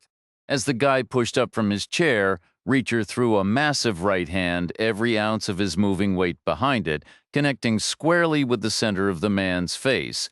The impact sent him flying backward as if launched from a catapult, skidding across the floor until he came to rest flat on his back, blood already seeping from his nose and mouth. The handful of patrons scrambled to their feet and rushed for the exit, a prudent local custom, Reacher figured, and one he could appreciate. It meant no inconvenient witnesses. Blood and fragments of teeth were smeared across the bar, though the bartender himself had collapsed out of view behind it. "Guess he didn't keep his eyes on me the whole time?" Abby remarked. "Told you," Reacher said. "The man's an idiot." They knelt beside the pale man, relieving him of his pistol, his cell phone, a car key, and a thick wad of cash from his pockets, close to $8,000. By the look of it, his nose was clearly broken, and he was breathing in ragged, wet gasps through his mouth, tiny bubbles of blood forming at the corners of his lips. Reacher recalled the man's earlier gesture, that bone-white finger tapping against his own temple with a smug, threatening air. "How the mighty do fall," he thought. "Yes or no?" he asked. Abby was silent for a moment, then she said yes. Reacher pressed his palm firmly over the man's mouth. It was a slippery, messy business with all the blood, but he held it in place. The guy fumbled desperately at his empty pocket, searching for the gun that was no longer there, then spent his final moments kicking his heels against the floor and feebly clawing at Reacher's iron grip. Eventually, the struggle ceased, and his body went slack. They took the pale man's Lincoln. Its trunk was empty, and it handled far better than their previous ride. Driving downtown, they parked illegally by a fire hydrant just around the corner from the Chevik's hotel. Abby checked the newly acquired phone. No new messages had come in. The last was still that paranoid theory from Gregory. "Did it come from his usual number?" Reacher asked. Abby compared it to earlier texts. "Looks like it," she said. "It's not the burner we've seen before. We should give him another call. Keep him in the loop." Abby tapped a shortcut from the message screen and put the phone on speaker. It rang, then was answered. Gregory's voice came through, sharp and tense, a single clipped word that wasn't a greeting, more like "now" or "talk." "English," Reacher demanded. "It's you." "You're down 2 more men. I'm coming for you, Gregory." "Who is this?" "Not from Kiev?" "Then where?" "The 110th MP Special Unit." "What unit?" "You'll find out soon enough." "What do you want?" "You made a mistake." "What mistake?" "You crossed a line. Time to settle up." "You're American as it gets." There was a long pause on the line. Reacher could picture the gears turning, Gregory mentally reviewing his network of paid-off contacts, his carefully arranged favors, all the tripwires that should have warned him. Yet he'd heard nothing. "You're not a cop," Gregory said finally. "Not government. You're on your own, aren't you? Which I'm sure will make it all the more humiliating when your whole operation is in ashes and all your men are dead, except you. You'll be the last one left right until I walk through your door. You'll never get close. How am I doing so far?" Silence. "Get ready," Reacher said. "I'm coming for you." He ended the call and tossed the phone out the window. They drove around the corner and slotted the Lincoln into a 10-minute parking spot outside the Chevik's hotel. Reacher and Abby took the elevator up to the Chevik's floor. By New York or Chicago standards, it wasn't especially high, but in this town it probably felt like the top of the world. They found the right door and paused outside. Maria Shevik peered through the door's viewer before opening it to welcome them inside.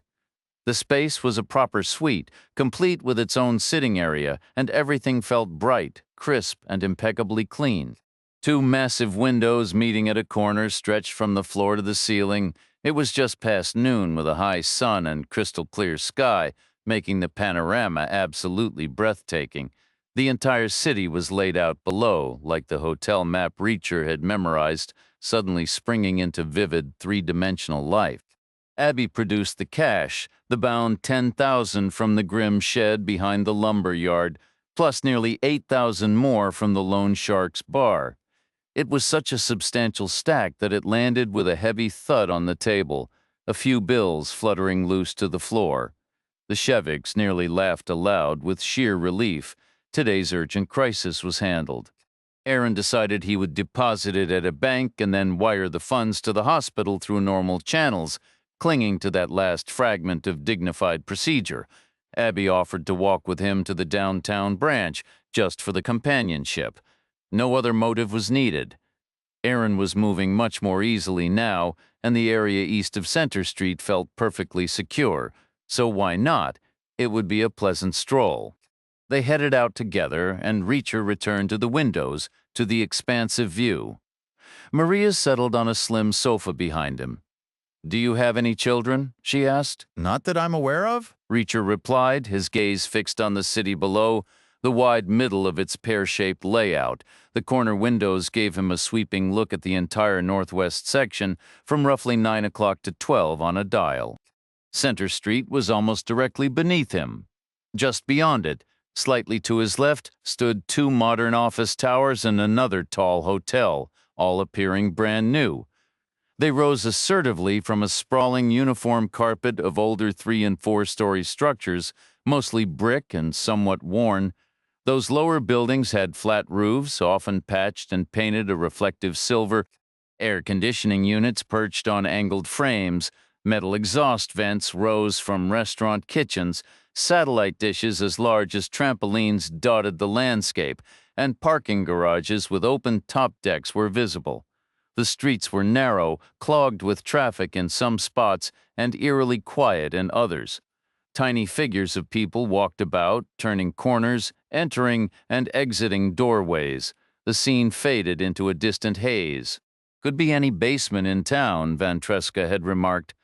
"Are you married?" Maria inquired. "No," Reacher said. "Don't you ever want to be?" "Well, that choice is only half mine to make," he said, which probably explains the situation.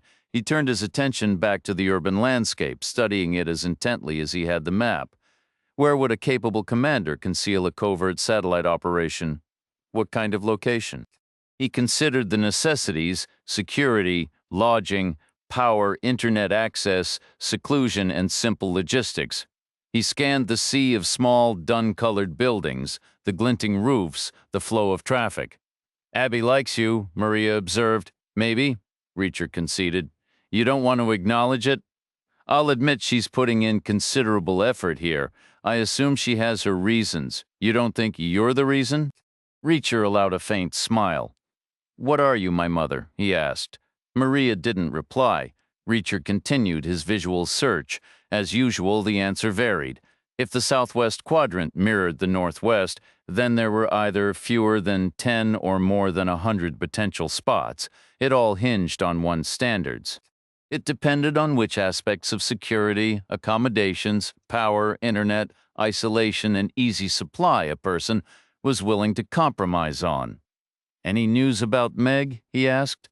"The doctors are still optimistic," Maria said. "Tomorrow's scan should confirm it. Everyone seems to think so, but I feel like we're rolling dice. It has to be now. This is either a monumental victory or a crushing defeat. There's no in-between. I'd take those odds. Win or lose. I appreciate the clarity. It's brutal. Only if you lose. Do you always win? So far, how is that possible? It's not," Reacher said. "I can't win forever. One day I'll lose. I know that, but today isn't that day. I'm aware of that as well. I wish you were a doctor. I don't even have a master's degree." She was quiet for a moment. "You said you could locate him?" "I will," Reacher replied, "today, before 5 o'clock.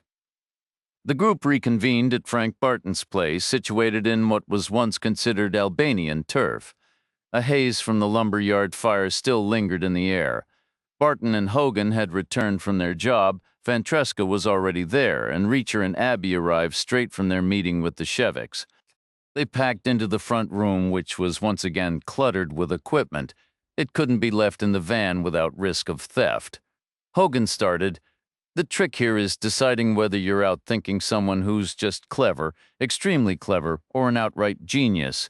That gives you 3 completely different possibilities right off the bat." "Gregory strikes me as reasonably sharp," Reacher said. "I'm certain he has a decent amount of low cunning, but I don't believe this particular choice was his, not for an official contract worth tens of millions with a foreign government. That's a seller's market if I ever saw one. There were likely pages of stipulations, inspections, and sign-offs. Moscow would have demanded top-tier service, and they're not fools over there. They can spot a bad plan. So, for location, I say we aim our second guessing at the genius level." Van Treska listed the considerations: security, living quarters, power, internet, seclusion, and logistics. "Begin with logistics," Reacher suggested. "How many blocks from their office counts as easy access?" It's less about distance and more about the type of block, Hogan countered. I'd say the entire downtown area, the business district, anywhere zoned commercial. Unusual deliveries happen all the time. Nobody bats an eye. Not like in a suburb. The natural boundary would be the edge of downtown west of Center Street. That's not isolated, Barton argued. It's right in the thick of things. Sometimes the best hideout is in plain sight. It might not be physically remote, but it's anonymous. People come and go. Nobody knows their neighbor's name. Reacher turned to Vantreska. What's their internet requirement? A sturdy, hard-to-trace connection? Probably satellite, since it's tougher to follow. Satellite dishes are all over town. Plenty of folks use them. Power needs. A modern up-to-code installation with extra capacity as a buffer, plus an automatic generator backup. They can't risk a power failure messing up their equipment. Living accommodations? Bedrooms, bathrooms, a dining area, maybe a lounge with a TV, some recreation space, a ping-pong table, something like that. Sounds like a minimum security prison. I think windows, Abby interjected. Not a basement. This could be a long-term arrangement. Trulenko is a star. He might be down on his luck now, but he still has standards. He'll want something close to normal living. He'll insist on it. All right, windows, Reacher acknowledged, which leads us to security. Iron bars on the windows, Barton proposed, or anonymity, Hogan offered. There are countless windows, lights go on and off, nobody pays attention. Vantreska added they need one controlled entry point, likely with an initial screening spot farther out and a final checkpoint a bit closer in. Maybe you enter through a basement and take a back staircase.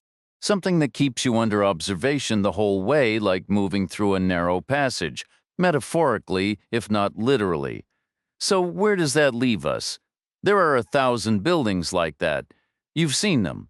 I'm not a fan, Reacher stated, because they're all connected. Remember what Hogan explained earlier about the Navy SEALs?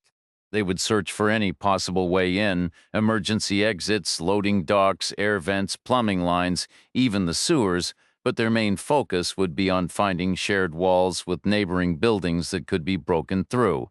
You know how these operations work. They'd drag some poor clerk out of bed in the city planning office to dig up some ancient blueprint, which might show that one basement used to connect to another before someone sealed it off a century ago with nothing but cheap bricks and crumbling mortar. A stiff breeze could knock it over.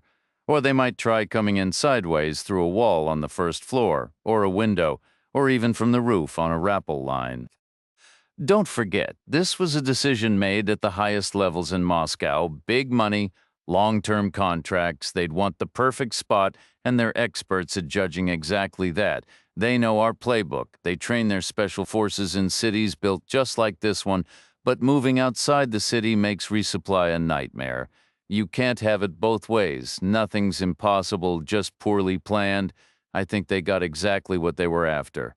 Close enough for a casual visit, yet completely cut off, maybe hundreds of yards from the nearest soul, rock-solid infrastructure, redundant power lines, backup generators, heavy-duty connections, plush living spaces drenched in natural light, and absolutely no way to sneak in from the sides or even get close.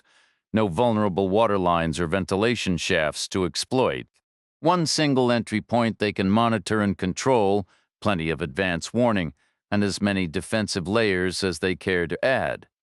Moscow described their dream setup, and I believe they found it. Where? Abby asked.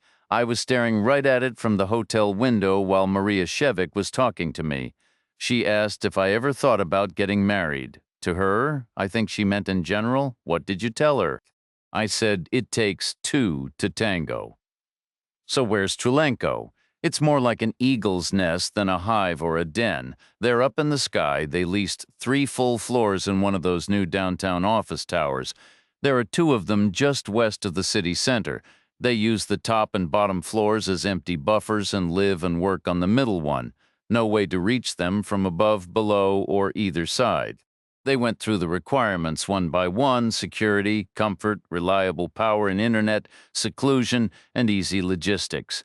3 floors in a gleaming new downtown high-rise checked every box. The elevators could be reconfigured, no challenge for someone like Trulenko. Only one car would be permitted to stop, the rest could be sealed from the outside. Same for the stairwell doors. The working elevator could open into a caged enclosure right in the hallway, something like heavy-duty fencing with a padlocked gate, armed guards standing by.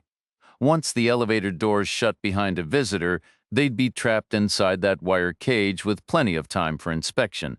If they even made it that far, there would be lookouts in the lobby too, probably posted near the elevator panel. Maybe a whole crowd of them, given the heightened alert level, they'd be watching for unfamiliar faces. "Which tower?" Abby asked. "There has to be a paper trail," Reacher said. "Some city office has the lease paperwork. 3 floors rented by some generic-sounding shell corporation, or we could ask the building superintendents about unusual deliveries, maybe parts for a secure enclosure or heavy industrial fencing, something designed for a cage, which is going to be our problem," Hogan cut in. "I don't see how we get inside. Sooner or later, your luck's going to run out. You Army types always need the Marines to come pull you out of the fire. Wouldn't it be smarter if I just supervised from the start and kept that from happening?" "I'm in too," Ventresca said. "Pretty much for the same reason." "Count me in," Barton added. There was a moment of quiet after that full disclosure, Reacher said. "This won't be easy." No one argued. "What's the first move?" Ventresca asked. "You and Barton need to pinpoint the tower and the 3 specific floors," Reacher said. "The rest of us are going to visit their headquarters. It's behind the taxi company across from the pawn shop next to the bail bonds office." "Why target the main office?" "Because some of history's biggest failures come from secret operations that get cut off from their command center," Reacher explained. "No leadership, no new orders, no supplies, total isolation. That's exactly what I want for these guys. The fastest way to make that happen is to take out the heart of their operation. No point in being delicate about it. Subtlety's time has passed. You really have it in for these people. You didn't have many nice things to say about them either. They'll have lookouts posted everywhere." "Even more so now," Reacher said. "I've been calling Gregory and getting under his skin. He might act tough, but I'm sure he called for extra backup just to feel secure. Then provoking him was a stupid move." "Not at all. I want them all concentrated in 2 locations, their main base and their satellite operation. No one scattered, no loose ends. Think of it as Scenario D. Much more efficient, grouped targets are always better than chasing individuals all over town. That could take days here. We'd be running in circles. We don't have that kind of time. Let them do some of the work for us by gathering together." "You're insane. You know that?" says the man who was ready to drive straight at 25 miles an hour toward anti-tank weapons. "That was different. How, exactly?" Von Tresca paused. "I guess I'm not really sure." "Find the tower," Reacher said. "Get the floor numbers." They took the moneylender's Lincoln again. It was a common site west of Center and unlikely to draw attention. Abby took the wheel with Hogan beside her. Reacher stretched out in the back. The streets were nearly empty, with little traffic and no police in sight. Every officer was surely east of Center by now. The fire department would be pulling charred remains from the wreckage, one after another, a major spectacle. Everyone would want to be there, gathering stories for their grandchildren. Abby parked by a hydrant, 4 blocks directly behind the pawn shop, which sat across from the taxi dispatcher, a straight line on the map, a simple approach. "How far out do you think the sentries are posted?" Reacher asked. "Not far," Hogan said. "They have to cover all directions. They can't spread their people too thin. They'll keep it tight, probably just the 4 corners of their office block. Maybe they're even stopping traffic. But I doubt they'll go beyond that. So they can see the front of the pawn shop and the taxi dispatcher from both ends of the street, likely with 2 men per corner, but they can't see the back of the pawn shop." "No," Hogan said. "To cover 1 more block out in every direction would triple their manpower. Simple arithmetic, they can't manage it." "Good," Reacher said. "That's helpful. We'll go in through the back of the pawn shop." "We should anyway. We need to get Maria's family heirlooms back. They cheated her with that $80 offer. I didn't appreciate that. We should show our displeasure. Maybe their guilty consciences will inspire a sizable donation to a children's hospital." They left the car by the fire hydrant. Reacher figured a parking ticket was the least of Gregory's worries. They walked the first block, then the second, then grew more cautious. Even if no sentries were posted a block further out, they could still be seen from a distance. It would be easy for a lookout to glance down the street to pick out faces, gauge speed, and read intent from body language a block away. Reacher stayed tight to the storefronts, using the deep afternoon shadows for cover. Abby trailed 20 feet behind him, with Hogan bringing up the rear. They moved casually, pausing now and then, without any apparent connection in their pace or direction. Reacher turned left into the side street and disappeared from view. He waited. Abby caught up, then Hogan. They regrouped and walked together along the opposite sidewalk for about 10 paces before stopping again. Geographically, the pawn shop's back door would be somewhere ahead on the right. But every building had an identical unmarked rear exit, 12 in total, all looking the same. Reacher thought back to their earlier visit, the search in Abby's old Toyota, a grimy pawn shop across from a taxi dispatch and a bail bonds office. Maria stepping out, Abby pulling over, Aaron rolling down his window and calling her name. I remember it being around the middle of the block, Reacher said. Except 12 doesn't have a true middle, Abby replied. It's an even number. You get 6 on one side, 6 on the other, with nothing exactly in the center. So the middle is a choice between 2, the last of the first 6, or the first of the last 6. I don't think it was exactly in the middle, Abby said. Maybe a bit past it, maybe even 2/3 of the way down. I remember seeing her and pulling over. It felt like we were past the halfway point. All right, Reacher said, let's start with numbers 7, 8, and 9. The buildings were connected, their rear facades uniformly tall, narrow, and grim, built from aged brick a century old. Barred windows were scattered randomly across them, and a tangle of wires and cables drooped from one connection to another, not always looking secure. The rear doors themselves were identical, sturdy, inward-opening wood doors, but about 50 years earlier someone had screwed metal sheets over the lower halves for durability, maybe a landlord making upgrades. Those metal plates showed decades of wear from loading docks, hand trucks, and being kicked open or shut. Reacher inspected them. Number 8 showed noticeably less damage than 7 or 9. In fact, it looked surprisingly good for its age. Number 8. That lined up with 2/3 down a block of 12. I think this is it, Reacher said. Not much gets moved in or out of a pawn shop with a hand truck. Maybe the occasional large item, like if Barton pawned his speaker cabinet, but most things come and go in a hand or a pocket. The door was locked from the inside. This wasn't a fire exit for a bar or restaurant. Different rules applied. The door itself was solid wood, but the frame might be softer, infrequently painted, maybe a little rotten. What would the Marine Corps do? Reacher asked. Bazooka, Hogan said flatly. Best way into any building. Pull the trigger, walk through the smoking hole. Suppose you don't have a bazooka, then we kick it down, but we better make it count the first time. They've got a dozen guys within shouting distance. We can't afford to get stuck out here. Did the Corps teach you how to kick down a door? No, they gave us bazookas. Force equals mass times acceleration. Get a running start and drive your foot straight through the door. I'm doing this. Aim below the handle. I thought you aimed above it. Nearest the keyhole. That's where the lock's tongue is. That's where the most wood has been chiseled out of the frame, where it's weakest. It's always the frame that gives way, not the door. Now, we're right behind you. Hogan stepped back, squaring himself perpendicular to the entrance, maybe 10 or 12 feet away. He lined himself up, rocking slightly on the balls of his feet, then launched forward with a grim, focused energy that reminded Reacher of a high jumper on television going for a world record. Hogan was a musician, younger, with a natural physical rhythm and grace, which was exactly why Reacher had picked him for this part. The choice paid off beautifully. Hogan flowed forward, jumped, twisted in the air, and drove his heel into the wood just below the handle. A sharp, snappy, perfectly timed motion, like someone stamping on a bug. The door crashed inward, and Hogan stumbled through the opening arms, windmilling as he fought his own momentum. Reacher crowded in right behind him, with Abby following close into a dim, short hallway that led to a half-glass door with the word private written backward in flaking gold paint.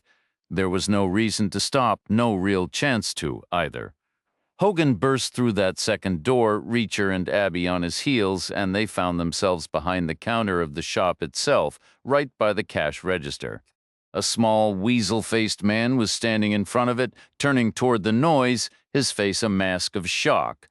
Hogan drove a lowered shoulder into the man's chest, bouncing him off the counter and straight into Reacher, who caught him, spun him around, and pressed the muzzle of an HK pistol against the side of his head. He hadn't looked to see which one he'd grabbed from the bag, he'd chosen blind, but it didn't matter. By now, he was confident they all worked just fine. Abby relieved the man of his own weapon while Hogan located a large handwritten ledger book. Maybe it was a city requirement for pawnbrokers, or maybe just old tradition. Hogan ran a finger down a column of entries. "Here it is," he announced. "Maria Shevik, wedding bands, some small solitaire rings, a watch with a cracked crystal, $80 total. Reacher kept the gun in place." "Where is that stuff now?" the pawnbroker swallowed. "I could get it for you. You think $80 was a fair price?" "Fair is whatever the market will bear. It depends on how desperate the seller is." "And how desperate are you right now?" Reacher asked. "Because I could certainly get that stuff for you. What else do you want? I might be persuaded to add a couple of other pieces, something nicer, maybe with bigger stones." "You have money?" "Of course I have money. How much?" "Probably around 5,000. You can have all of it." Reacher's expression didn't change. "I know we can take it, that's a given. We can take whatever we want, but honestly, the money is the least of your problems right now. This is about more than a lousy transaction. You ran across the street and you ratted out an old woman. You caused a world of trouble. Why?" The man's eyes darted. "Are you from Kiev?" "No," Reacher said flatly, "but I tried their chicken once. It was decent." "What do you want from me?" "Gregory is finished. We need to decide if you're going down with him. I get a text. I have to respond. No choice. Those are the terms, man." "What terms?" "This used to be my store. He took it from me. He made me lease it back. There are conditions, unwritten ones. You had to run across the street. No choice." "What's it like over there?" "Like," the guy echoed, confused. "The layout," Reacher clarified. "You go in a hallway on the left. There's a door on the right into the taxi dispatch room. It's a real operation, but you keep going straight back. There's a conference room. You walk through it to another corridor in the far back corner. That's how you get to the offices. The last one is Danilo's. You have to go through Danilo's office to reach Gregory's." "How often do you go over there?" "Only when I have to." "So you work for them, but you don't want to." "That's the honest truth. Everyone says that. I'm sure they do, but I mean it." Reacher was silent for a long moment. Abby shook her head. "No." Hogan echoed her no. Finally, Reacher spoke. "Go get the stuff we talked about." The man scurried away and returned with the items. The wedding bands, the small solitaire rings, the watch with the broken crystal. He placed them all in a small envelope. Reacher took the envelope and tucked it into his pocket. Then he emptied the cash register, taking about $5,000. It was hopefully just the first tiny drop from a soon-to-be gushing bucket, but Reacher had always liked cash. He liked the solid weight of it in his hand, the quiet, tangible finality it represented. Hogan moved through the pawn shop, pulling frayed cables from the forgotten stereo equipment stacked on the shelves. He used them to bind the man securely, ensuring the restraints were tight and unpleasant, but not life-threatening. Sooner or later, someone would discover him and cut him loose. Whatever came after that would be his own problem to solve. They left him lying on the floor behind the counter and moved back into the open space of the store. Through the grimy front windows, they studied the taxi dispatch office directly across the street. From the shadows of the pawn shop, they carefully surveyed the entire block, shifting position to peer out from different angles. Two men loitered on the sidewalk outside the taxi office door. Another pair stood watch on the left-hand street corner, with two more positioned an equal distance away on the right. That made 6 visible sentries. There were likely just as many inside the building, maybe more. Probably 2 in the hallway the pawnbroker mentioned, 2 in the conference room, and another 2 guarding the corridor leading to the private offices. Each office would undoubtedly hold a made man with a pistol on his person and a backup in a desk drawer. It wasn't a promising picture. A military academy would term it a significant tactical challenge, a direct assault against a larger force in a confined area, with the added complication of the corner guards folding in from behind hostiles to the front, hostiles to the rear, and they had no body armor, no grenades, no automatic weapons. Not even a shotgun. Reacher broke the silence. The real question is whether Gregory actually trusts Danilo. Does that even matter? Hogan asked. Why wouldn't he trust him? Abby added. Two reasons, Reacher said. First, a man like Gregory trusts absolutely no one. You don't climb to his position by having faith in people. He's a snake, so he assumes everyone else is one too.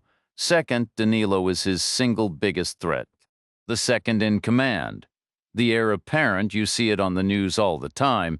Generals get deposed and the colonels take over. How does that help us? Hogan pressed.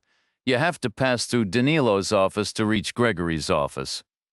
That's standard procedure, Hogan countered. Every chief of staff operates that way. Now think about it in reverse, Reacher said. For Gregory to leave his own office, he has to walk through Danilo's space. He's paranoid, and for good reason. It's why he's still breathing in his mind. This isn't some corporate CEO bidding his secretary goodnight. It's like walking into a potential death trap. An assassination squad could be waiting behind the desk, or worse, a blockade to force him to accede to their demands. Maybe they'd let him resign to save face. Abby nodded slowly, a wry smile touching her lips. Human nature? Mostly it's a load of nonsense, but sometimes it hits the right note. What are you saying? Hogan asked, his skepticism plain. He built a secret way out, she said. They retreated behind the counter and sat on the floor, leaning against the cabinets, not far from their bound captive. It felt like a high-level staff conference held safely behind the lines. Hogan fell naturally into the role of the pessimistic Marine, a duty he took seriously. Every plan needed to be stress-tested from every conceivable angle. Worst-case scenario, he began, his tone grim. We find the exact same setup, just mirrored on the other side. Guys on the next street overwatching the back door, more men inside in narrow hallways. There's a term for that. Symmetrical, Reacher supplied, has to be. Human nature, Abby repeated, her earlier sarcasm giving way to a tone of sharp, clear conviction. Mostly bullshit, but sometimes it rings a bell so loud you can't ignore it. Think about his image. A secret escape hatch makes him look weak. At best, it suggests he doesn't trust the expensive protection he bought or the army of loyal soldiers surrounding him. He can't admit to any of that. He's Gregory, he projects no weaknesses. His organization shows no flaws. So, Hogan prompted, the emergency exit is a secret, she stated firmly. No one is guarding it because no one knows it's there. Not even Danilo. Especially not Danilo, Reacher concluded. He's the biggest threat of all. This was arranged without Danilo's knowledge. If you dug through the records, you'd likely find a 2-week period where he was conveniently sent out of town. Right before his return, I'd wager you'd discover a pair of construction workers who died in a horrific, supposedly accidental, worksite incident. So the tunnel's location would be a secret known only to Gregory precisely. Which means we don't know where it is, either. It connects one person's basement to another's. That's the idea, and that's your entire strategy. Consider it from Gregory's perspective. This is a man who built his empire by eliminating every possible risk. He's picturing himself shutting down an attack and making a frantic escape. It's a high-pressure scenario. Clarity is crucial. He can't afford to get lost. There might be signs on the walls or glow-in-the-dark strips like in an airplane aisle. Our job is to locate the exit door on the street. We go in and trace the path backward. We might just end up stepping out from behind a landscape painting in his private office. But then we'd face the same people, just in reverse order. They'd come flooding through the main office door. Here's hoping they do. I fail to see the advantage. There are two, Reacher stated. First, no one will be at our backs. Second, we'd be eliminating them from the top down, not fighting our way up from the bottom. It's a far more effective approach. Hold on, Hogan interjected. There are men on the street corners. It's a symmetrical layout. The back corners become the front when you circle around. Getting in won't be simple. If I were looking for simple, I would have enlisted with the Marines. They exited the pawn shop via the same route, through the narrow back hall, out the rear door, and onto the side street. They moved quickly back to the car, starting cautiously before breaking into a brisk jog. The car was untouched, not even a parking ticket. It seemed even the traffic enforcement avoided the area east of Center Street. Abby took the wheel, navigating the familiar streets with ease. She took a wide, looping detour, staying well clear of the taxi office's line of sight. She pulled over 2 blocks behind it, on a quiet residential street, parked outside a small hardware store that specialized in appliance parts. Leaving the engine running, she slid out as Hogan got out, and they swapped places, Abby moving to the passenger seat while Hogan circled the hood to resume driving. Reacher remained in the back. "Everyone set?" he asked. Hogan gave a tense nod. Abby's was one of grim determination. "All right, let's move," Reacher said. Hogan drove to the end of the block and turned left. A block ahead on the opposite sidewalk stood 2 men on the corner. Black suits, white shirts. This had been the far left corner. Now it was their near right. They stood with their backs to the block they were guarding, eyes scanning outward as proper sentries should. What they saw was one of their own company's black Lincolns approaching. The faces behind the windshield were blurred and the rear windows were tinted dark. The car made the left turn in front of them, entering the cross street. Gregory's building was on the right, ordinary businesses on the left. Further ahead, 2 more figures were visible on the next corner. The Lincoln slowed and pulled to the curb. The rear window slid down and a hand emerged, gesturing them over. The 2 men on the corner took an automatic step forward, a reflex, then paused, reconsidering. But they didn't change their course. Why would they? It was a company car, and anyone important enough to be mobile during a full lockdown wouldn't appreciate being kept waiting. They resumed their approach, hurrying forward. It was a fatal error. The front passenger door opened when they were about 10 feet away, and Abby stepped out. Just as they reached the vehicle, the rear door swung open and Reacher emerged. He met the first man with a sharp, economical headbutt, a move relying more on precise timing and the man's own momentum than brute force, like a striker connecting with a cross in midfield. The man crumpled into the gutter, his head striking the curb with a sickening crack. Today was decidedly not his day. Reacher shifted his focus to the second man. A face he abruptly recognized from the bar that served miniature pizzas where Abby had worked. This was the doorman, the one who had dismissively told her, "Run along now, kid." A flicker of cold satisfaction passed through Reacher as he closed the distance. Reacher had told him he would see him again. Hopefully, good things come to those who wait. With a quick, sharp left to the face, just enough to snap his head back, Reacher set him up for a second blow, a driving punch to the stomach that folded the man forward. This brought his head down to a perfect level, right about chest height for Reacher, maybe a touch lower.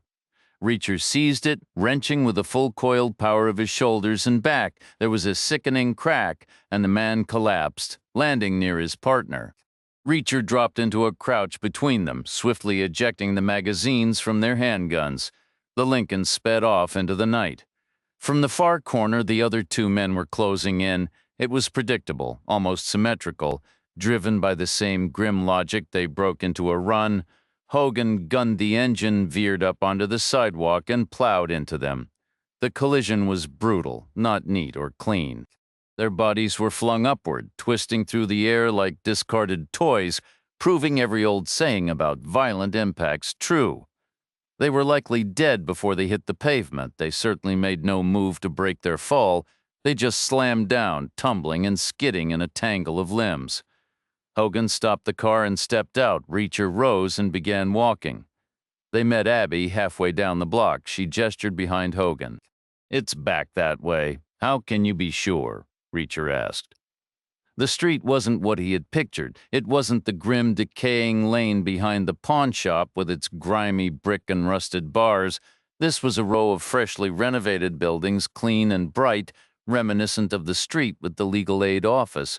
Most were retail spaces noticeably nicer than the strip holding the taxi company and the bail bondsman. The block had two faces, one on the rise, the other stuck in the past. I figured he'd work from the outside in, Abby explained. Starting from the inside would have been too obvious. He couldn't have construction crews parading through the taxi office without raising eyebrows. But back here during renovations, he had the perfect cover. He'd have had the blueprints and surveys. He'd know exactly what connected to what. So he got it done. The rear of one of these shops leads straight to the back of his office. Symmetrical, Hogan muttered. In theory, maybe, Abby said, but the reality is probably a maze of sharp turns and dead ends. This block is over a century old. Which store? Reacher asked. Human Nature, Abby replied. In the end, I don't think he could stand to rent it out. He needed absolute certainty. He wouldn't want some tenant pushing a display case against his hidden door. He needed control, so I looked for an empty unit. There's only one. The window's covered with paper. It's back there. She pointed again. The vacant store was a traditional setup with a tall, curved display window that wrapped around to meet a front door set about 12 feet back from the sidewalk, creating a shallow entryway with mosaic tiles underfoot. The door itself was glass in a frame, papered over from the inside. Reacher expected the lock to be simple, an old-fashioned thumb turn, the kind you just twist and pull. No key. A key might be in the wrong pocket when you needed it most, and keys were slow. Gregory wouldn't want slow. He'd be running, probably for his life. He'd want twist, pull, and go. Any alarm? Hogan asked. A paranoid guy like that would want to know if someone was poking around back here. Reacher nodded. I'm sure the thought crossed his mind, but realistically, alarms fail. He wouldn't want it beeping while he was out of the office, especially if Danilo was around to hear it. That would raise questions immediately, and his secret wouldn't last. My guess is no alarm, probably ate at him, but he made the call. All right then, ready? Hogan gave a single, tight nod. Abby gave a firm, resolute nod. Reacher produced his bank card, the perfect tool for bypassing such a common household lock. He worked the plastic into the narrow gap, bending and maneuvering it until it caught firmly against the latch mechanism. With a sharp pull, he drew the door back toward its hinges, and a series of sudden, precise pressures tricked the simple lock into believing a key had been turned, causing it to snap open. Reacher pushed the door inward and stepped through. The storefront had been recently updated, but never opened for business. A faint, clean scent of new construction lingered in the air, drywall, joint compound, fresh paint. The paper covering the window diffused the outside light into a soft, milky glow. The space was essentially a vast, empty, white cube, completely unfurnished. Reacher, who knew little about retail operations, figured the tenant would be expected to supply all the necessary fixtures: counters, cash registers, shelves, and clothing racks. On the back wall was a single, ordinary door, framed with painted white trim and featuring a substantial brass lever handle, nothing concealed about it. Beyond lay a short, dim hallway. A restroom was on the left, an office on the right. At the hallway's end stood another similarly constructed door. This one opened into a raw, unfinished room that spanned the building's width and extended about 20 feet deep. The left side appeared designated for storage, while the right housed mechanical systems, a forced air furnace, a water heater, and a central air conditioning unit sharing a network of gleaming, newly installed ducts, their seams sealed with silver tape. Water and gas pipes emerged from the concrete floor. Set into the rear wall was a standalone HVAC unit, the sort of tall, narrow appliance Reacher had seen in countless hotel rooms. Several electrical panels stood open in the shadows, their breakers unlabeled. There were no other doors. Abby remained silent. Reacher turned, mentally retracing their path, a clear, straight shot back through the hallway across the empty retail space, a quick twist of the handle, and out to the street. It was fast, unobstructed, a clean escape route. Everything was ideal except for the glaring absence of another door. The guy's paranoid, Hogan remarked. Even though he never leased this place, he knew inspectors, exterminators, or a plumber might need to get in. He wouldn't want some curious professional spotting a door and wondering what was behind it. They might take a peek, so maybe the door is disguised, or maybe it isn't a door at all, just a section of drywall you can punch through with no studs behind it. He rapped his knuckles along the wall. The sound was uniformly ambiguous, neither fully hollow nor completely solid. "Hold on," Reacher said, a note of sarcastic realization creeping into his tone. "We've got a perfectly good brand new central heating and cooling system right here, all shiny and connected to ducts throughout the building, presumably run by some fancy thermostat. So why, pray tell, would anyone need this dinky little wall unit back here? If they wanted extra climate control, they could have just added a couple more vents in the ceiling for practically nothing." They congregated in front of the wall unit, studying it as if it were a piece of modern art. It stood about as high as Abby's head. The lower section was a plain metal panel secured by quarter-turn fasteners. Above that were two rotary dials, one for selecting heat off or cool, and another for temperature with a gradient band shading from blue to red. The top portion was an air outlet grill. Reacher hooked his fingers into the grill and pulled the entire front panel detached with a metallic click, falling away from hidden magnetic catches and clattering to the floor. Behind it was not machinery, but a long, straight corridor stretching away into impenetrable darkness. No directional arrows marked the walls. There were no emergency lights like those on an aircraft. Abby activated her phone's flashlight, its weak beam illuminating only about 10 feet ahead and 10 feet behind them in the thick gloom. The air in the passage was still and carried a faint metallic chill, a stark contrast to the construction smells of the room they had just left. The passage was roughly 3 feet across, constructed with a clean, modern precision. It carried the same scent as the empty shopfront, drywall, joint compound, fresh paint. It extended straight ahead before making a sharp right turn, then another immediate left, weaving an indirect path as if navigating the hidden boundaries of neighboring spaces. Reacher imagined Gregory hunched over blueprints, meticulously carving out inches where he could, drafting illusions of walls to connect it all. The result was a deliberate maze, yet one built with such clarity that losing your way seemed impossible. You wouldn't trip. You couldn't truly get lost. He pictured a flashlight mounted by the entrance, Gregory snatching it and barreling through the turns, bursting past the HVAC panel to escape through the vacant store. They moved forward cautiously. The repeated angles made it difficult to judge how far they'd really come. Reacher recalled the city block as a substantial square for the old downtown, perhaps 400 feet per side. The taxi office and its adjoining rooms likely consumed 100, maybe 150 feet. That left them with a net distance of 250 feet to cover, though with all the zigzagging, their actual path was easily twice that at their careful pace. He estimated 6 minutes. It took 5.5.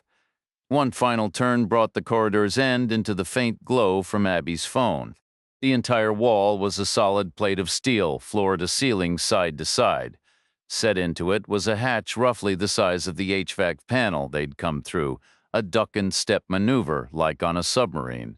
On the right, heavy hinges were welded to the metal, discolored from the torch's heat. On the left, a substantial bolt was currently retracted.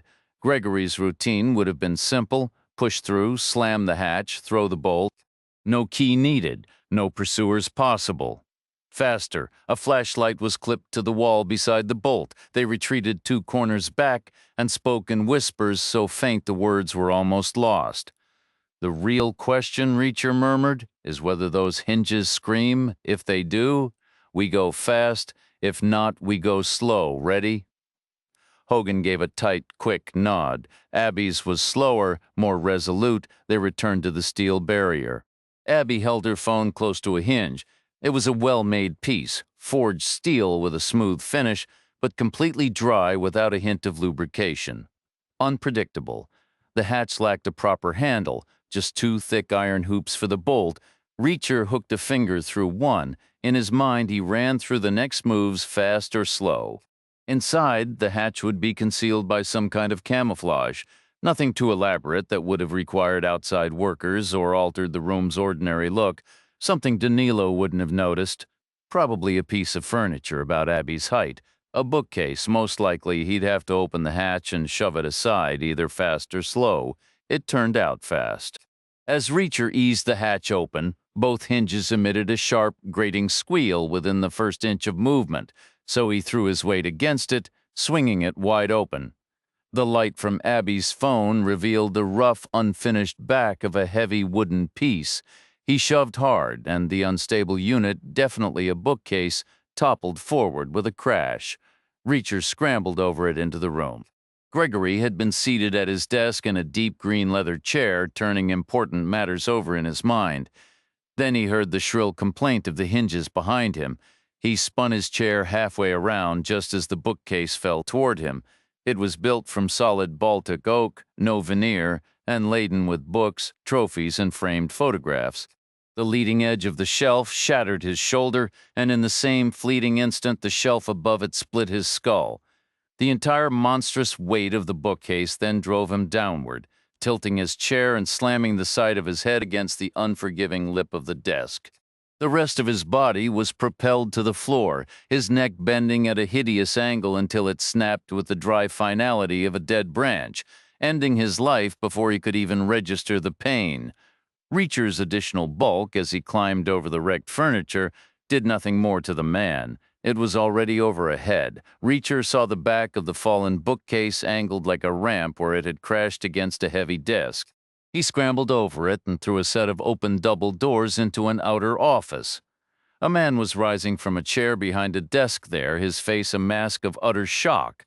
Danilo Reacher assumed. The door from this office to the hallway was also open, and through it came the sounds of urgent movement, chairs scraping back, shoes slapping against linoleum. The tremendous crash had gotten everyone's attention. Reacher held a Glock in each hand. His right covered Danilo, his left covered the corridor door. Hogan arrived behind him, then Abby, she said. Gregory is dead under the bookcase. How? Reacher asked. It fell on him. He was at his desk. I think it broke his neck. I pushed it on him. I guess technically you did. Reacher paused for a moment. He was a lucky man, he said flatly. Then he nodded toward Danilo and told Hogan, place this guy under arrest. Keep him safe and unharmed. He and I need to have an important discussion about what? It's what we say in the Army when we're going to beat someone to death. Got it. What happened next felt, in retrospect, almost scripted, a grim mix of inevitability, cultural conditioning, peer pressure, and blind obedience. It was a hopeless, lemming-like march that helped Reacher finally understand the grisly pile of bodies he'd seen earlier. They just kept coming. First, a sturdy guy burst in, assessed the scene, and went for his weapon. Reacher let him clear his holster, making his hostile intent perfectly obvious, then put a single round center mass. A second man charged in right after, fueled by some ludicrous chest-thumping bravado. He fared no better. Reacher dropped him, and he fell directly on top of the first. That was how the pile began. It deterred no one. They kept adding to it, one after another. Hogan had been absolutely right. First came the senior office types, then the smarter enforcers from inside the building, and finally the dumb muscle from the street corners, all of them driven, relentless, and utterly doomed. At first, Reacher viewed their sacrifice through a medieval lens, but then he mentally revised the timeline all the way back to the dawn of humanity. This was the pure, insane grip of the tribe, the absolute terror of being cast out from it. That primal fear had kept them alive once, but not today. Eventually, the sound of approaching footsteps ceased. Reacher waited another full minute in the ringing silence, the acrid smell of gunpowder hanging in the air. Then he turned to face Danilo. Danilo was a slight man by Reacher's standards, maybe 5'10", weary rather than solid. Hogan had removed his suit jacket and emptied his shoulder holster, leaving him looking exposed and already defeated. Hogan had him standing beside the desk in the inner office, a massive piece of furniture made of toffee-colored wood. The enormous bookcase was propped against it, looking like it weighed a ton. Books and shattered ornaments were scattered everywhere. From this new angle, Reacher could see Gregory folded into a compressed Z shape on the floor. He had been a tall, hard, solid man. Now he was just a pity. Reacher looped his left index finger through the knot of Danilo's tie and guided him out into the open. He spun him around and straightened him up, shoulders squared, chin lifted. Stepping back, Reacher asked, "Tell me about those internet porn sites you're running." "Our what?" Danilo stammered. Reacher's open-handed slap was a thunderous crack, sending Danilo sprawling sideways. He tumbled halfway over before crumpling against the junction of wall and floor. "On your feet," Reacher ordered, slowly, unsteadily. Danilo pushed himself up, using the wall for support as he rose from his hands and knees. "Try again," Reacher said. "They're just a side business," Danilo muttered. "Where are they based?" Danilo hesitated, and Reacher struck again, another open-handed blow, even harder, to the opposite side of his face. Danilo cartwheeled into the other wall, his head bouncing off the plaster. "Get up," Reacher repeated. Once more, Danilo dragged himself upright, trembling. "Where?" Reacher pressed. "Nowhere, everywhere," Danilo gasped. "It's the internet. Pieces are scattered on servers all over the world. And controlled from where?" Danilo's eyes were fixed on Reacher's right hand, tracking the predictable rhythm, right, left, right. He didn't want to answer, but the words came out anyway. A nest, he called it, perched somewhere high up. Then he sealed his lips, trapped between his loyalty and his fear. Revealing the location was forbidden. It was their most closely guarded secret. He kept staring at that right hand as if it held his fate. "We already know where it is," Reacher said flatly. "You've got nothing left to bargain with." Danilo stayed silent. Then from the far doorway a cell phone rang, distant, muffled, buried in the pile of bodies. It trilled 6 times and went quiet.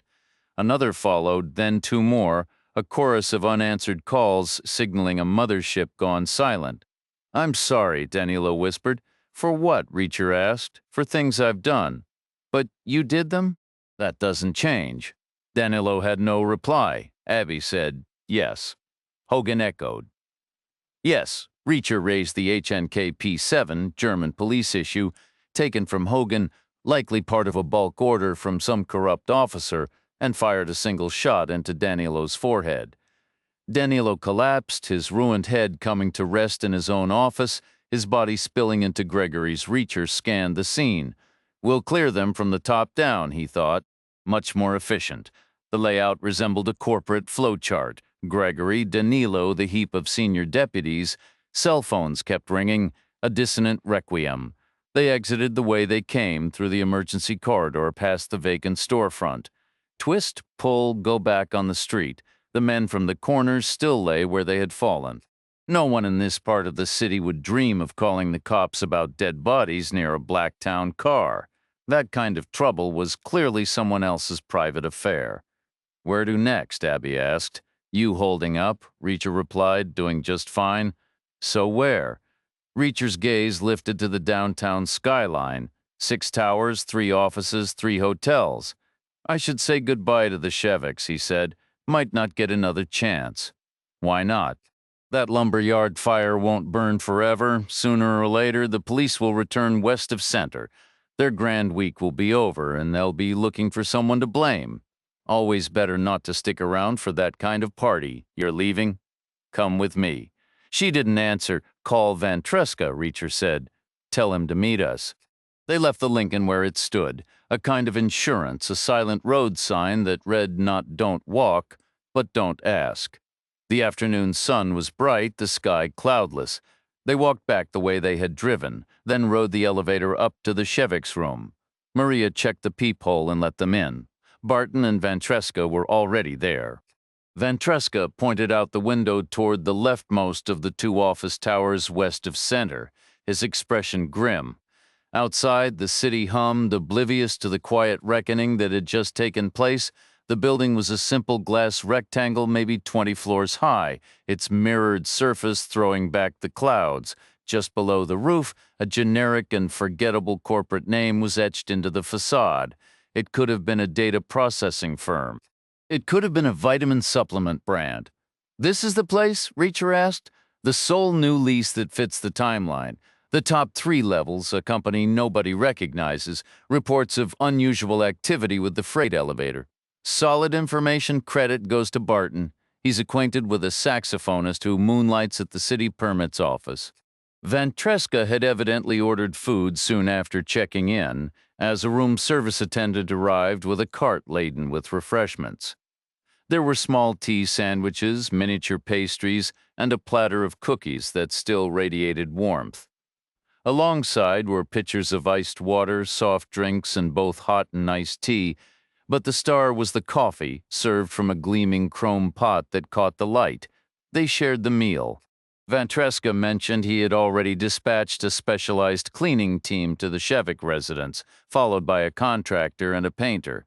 They could return home by tomorrow if they wished. They affirmed they did eagerly. They expressed gratitude for the repairs. Then their glances shifted to Reacher, silently posing the obvious question. By the end of the day, he said, keep an eye on your account. Aaron paused briefly, then inquired, what amount should we expect?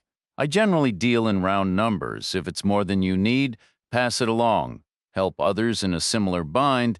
Consider donating a portion to those attorneys as well. Julian Harvey Wood, Gino Vetoretto, and Isaac Mahay Byford. They're performing admirable work for gentlemen burdened with so many monikers. Next, he produced the envelope from the pawnbroker. It held the wedding bands, the modest diamond rings, the watch with its cracked face. He handed it to Maria.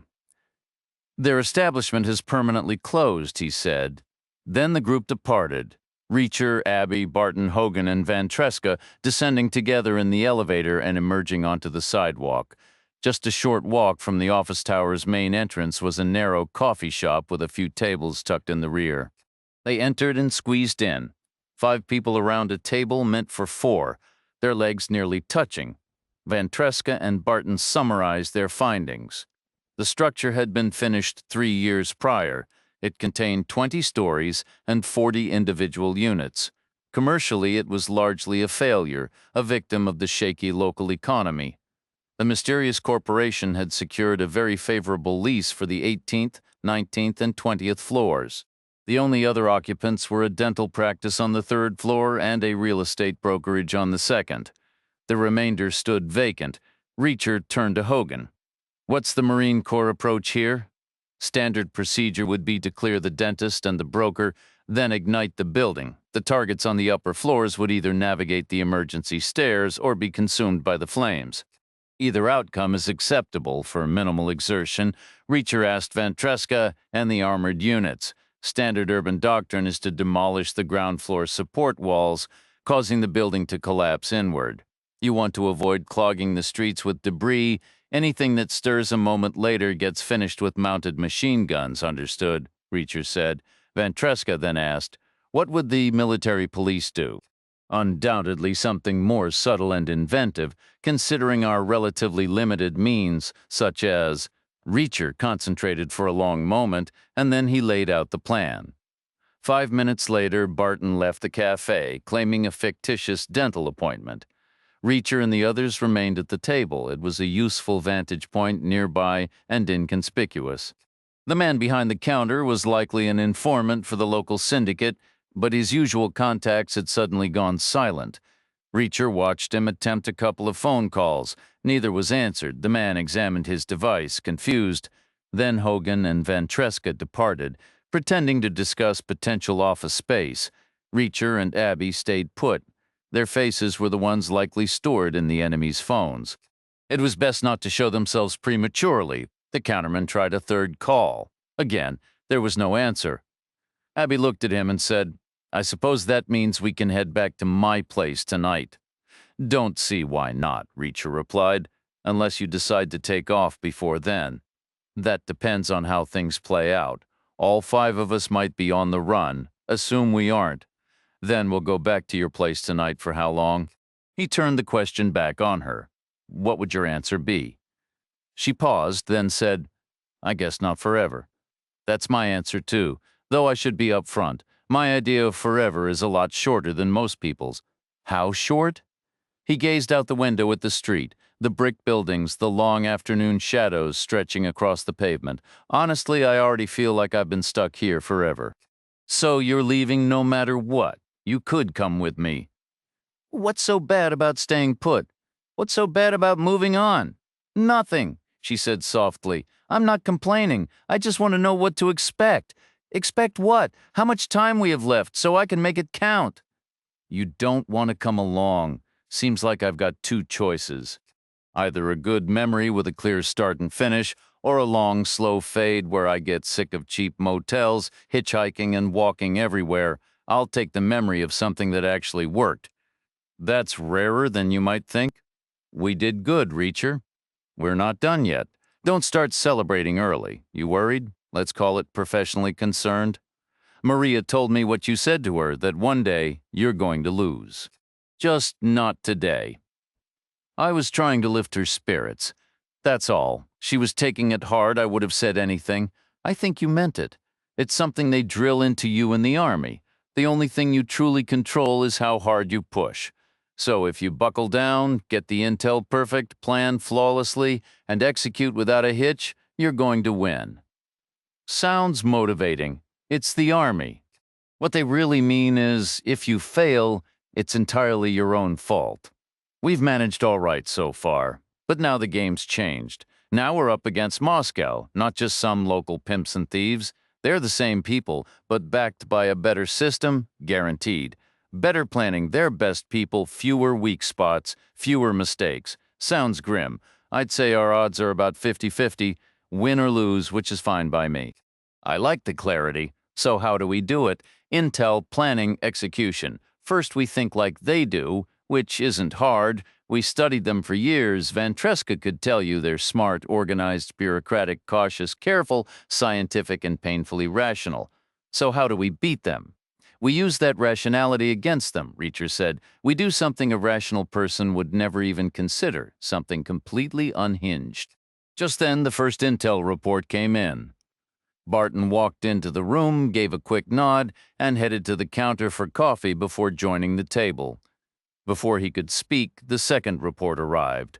Hogan and Ventresca stepping in together. They made their way over, squeezing into the already crowded booth. 5 people at a table meant for 4, Barton began. "The lobby's front wall is all glass. You enter through a revolving door. The back wall is the building's core with 5 openings, a fire stair door, 3 elevators, and another fire stair door. Between you and those are security turnstiles and a security desk. Behind the desk is what looks like a standard civilian security guard." "Is that all?" Reacher asked. "I guess that's what the building provides," Barton said, "but there are also 4 men in suits and ties, probably brought in by someone else. 2 were waiting just inside the door. They stopped me, asked my business. I said I was there for a dentist appointment. They waved me through to the security desk, where the guard asked me all over again." Reacher turned to Hogan and Ventresca. "Same for you two. Exactly the same," Ventresca confirmed. "It's a solid initial screen, and it gets even tighter from there." The 2 men were stationed on the far side of the security gates, positioned near the elevator bank. The elevators themselves had been modernized, outfitted with a centralized dispatch panel of the sort you find in massive skyscrapers, designed for thousands of daily commuters. You input your desired floor on the keypad, and a screen directs you to a specific elevator car. The car then proceeds directly to that floor with no interior controls. It's an impressively streamlined setup, yet utterly excessive for a building of this modest size. Its purpose was transparent. Those 2 men wouldn't let you touch the panel yourself. You state your destination. They input it for you. They point you to the correct waiting spot. You board, and you exit when the doors reopen. There are no alternatives. Any surveillance in the lobby, a tiny glass dot on the elevator panel, almost definitely a fisheye camera feeding a live stream directly upstairs. Reacher gave a slow nod and turned to Barton. "What did you find at the dentist?" The 3rd floor was a warren of small offices, all branching off a rectangular hallway that wrapped the central core. 3 sides of that core were just blank walls. I took the fire stairs up to 4, and the layout was identical. The 5th floor had 2 larger suites at the rear. I couldn't get a full view around the core, but I'd guess that blank exterior becomes an interior wall for those offices. Hogan picked up the thread. "We went up to 6 and worked from there. The suites grow in size as you go higher. It's a safe bet the 19th floor is one sprawling, lavish space. The elevators empty right into the center. That's all the original architect provided. You can be sure they customized everything else to their exact specifications, beginning with the cage, Reacher stated. Without a doubt, Van Treska confirmed. It's more straightforward than we imagined. The building is tall but narrow. There's only one service core per floor with just 5 structural openings all in a row. A single cage could cover every one. No welding required. Imagine a cage about 6 feet deep and 8 feet tall, stretching from just before the first fire door all the way past the last. Every door, elevator, and stairwell opens into it. It would function like a long, shallow holding pen. You'd be forced to wait there under the watchful eyes of armed guards, peering through the wire mesh, with more armed men controlling the electronic gate to let you out. Maybe there's even a double gate system like an airlock. What about the floors and ceilings? Solid concrete slab, no major penetrations. All the large utility conduits run vertically inside the core alongside the elevator shafts. All right, Reacher said. All right, what? That's cautious, careful, and methodical. Just what I explained to Abby. Also deeply paranoid. You can bet they replicated this exact setup on floors 18 and 20. That makes their buffer zones practically unassailable. Reacher nodded again, a flicker of appreciation in his eyes. It's a beautiful piece of work. There's no conventional way in. So how do we get in? When the going gets tough, the tough go shopping. Where the hardware store?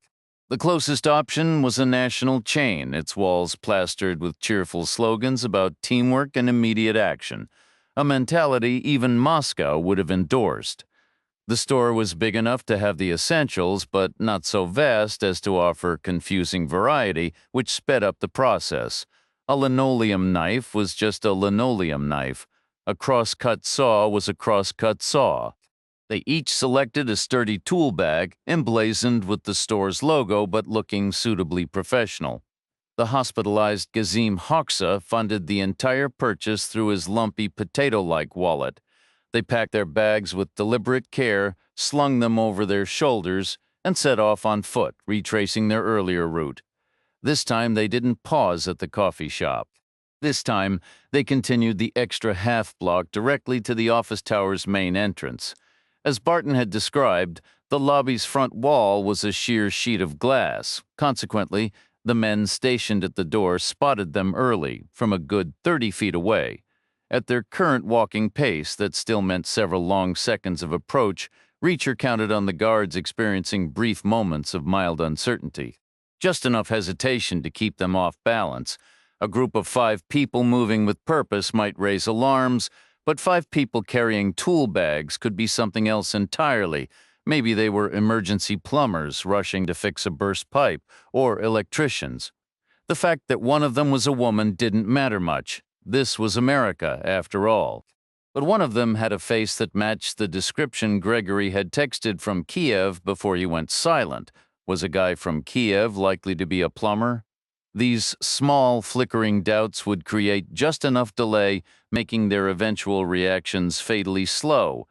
By then, the revolving door was already spinning, releasing Reacher first, followed by Hogan, Van Treska, Barton, and Abby, each pulling guns from their tool bags and fanning out. Hogan and Van Treska sprinted ahead, with Abby close behind, while Reacher and Barton pinned the door guards, pressing gun muzzles under their chins and shoving them backward. Hogan, Van Treska, and Abby vaulted over the turnstiles, crashing the guards into the suited men and taking them down. Abby slid to a stop in front of the elevator control panel, ready for her moment. She paused, silhouetted by the streetlight behind her, petite and sharp-featured, dressed all in black, a Glock 17 in her hand. It was like a piece of performance art, a figure straight out of a bad dream. Then she leaned in and sprayed the small glass camera housing with a hiss of flat black paint from a rattle can. Meanwhile, Barton was already doing the same to the front glass wall, using white paint to mimic the appearance of an empty storefront. The 4 suited men were huddled together, covered by Reacher and Van Treska's guns, while Hogan got ready to secure them with heavy-duty cable ties. The security guard at the desk watched nervously. Reacher called over to him. "You work for these guys?" "No, sir, I definitely do not," the guard called back. "But you still have a job here. You have responsibilities to the building owner, maybe even took an oath. If we let you go, you'd pretty much have to call the police. You seem like a principled man, so it's probably best if we tie you up too, maybe even blindfold you. We'll leave you on the floor behind your desk. Afterward, you can say you saw nothing sound acceptable. Probably for the best," the guard agreed. "But first, let me lock the main door." The guard stood up, and that was when the smooth plan derailed, or, as Reacher would later admit in honest moments, when it actually went right. Secretly, he'd been hoping for something to go off-script, something unhinged, hence bringing the crosscut saws. As Hogan bent to secure the first prisoner's ankle, the man suddenly lunged forward, whether from panic, desperation, or a wild hope of starting a revolt. He charged straight at Ventresca, eyes wild with frantic energy, practically impaling himself on the muzzle of Ventresca's gun. Ventresca did everything by the book. He saw Hogan roll clear like a trained Marine, avoiding both the charging man's feet and any risk of friendly fire. He noted there was no one behind the target, no danger of a through-and-through shot in the concrete building, and with a contact shot, the man's own body would act as a suppressor, muffling the sound. Ventresca pulled the trigger. There was no revolt. The other three men stayed frozen in place. The security guard muttered, "Oh shit, we'll get to you in a minute," Reacher said. "First, lock the door." Up on the 19th floor, someone finally noticed the lobby monitor had gone dark. No one was sure how long it had been that way. At first they assumed it was just a technical glitch, but then a different analyst noticed the blankness wasn't total. There was a faint, irregular signal, not 0 volts everywhere. A tiny anomaly. They reversed the hard drive footage and saw a young woman holding an aerosol can. Earlier, she had brandished a handgun. Earlier still, she had burst through the revolving doors with 4 other individuals. They wore civilian clothes, but each carried the same tactical satchel, a covert team commanded by a woman. This was America. Naturally, their first move was to call the lobby, just to be sure. 4 personal cell numbers, 4 rings that went nowhere, exactly as they dreaded, because it was exactly what they anticipated. It was the same story everywhere for the last 2 hours. They even tried the building security guard. They had his direct line, the landline on his cheap desk, no answer. They were completely isolated, no intelligence whatsoever. Now, not even from their own front door, no clue what was unfolding, severed from the world, no news alerts, nothing on the conspiracy forums, no unusual military movements, no press aides on high alert. They dialed all the numbers again. Silence. Then the elevator in the center shaft groaned to life. The car ascended with a pneumatic sigh. The doors slid open, silent and slick. On the rear walls, spray-painted in dripping Cyrillic letters, was the Ukrainian word for loser. Beneath it sat one of their own lobby agents in his standard black suit and tie, slumped awkwardly, limbs askew. He had a gunshot wound to the chest. His head had been severed and was now perched between his knees. The doors whispered shut. The elevator rumbled and descended. Total isolation, no contact personnel. Without immediate duties, drifted toward the elevator lobby, clustering outside the security cage, pressing close to the wire mesh, staring inward. They arranged themselves like gamblers weighing odds. Some faced the center elevator directly, as if anticipating its return with another horrific display. Others chose positions near the first or third cars. A few watched the fire stair door. Theories swirled. They waited. Nothing happened. People shifted their positions at the wire as though the passing seconds were quietly recalibrating the probabilities, making one grim scenario seem marginally more plausible or another slightly less impossible. They waited. They tried 3 numbers again as a test. First Gregory's, then Danilo's, then the watch commanders in the lobby. It was a gesture devoid of real hope. No answer. They waited. They changed their stances at the wire. They listened. The elevator rumbled again, this time from the left-hand shaft. The car arrived with its familiar hiss. The doors parted, smooth and swish. On the floor was another lobby agent, black suit and tie. He was on his side, hog-tied with plastic zip cuffs securing his wrists to his ankles behind his back. A black cloth was wound tightly around his head as a gag. He was writhing, thrashing, his eyes wide with a desperate, silent plea.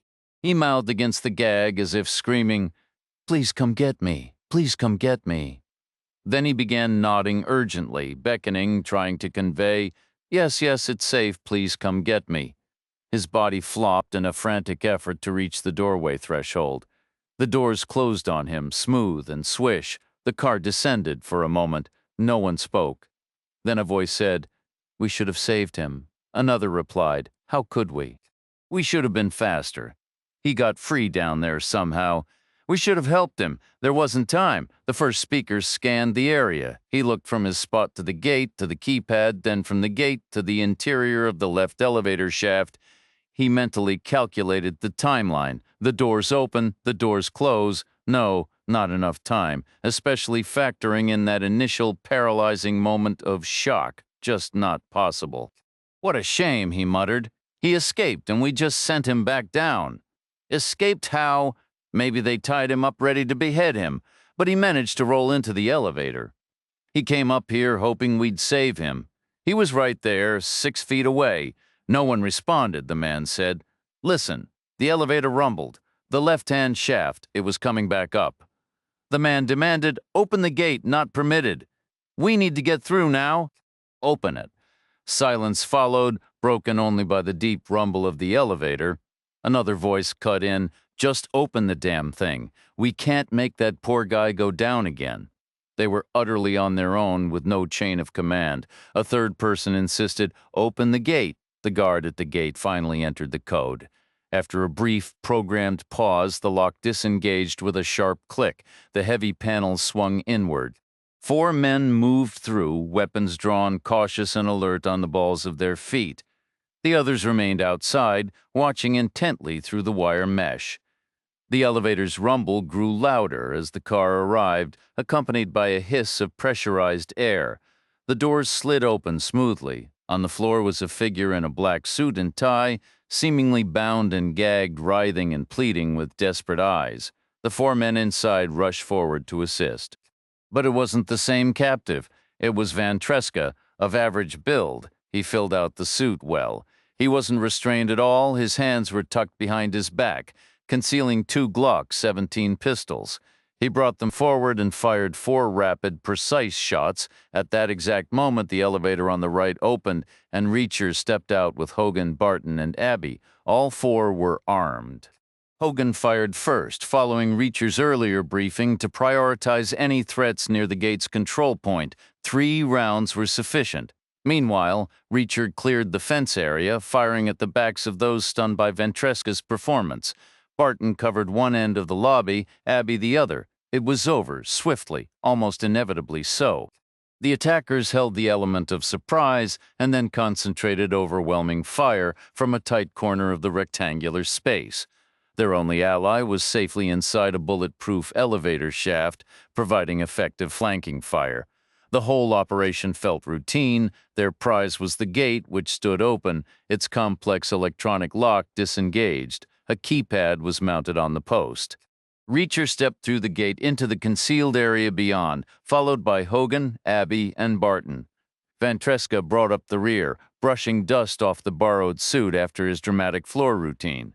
A part of Reacher's mind was already calculating, dividing the square footage of the 19th floor by the number of casualties in the lobby. Factoring in separate quarters for officers and cramped barracks for the rest, the herd had to be significantly reduced. The math was simple. There couldn't be many left unless they were sleeping in shifts or piled on the floor. Another part of his mind dismissed it. If I fail today, it's on me. He pressed against a corridor wall and peered around a corner. Another hallway stretched out, lined with doors. Offices, bedrooms, maybe labs or command centers. It was impossible to tell. He moved forward, his team behind him. The first room on the left was an abandoned security post. A desk and chair sat empty. 2 monitors were on the desk. One labeled lobby was blacked out. The other marked 19th floor showed a downward angle from a high wall camera. The view was of numerous bodies on the floor. Told you so, that calculating part of his brain remarked. The first room on the right was also empty, featuring a floor-to-ceiling window with a northern exposure. A forgotten coffee mug sat on the sill, its contents long cold, a small, mundane detail highlighting the sudden desertion. The city stretched out beneath them, a silent grid of lights. The room they stood in held 4 armchairs, the persistent hum of a refrigerator, and a coffee machine resting on a table. A ready room or a crew room conveniently placed near the elevators. They moved forward, seeing nothing. No people, no technical equipment of any kind. Reacher found himself stuck on Abby's earlier description, something straight out of a movie. The mad scientist's lab, alive with glowing machines and crackling energy. To him, a server was either a tennis player or someone bringing a drink. Ventresca speculated the whole setup might be nothing more than half a dozen laptops, calling it cloud-based. Hogan imagined a low-ceilinged room, all white laminate and chilled air. They crept onward, still seeing nothing. "Wait," Reacher whispered, a new urgency in his voice. "We're wasting time. This isn't business as usual." "I think they've skipped straight to the end game. I believe the Headless Horseman pulled every available man to the elevator cage. Only those working at that exact minute stayed behind and lived. Now they're hunkered down. For them, it's Custer's last stand." "How many are we talking?" Hogan asked. "I don't care," Reacher said flatly, "as long as Trulenko is among them." Abby chimed in, "If it's just 6 laptops, it could be only a couple of guys." "Plus guards," Reacher countered. "As many as Moscow ordered to be in that room at all times, or at least those who kept their discipline. Which might be a very different number," Ventresca added. "If Moscow had its way, it would decree an entire guards regiment." "I suppose it depends on the size of the room," Reacher mused.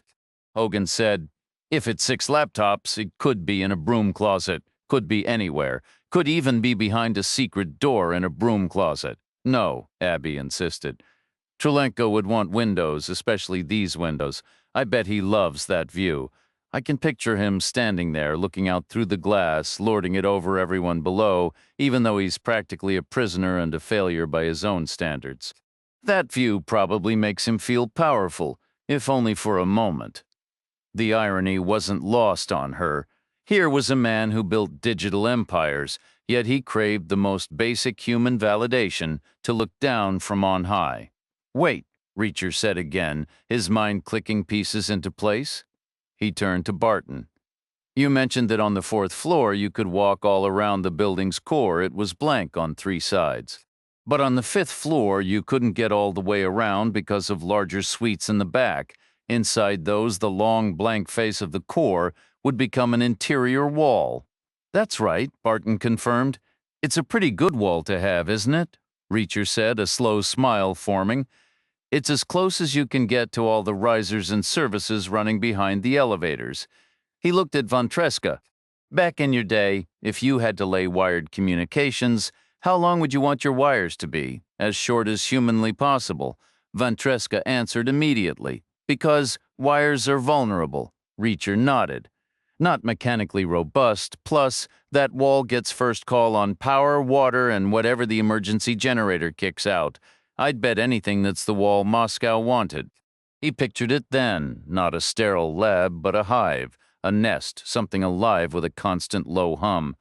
They built the room out from the back of the elevator core all the way to the windows opposite. Moscow wanted the wall, and guys like Trulenko wanted the view. What other choice did they have? Ventresca whistled softly. "That's a big room." "Same size and shape as the lobby downstairs," Reacher confirmed. "The exact same space, just flipped around 180 degrees, big enough for a guards regiment or a couple of rifle companies at most. Maybe nobody," Abby suggested, her tone shifting to one of cynical insight. "Think about human nature. These guys are from Ukraine. Moscow acts like a patronizing big brother. They'll make their own rules. What does it matter if they're physically in the room? They control the cage. Everywhere is equally safe. And Trulenko probably doesn't want them breathing down his neck anyway. That's human nature, too." "Situation C," Hogan said. "There's gotta be someone. Maybe not anymore, Abby argued, her voice gaining strength.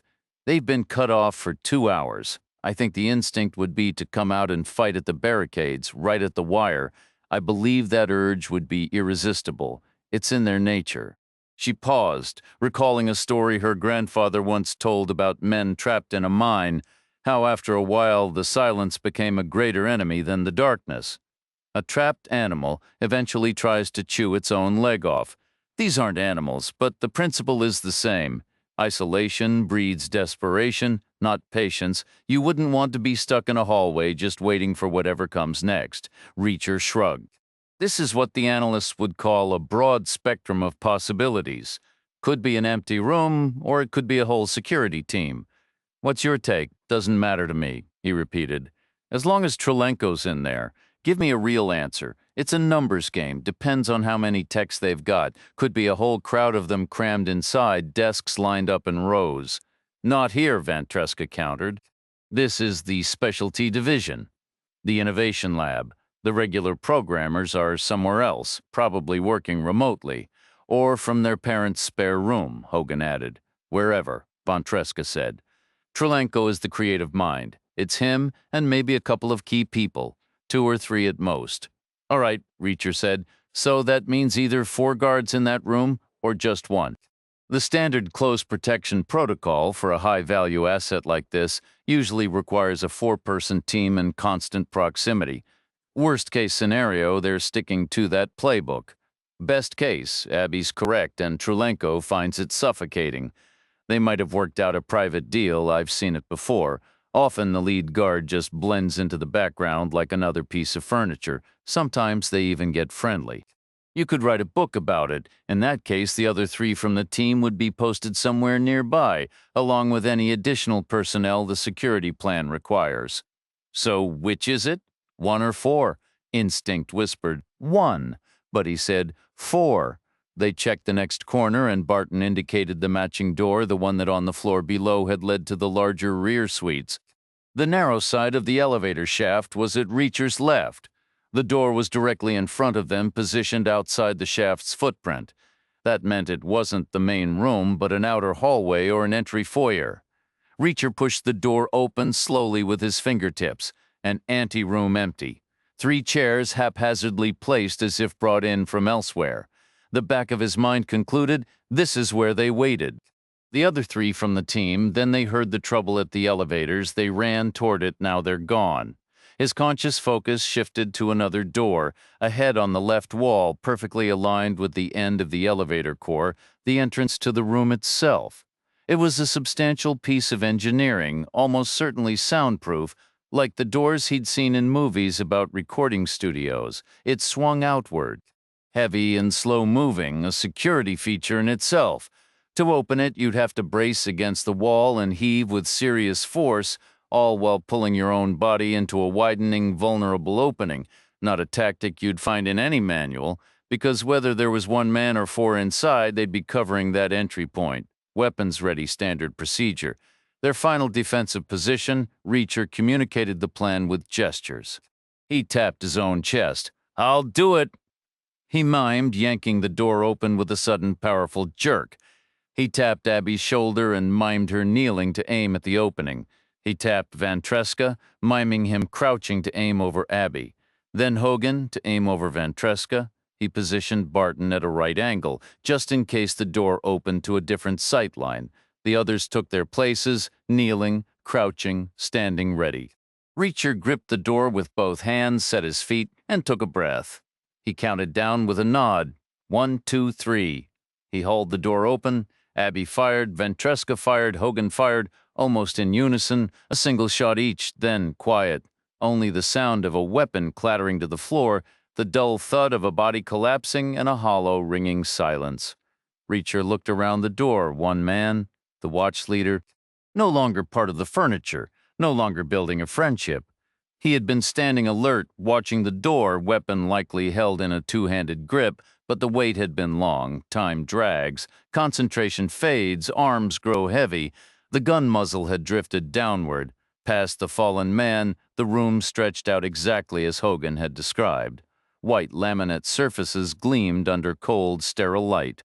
It was vast, easily the size of a city block's main lobby. Windows soared from floor to ceiling, wall to wall, offering a panoramic view of the ordinary world far below. Rows of benches and equipment racks stood in neat lines. It had clearly been someone's vision of a high-tech hub maybe a year ago, or even last week. Now it was a chaotic mess, draped with tangles of sagging cables and mysterious black boxes. The core of the operation was even leaner than Ventresca had guessed. Just 5 laptops, not 6, sitting side by side on a long bench. Behind the bench stood 2 men. Reacher spotted Trulenko right away, matching Abby's description and the newspaper photos. He was a slight man, younger than expected, but already losing his hair, wearing glasses.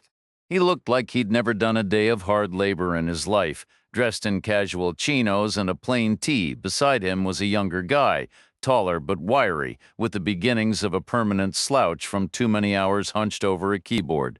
Trulenko muttered something in Ukrainian. Ventresca translated quietly. He just told his friend to keep his mouth shut. "Not an encouraging opening," Reacher remarked. Barton and Hogan moved in, easing the 2 men back from their computers. Reacher gazed out the window at the tiny people moving on the streets far beneath them.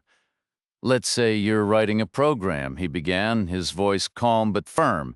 "Here's the critical data for your side of the algorithm. We don't work for any government or agency. This is a private matter. We have 2 very personal, very specific demands. Beyond that, we don't care. We're not involved in anyone else's battles. Do exactly as we say, and we walk away. You'll never hear from us again." Silence hung in the chilled air. Reacher tried another angle. "What does your flawless software logic predict will happen next?" Still no reply. "Exactly," Reacher said, a hint of dry amusement in his tone. "No government, no agency means no rules. We just carved our way through an entire private army, the best muscle you've ever hired. We're now standing in your most secure room. That makes us tougher than you, which logically suggests we're probably meaner, too. Your impeccable logic should tell you that you're about to have a very bad day if you refuse. Before we arrived, we made a stop at the hardware store. Think of this as a chess game. We'll naturally start with the younger one here. Picturing a win for your side is a real stretch. In the end, you'll do what we want anyway. Logic says you should just skip to the end. Save everyone a whole lot of unnecessary drama." Trulenko finally spoke up, his voice edged with a defensive pride. "I'm not like these other guys. You work for them," Reacher stated flatly. "My options were limited, okay? But listen, I'm not invested. Maybe we can make a deal. I do 2 things, and you let me walk out of here. Is that the proposition?" "Don't try to be clever," Reacher warned. "We know enough to understand your operation. That hardware store, we bought a glass cutter. We could carve a nice circle right out of that window and mail you through it like posting a letter." "What 2 things?" Trulenko asked, his bravado fading. "The first is the pornography. All those different sites you're running, that's what this is about." Trulenko sounded genuinely surprised. 2 very specific and very personal requirements. Reacher repeated, his patience thinning. "The first is the porn. It's just a side hustle, man. Erase it, delete it, whatever you tech guys call it, all of it. Everything, for good, permanently. All right? Okay," Trulenko said, blowing out a breath. "Wow! I guess I can do that, can I ask? Is this some kind of moral crusade?" Reacher moved to stand beside him, his large frame looming. Barton and Hogan gave them space. "What part of this interaction has felt particularly moral to you?" Trulenko had no answer. He stepped up to the bench, and Reacher said, "Show us what you've got here." Trulenko pointed to the laptops. The first 2 handle social media, a non-stop feed of fabricated stories. Those go to the bogus news sites, which are gullible enough to run every word. Some even make it to actual TV networks, though only the dumbest ones bite. The third is for identity theft. The fourth is miscellaneous. And the fifth, that's the money. The payment processing, where's the porn? Number 4. Trulenko said, "Miscellaneous. Like I said, a side project. Get started," Reacher said. "Task number 1. The others gathered around to watch. In reality, their technical knowledge was basic, purely from the user's perspective. But Trulenko didn't need to know that. Their watchful eyes kept him honest. His fingers flew across the keyboard, weaving long lines of code. He confirmed every single security prompt without hesitation. Text scrolled steadily down the monitor until finally it ceased. Trulenko stepped away from the console. "It's done," he announced. "The data is completely erased and the domains are available for purchase again." There were no arguments. "Good," Reacher said. His voice was flat. "Now pull up number 5. Let's see the cash." "What cash?" "Every dollar that isn't tied down. So that's the real prize. It's what makes the engine turn." Trulenko shifted to his right. "Hold on." Reacher stopped him. "Stay on 4 for a second. I want to see your personal bank account. That's not connected, man. I have nothing to do with these people. They're a completely separate entity. I relocated here from San Francisco. Show me, use that flawless reasoning of yours." Trulenko was silent for a moment. Then he spoke. "My operation was a limited liability company, meaning you walked away dry while everyone else drowned. My private funds were shielded. That's the entire purpose of the corporate form. It fosters innovation. It allows for bold moves. That's where true success lies." "Show me your private funds," Reacher said. Trulenko hesitated again, then reached the inescapable end of the line. He was a swift and resolute processor of information, likely honed by years staring at screens. He moved back to the terminal and typed the display refreshed to a calm, pale hue listing figures. Maxim Trulenko checking account, balance $4 million. Maria Shavik had once sold her mother's wedding rings for $80. "Leave that up," Reacher instructed. "Slide over to Terminal 5. Show us what Gregory's got." Trulenko complied. More keystrokes, another click. The screen changed. "This is the sole operating account, walking around money, essentially. What's the current total?" Trulenko looked. "As of now, 29 million. "Add your money to it," Reacher said. "Wire it all to Gregory's account." "What? You heard me? Clean out your account and transfer it?" Trulenko didn't speak or move. He was calculating fast as ever. Within moments, he reached acceptance. Reacher could see it settle on his face. Walking out penniless was preferable to not walking out. It could always be worse. He embraced the idea quickly, like choosing a single fracture over two. He returned to Terminal 4 and typed, affirming each warning. Then he stepped back. The balance on screen 4 dropped to 0. On 5, it jumped to 33 million. "Now enter these digits," Reacher said. He recited Aaron Shevik's bank account details from memory learned days earlier before the visit to the bar. "The man with the jailhouse ink thinks you're Aaron Shevik. You need to go collect our money for us. $18,900 that time. I generally prefer round numbers." Trulenko read the numbers back for verification, all correct. Reacher said, "Now send the wire." "How much?" "All of it." "What?" "You heard, drain Gregory's account and move every cent to the account I just gave you." Trulenko paused once more at the true point of no return. His personal fortune was about to vanish from his grasp entirely.